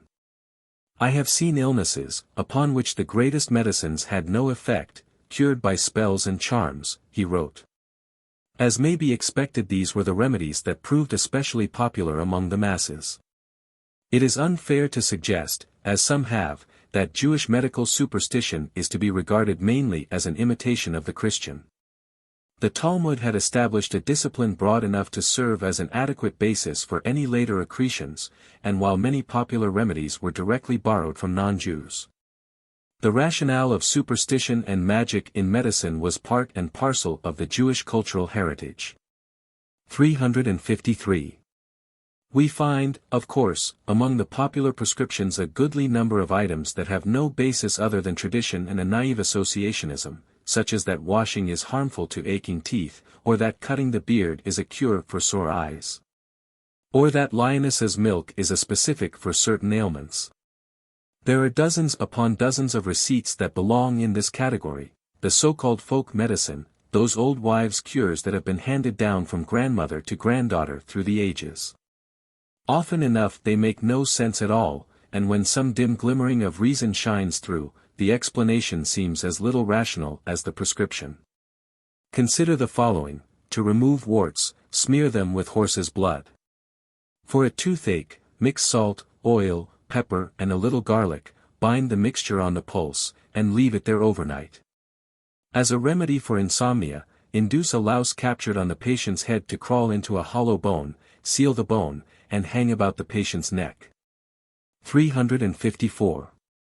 The German belief that water, called Heiloak or Heilwag, drawn at certain holy seasons possesses curative powers, a belief which can be traced back to early Teutonic and Christian ideas, is paralleled by the Jewish notion that at the termination of the Sabbath Miriam's well, to which a midrashic legend ascribes miraculous medicinal virtues, moves about from river to river and from well to well. It was therefore recommended that water be drawn at this time, and everyone who is ill, and is fortunate enough to get some of that healing water and drink it, even though his body be wholly broken out with sores, will be immediately cured. The admonition that one must be silent while fetching this water is found in both the Jewish and German sources. 355. According to a statement in the Talmud, a heavy step detracts 1/500th from the light of the eyes, so that if no preventive measure were adopted one should go blind in time. The Talmudic suggestion was that the recital of the Kiddush in the synagogue on Friday evenings served such a purpose. But in Geonic times this was taken to mean either drinking the Kiddush wine, the opinion of Hai Jain, or bathing the eyelids with this wine, Natranai Jain's view. Medieval Jews accepted either or both interpretations, and the Kiddush wine came to be used in these ways as a remedy for weak eyes. It is interesting to compare with this practice the injunction found as early as the 4th century in the 23rd Catechesis of Cyrillus of Jerusalem: if a drop of the communion wine remains on your lips, smear your eyes and forehead with it. Staring intently at the Sabbath lights was also considered by some medieval Jews to be a strengthener of weak eyes. A custom which probably had a similar purpose, though it was explained as an expression of love of the commandments, was to dilute the wine remaining after the Havdalah ceremony, at the expiration of the Sabbath, and to bathe the eyes and face with the mixture. A further medicinal use of sanctified wine is to be discerned in the custom of feeding some of the wine over which the blessing had been recited at a circumcision to the mother and the infant. While the usual explanation was that the people in whose behalf the benediction was said ought to taste the wine, it was also admitted that both mother and child require medication, and the blessings promote health. Still another remedy for weak eyes was to gaze fixedly into a mirror for a while. Some scribes set a mirror in front of them when they are writing, and occasionally stare into it, so that their sight may not be dimmed. 356. A most popular medieval panacea, almost universally employed, was the abstraction of blood, to permit the bad to flow away while the good remains in the body. Even healthy people were advised to undergo this operation periodically, for as a 12th-century German enumerated its advantages, it contains the beginning of health, it makes the mind sincere, it aids the memory, it purges the brain. It reforms the bladder, it warms the marrow, it opens the hearing, it checks tears, it removes nausea, it benefits the stomach, it invites digestion, it evokes the voice, it builds up the sense, it moves the bowels, it enriches sleep. It removes anxiety. Cupping was also often prescribed, especially for abdominal ailments, for it restores the bowels to their place. 357. Psychic treatment was not unknown. Music hath charms to soothe a savage breast. Well, medieval Jews applied this cure quite literally to heal people who had gone out of their minds, and it was believed that the Alpdrucken, who were especially susceptible to the charms of music, could be seduced by its sweet strains to vacate the body of a demoniac. Frightening a patient was another sovereign remedy. An invalid afflicted with chills was startled out of his ailment with the news that his friend had died suddenly, and in an even more wonderful cure. A man who had been eviscerated by a sword thrust groaned so lustily when he beheld what purported to be the slaughter of his children, that his bowels were drawn back into his body, and it was possible to sew up the wound and save his life. In fact, magical cures and incantations were occasionally permitted by the rabbis not because of their direct effect upon the disease, but in order to set a superstitious patient's mind at ease. 358. One of the most widespread medical superstitions is the homeopathic doctrine, similia similibus curantur. The English hair of the dog that bit you is matched by the Mishnaic lobe of its liver as a remedy for a bite. Maharil is credited with the view that we may not employ any of the cures and charms given in the Talmud, for we no longer know how to apply them correctly except the one found in Shab. 67a. When a bone sticks in one's throat he should place a similar bone on his head and say, 1, 1, gone down, swallowed, swallowed, gone down, 1, 1. This cure is tested and proven, and is therefore the only one that may be used. Medieval Jewish literature contains many instances of the application of this principle, of which only one or two need be cited here. To stop bleeding, take some of the blood which has been shed, parch it in a pan over the fire until it becomes dry and powdery, and place it on the wound. A poultice to halt excessive bleeding after a circumcision was made of flax that had been smeared with egg yolk, the mother's pubic hairs, and the ashes of a feather and a bit of cloth that had been steeped in the blood.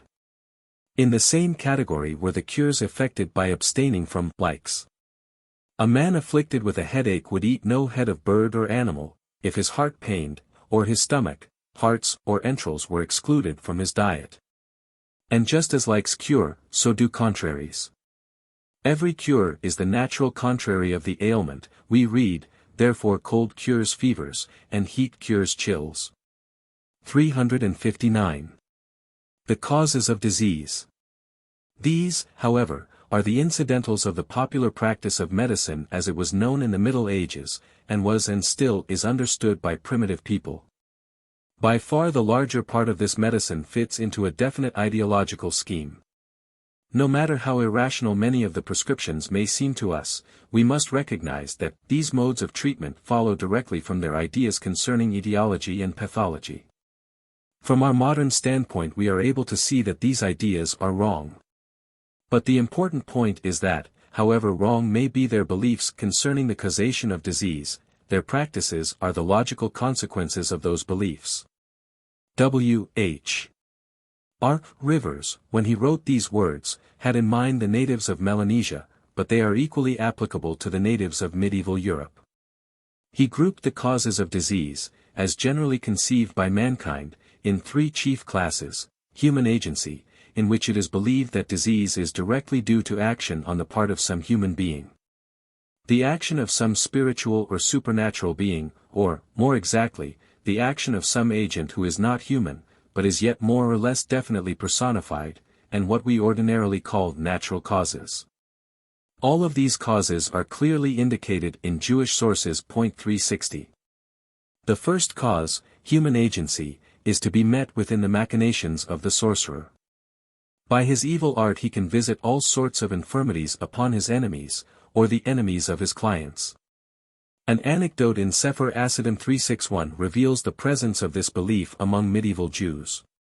The mother of a child who had been bewitched came to a sage and said to him, "My baby cries incessantly because a certain woman has cast a spell over him. I know a way to cure him, and at the same time to transfer the illness to this woman's own child." The sage reproved her, "If the mother has sinned, her child certainly has not." His humaneness was as rare in those days as the belief in the magical causation of disease was common. We have seen, too, that some people are possessed of the power of the evil eye, by which, sometimes unwittingly, they can inflict disease upon one. Supernatural agency is the most commonly designated cause of disease. The demons, in particular, are singled out as responsible agents, and medieval medical lore in this respect followed closely the teaching of the ancients. Egyptian and Greek magical papyri, the Talmud and the New Testament, all abound with such diagnoses, and often identify the ailment with the demon, indicating the belief that disease is caused by an actual penetration of the invalid's body by the evil spirit. Jesus gave his disciples power over unclean spirits to cast them out and heal all manner of sickness and all manner of disease, Matthew 10 verse 1. There is a demon known to Jews as the neck twister, who attacks children. Moonstruck youngsters suffer alternately from chills and fevers because the morbific demons who pervade the moon shadows are constituted of fire and hail. The coma called Herrnbrut is induced by demons. Even when a human being is the ultimate cause, the spirits are the direct sources of illness. For magic and the evil eye operate through them. It is interesting to note, in view of our modern ideas on hygiene, that these disease-breeding demons haunt marshy places, damp and deserted houses, latrines, squalid alleys, fetid atmospheres. This demon etiology is even susceptible of a theory of contagion. One should not drink another's leavings, we are warned, because if the first man has a disease a spirit goes out of his mouth into the liquid, it is mortal danger to drink it. It was thus possible to establish the general rule that all maladies that come upon one suddenly are caused by the spirits, 362. Sometimes the angels, as well as the demons, bear a share of the responsibility. The idea that sickness is a heaven-sent punishment for one's sins, frequently encountered, necessitates angelic intermediacy in executing the decree. Besides, certain epidemic diseases, such as measles, may be transmitted by angels who are especially appointed to this function. 363. Apparently the most virulent type of malady is that produced by the spirits of deceased evildoers, which join the demonic ranks. When these spirits injure a man, there is no human remedy capable of healing him. It is more painful than any other ailment, and only his creator can relieve his pain. 364. As to the natural sources of illness, etiological diagnoses did not limit themselves to the more credible causes, according to our view, inherent in diet, or age, or accidents, or atmospheric conditions, a favorite.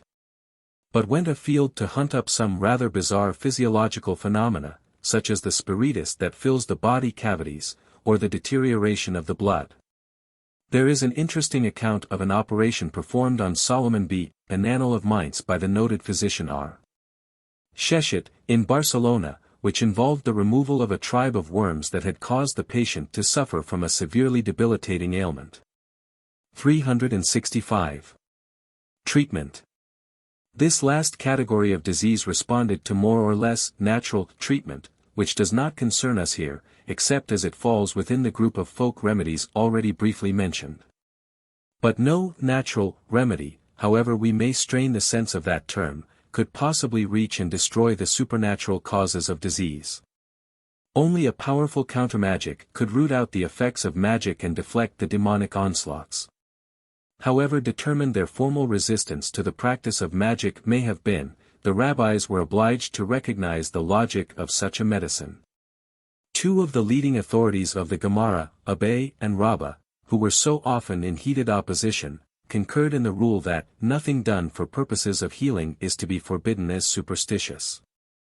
During the Middle Ages the issue was placed squarely before at least one rabbi, Israel Isserline, who wrote to his correspondent, regarding your question as to whether an invalid may consult a magician.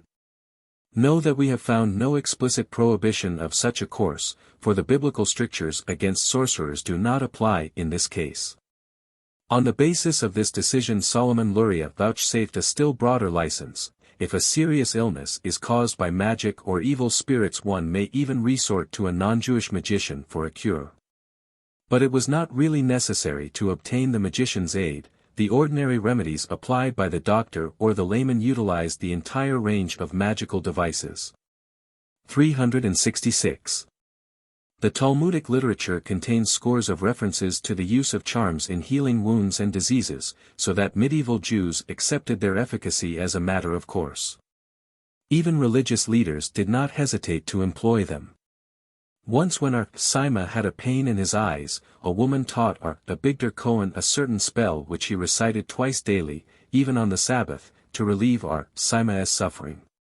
Another report tells of a man who used to recite charms to heal the sick. If they were successful the cure was effected within 9 days, if not, the patient died in that period. Here at least, was one honest physician, unafraid to disclose the alternatives inherent in his treatment. Many Christians had no scruples about using Jewish doctors.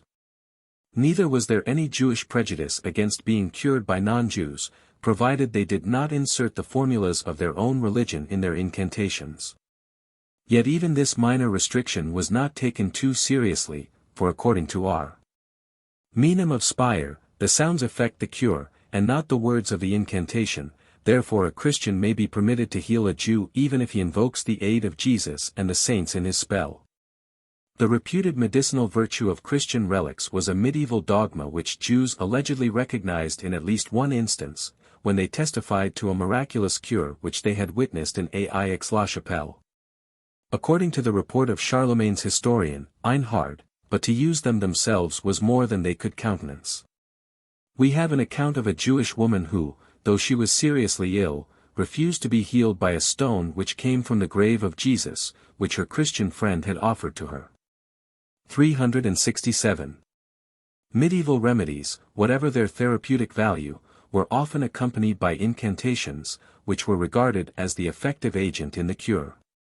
The operation of bloodletting, for example, or the concoction and administration of magic potions to heal disease, or to induce abortions, are cases in point.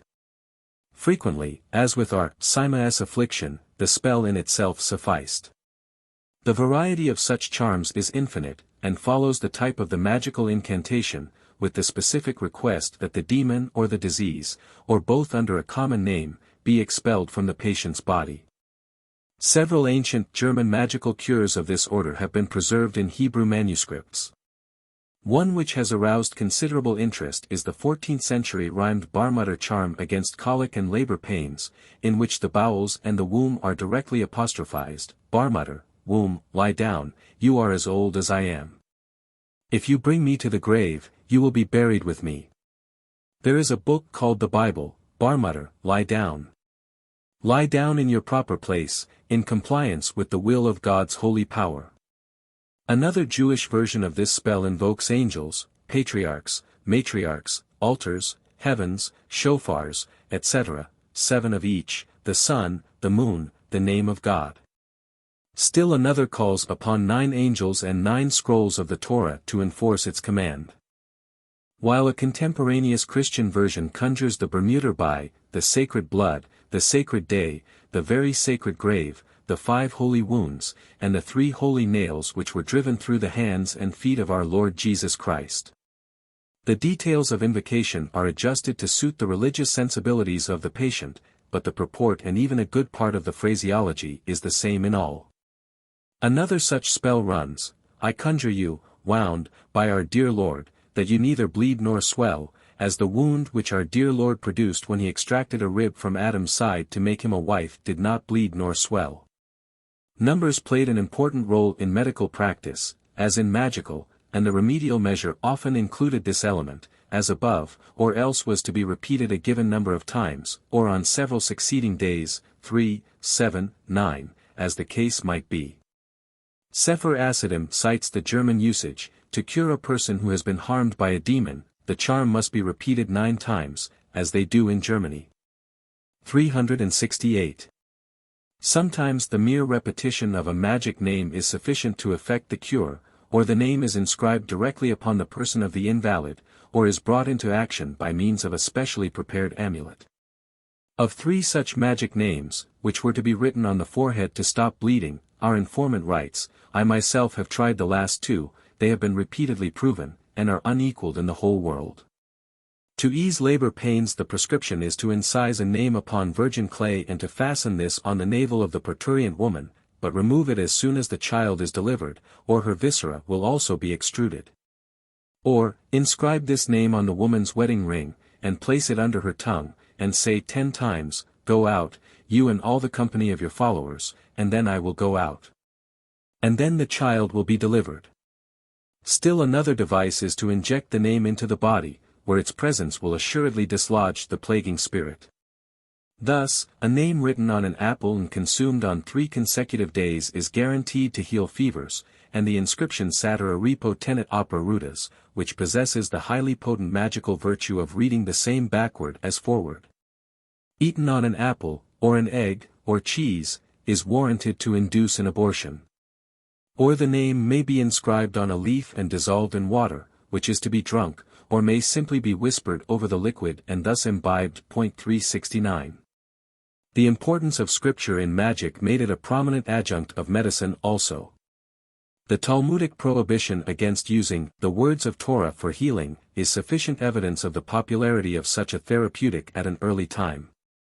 The Torah scroll was itself laid upon the body of a sufferer or brought into the sick chamber, for its curative virtues, and many biblical selections were singled out as specifics for various ailments, to be recited, or inscribed on amulets. Or consumed. For example, to ease a confinement, recite PS 29 times and each time concentrate on this name. If this doesn't help, repeat it another 9 times. The lying-in woman must be able to hear the recital of these verses. If this still doesn't help her, say, I conjure you, Armaciel, angel who governs the womb, that you help this woman and the child in her body to life and peace. Amen, amen, amen. 370. Some sovereign remedies. These magical devices, intended to expel the demonic cause of disease, by no means exhausted medical ingenuity. Many of us have good reason to recall the old notion that the viler a medicine tasted the better it was. This idea is not altogether irrational. If nauseous drugs disgust humans, they are likely to have the same effect on demons, therefore the more obnoxious the dose the more likely it is to weary the demon of his human habitat. What is bad for the demon must be good for the patient. Some of the heroic remedies excused by this theory can have had little worse effect upon the invalid than upon the demon. The most disgusting filth has found a place in medical prescriptions. In 1699 there appeared in Frankfurt a volume entitled, Curius, Neue Hausapothek, wie man durch sein ein bei sich habend Mittel, als dem Blut, dem Urin, hinter, and Orendreck. Spiegel and anderen Naderlichen Geringen Mitteln sein Gesundheit erhalten, fast alles selbst vor incurable gehalten Krankheiten.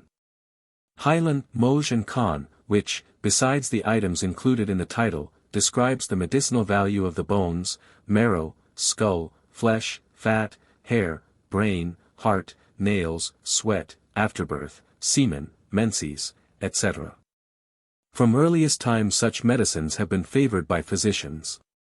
The Talmud knows of the use of human and animal urine and excrement as a medicament to be taken internally as well as applied externally, and in the Middle Ages fine distinctions were made regarding the specific medical utility of a child's urine, or a horse's, or a donkey's, of the excrement of men and women, or of she-asses, or of swine. Concerning Israel Isserline it is reported that, the only remedy he used for his gout was occasionally to rub some warm urine over the aching area.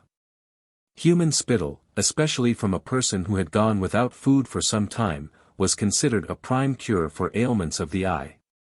It must be said, however, that although all those bodily parts and products mentioned in the Curius Hausapothek were very frequently prescribed in non-Jewish medicine, Jewish medicine religiously refrained from recommending their use, for the same reasons that precluded their magical employment. The consumption of blood, in particular, was abhorrent to Jews. There is not a single instance in all of Jewish literature of the prescription of blood for internal medicine, and the very rarity of the suggestions that horse's blood, or the menses, may be applied externally serves only to bring out in bold relief the sharp prejudice against these usages. Reptiles and vermin of all sorts were also highly regarded for medical purposes, and were often taken internally in the form of powders, or bound upon a wound, alive, to close the gash and to knit fractured bones. And poultices for open wounds were made of spiders' webs. 371. A favorite antidote, usually practiced by old women, was to encircle the diseased part, an abscess or rash or a painful spot, such as the eye or the head, with the finger or with some object, such as a ring, while reciting a charm. Where the object was of metal its antidemonic virtues were relied upon to dispel the pain, though the commentators rationalized a Talmudic reference to such a cure with the explanation that it was intended to cool a fevered area, or to prevent it from spreading. But the primary utility of the circle lay in its magical significance, to ban the evil spirits within its periphery. Eye ailments, particularly the carbuncle, anthrax, euphemistically called bon malant, were thus treated. A popular medieval remedy of a similar nature, known to the Germans as Messen, was applied by Jews even on the Sabbath, when all mensuration was forbidden. The Hebrew accounts of the procedure are not very clear. It was evidently so well known that it required little description. One measures 3 times 3 ells with the patient's belt and recites the charm formula. From German sources we learn that it was used both as a cure and to prognosticate the future course of the ailment. According to these accounts, to cure a severe headache a thread was wound 3 times around the head and hung in a tree. When a bird flew through the loop it carried the pain off with it. Or, the invalid's belt was stretched 3 times over the length and breadth of his naked body, and then hung on a nail with an appropriate incantation.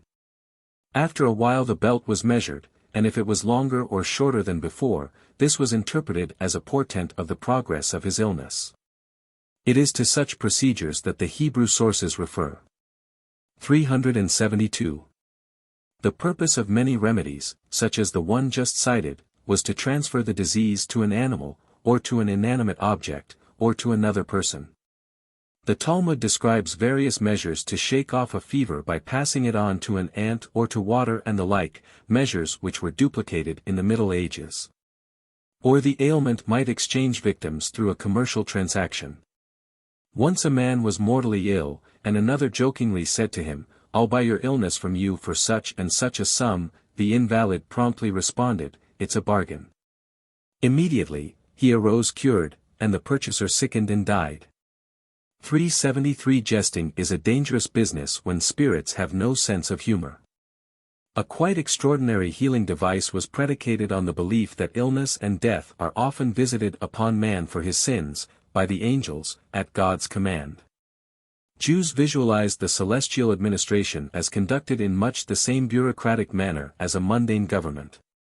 The decrees issued from the seat of the supreme ruler were distributed among the various secretariats and in time assigned to angelic attendants for execution. Not unlike their earthly counterparts, the angels tended to go about their tasks methodically, but not over-intelligently, carrying out the letter of their orders without any great concern with or comprehension of the wider import of their errands. The human analogy suggested the possibility of outwitting them by a crafty dodge. The Talmud knew of 4 courses that might be pursued to counteract an adverse decree from above, namely, almsgiving, prayer, change of conduct, and change of name. Lest there be any doubt of the intent of this last method, Moses of Kusi plainly explained that the one who changes his name as much as declares to the angel looking for him, "I am not the person you are seeking. I am not the one who committed the sins you charge me with." And, of course, the angel takes him at his word.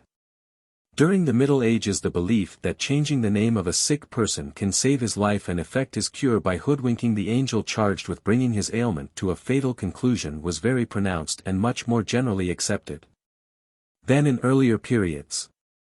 It seems to have been acted upon almost universally among German Jews when an illness was prolonged and severe. Interestingly enough, the very same course is followed on the opposite side of the earth, in Borneo and the Kingsmill Islands. In modern times, when Jews effected such a change of name, they usually selected one which in itself suggests a long life, to make doubly sure that the angel of death will avoid the invalid, such as I am, life, alter, old man, Zaid, grandfather, etc. During the Middle Ages the customary procedure was to find a new name, by lot, opening the Bible at random and choosing the first one that appeared. Israel Bruna, in his Responsa, protested against the adoption of the name of a wicked person when such was the first found, and ordered it to be passed over for the first righteous one, citing, "The memory of the just is blessed. But the name of the wicked shall perish." Prov. 10:7, in extenuation. Israel Isserline went further, and demanded that the new name contain not a single letter of the old and that it have a greater numerical value, although when he changed his own son's name during an illness he adhered to neither of his requirements. This change of name was and still is solemnly effected before an assembly of 10 persons by an expert reader who holds a scroll of the Torah in his hands while he repeats a prescribed formula whose institution is attributed to the Geonim. After announcing the new name, the ritual formally notifies the heavenly authorities of the change, and requests them to take cognizance of it and to consider this person as not identical with the one who bore his former name. For he is another man, like unto a newborn creature, an infant who has just been born unto a long and good life. The new name then becomes the true name, even though the old remains in use, and in legal documents the individual is identified by it with the notation that he bears his former name as an alias. However, since Jews were known by their parents' names as well as by their own, as Isaac son of Abraham and Sarah, there still remained some room for apprehension lest the angel's order identify the child by its parents, which is especially likely to happen when the child is being punished for its parents' sins. A change simply of its own name would then be ineffective to save its life. The way out was not hard to find: change his parents as well. Which is just what was done. The real parents would sell their invalid child to another couple who, because their children were alive and well, appeared to be in high favor with the heavenly powers. Thus the child acquired new parents, and the angel of death was twice confounded. If he tried to locate the child through the parents he could not trace it, and if he hunted up the parents to punish them by killing their child he found they had none. 374. Herbs. Herbs are the prime constituents of most folk remedies, and medical science has been able to show in more than one instance that they possess true healing properties which take them out of the class of old wives' simples. Undoubtedly such herbs were prescribed because they were known to be successful in treating various ailments, but their merit was usually ascribed not to any natural qualities inherent in the plant, but rather to the occult virtues they were believed to possess, or even to the magical spells and techniques with which they were applied. Only thus can we understand the common use of plants and grasses among Jews and Christians, as amulets against disease, to be worn on the person. An interesting reference to the magical apparatus that accompanied the preparation of a herbal remedy, which has given rise to considerable confusion, is to be found in Sefer Hasidim.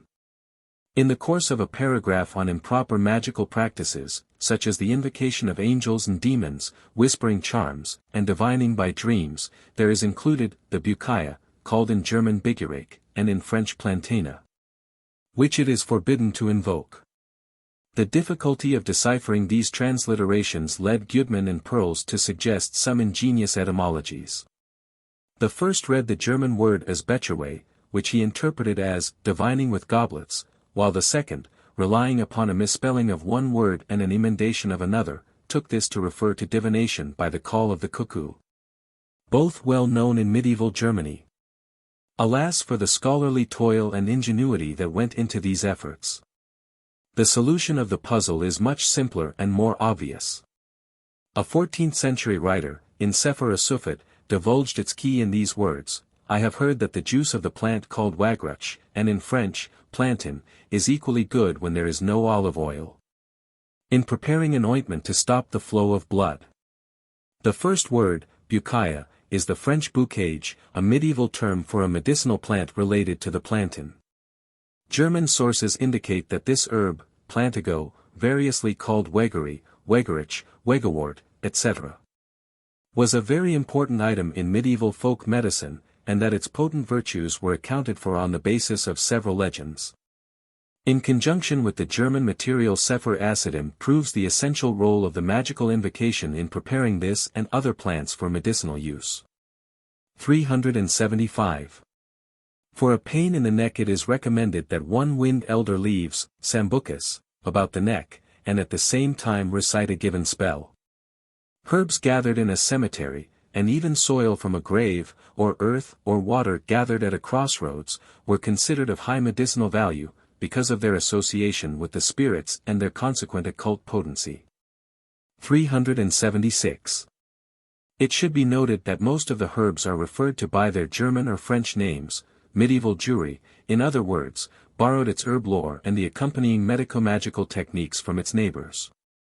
Fennel, whose healing properties were highly regarded by French and Germans, was recommended by a Jewish writer for abdominal disorders and apprehended miscarriage. Achelia seed, columbine, Aquilegia vulgaris, prescribed for many ailments in German sources, makes its appearance in a Hebrew work as a cure for bad eyes when taken internally, a use that may have been suggested by the shiny black appearance of the seed. The sap of a plant, which is called Skelwers, Celandine, Caledonium, in Germany, is recommended for spots in the eye and cataracts. A decoction of salvia or sauge in French, sage, is suggested as a cure for paralysis, and to aid the digestion, take saltpeter and sage and bay and cinnamon, beat them thoroughly in honey, and pour the mixture often into your mouth. Whatever has disturbed you will flee. Drink some wine afterwards. 377. It is usually impossible to divorce the purely therapeutic from the superstitious and magical in such prescriptions. The three are as thoroughly intermingled as the ingredients of the above recipe should be. Which is, it must be confessed, quite unexceptionable. Ailments that are brought about by magic, or by demons, or by superstitious, natural, causes, are not to be cured with mere drugs and herbs, but only with the occult powers that are inherent in or conjured into these medicaments. 14. Divination. Determinism versus free will.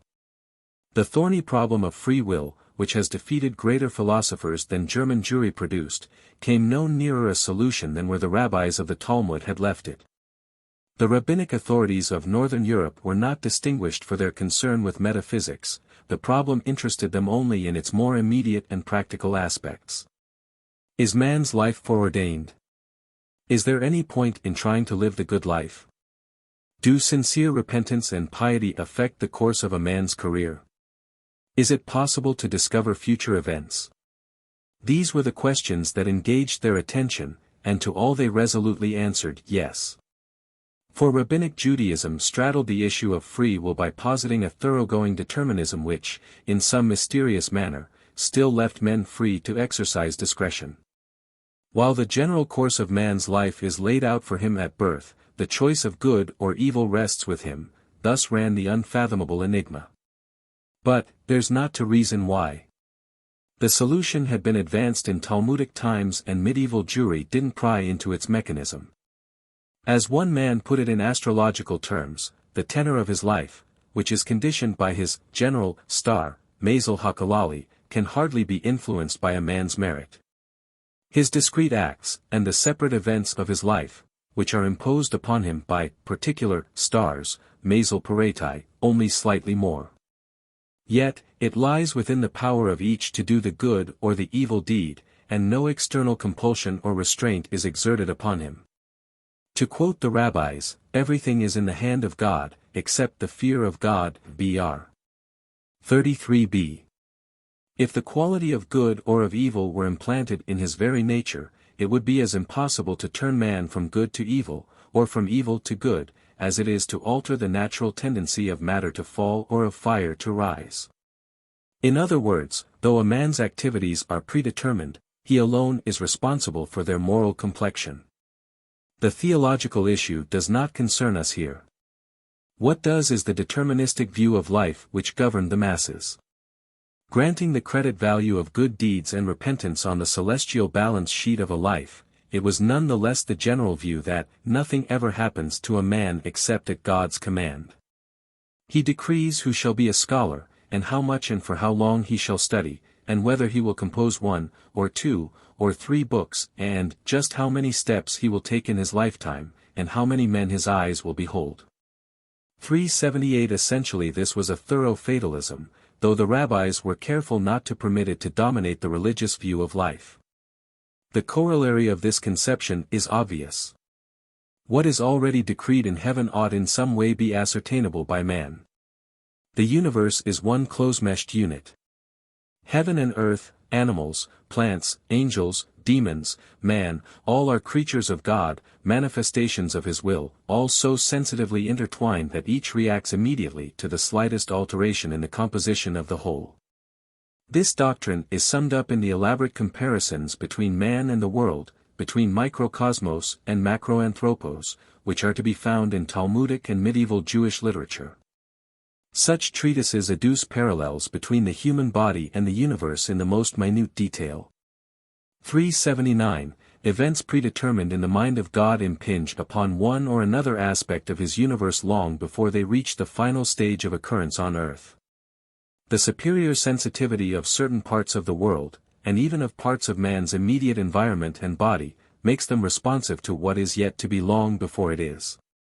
Upon this theory is reared the great science of divination, perhaps the most important single division, practically speaking, of the magical technique. Man's task is to discover means of recognizing and reading the signs which a generous nature spreads before his eyes. And to this task, however the theory may have been phrased, man has devoted himself from earliest days. One may venture to say that human curiosity about the world and study of natural phenomena in the long pre-scientific millennia were fostered as much by this one motive as by any other. Even the elementary search for food and shelter did not require and produce the detailed knowledge of our environment that the search for the future did. Paradoxically, seeking to learn what will be, man came to know what is. We need recall only the immense debt which our knowledge of the heavens owes to the astrological interests of our ancestors, or the anatomical studies pursued originally only for divinational ends. Omens. The simplest and most direct means of discerning the future is through the ability to interpret the natural omens which point it out. Most often such interpretation indicates merely the advisability or inadvisability of following a certain course. Again, at times the world about us has a more elaborate story to tell. The ancient literature of the Jews shows their acquaintance with the art of reading omens, though they were amateurs at it compared with other peoples, the Babylonians, or the Romans, for example. The Talmud frowned upon the conscious and deliberate practice of this art, but acknowledged that one could not avoid heeding those signs that thrust their lessons under his nose. Although one may not deliberately divine by them, that is, purpose in advance to employ them for such ends, a house, an infant and a woman may be regarded as prognostics. This cryptic remark is amplified by the commentators in the Gemara: if after one has erected a house, or married a wife, or fathered a child, his affairs are successful or the reverse on 3 separate occasions, he may consider these to be portents of good or bad fortune. This passage was construed in later times as granting carte blanche to pursue the art, and to expand it. 380. During the Middle Ages, taking omens from bodily phenomena was a very popular pastime among Christians and Jews. The following passages, from 13th-century works, seem to have been lifted from non-Jewish sources. One opens, just as the astrologers foresee events from the stars, so there are some who can foretell the future from human signs. If the flesh under one's armpit quivers, they will be broaching a match to him soon, and if it is the flesh at his loins, his wife will be unclean, or he will sleep alone. If his eyelids quiver, he will be seeing corpses and graves, and if the skin of his neck, he will soon be involved in a quarrel. Similarly, every part of his body can presage coming events. The department of itches was especially well developed. If the sole of one's foot itches, he will be journeying soon to a strange place; his ears, he will hear news; his eyelids, he will behold a novel sight or read an unfamiliar book; his tongue, he will speak of new things.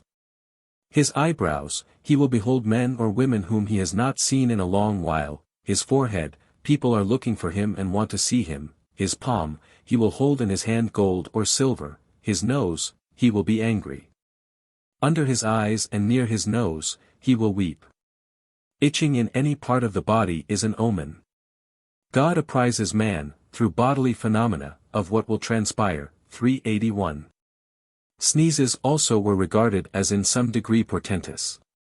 According to primitive views, sneezing is the work of the spirits, and this is why, the world over, a sneeze is met with the customary pious response calling down the blessing of God on the sneezer. Jewish legend has it that before the time of Jacob people died suddenly without any warning, in the nature of illness, of their impending demise; they simply sneezed and fell dead. The sneeze, then, was an omen of death. Hence the blessing which was intended to negate its prophecy. Various responses have been used by Jews: health, God bless thee, God help thee, etc., while the one who sneezed quoted Genesis 49 verse 18, "For thy salvation I wait, O Lord." The ominous nature of the sneeze is not mentioned in medieval Jewish literature, beyond the recital of this legend, but the masses were probably alive to it. Several writers repeated the contrary Talmudic statement to the effect that sneezing during prayers is a good, and letting wind, a bad sign. 382. Animals, too, were closely watched for signs of the future. The disconsolate howling of a dog is a certain indication that the angel of death is strolling through town. If a dog drags his rump along the floor in the direction of the door, this too is a token of approaching death. The starling shrills when it observes in the stars that a guest is about to pay one a visit. Birds in general, ancient standby of the augur, presage the future by their cries and the manner of their flight. One of the medieval mystics has an interesting theory as to how they gain the information which they thus pass on. It seems that there is a type of spirit that flits about in the upper atmosphere listening in surreptitiously on the conversations of the princes of the stars, who of course are aware of what is to transpire on earth, and indeed are responsible for earthly events. These spirits gossip about what they have overheard, and the birds, flying among them, pick up the bits of information which they unwittingly disclose to men. The snail, or the mole, which is noticed burrowing in a house and casting up the earth behind, is proclaiming that an adulterous act is soon to be committed there. The admonition that one should keep a rooster indoors to be warned when God is angry becomes clear when we connect it with the instruction to kill immediately any goose or cock which upsets a dish or any other vessel. This is a sign of bad luck which the death of the fowl may help to avert. One of our authors grudgingly apprises us that there are wise men who can foretell the future by means of trees and herbs, and then drops the subject without going into detail. 383. No superstition, wrote Grimm, struck deeper root throughout the entire Middle Ages than those omens comprised under the terms anagank, weitergank, weiterlauf. Every animal, human being or object which one unexpectedly encountered the first thing in the morning, indicated good or bad fortune, and admonished either the continuance or the abandonment of the day's enterprise. The Talmud knew of this type of augury, but its prohibition did not prevent the Jew from aping his neighbor. If he meets an ugly person, or cattle, or a beast, or a bird, scolds the Brandt Spiegel, or he hears a cross word, or a curse, he says, this is a bad omen. In certain German districts it was believed that if one beholds a Jew in the morning it is a very unlucky sign, and if the Jew peers through the window, the entire week will be ruined. In the same way, it was considered unlucky to begin a day, or a week, or a year with an act that involved some loss, for it was feared that the succeeding period would take its character from that act. If the tax collector was making his rounds, or a friend was so thoughtless as to try to collect an old debt, they were put off until the next day. Why make bad enough worse? 384. A bucolic environment and interest are displayed in the prediction of weather from the omens. For instance, one list cites the following phenomena as indications of protracted heavy rains: if the pigs or goats are in rut and are unsated, if after they have wallowed in mud they return for more. If the cattle in grazing bury their muzzles into the earth, or stretch their necks toward the north, if the dogs paw holes in the ground, if the cattle dip their lips into the water when they are not thirsty. If spiders' webs fall off of themselves when there is no wind to blow them down, all these are certain signs of the coming floods. 385. Among other such superstitions I may mention the following: a seminal pollution on the Day of Atonement was generally believed to token death within the year, though the Talmudic authorities differed as to its interpretation. It was a widespread custom to enter upon a period of fasting when a Pentateuch fell to the ground, which was construed as an ill omen. As a 16th century writer said, "I haven't seen any support for this custom in any book, but I haven't seen it is no proof." If anyone who has performed a regular religious duty for years, such as leading the prayers on a holiday, is unable to do so one year, this may be taken as an indication that some disaster will visit his household. An error in prayer also betokened misfortune. An interesting belief in the Rhineland was to the effect that when the flames on the hearth leap unusually high, a guest is about to arrive. If one should douse the fire with water, the visitor will be drowned. This is true and irrefutable, for many men have tested it. German Christians also held this view, and the idea met with in medieval Lorraine, that by covering the fire a girl could rid herself of a persistent suitor, is explicable only on the basis of the same conception. 386. Foodstuffs were on occasion regarded as tokens of good fortune. If eggs were not to be eaten on Saturday evening, the beginning of the week, because they were associated in folklore and custom with mourning. The New Year dinner included a variety of foods that were suggestive of prosperity and happiness: the head of a lamb, that he may put us at the head and not at the tail end of things, fat meats, and sweets such as apples dipped in honey. That the new year may be prosperous and happy, pomegranates, that our merits may be as numerous as its seeds, fish, which are proverbially symbols of fruitfulness, and others. A fish called barbon, the barbel, Barbus vulgaris, was served, because its name suggests mercy, in MHD. The barb was called barm, which could be interpreted as a form of erbarmen, to be merciful. Still other suggestive foods were excluded from this meal, most notable, as an indication of the extreme tenuousness of some of these associations, was the avoidance of nuts, because egas, nut, is arithmetically equivalent to et, sin.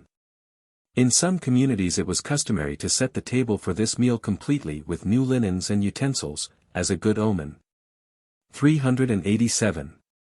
The portents which were read out of, or into, the accidents of life, were no doubt vastly more numerous than the literature discloses. Every individual could, and probably did, have his private stock of superstitions, in addition to those that were generally accepted.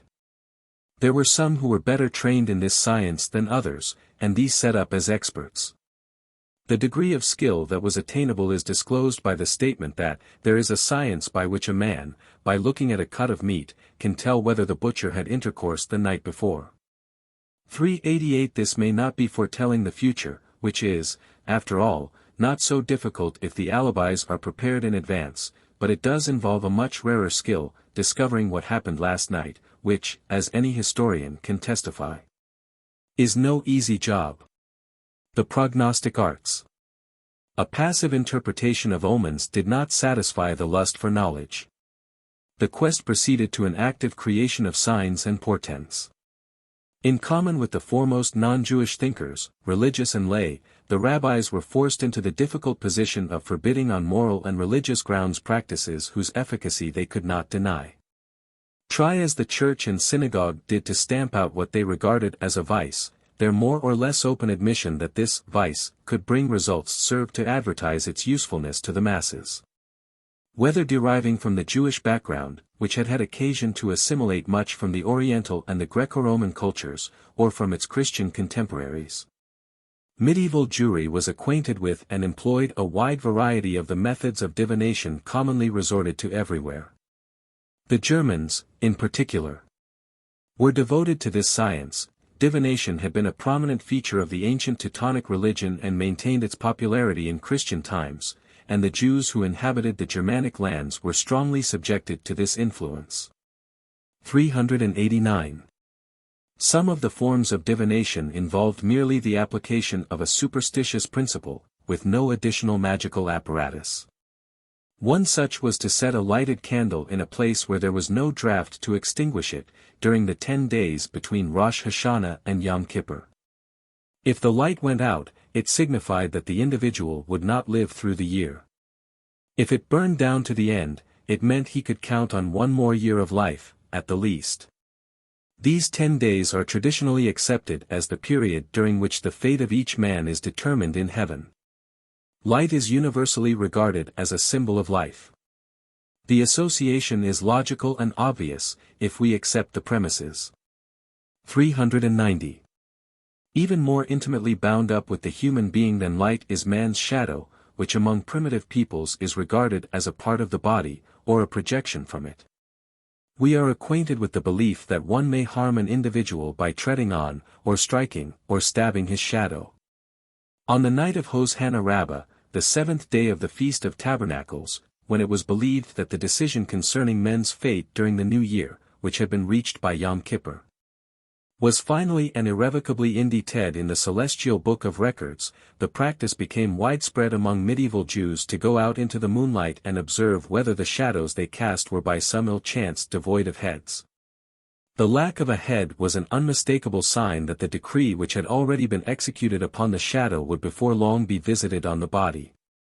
The colophon of a 16th century manuscript contains these words by the scribe, on the night of Hosanna Rabbah, 5315 AM, 1556 CE. I saw the shadow of my head in the moonlight. Praised be God, for now I am assured that I shall not die this year.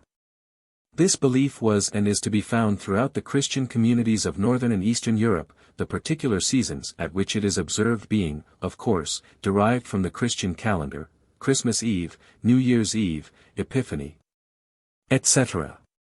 The earliest Jewish reference to it with which I am acquainted is by Eleazar of Worms. A short time later we find it mentioned by the famous Spanish commentator and philosopher, Nachmanides. I should add that the Jewish basis for this custom was adduced from a rendering of New 14:9 which gave the sense, their shadow is removed from them, to words which are usually otherwise translated. This custom was repeatedly mentioned by later German Jewish writers. 391. A related belief was that the reflection of a man who is doomed to die will show him with his eyes and mouth closed, even though he has them wide open. According to our sources, Eleazar of Worms, again, is the first to speak of it. On a certain night of the year the Gentiles would peer into a basin of water with eyes and mouth gaping wide, to discover their fate. In time, we learn, this practice, oil occasionally being used instead of water, was transferred by Jews to the night of Hosanna Rabbah, though some observed it on Yom Kippur. 392. Of a similar nature was the belief that if one saw his image with a halo encircling his head, this too was a token of imminent death. When God has finished his daily stint of signing decrees, runs the explanation, he wipes his pen on the hair of a worthy man, whom he is about to take unto himself, and thus is bestowed upon him the nimbus which his reflection boasts. This was the midrashic explanation of the beams of light that emanated from Moses' head, and in the Middle Ages, it seems, God still clung to his ancient ways. It is, further, well known in medicine, that when a man has been bitten by any virulent animal, such as a mad dog, if he beholds the image of the dog when he looks into water, the bite will be fatal. 393. The familiar use of scripture in divining, bibliomancy, was not unknown to Jews. The Romans had thus employed Virgil. The Bible was already put to this use by Christians before the 8th century. In medieval Germany hymn and prayer books served the same purpose. But Jews did not have to borrow this device from their neighbors. In Talmudic times it was a common practice to ask children what verses they had studied that day in school, and to accept them as good or bad omens, an expedient that persisted throughout the Middle Ages. The more usual procedure of opening the Bible at random and taking the first word or sentence that strikes the eye as a portent, was also followed. Similarly, if, upon awakening, one recalls a biblical verse, this is to be regarded as a minor prophecy, and if it is an ominous passage, one should fast. 394. These methods required no special skill and could be readily applied by anyone. Many of the more highly reputed techniques, however, were not available to the uninitiated. Among these were the rather technical skills of anthroposcopy, divining by the features, and chiromancy, by the hand, still as widely pursued today as ever.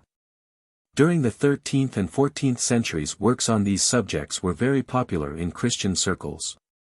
I know of no extended discussion of them in Jewish literature, but they were undoubtedly familiar to Jews.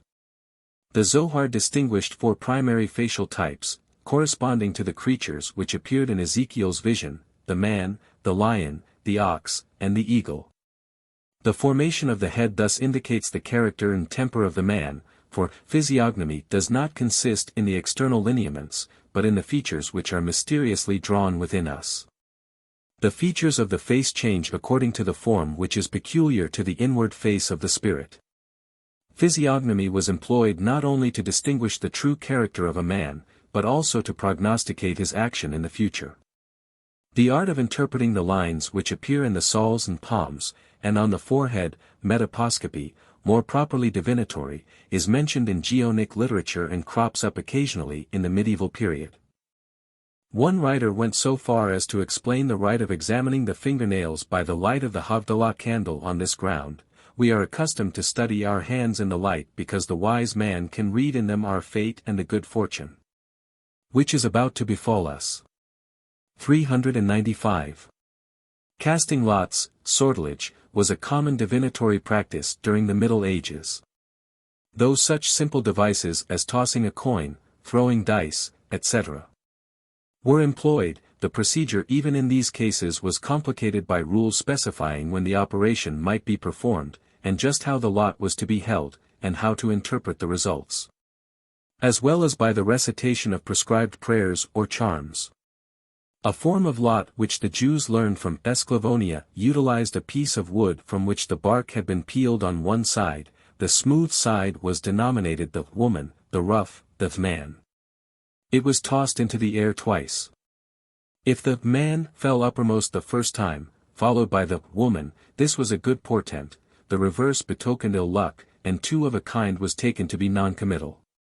There were also Hebrew books of lots which, like their Christian counterparts, were of Arabian origin. The Jewish versions appear to have been composed mainly in southern Europe and in the Orient. They were probably used in the north as well, but there is no such work which can definitely be traced to northern Europe. These works comprised sets of rules for finding answers to specified questions by means of the 12 signs of the zodiac, the 22 letters of the alphabet, the names of the 12 tribes, animals, birds, cosmic phenomena, etc. 396. A man's name, the matrix of his character and personality, was also useful in deciphering his fate, onomancy. One method, employed to determine which of two competitors would triumph, was to calculate the numerical values of their names, and divide them by 9. If the two were of the same type, that is, both were Jews, followed the same trade or profession, possessed the same degree of learning, etc., the one whose name after the operation left the larger balance, was the superior. If they were dissimilar in type, then the smaller balance denoted the successful one. 397. Geomancy, which, Thorndike says, seems to have been nearly as popular in the medieval period as the Ouija board is now, or was in 1923, when he wrote these words, was well known to Jews as well as Christians. Thorndike describes it as a method of divination in which, by marking down a number of points at random and then connecting or cancelling them by lines, a number or figure is obtained which is used as a key to sets of tables or to astrological constellations. The only reason for calling this geomancy, that is, divination by means of the element earth, would seem to be that at first the marks were made and figures drawn in the sand or dust. But by the Middle Ages, at least, any kind of writing material would do as well. Our sources tell us of diviners who use sand and stones, and one refers more specifically to those who make dots on paper or in sand. The reference is unmistakably to practitioners of geomancy. 398. These instances involved not merely the divinatory process itself, but also certain magical acts to which was attributed in the end the success of the venture. Tossing a coin or dice, after all, has significance only if some supernatural power who knows the future is directing their fall. The operation of the magic is manifest in these prescriptions. To discover the identity of a thief, one should need little balls of clay, write the name of a suspect on each, and drop them into a pot of water.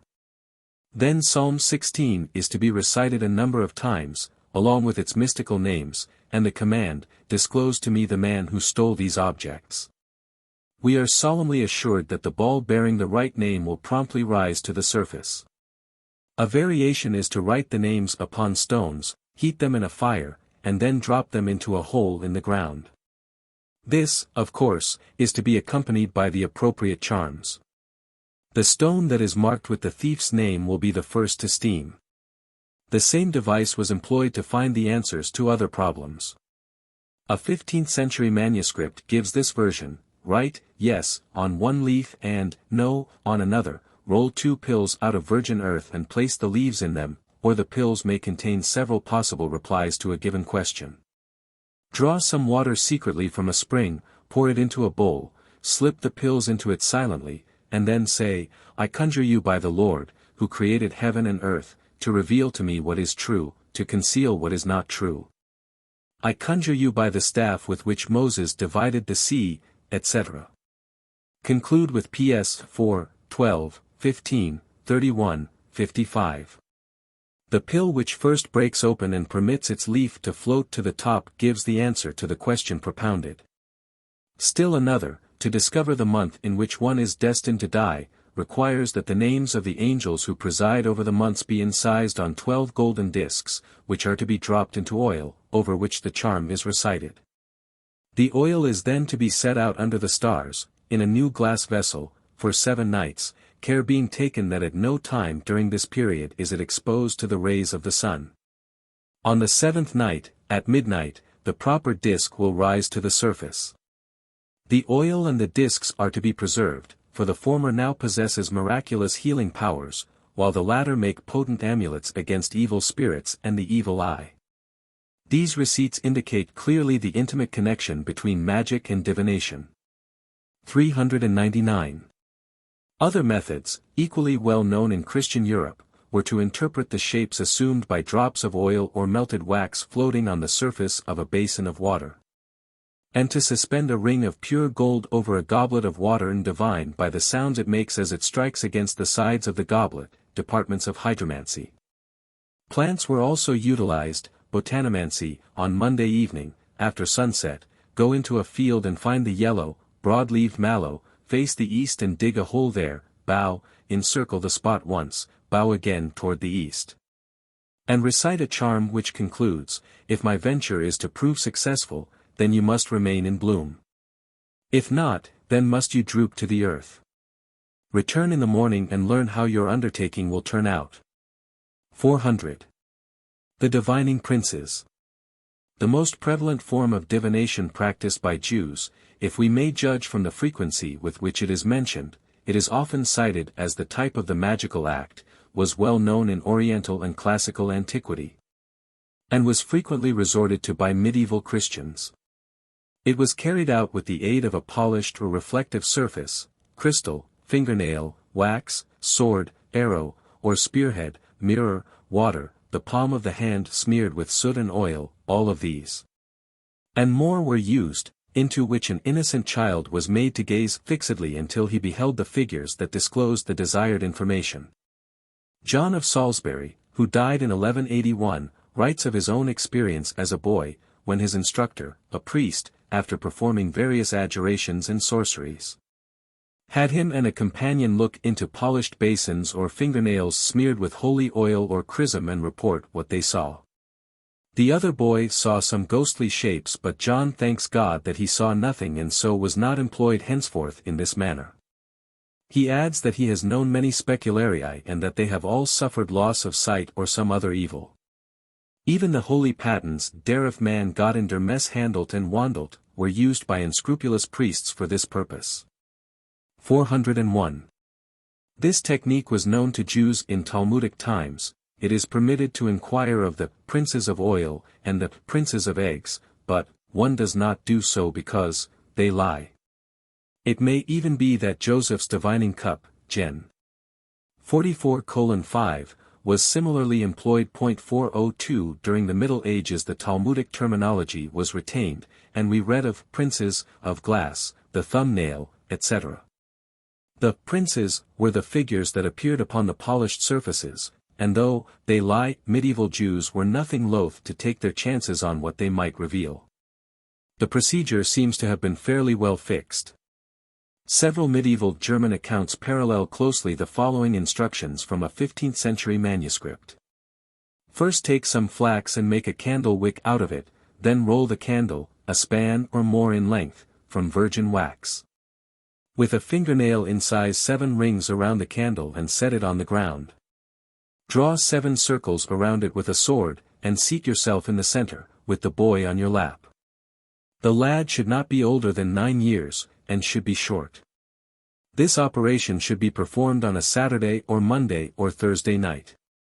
The boy grasps the candle in his hand, and you say into his right ear, Adam Ava Apton Absalom Sarfiel Nuriel Daniel, and say 9 times, Jert, I conjure you with these 7 names which I have mentioned, to appear in the wax of this candle, carefully prepared and designated for this purpose, and to answer me truthfully concerning that which I shall question you. Then ask the boy, what do you see? If he says, I see a woman, and if she is dressed in black, order the boy to command her, at his master's wish, to be clothed in white and to jump and dance. As soon as the boy sees her he is to say, Thy coming be in peace, and after the jumping, Jert, I conjure you in the name of my master, that you show me the hiding place of the property stolen from N son of N and where it may now be found. And that you show it to me in such a way that I may recognize it. And if he doesn't recognize it, then the boy is to direct the woman, in his master's name, to write the location of this place clearly, in large letters and with the vowel points, so that the boy may be able to read it. Don't be dismayed and confused if you try this procedure 2 or 3 times and she doesn't appear, she may be asleep. When she departs the boy should say to her, Go in peace, and come again when my master wishes. 403. The details differed for the various materials employed, but the general outline of the performance was in all cases as it is here given. So widespread was the use of this device that it was accepted as entirely proper by pious Jews, and was permitted even on the Sabbath. A case is recorded in which the plaintiff, evidently a professional diviner, sued his client, who had appealed to him to discover the whereabouts of some stolen property, for the stipulated fee, 1 mark, which had not been paid him. The defendant claimed that he owed this man only his hire for his labor, but R. Isaac B. Samuel, 12th century, decided for the diviner on the ground that, in such matters it is customary to pay more than merely enough to cover the labor involved, that is, he recognized the professional status of the plaintiff. It is significant that not a word of condemnation or censure was expressed in this decision. 404. While this means of divination seems to have been most often used in cases of theft, it was also employed to disclose events that were yet to occur. The princes whom the diviner conjured were bound to reply to any question put to them, provided, of course, that the sorcerer had the power to make them respond. What was the nature of the princes, and in what degree were the visions that the boys reported real? In the 14th century a French writer contemptuously dismissed these phenomena with a skepticism that rings quite modern. Magicians are especially prone to employ as their mediums children who are credulous and impressible, and who, influenced by tales heard from old wives, are ready to see a demon in every shadow. There were others who accepted the occult significance, if not the objective reality of such visions. Adopting Plato's explanation that the soul of the gazer is thrown back upon itself by the luminosity of the object seen and then exercises its latent powers of natural divination. Thus arguing that one may behold the future while in a hypnotic trance. But by far most of the medieval and ancient writers, and the masses too, did not for a moment doubt that these images were real enough, honest-to-goodness demons, though some few, like the priests who used their patens as crystals, hätten glauben das alien die heiligen Engel deren Erscheinen machten and chain Tuffel.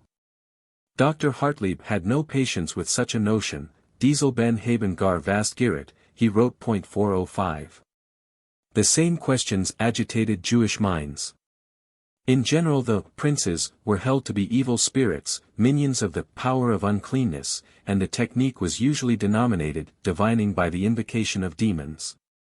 This was the sole field in which the demons were privileged to function in behalf of the Jewish magician. Eleazar of Worms, however, insisted that they were angels, the memunim or celestial deputies, who could be compelled to appear in the shape of their earthly doubles by the proper invocations. The memuna of a thief, summoned to show himself in a polished surface, thus gave away the identity of the malefactor, and reenacted his actions at the time of the robbery. But R. Eleazar was not prepared to admit that the child actually beholds these princes in physical form, which was the view of one school of philosophers. Other philosophers hold, he wrote, that these visions are hallucinations, with which demons and angels have the power to delude men. Still a third group maintains that the angels penetrate the minds of men and so shape their thoughts as to create a true picture, which, although it is not perceived through the senses, possesses nevertheless subjective reality. This last corresponds to his own view of the matter. 406. Necromancy. The ancient art of calling up the spirits of the dead for divinatory purposes was well known in biblical and Talmudic times. Though forbidden by the law of Moses, Saul resorted to this means to consult with his deceased mentor, Samuel, through the medium of the famous Witch of Endor. Talmudic strictures were hardly more effectual, for Rab, one of the leading authorities, among others, questioned the dead. Similarly in the Middle Ages, while the rabbis maintained the traditional doctrinal opposition, striking, besides, a note of compassion at times, the dead speak only with great difficulty. Therefore it is forbidden to force them by incantations and other means to reveal the future. The sources disclose that various methods were known and employed. However, judging from the comparatively few references, this mode of divination played only a minor role in Jewish magic, due to the consistently condemnatory judgment of the leaders of Jewish thought, and the deeply ingrained sentiment of mingled fear and respect and affection for the dead. Medieval writers repeated the meager traditional lore. We read that the deceased may be interrogated only during the first 12 months after death, when their bodies remain intact in the grave while their souls ascend and descend. The ghost, when called upon by name, rises feet first from the grave. On the Sabbath, however, when the spirits of dead and living celebrate the day of rest, the necromancer too must perforce call it a holiday. And finally, it is noted that the questioner hears, but sees nothing, the question sees, but hears nothing, and others present neither see nor hear. 407. The Talmud knew two kinds of necromancy, one in which the dead is raised by naming him, the other in which he is questioned by means of a skull. During the Middle Ages these two types were often mentioned, but it is questionable whether they were still employed. The references to them do not carry conviction. Other methods seem to have been more popular, such as the practice of two friends covenanting that the first to die will return to reveal the secrets of the celestial realm to the other. He might do so in a dream, but he could also appear during waking hours. The deceased requests of his deputy angel that his intangible spirit be clothed in and united with matter so that he may carry out his part of the compact. In so far as the agreement contemplated such an apparition, it may presumably be included among the necromantic arts. There are several legends reporting such a transient visit from the grave. One tells of A.R. Benjamin B. Zira who, on his deathbed, promised to warn the members of his congregation if any disaster impended. A short while after his demise he appeared in the synagogue and divulged that at the instant of death he had seen a heavenly decree inflicting a persecution upon them. Some writers, however, refused to consider this method necromantic. They made a distinction between questioning the immortal spirit, which they claimed included such compacts as well as an appeal to the spirit of the dead, and is permitted, and questioning the corpse directly, which is forbidden. But such fine hair-splitting need not concern us, as it didn't medieval Jews in general. In common with their German neighbors, of whom Michael Behaim of Sulzbach, 15th century, wrote. Auch wird Unglaub du mit bewahrt. Das man einst toten selbes wird. Und zwingt das sie erweiter wird. Und sagt wie ihr beschickt. They invoked the dead spirit and body, to gain the information they sought. Indeed, not only the spirit, but actually the body was believed to rise from the grave, for we are told that, if one were to open the grave while the necromancer is conversing with the dead it would be found empty. 408. Other methods described in the sources comprise, 1. Incantations, at the grave, which were apparently not favored, for the word lash usually denotes a forbidden type of magic. 2. Spending the night on the grave, clothed in a distinctive garment and burning spices and incense while waving a myrtle wand, until one hears an exceedingly faint voice from the grave responding to his questions. So faint that it seems hardly to be sensed by the ear, but rather to exist in his thoughts. This method was also frowned upon, for it was included in the forbidden category of magic which depends solely upon the performance of an act for its results. 3. A man and a woman station themselves at the head and foot of a grave, and on the earth between them they set a rattle, which they strike while they recite a secret invocation. Then while the woman looks on the man puts the questions, and the deceased reveals the future to them. 4. A method which seems to have been acceptable, for it invoked the dead by means of angelic names, stand before the grave and recite the names of the angels of the fifth camp of the first firmament. And hold in your hand a mixture of oil and honey in a new glass bowl, and say, I conjure you, spirit of the grave, Nana, who rests in the grave upon the bones of the dead, that you accept this offering from my hand and do my bidding. Bring me N son of N who is dead, and make him stand erect and speak with me without fear, and have him tell me the truth without fear, and I shall not be afraid of him. Let him answer the question which I shall put to him. And the deceased will immediately appear. But if he doesn't, repeat this invocation a second time, and if necessary, a third. When he appears, place the bowl before him, and converse with him. Hold a myrtle wand in your hand. 409. Buried treasure. One of the peculiar beliefs that were epidemic during the Middle Ages, especially in Germany, was in the presence of hidden treasure in the earth. The folk tales of Northern Europe have familiarized every child with the ghostly blue flame that sometimes flickers on the ground above the hiding place of a hoard. But only too rarely were such fitful markers to be encountered, and people were not content to await patiently the stroke of luck which would make them rich. The divining rod, rhabdomancy, provided a surer means of uncovering the riches of the earth. There are some today who still insist that the forked stick can disclose hidden springs, of water, not of wealth. I have myself seen the rod incline toward the earth in the hands of credulous country folk. But it refused to work for me, but just as the object of the search has become prosaic and trivial, so has the technique degenerated. A modern water diviner could never hope to find any more solid treasure than he seeks. The magic has evaporated, the quest has literally lost its charm. Several 15th-century Jewish formulas for making and using a divining rod, which adhere closely to the texts of German recipes, have been printed.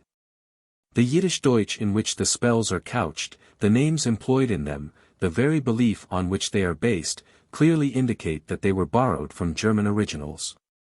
The following directions given in one text are characteristic of the entire genre. On midsummer night, after sunset, go to a year-old hazel tree and select 4 rods which grew that year. Bind them together and grasp them in your left hand, while you pass the right, in which you have placed gold and silver coins, 3 times around them, and recite this: "May these rods be as successful as our father Jacob's were.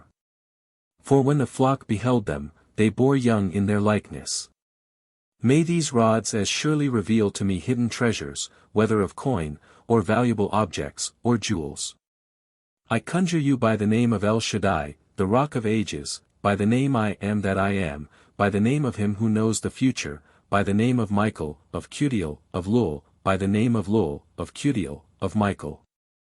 Leave the silver and gold there, and in the morning, before sunrise, go to these rods and cut them, in the direction of the sun, and in the direction of the 4 cardinal points, east, west, north, south, and as you cut each rod, say." The preceding is in Hebrew. What follows, in Yiddish Deutsch, lieber Gott, ich bitte dich, dass du gebst macht zu diesen Ruthen, das sie Michigan müssen weisen auf die Stadt die Rechtfertigkeit, so de liegt verborgen Silber oder Gold. Gemunst oder ungemunst, esc verborgen oder esc sonst dar kommen, esc ober der Erden, esc unter der Erden, in Gott's Namen Amen. There follows an adjuration of the rods by various names and natural phenomena.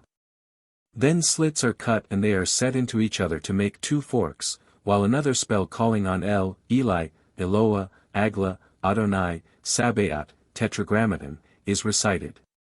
2 boys carry these forks into the open fields and the diviner follows them, muttering fearful spells which make no sense at all in Hebrew but are really transliterations from the Latin. The invocation ends finally: "I conjure you by the living God, I conjure you, rods, by the true God, by the holy God, that from this moment you bend toward the spot where this treasure is concealed," etc. When the rods have fulfilled their destiny, or should one say, if, and the digging begins, there is another hocus-pocus jumble of words, in which hocus-pocus makes its debut in literature.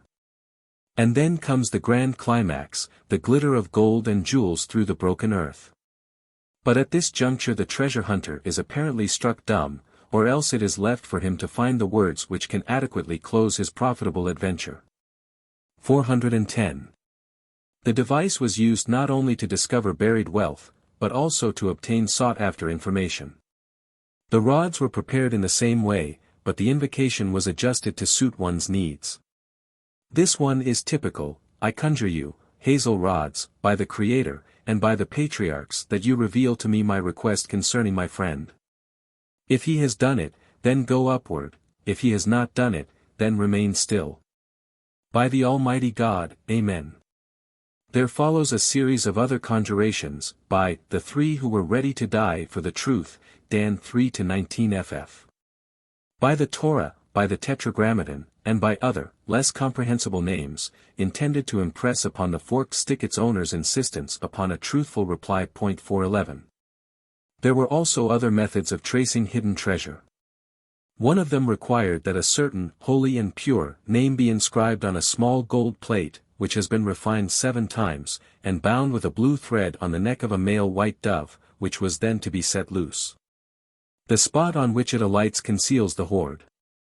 One must circumambulate the place 7 times before beginning to dig, and if it is in the daytime, speak the name of the sun in that season, and if at night, the name of the moon.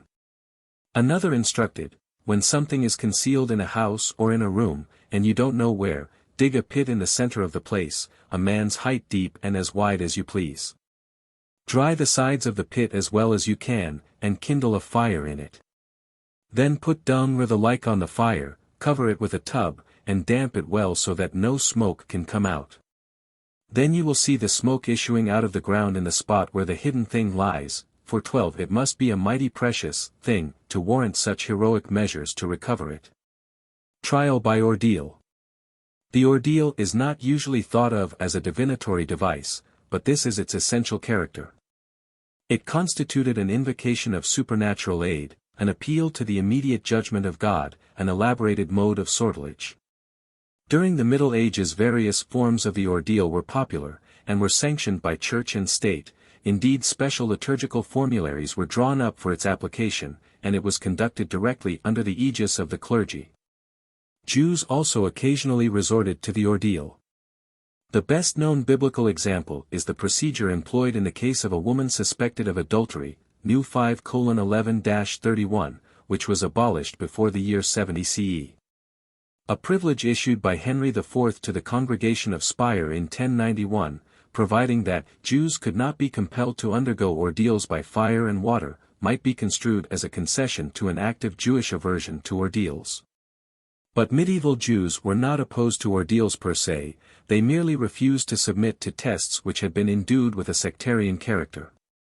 In fact, they forbade bathing in unclean water, upon which priests had invoked the name of their god preparatory to using it for the water ordeal.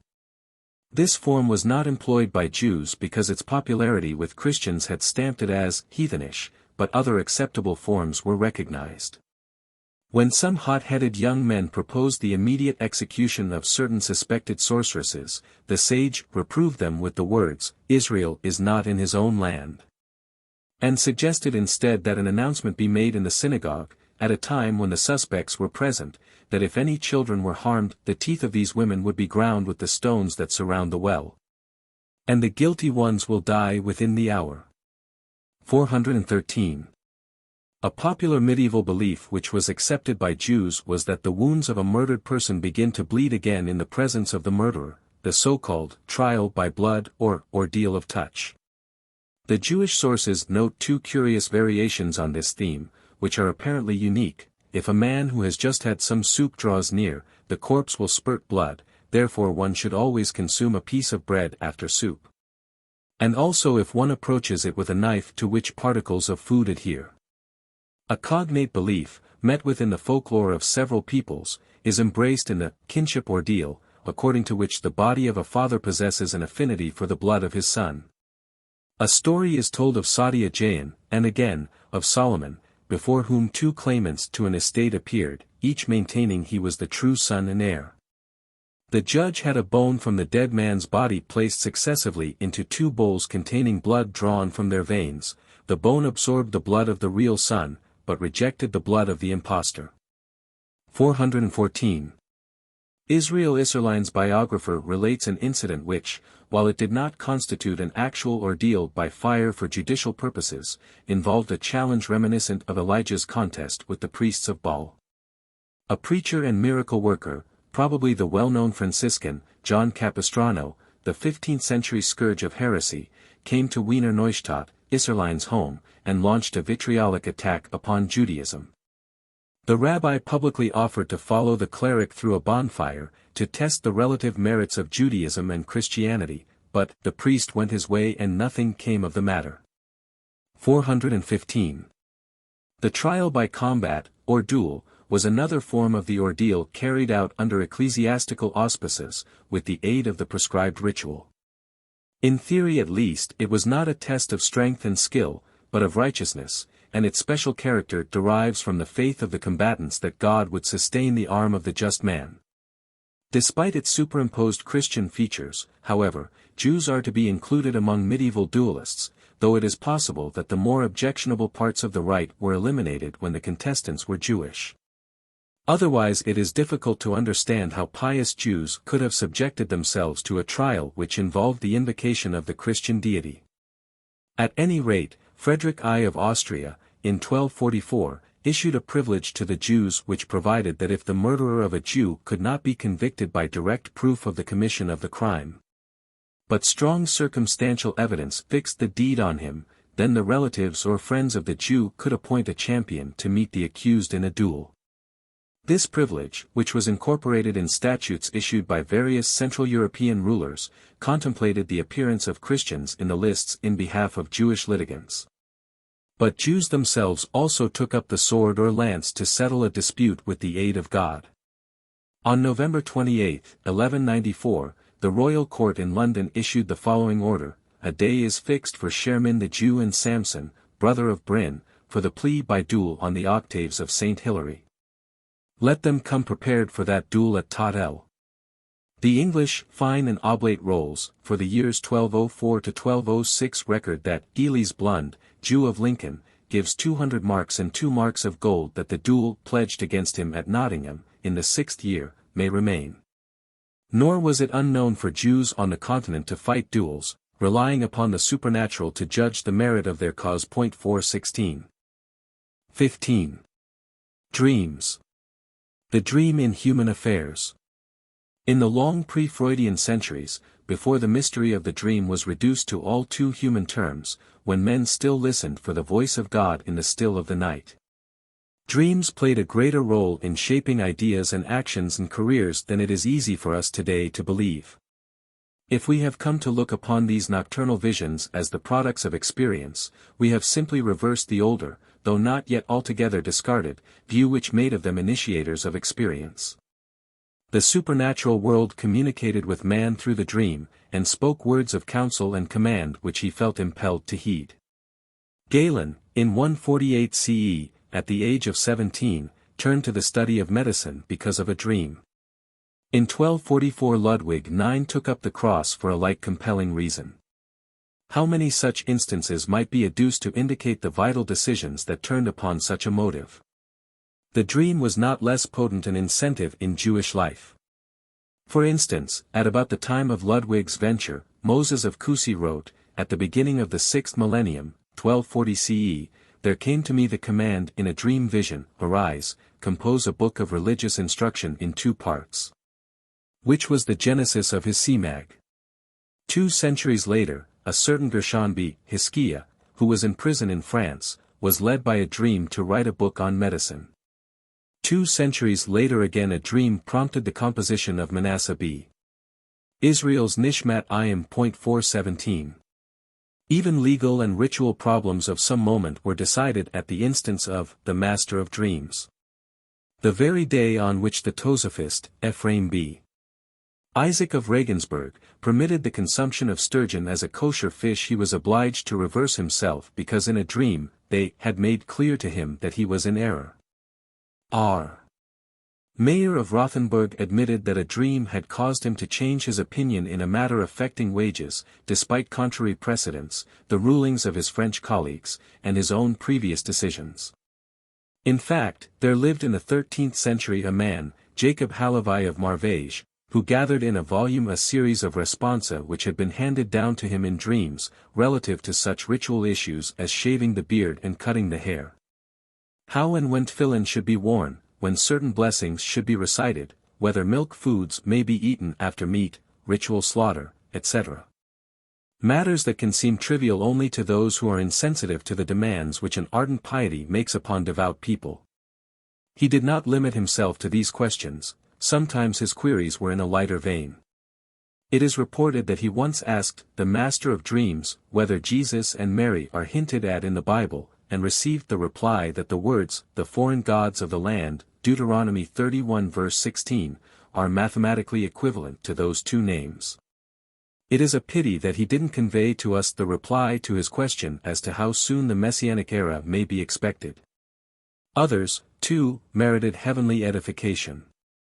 In the same century an anonymous writer asserted that dreams had cleared up many difficulties in Maimonides' Guide for quite a few puzzled students, and Isaac b. Moses of Vienna, who was very much concerned about the correct spelling of the name Akiba, had that too straightened out for him by the obliging Master of Dreams. Heaven was more cooperative in those days than it is today. 418. The dream thus constituted a very real factor in medieval life. Even the line that separated physical reality from the more tenuous spirit world which was supposed to rule dreamland was not too precisely and permanently drawn. In Havre, in 1637, the city court declared a child legitimate when the mother swore that her husband, missing for 4 years, had embraced her in a dream. To such fantastic lengths Jewish belief did not go.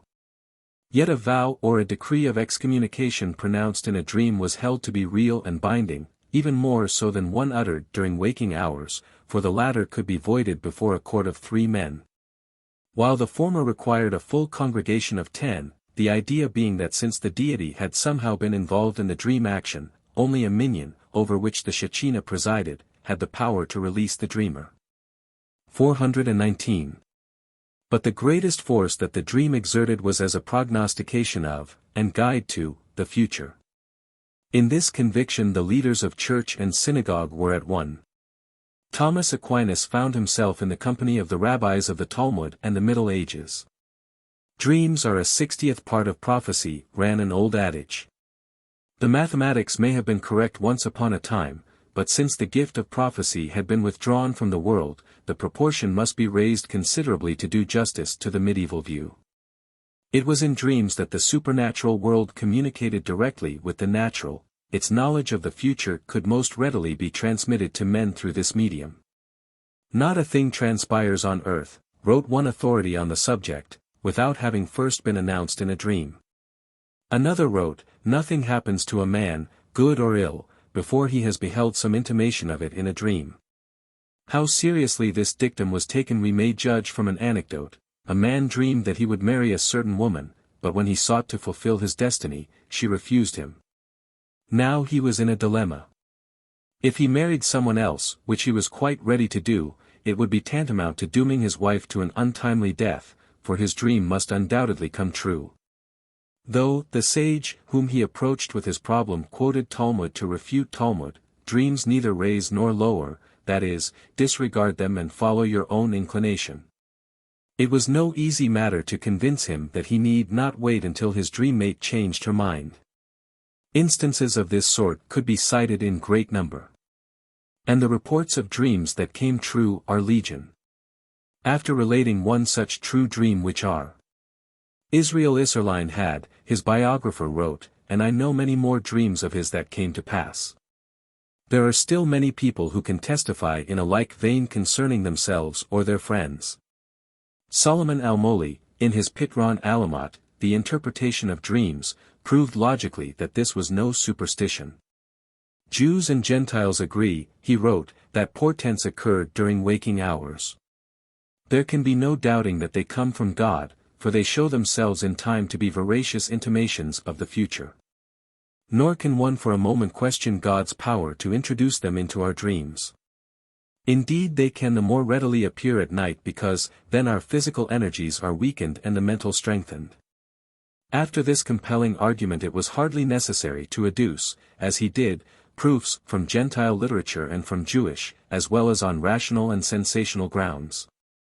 420. Where dreams come from. Not all dreams were of supernatural origin nor possessed equal significance.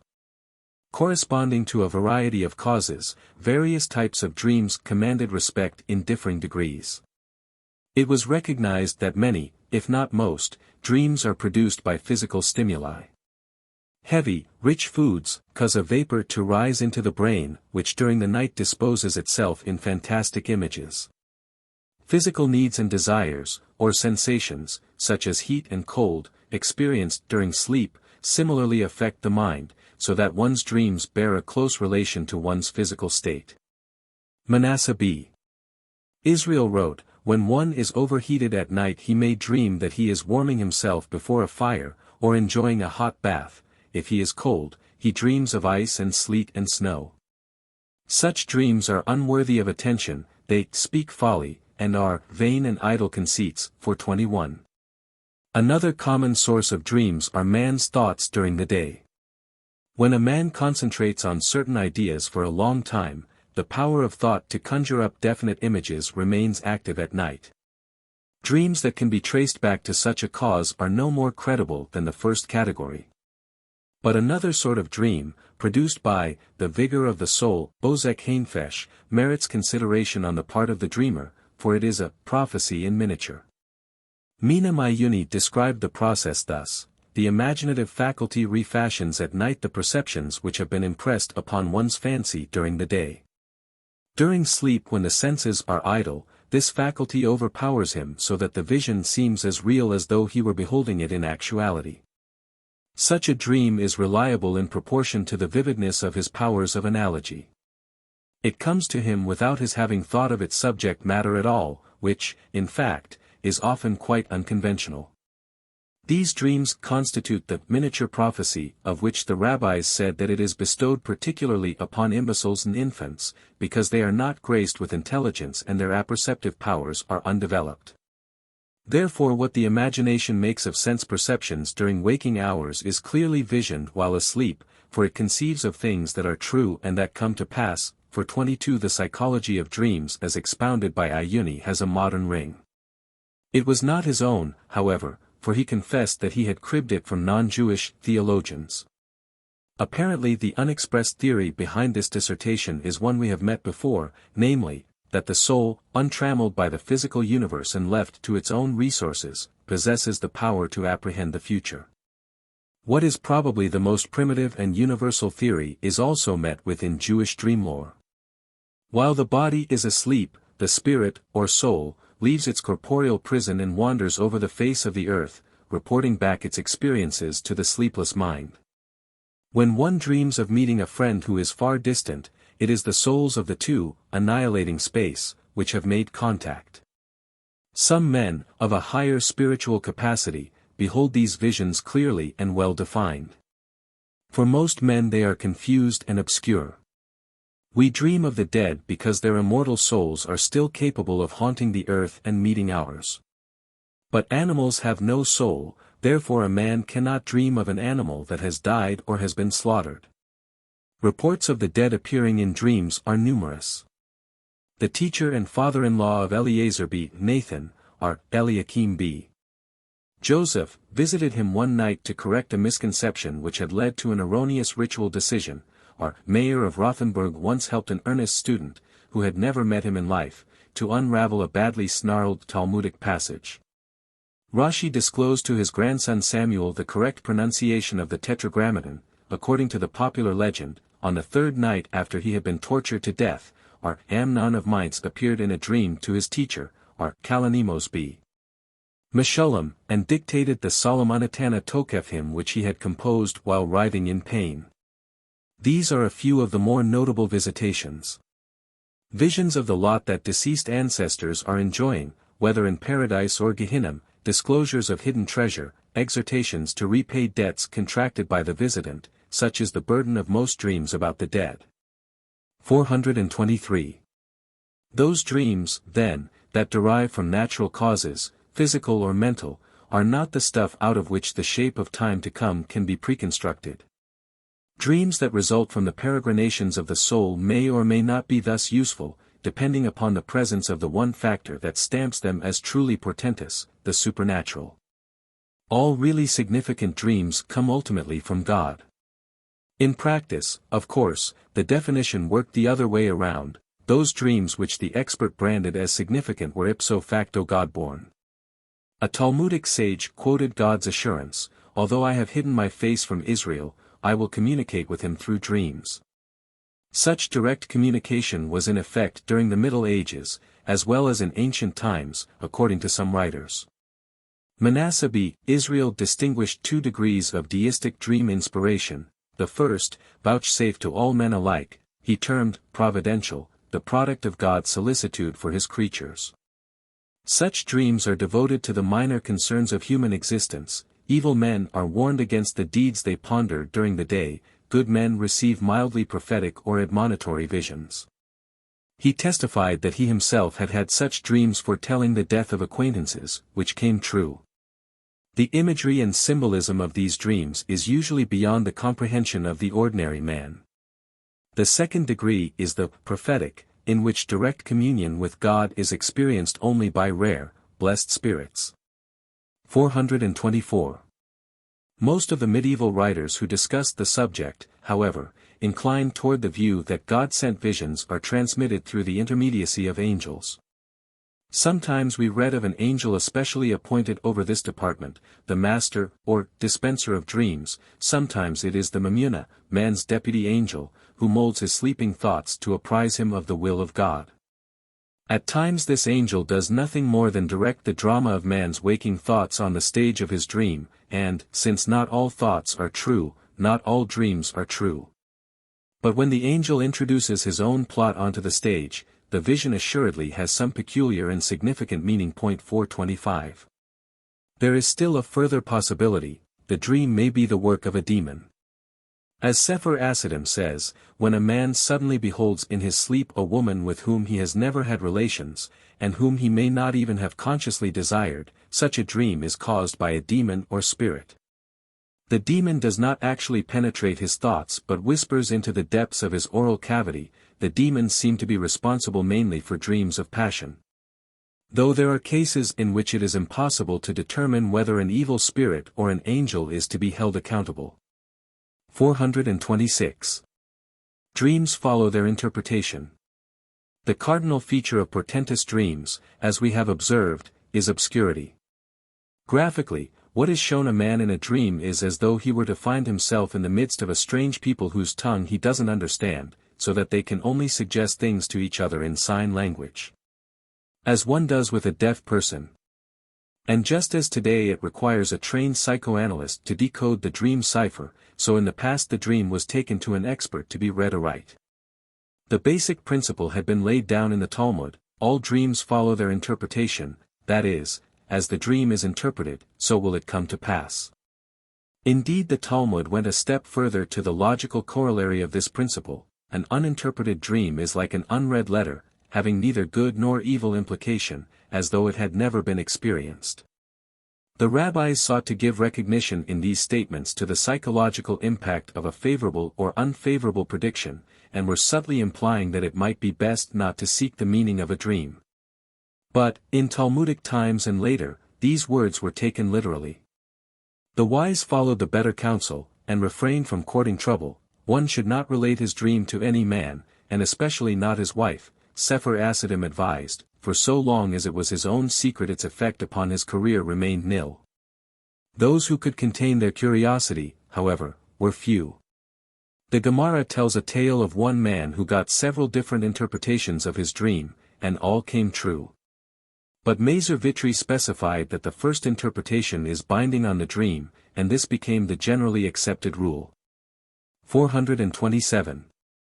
The author of a widely read dream book, Solomon Almoli, refused to accept the Talmudic view, for, he argued, it would destroy the whole science of dream interpretation. If it were so, one need either not bother about dreams altogether, or secure only favorable interpretations. It is impossible that God's will, disclosed in a dream, can be nullified by such naive methods. We may ascribe this denial of the traditional view to professional jealousy, but in effect the tradition did no harm to the interpreter's business. There was some difference of opinion as to the qualifications of the dream expert. Some maintained that his skill must be innate, his star must have determined at his birth that this should be his forte. This was the reply that Jacob Halavai of Marvege received when he put the question to the dispenser of dreams. But Almoli would have none of this. If it were a matter of fate, he wrote, some people would be infallible interpreters, and there were none such. Skill in this field is the result only of intensive training. Some interpreters rely upon dream books and can decipher particular dreams, but the true expert is one who has high intelligence, and an understanding of the principles of the science. He must know how to evaluate the circumstances and environment of the dreamer, and to differentiate the fine shades of meaning of dream symbolism, to reject the inconsequential elements of the dream and to single out those that are significant. Amateurs can only blunder upon the true meanings.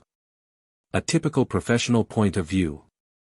Along with their reputed skill as magicians, Jews owned a high reputation as dream interpreters and were sought out by Christians for this purpose. Because of the tradition that dreams follow the interpretation, it was feared that the Jewish expert might be held responsible in heaven if he translated the dream of his Christian client in terms of Christian worship. He might be the cause of his client's sin in pursuing Christian practices. For instance, if he told a priest that his dream signified that he was destined to become a bishop, the priest would apply himself more assiduously than ever to his clerical duties.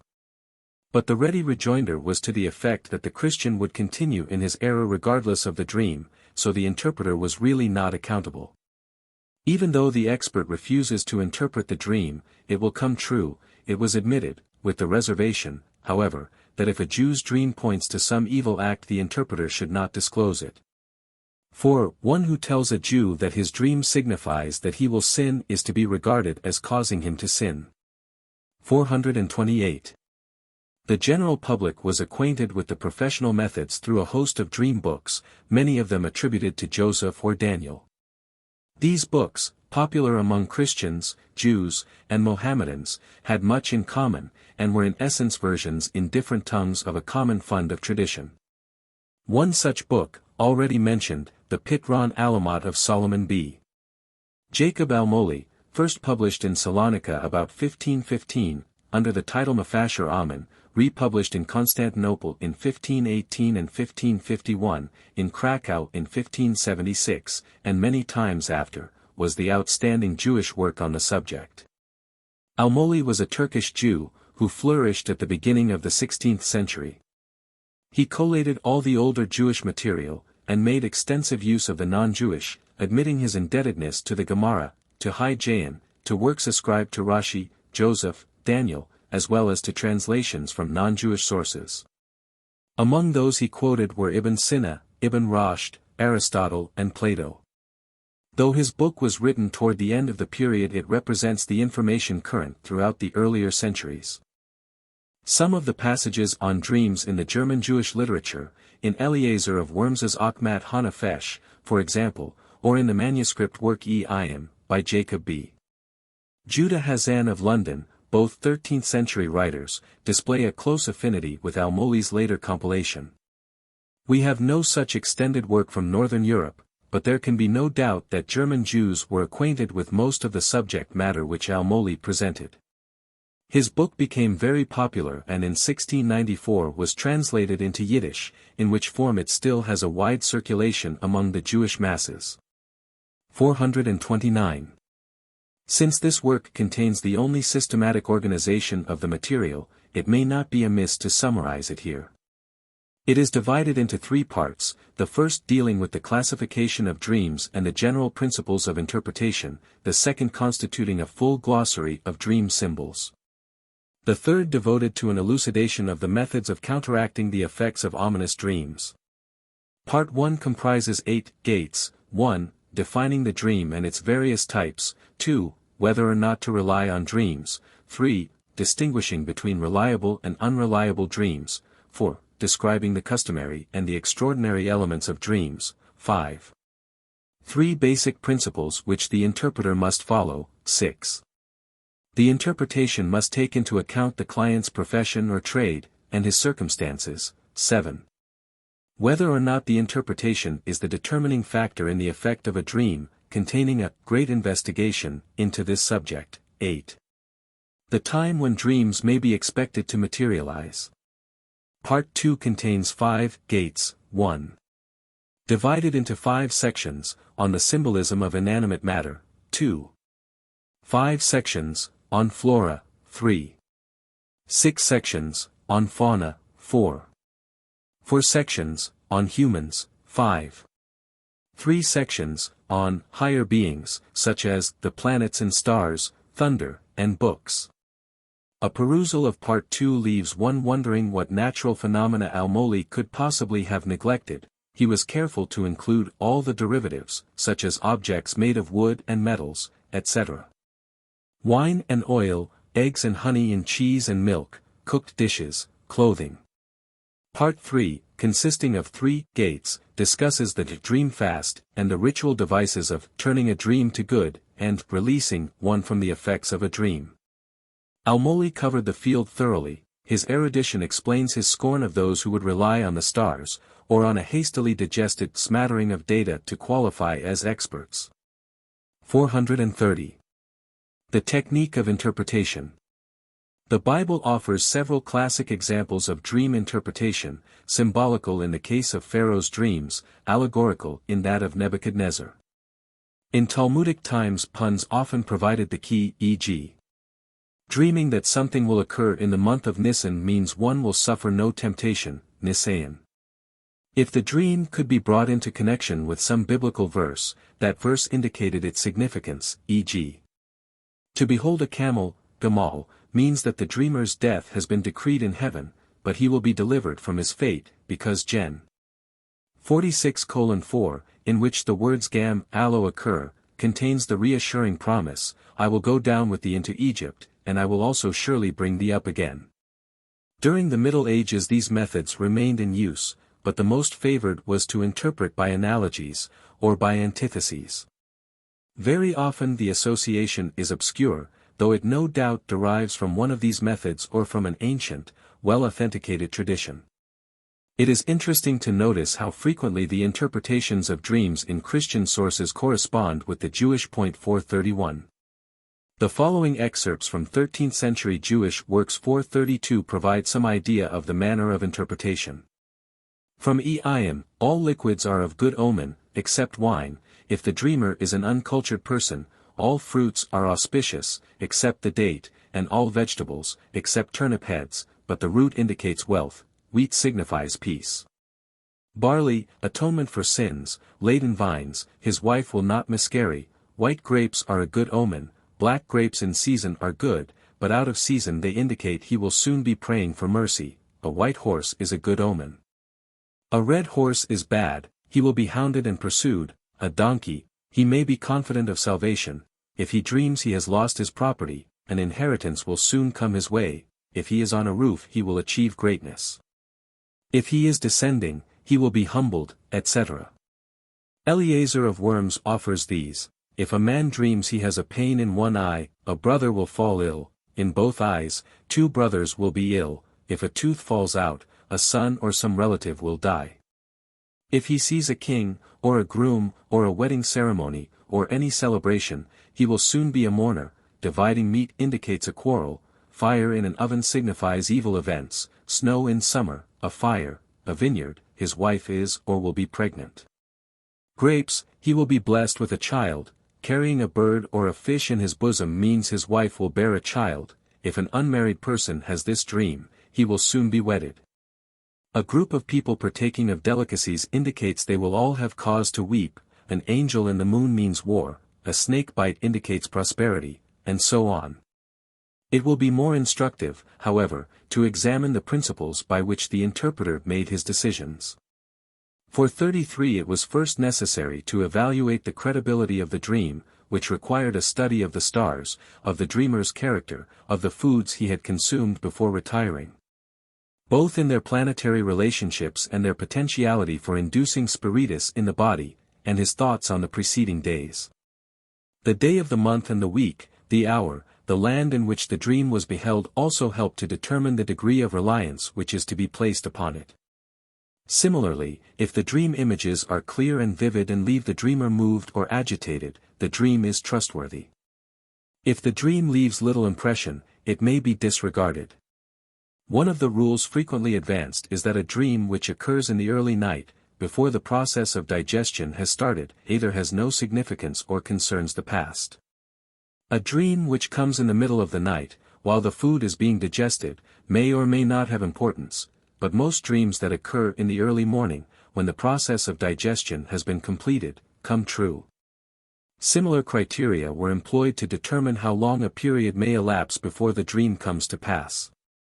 A man's character, for instance, helps decide this, for the righteous person is forewarned long before an event is to occur so that he may have ample time to prepare for it, while the wicked are not given much warning. The general rule is that most dreams are speedily realized, usually on the same or the next day. Occasionally realization of a dream may be delayed, but never longer than 22 years, this is based on a Talmudic remark. As to the actual process of interpretation, there is no substitute for a knowledge of the dream language, Al-Moli writes, but there is one rule that must constantly be kept in mind, namely, that the same symbol may have different connotations for different men. As an example, he cites the case of a man who dreamed that his horse was able to negotiate a turbulent stream only with great effort. If the dreamer is a scholar, then the horse signifies wisdom, and the dream indicates that his learning will carry him successfully through some very difficult situations. If he is not a scholar, the horse means strength, and the dream implies that he will be engaged in a physical struggle from which he will emerge victorious. Quick-wittedness has always been the fortune-teller's most precious endowment. Dream divination. The gold that the fates pour into a man's lap serves only to whet his greed. The effort to induce divinatory dreams succeeded upon the realization that dreams could be put to such a use. Saul tried, and failed. If countless others failed too, inevitably there were some who could claim success, and nothing succeeds like success, especially in the field of magic. In Talmudic and Geonic times the techniques of asking a dream question were familiar to everyone. During the Middle Ages this proved a popular form of divination, though it hardly met with the approval of the religious authorities. Sefer Asidim contains the statement, "If a man decides, I will put a dream question, to find out which good wife I shall take, he will never be successful." Yet the same work tells of a pious Jew who asked the Prince of Dreams, who will sit beside him in paradise. And they showed him a young man in a distant land. An interesting anecdote concerns a man who inquired how long he would live and received the reply in French, 1000 ans, which he interpreted literally, but his life was ended at 80, for mil in Hebrew transliteration equals 80. One of the questions put by Jacob Halavai of Marvage was whether it is proper to invoke, by means of the 42-letter name of God, the angels who are appointed over learning and wealth and victory and favor, and the reply came, "Holy, holy. Holy is the Lord of hosts, and he himself will provide all your needs." As we have seen, Jacob Halavai solved many ritual and legal problems in this way, and the 14th century Jacob B. Moses Malm, Maharil, or his father, resorted to the same device to resolve at least one ritual question. 434. In consonance with the prevailing conception of the origin of dreams, two agencies were mainly invoked to serve divinatory purposes, the dead, and the spirits generally or the genius of dreams in particular. As we have noted, one way of ensuring a nocturnal visit from the beyond was to make a dying man take an oath that after his death he would return and answer any questions put to him. Or two friends might make a mutual vow that the first to die would come back in a dream to paint for the other a picture of the next world. Such practices were common among Christians as well as among Jews. As this verse from Hans Vintler's Blumen der Tugend, 1411, discloses, 435. So send den etlich. When sy second ein Leash. So ronnet sy dem Toten zu. Und sprechend, komm morgen froh. Und sag mir, wie es dar dort geht. Another course was to stretch oneself on the grave of a pious man and beseech him to answer one's questions in a dream. There is a story of a young student who adopted this procedure to learn whether certain ascetic practices he wished to adopt would be considered sinful or meritorious in heaven. That night the deceased came to him and carried him off to paradise where he beheld the rewards that would be showered on him for his piety. 436. The dead, however, were not always willing to obey the summons of the living, and in such a case force could be applied. This required the services of a professional sorcerer. A woman who was on bad terms with her son died without leaving a will disclosing the hiding place of her money. The son employed a sorceress to wring her secret from her. The woman performed her sorceries with a knife, and then went to sleep, whereupon a demon appeared to her in a dream with the knife piercing his heart. She refused to be moved by his entreaties and extract the blade until he produced the information she sought. He returned with the mother and forced her to reveal her secret. The son got the money, but a few nights later his mother came to him in a dream and apprised him of the price he would have to pay. In proportion to the suffering you brought upon me by your vile act will reverses and torments be heaped upon you. 437. On the other hand, angels and spirits could be invoked to appear in dreams by the usual methods. Jacob Halavai who, it is reported, induced his divinatory dreams by putting himself in a trance, used a simple request, O Supreme King, great, mighty and revered God, guardian of the covenant and fount of grace for thy followers. Preserve thy covenant and thy grace for us, and command thy holy angels who are appointed over the replies to the dream questions to give a true and a proper answer, unqualified and specific, to the question which I shall ask before thy glory, etc. It is interesting that sometimes the answer came that in heaven itself there was a division of opinion, which, by a strange coincidence, usually corresponded with a like division among the rabbis here on earth. And sometimes the first reply that Jacob received was unsatisfactory, so that he had to repeat his question 2 and 3 times, insisting upon a clearer response. Certain biblical selections were also useful toward this end. P.S. 23 and 42, each recited 7 times with its names, were guaranteed to produce dream replies. If one writes Deuteronomy 29 verse 28 and its names on his hand and sleeps with that hand under his head, the angel of dreams will favor him. 438. Direct invocation of angels was also resorted to, with the usual preliminary rites of ritual cleansing and fasting. One simple invocation runs as follows: I conjure you, Duma, Prince of Dreams, in the name of the Almighty God, that you come to me this night and answer my question. And when you wish to indicate good or evil, show me for evil, priests and churches, wells, cisterns, caves and graves, but for a favorable sign show me, schools, synagogues, open books and scholars studying them. And let me not forget the apparition. Then go to sleep. But speak to no man concerning this. It should be done only on Sunday night, and only in urgent matters. Do not make sport of this. Sefer Raziel has a much longer charm, heavily weighted with angel names, which concludes with a series of biblical quotations. The same work contains other prescriptions for a dream question. One advises writing a name upon ruled parchment and placing it under one's head after reciting a spell. Another, tested and tried, suggests washing the hands thoroughly and anointing the left hand with water of lilies, after which an invocation is to be written on it. Then, sleep on your right side, and you will see and be astounded. Still another prescribes a more complicated procedure: secure 2 white doves and slaughter them with a 2-edged copper knife, 1 edge for each dove, extract their viscera, knead them together with 3 shekels of wine, some fine frankincense and some pure honey into a thick paste, and cut it into small cakes. On the 3 days preceding the new moon, before sunrise, perform the prescribed purificatory rites, put on a white garment but no shoes, and burn some of these cakes on the hearth, while reciting the names of the angels who are in charge of the new month. On the 3rd day let the house fill with smoke, lie down on the floor, recite the angel names and then sleep. And the angels will appear and tell and reveal everything you may ask, in a clear vision, not in parables. You need have no fear. 439. Neutralizing ominous dreams. Since unfavorable as well as favorable dreams come true, and the event therefore came to be regarded as the consequence of the dream, it was believed that if one could somehow nullify the dream itself in advance, its effects would be obviated. Thus, in the prayers to be recited at night before retiring there is a specific request to save us from evil dreams, while some writers make it a point to note that some of the biblical verses included in these prayers, such as Cant 3:7-8, and New 6:24.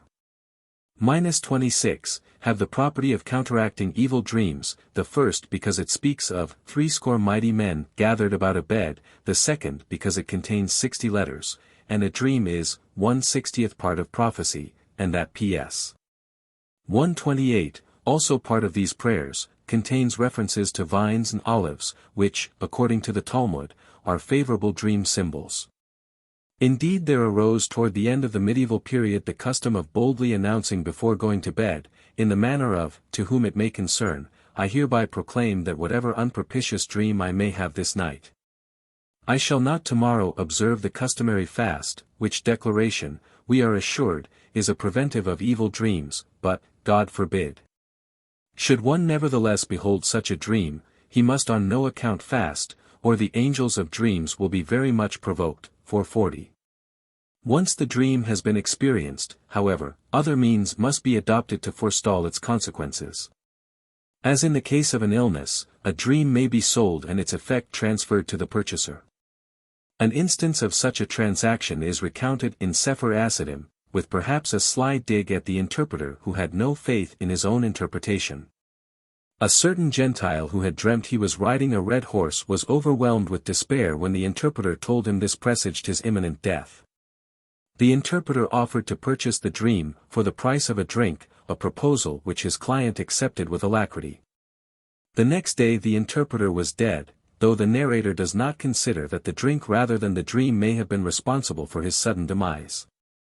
Again we learn that a literal acting out of the dream may destroy its symbolic significance.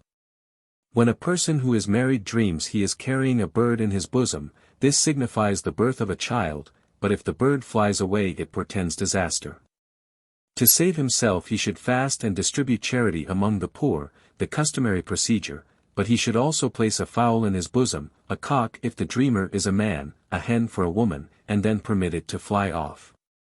Now that the dream has been scrupulously enacted, the apprehensive dreamer may breathe easily again.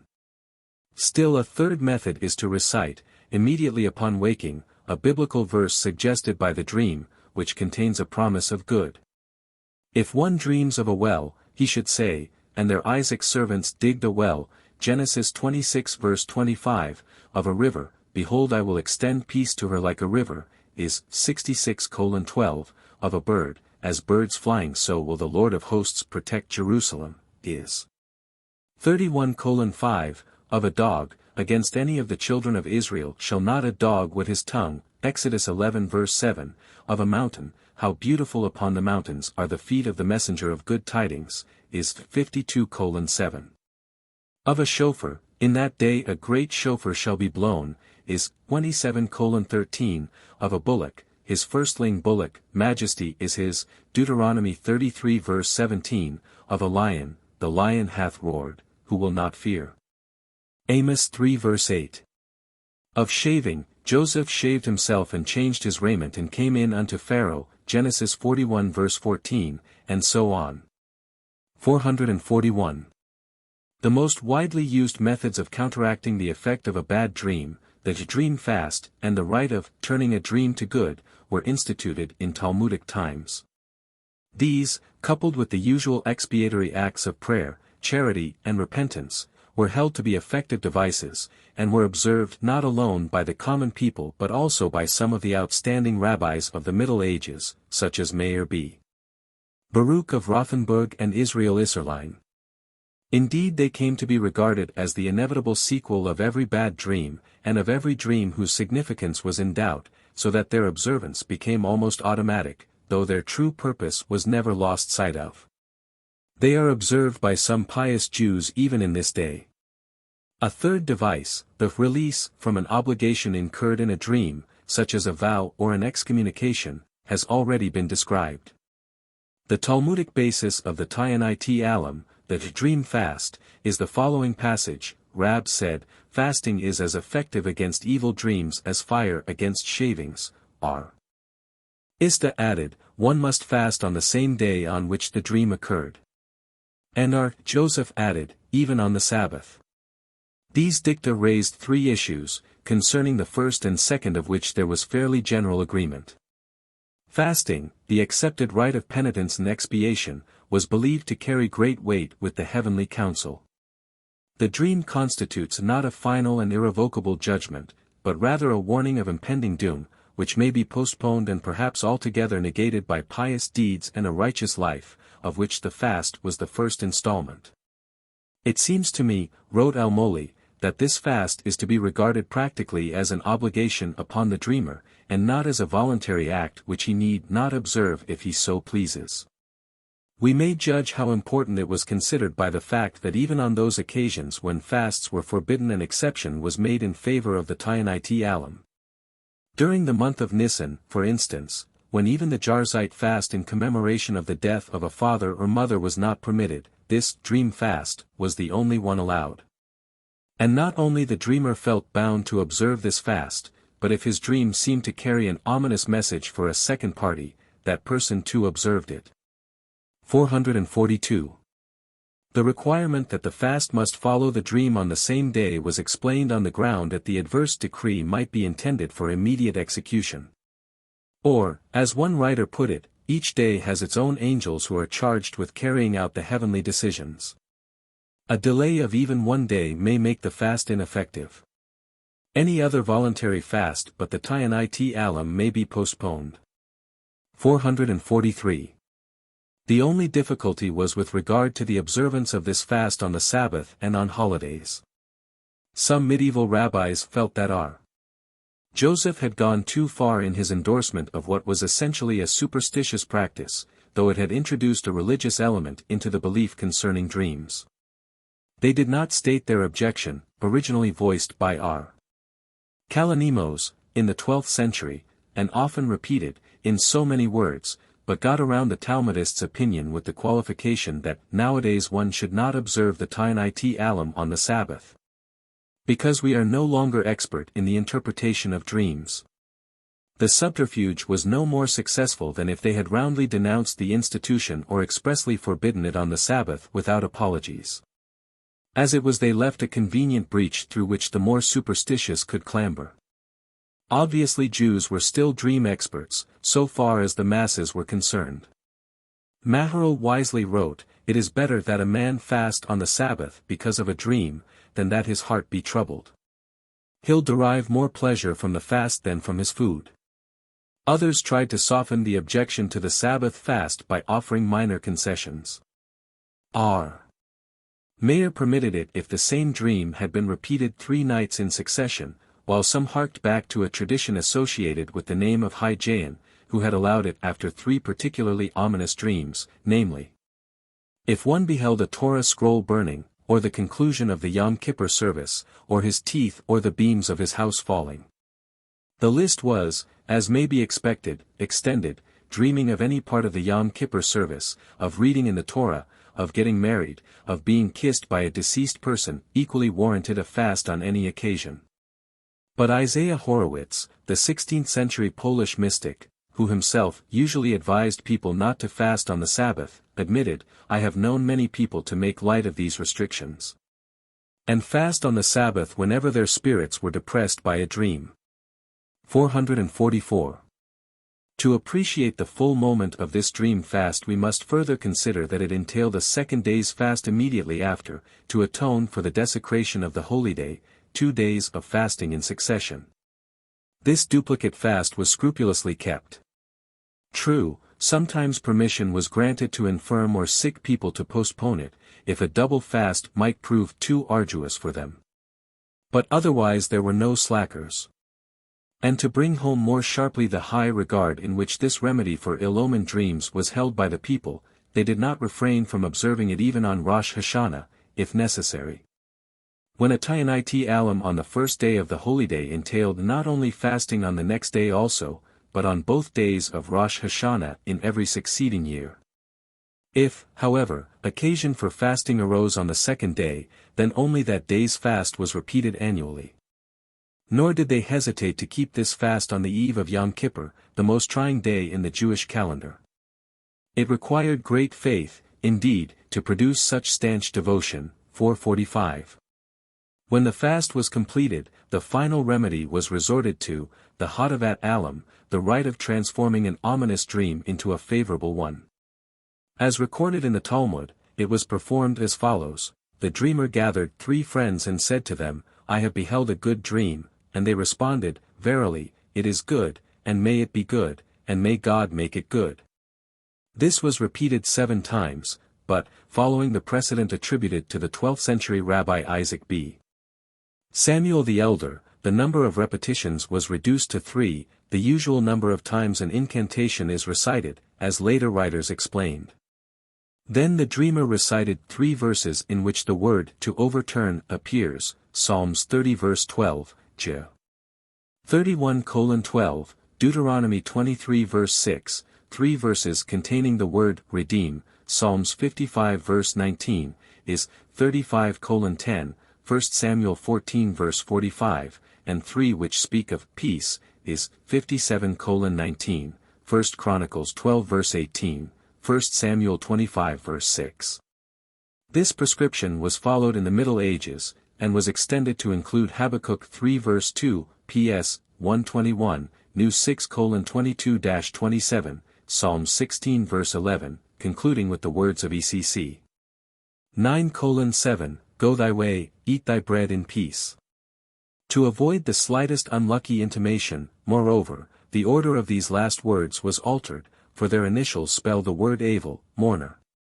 If the purport of the dream had been forgotten, the Talmud provided a prayer which was warranted to ensure that no harm would befall the dreamer. For 46 thus fortified he could throw off the oppressive weight of his dream and eat his bread in peace, until another night visited another evil vision upon him. 16. Astrology. We possess no one body of doctrine that describes so pervasive and dominant a pattern in the fabric of modern life as did the science of astrology in the medieval. According to one of the foremost students of the Middle Ages, Professor Lynn Thorndike, astrology is the most widespread, as it is the most pseudoscientific of any variety of the magic arts. Indeed, it has ceased to be merely one method of divination and claims to study and disclose the universal law of nature in the rule of the stars, by which every fact in nature and every occult influence in magic may be explained. It is the fundamental doctrine of the medieval Weltanschauung. Just as among Christians barely a murmur of opposition was heard, so Maimonides was the sole Jewish authority of prominence who dared raise his voice against this superstition.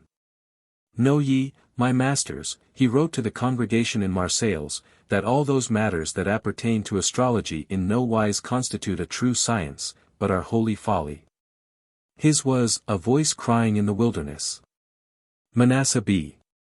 Israel once more expressed the prevailing view when he scornfully waved aside the Maimonidean strictures with a series of citations from Jewish and non-Jewish literature.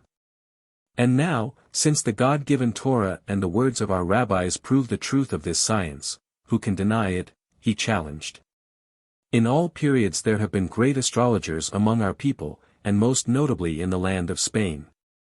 It is true that astrology produced its foremost Jewish exponents and practitioners in the south of Europe, many a court, lay and ecclesiastical, in the Provence and Spain, boasted its Jewish astrologer, the northerners were amateurs by comparison. I have found not a single trustworthy reference to a recognized Jewish astrologer in Germany and France, an instance, perhaps, of typical northern parochialism which rigorously excluded the Jew from court attendance, or, again, a commentary on the inferior quality of his skill. But, however short he may have been on theory, the German Jew was by no means unacquainted with the practical utilities of the science. For 47 though the literature is not as informative as one might wish, we may derive from it those general rules which were the basis of the astrological science.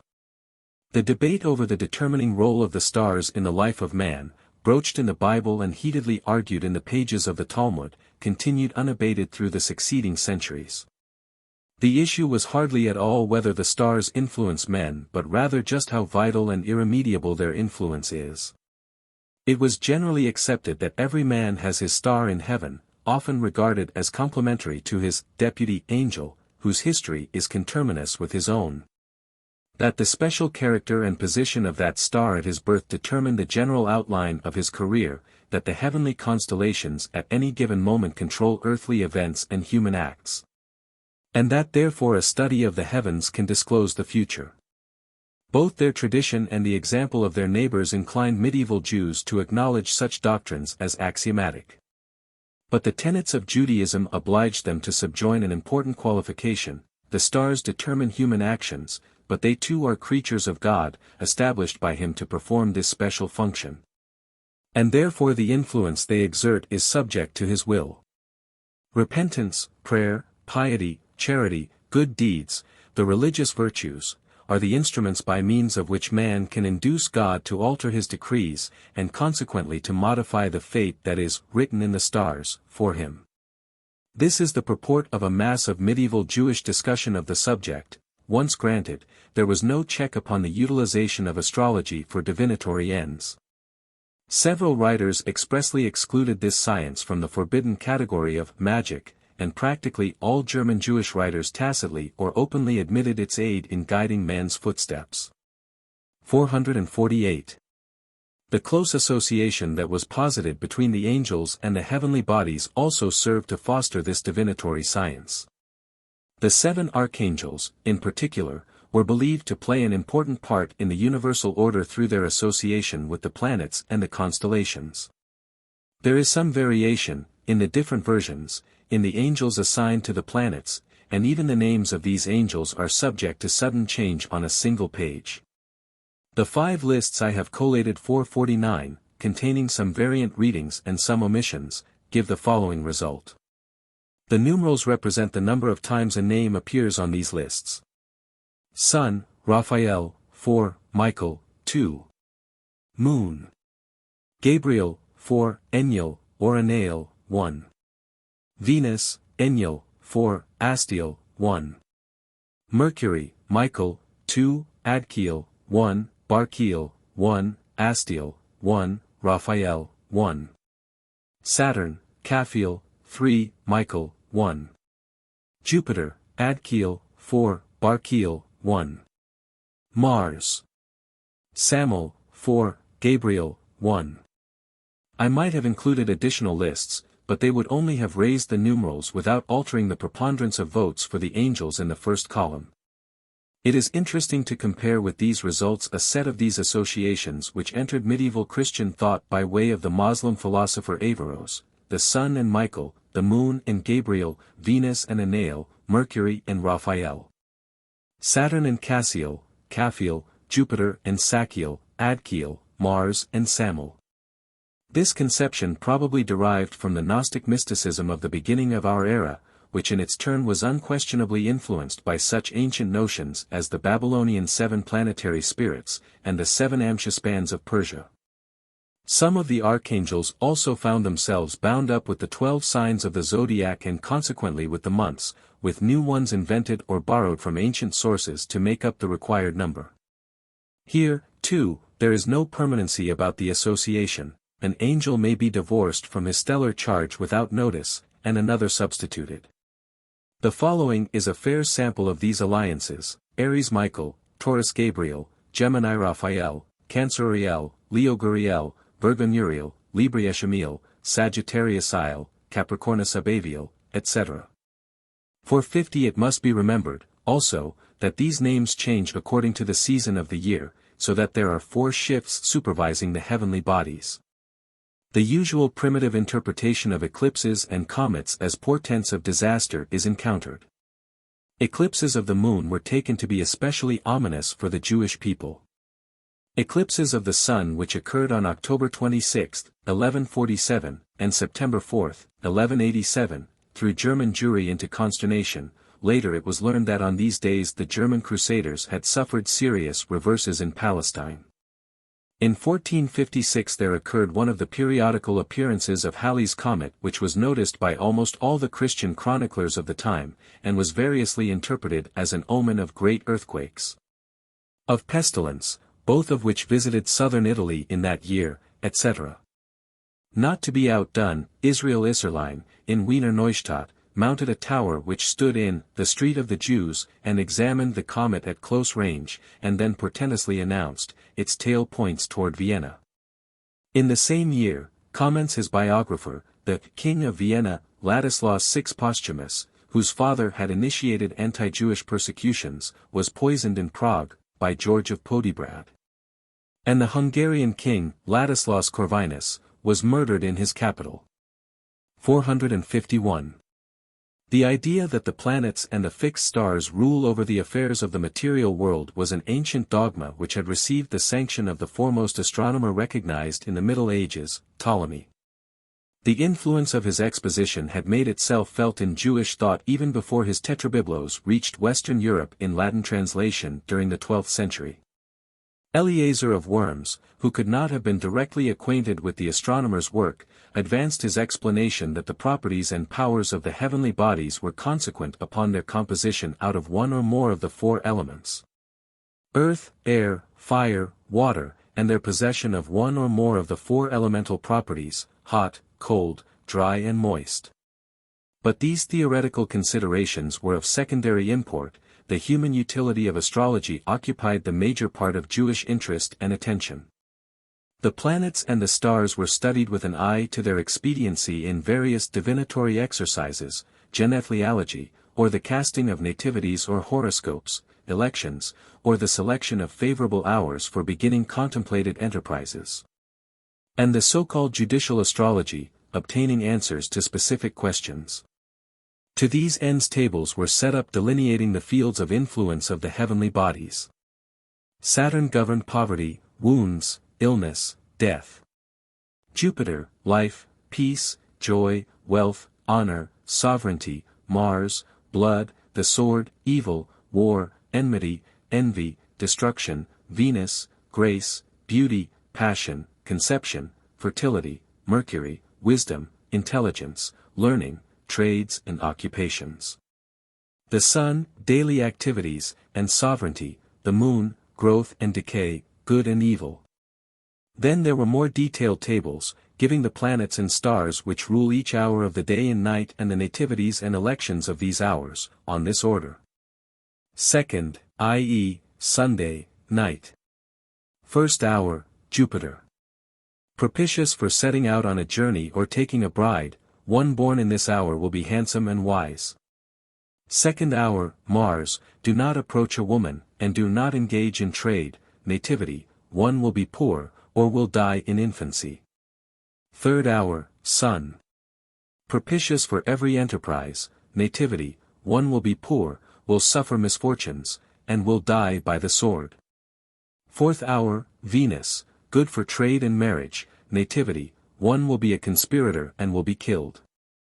And so on through the week. Nativities were also taken according to the day of the week. While this was not strictly approved astrological method, the Latin names of the days, paronyms of the planets, led to the days being credited with the virtues of the stars.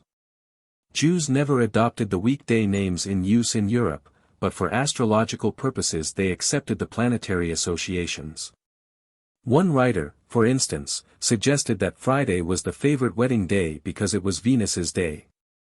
The length of one's life could be similarly forecast. If birth occurs in the house of Saturn, the heaven was divided into 12 houses, each presided over by a planet. The child will enjoy 57 years on Earth, if in Jupiter's house, 79. In Mars's, 66, Venus's 22, the Sun's, 77, etc. 452. There was also great interest in astrological weather prediction, and many treatises were written on the subject. We have no extended Jewish discussion, but ample evidence to indicate that Jews were familiar with the method and were not averse to utilizing it. Predictions were based on observations of the sun and its relation to the constellations, on the phases of the moon, and on the physical appearance of these two bodies, the color and shape of the clouds, unusual astronomical phenomena, etc. Certain periods were also chosen as symptomatic of the weather for the entire year. Each of the 4 days between Yom Kippur and Sukkot was equated with 3 months, so that if it rained on the first of these days, one could anticipate heavy showers in the months of Tishri, Eshvan and Kislev. The days near the summer and winter solstices were similarly regarded as portentous. The 13th of Tammuz indicates the weather that will prevail during Tammuz, Elul and Tishri. The 14th corresponds to Eshvan, Kislev, Teves, Shebat, etc. A late tradition ascribed to Judah the Pious, which is probably authentic since it tallies with a remark in a 13th century work, displays a more direct economic concern with the weather, when it rains on the 19th of Tammuz and not on the 21st. The price of foodstuffs will be high until the spring, and then will fall.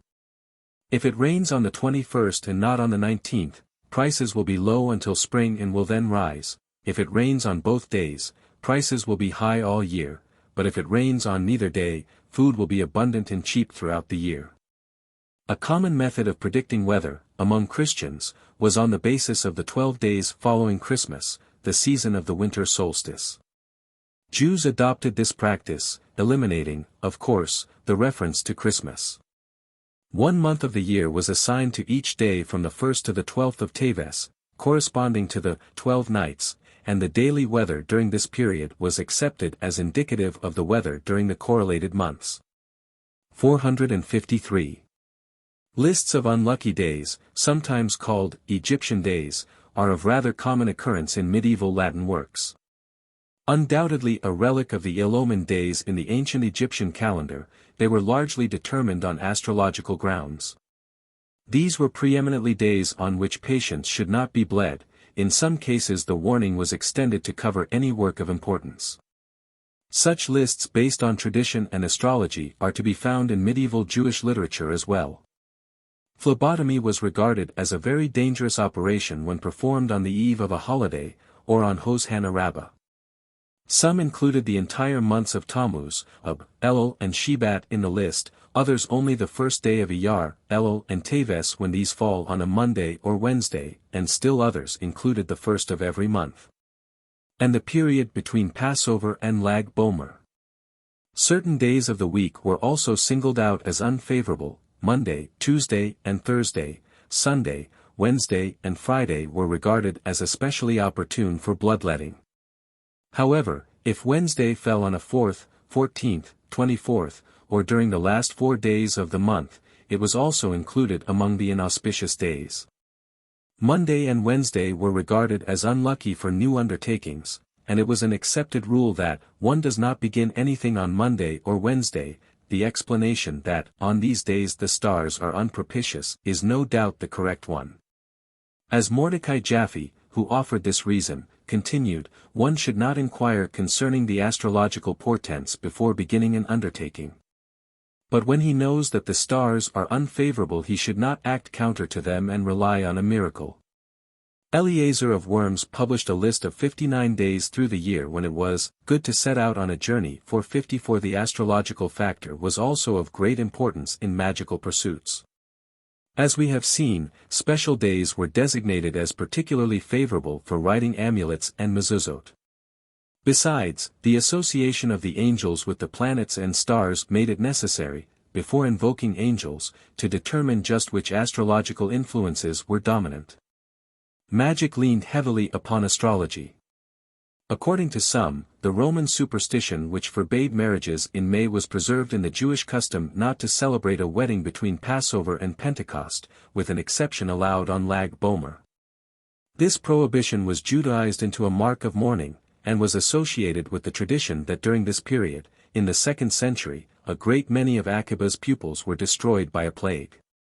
A 13th century manuscript, Sefer Asufet, explains it on the ground that during these months the Jewish communities of the Rhineland were decimated by marauding crusaders, but the custom was introduced into Judaism long before. It is first mentioned in a Geonic responsum of the 8th or 9th century. As we noticed above, this period was also considered inopportune for bloodletting. The mourning motif was emphasized by further prohibitions against cutting the hair, paring fingernails, wearing new clothes and working after sunset. 455. The moon is universally believed to exert a most powerful influence upon terrestrial phenomena, and during the Middle Ages Christians and Jews rarely entered upon an important activity without having first observed the lunar auspices. The waxing moon advances growth and development, the waning moon promotes decay and death. Eliezer of Worms diagnosed a mental ailment as due to the contraction of the brain during the last quarters of the moon, and its expansion during the first. Again he warned that clothing soaked in water, trees that have been cut down, fruits and grains harvested while the moon is diminishing rot away very rapidly. Marriages were celebrated during a waxing moon, not for any superstitious reason, but only as a good omen. A conception that occurred during this phase of the moon was considered especially auspicious for the child. People moved into new homes in the first half of the lunar month. The day of the new moon was the most favorable for new enterprises, children were brought to school and courses of study begun on that day. A rational explanation of this last usage was offered, namely, to give out-of-town students time to arrive, but even its author realized that it was not very convincing, and admitted, and also because it is a good omen. Cutting the hair or fingernails on new moon day was frowned upon, because of the danger, for growth should not be checked on the day which is most auspicious for it. Such beliefs were very prevalent among German Christians, and though the rabbis often forbade these practices, their disapproval had little effect on their flock. 456. The pagan veneration of the new moon, which had by no means disappeared in biblical times, has no direct connection with the ceremony of blessing the new moon which was outlined in the Talmud and is observed to this day. But certain superstitious practices have been associated with the rite, pointing to its continued occult importance in human affairs. Some of these are first mentioned in a work composed during the post-Talmudic period, the Massachet Sophrim, others are medieval accretions. In the first group are the practices of skipping 3 times at the close of the blessing, and addressing the moon 3 times, as I skip before you and do not reach you, so, if others jump before me may they not strike me. And of then thrice bidding one's neighbor, peace be unto you. The ceremony, as well as the threefold repetitions, are typical of magical acts. In the latter group are the practice of shaking one's clothes to cast off the spirits, and the belief that one who has performed the full rite need not fear death during the ensuing month. In the 16th century the Safed school of Kabbalists instituted the custom of fasting on the eve of the new moon. The day of the new moon was a feast day. The practice was probably in vogue at an earlier time and may be connected with a Christian usage, deplored by a 15th-century German writer, but observed by many people, both laity and clergy, even including masters, who bend the knee or bow the head at new moon or fast on that day, even though it be Sunday or Christmas when the Church forbids fasting. A halting recognition that the fast was observed because of the shrinking of the moon is evidence of the persistence of primitive apprehensions. 457. An interesting and obscure superstition attached to the 4 tekufot, or turnings of the sun, that is, the solstices and equinoxes. It was believed that during these periods a mysterious precipitation poisoned all water, which should therefore not be drawn or drunk at the crucial moment. The source of this Jewish superstition is very much in the dark. The solstices in particular, when the day attains its longest and shortest duration, have captured the imagination of primitive folk, and have induced sentiments of exaltation and despair. It was believed that at these times peculiarly potent supernatural forces are at work. During the Middle Ages, among the non-Jewish peoples of Europe, the advent of Midsummer Day was greeted with great festivities and bonfires, which, among other things, were supposed to drive off certain noxious dragons which polluted the wells and springs by dropping their seed into them as they copulated in the upper atmosphere. It has been suggested that this late belief was derived from the Jewish superstition, which was first mentioned as far back as the 10th century. Grunbaum's contention that the Jews borrowed it from the Germans is certainly untenable. Hai Jayan, asked to explain the custom of not drinking water during the tekufot, replied, although we do not know the reason, it should be meticulously observed, for not without good reason has it spread through Israel. Apparently it was already, in the 10th century, sanctioned by long usage. Then he proceeded to offer the prevailing explanation, to the effect that during the 4 quarters of the year the universe is guarded by specially appointed angels, but at the tekufot, the time of the changing of the watch, when their supervision is momentarily relaxed, the powers of evil seize the opportunity to work havoc among men by poisoning their wells. Hai Jayan also suggested a rationalistic interpretation. The custom is an expression of man's dislike to begin a new season with so inconsequential an action as drinking water. This latter explanation was occasionally repeated during the Middle Ages, but without enthusiasm. The former was more often advanced as the true reason. 458. A slight variant of this superstition is incorporated in the idea that it is blood, rather than poison, that pollutes the wells. An old legend, which made its first literary appearance in the Maser Vitri, 12th century, connects this belief with the following events. God turned the waters of Egypt into blood in the vernal equinox. And from then on at the time of the equinox a drop of blood is deposited in the waters and makes them unfit to drink. The same occurs at the summer solstice, when Moses smote the rock and blood flowed therefrom, at the autumnal equinox, when Abraham prepared to sacrifice Isaac, and blood appeared on his knife. And at the winter solstice, when Jephthah sacrificed his daughter in fulfillment of his vow. A Kabbalistic explanation has it that Lilith's menses are the source of these drops of blood. Still another legend is that the constellations Scorpio and Leo, or Cancer and Libra, engage in a bitter struggle at these 4 critical moments, and their blood taints our water. It is possible that there is some relation between this blood version of the Tekufa superstition and the medieval German belief that on Midsummer Day, St. John's Day, drops from the bleeding corpse of John the Baptist, which at that time hovers over the earth, are to be discerned on the leaves of the Johanniskraut, Hypericum perforatum. 459. Despite the reproof administered by Judah the Pious, and often repeated, that the sincerely devout need fear no evil, there was a widespread indisposition to make use of water drawn during the Tekufa, or which had been left uncovered at that time. Maharil wrote that though he did not dispute Judah's dictum, it is best not to count on miracles. According to some, the danger was restricted to drinking water at the instant of the Tekufa, and did not apply within a city, but most people chose to play safe and accepted the broader view.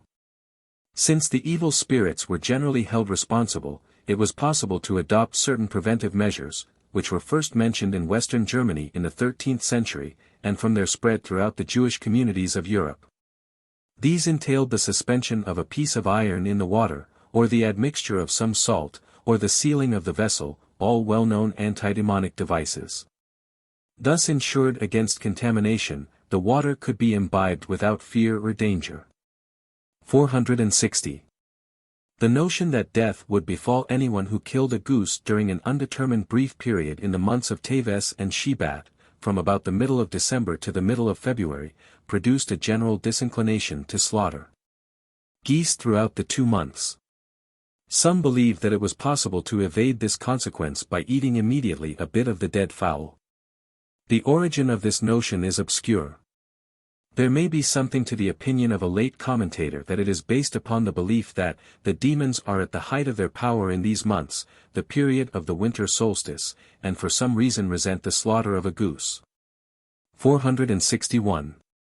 As a final note to this chapter, it should be pointed out that medieval medicine, Christian and Jewish, was strongly influenced by astrological considerations. The planets and stars were responsible for the functioning not alone of the universe, but of the human body as well. An exact and minute correspondence was drawn between the various heavenly bodies and the human organs. Even the foods that man consumes were related to the stars, and drew their peculiar natural and occult qualities from them. Therefore illnesses were often caused by astrological influences.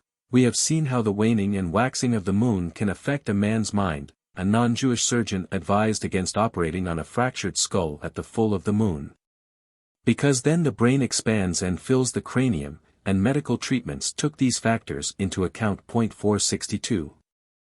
Appendix I. The formation of magical names. Whence came the multitude of new names that made its way into Jewish mysticism toward the end of the Geonic period and during the Middle Ages? Was it concocted out of pure fancy, or did it bear any discernible relation to the names already in use? Can we discover any method behind the mad luxuriousness of 13th-century invention? The material itself, as often as not, defies analysis. So many terms are obviously corrupted beyond all hope of restoration. Many of the names actually look impossible, as though the scribe or typesetter had simply jumbled together a group of letters and dared the reader to make sense of them. It not seldom happens that the same name is written in 2 or 3 different forms in one and the same recipe. Gaster noted that the copyist of the text of the Sword of Moses which he published, gives in many places what are intended to be different readings. The same is true of medieval manuscripts which I have examined. The lack of consistency in the names in a work like Sefer Raziel is exasperating. Not only do varying forms of one name appear from page to page, but the same angel often bears so many aliases that one cannot keep up with him. It is possible, however, to establish a set of rules according to which most of these names were created, so that we may observe the process at work even when the results in particular cases conform none too closely to our expectations. These rules were originally formulated in the Talmudic period and were extended and elaborated during the Middle Ages. 1. Following the model of such traditional angel names as Gabriel, Raphael, Michael, a large proportion of the new names was constructed of a root term and a theophora suffix, el, God, being the commonest, with Yah, Yahu and other such particles of names of God also occurring often. The first part represented the characteristic attribute or function of the new angel. Sefer Raziel set down this principle in these terms: the angels are named in accordance with the special activities over which they are appointed, as Raziel, who transmitted the mysteries, Raz, to Adam, Yeriel, who rules the moon, Yera, Kochbiel, who governs the stars, Kochab, etc. According to a later writer, the names of the angels change constantly to conform with the missions to which they have been temporarily assigned, for the particular mission determines the name at the time. 463. 2. Another method widely employed involved the manipulation of traditionally received divine names or particles of these names, by combining them and alternating their component letters, such as, which comprises, b. By combining a name with a word representing an attribute, is, the letters here are merely jumbled together, c. By dropping letters from, or adding new ones to such names, like the mentioned in the Talmud, which some scholars take to be shortened forms of, or the tetragrammaton plus inserted letters which may explain, 464d. By transposing the letters of these names, e.g. may assume 24 forms, etc. Other methods frequently applied were originally created to facilitate the allegorical and mystical interpretation of the Bible. According to the mystical view, the entire Torah is made up of holy names which have been so skillfully secreted among the letters of the text that only an expert can ferret them out. 465 These systems provided the means of educing new names from the text of the Bible by a series of permutations, combinations and substitutions. 3. The simplest of these methods comprised merely the displacement of the letters of a word, so that the first word of the Bible might become or, etc., letters were lifted out of a text. The words of a text were split up into 3-letter units, words were read backwards, etc. 4. Notaricon 466. Originally this was employed as a method of abbreviation, to compose a word from the initial or final letters of several, e.g. is 40:20 equals, or Genesis 2 verse 3 equals, or to decompose one word into several, e.g. equals, or equals, for purposes of anagogic homiletics. This method was later used to create some of the most important names in the entire mystical catalog. One of these names, 467, guaranteed to protect its user against all weapons, is, which on examination turns out to be nothing more than an acrostic of the concluding letters of the first 6, Hebrew, words of X. 1511, who is like unto thee among the mighty, O Lord. The famous name Agla, whose awesome powers were set in operation even more often by Christian magicians than by Jews, is generally assumed to be composed of the first letters of the words, Thou art mighty forever, O Lord. From the second benediction of the Amidah.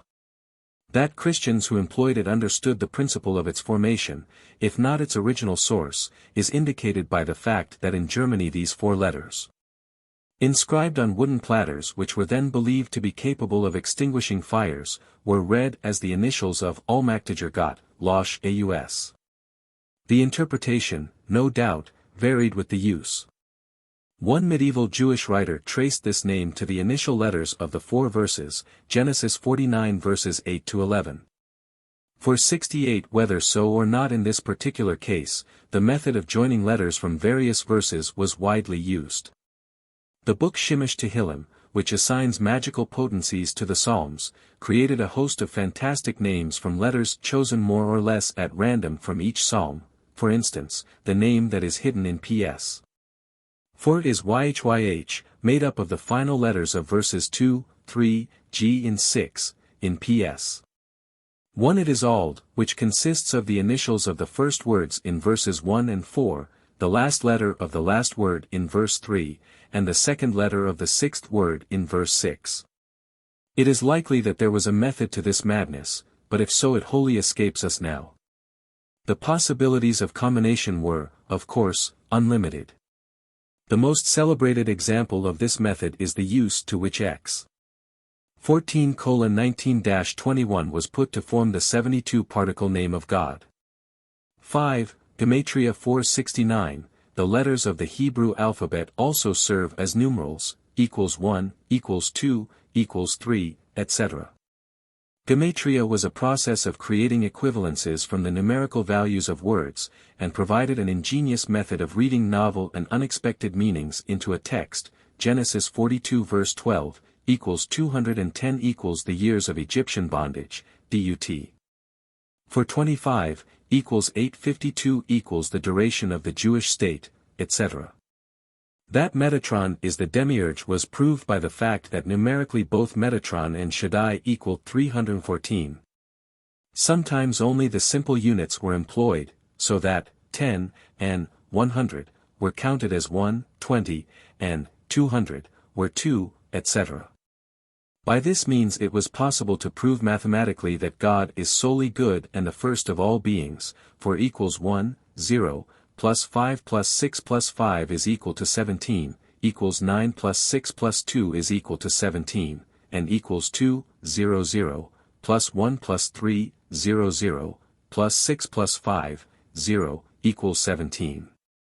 This method was very popular and was elaborated in the course of time until it became an exercise in higher mathematics, which no doubt possessed intrinsic interest for its devotees in addition to its practical utility in interpreting the Bible, and in creating new names. 7 ways of figuring numerical values have been distinguished. 470a, simple addition, equals 1, 2, 3 is equal to 6, b, the sum of the letters plus, for the word, equals 6 plus 1, c. The sum of the letters plus the number of letters in the word, equals 6 plus 3. Sometimes b and c were joined, so that equals 6 plus 1 plus 3, d, addition of the values of the names of the letters, equals 111, equals 412, etc. Thus, Hear, O Israel, is equated with the final 1 of the verse, equals 111 plus 408 plus 434 is equal to 953, which is the equivalent of 410 plus 541 plus 2 is equal to 953, e. Addition of the cardinal numbers, equals 13, equals 400, equals 635, etc. By a combination of d and e we get equals 20 equals 620 equals, therefore the letter yod represents the crown of glory, f. Adding the values of all the letters in the alphabet that precede each letter of the word, equals 1 plus 15 plus 55 plus 15 is equal to 86, g. Adding the squares of the numerical values, equals 1 plus 64 plus 16 is equal to 81. Once the numerical value of a biblical word or verse, selected as especially significant for one reason or another, was arrived at, any number of words adding up to the same total could be concocted. And by their very obscurity and the mystery inherent in their character as epitomes of important biblical statements could achieve the status of potent magical names. 6. Tamura 471, substitution or permutation, transposing the letters of a word, as in 2, above, or more frequently, replacing them with artificial equivalents obtained from one or another of a group of formal anagrams. 6 of these prove the most popular. A. By folding the alphabet in the center we get corresponding letters on the upper and lower lines may be substituted for each other. B. Reversing the lower line gives us C. These 3 groups are respectively the combinations equaling 10, 100 and 1000. The 5 final letters, in the 3rd group, have here their ancient numerical values, 500 to 900. D. The alphabet is divided into 3 equal parts, the last letter, not being used. Any one of the 3 letters in each column may be substituted for another. E. As in D. With the final letters included, these final letters, for purposes of gematria, are here also given their ancient numerical values, as in C. F. Each letter in a word is replaced by the letter immediately succeeding it in the alphabet, for, etc. While the above alphabetical permutations are those most frequently employed, they by no means exhaust the possibilities. The 14th-century manuscript Sefer Gematria 472 lists 16 of them, and C. D. Ginsburg gives 24 in his work on the Kabbalah. Some Kabbalists went so far as to substitute for the letters of a word others resembling them in form, e.g., equals, etc. And gave consonantal significance even to vowel points in this game. It should be noted that several of these alphabets were often applied to one word or sentence in conjunction. As when the name Shaddai was derived from the first verse of Genesis as follows, They is the equivalent of, by method A, that comes from, by F, the from, by B. For 73 while this, of course, was a forced reading of the name into the verse, these alphabets were also used for creative purposes. The Tetragrammaton appears as A, or F, or B, etc. The possible number of permutations and substitutions is endless, and when we realize that all of these methods, Notarikon, Gematria and Temura, the three were usually lumped together as Gematria during the Middle Ages, may be used together. The possibilities are breathtaking. Is it any wonder that so many of these names defy unriddling? 7. Finally, words from foreign languages, names of pagan deities, even terms from the Latin liturgy, were transliterated into Hebrew, and in this guise became potent tools in the magician's hands. Abbreviations and Hebrew titles. The references under titles are to bibliography B, the Hebrew sources, printed. Aguda, see Alexander Susslein Hakohen. Amud Shlomo, see Solomon Luria. AR, Archiv für Religionswissenschaft. AZ, Aboda Zara. B. B. Baba Butra. Beck. Bekarat. Ber. Barakat. Br. Heteb, C. Judah B. Simon Ashkenazi. BK, Baba Kama. BM, Baba Maya. Brand Spiegel, C. Moses B. Anak Alchel. Brit Abraham, C. Horowitz, Abraham B. Shabbatai. Daat Zekanim, C. Undertitle. Derek Ayim, C. Judah Lo B. Bilal. Eben Haezer, C. Caro, Joseph B. Ephraim. E.J., Encyclopedia Judaica. Emek Baracha, C. Horowitz, Abraham B. Shabbatai. Emek Habacha, C. Joseph Hakohen. Emek Hamelech, C. Naphtali Herz B. Jacob Elhanan. Erub. Erubin. Git. Gidden. Good. Gudman, M. Geschichte der Erziehungswesens und der Kultur der Abendländischen Juden, 3 volumes, Vienna 1880–1888. Hadar Zekanim, C. Undertitle. Heischkal, C. Yom Tov B. Solomon Lippmann Mulhausen. Ag. Ajiga. Hagahat Memuniat, C. Meir Hakohen. Hagen, C. Isaac B. Eliezer. Haim, C. Iam B. Bezalel. Hamanhig, C. Abraham B. Nathan. Haora, C. Rashi. Hapards, C. Rashi. Hadaroma, C. Baruch B. Isaac. Hayasher, C. Jacob B. Meir Tam. H.B., Hebraish Bibliography, Edition M. Steinschneider. Here, Hastings, Encyclopedia of Religion and Ethics. Akhmat Hanafesh, C. Eliezer B. Judah. Hordot, Harayat. Huka, Hebrew Union College Annual. Ullen. Igrit Hatail, C. Iamb, Bilal. Jarbucher für Jüdisch Geschichte und Literatur, Edition N. Brull. J.E., Jewish Encyclopedia. J.J.V., Jarbuch für Jüdisch Volkskunde. Joseph Ohm, C. Joseph Yusbahan. J.Q.R., Jewish Quarterly Review.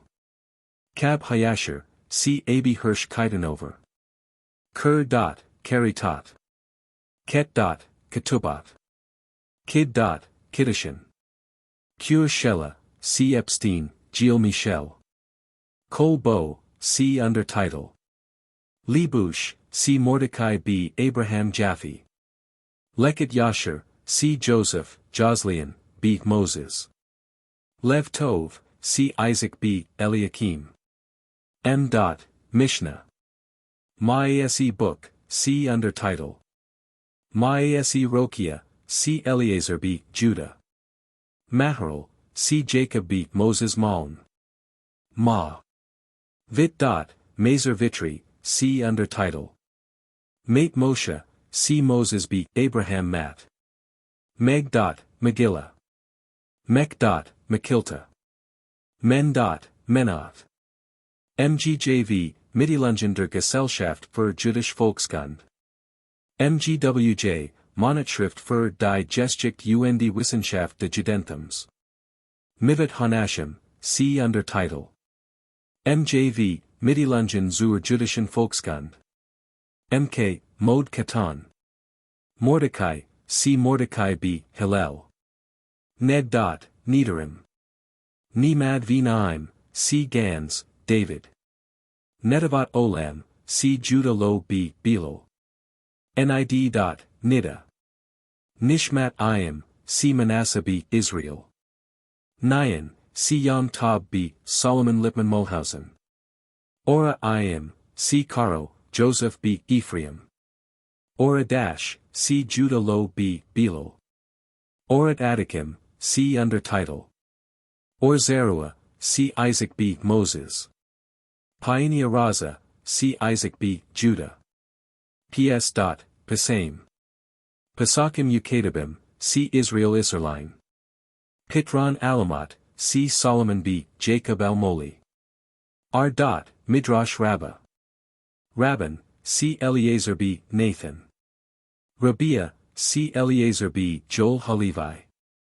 Raziel, see undertitle. Rej, Revue de Etudes Juives. Rh, Rosh Hashanah. Rokia, see Eliezer b. Judah. Sanhedrin. Mag, see Moses b. Jacob. Mac, see Isaac b. Joseph. Sha'ar see Nathan b. Moses Hanover. Shabbat. Sefer Asidim, edition Wistonetsky, see Judah b. Samuel. B. Sefer Asidim, Bologna version, see Judah b. Samuel. Tiniana, see Moses Cohen b. Eliezer. Shabuot. Shela, see Horowitz, Isaiah b. Abraham. Shibboleth Halekit, see Edekiah b. Abraham. Shimish Tehillim, see undertitle. Shulun Aruch, see Karo, Joseph b. Ephraim. Siddur Rashi, see Rashi. Sukkah. Ta'im Haman Hagim, see undertitle, Bible. Ta'am Zechariah, see undertitle. Tashbi, see Samson b. Adak. Teramat Hadeshan, see Israel Isserline. Teshabat Hajianim, see undertitle. Tishbai, see Elijah Levita. Toldat Adam Viva, see Jerome b. Meshulam. Torat Haola, see Moses Israels. Tos. Tosafat. Tos. Tasefta. Yeb. Yebamat. Uraim, see Eliezer b. Samuel. Yesh Nolan, see Horowitz, Abraham b. Shabbatai. Yevon Mullah, see Nathan b. Moses Hanover. Yurda, see Karo, Joseph b. Ephraim. ZDMG, Zeitschrift der Deutschen Morgenländischen Gesellschaft. Zera Kodesh, see Moses b. Minam. Ayuni, see Minam Ayuni b. Meir.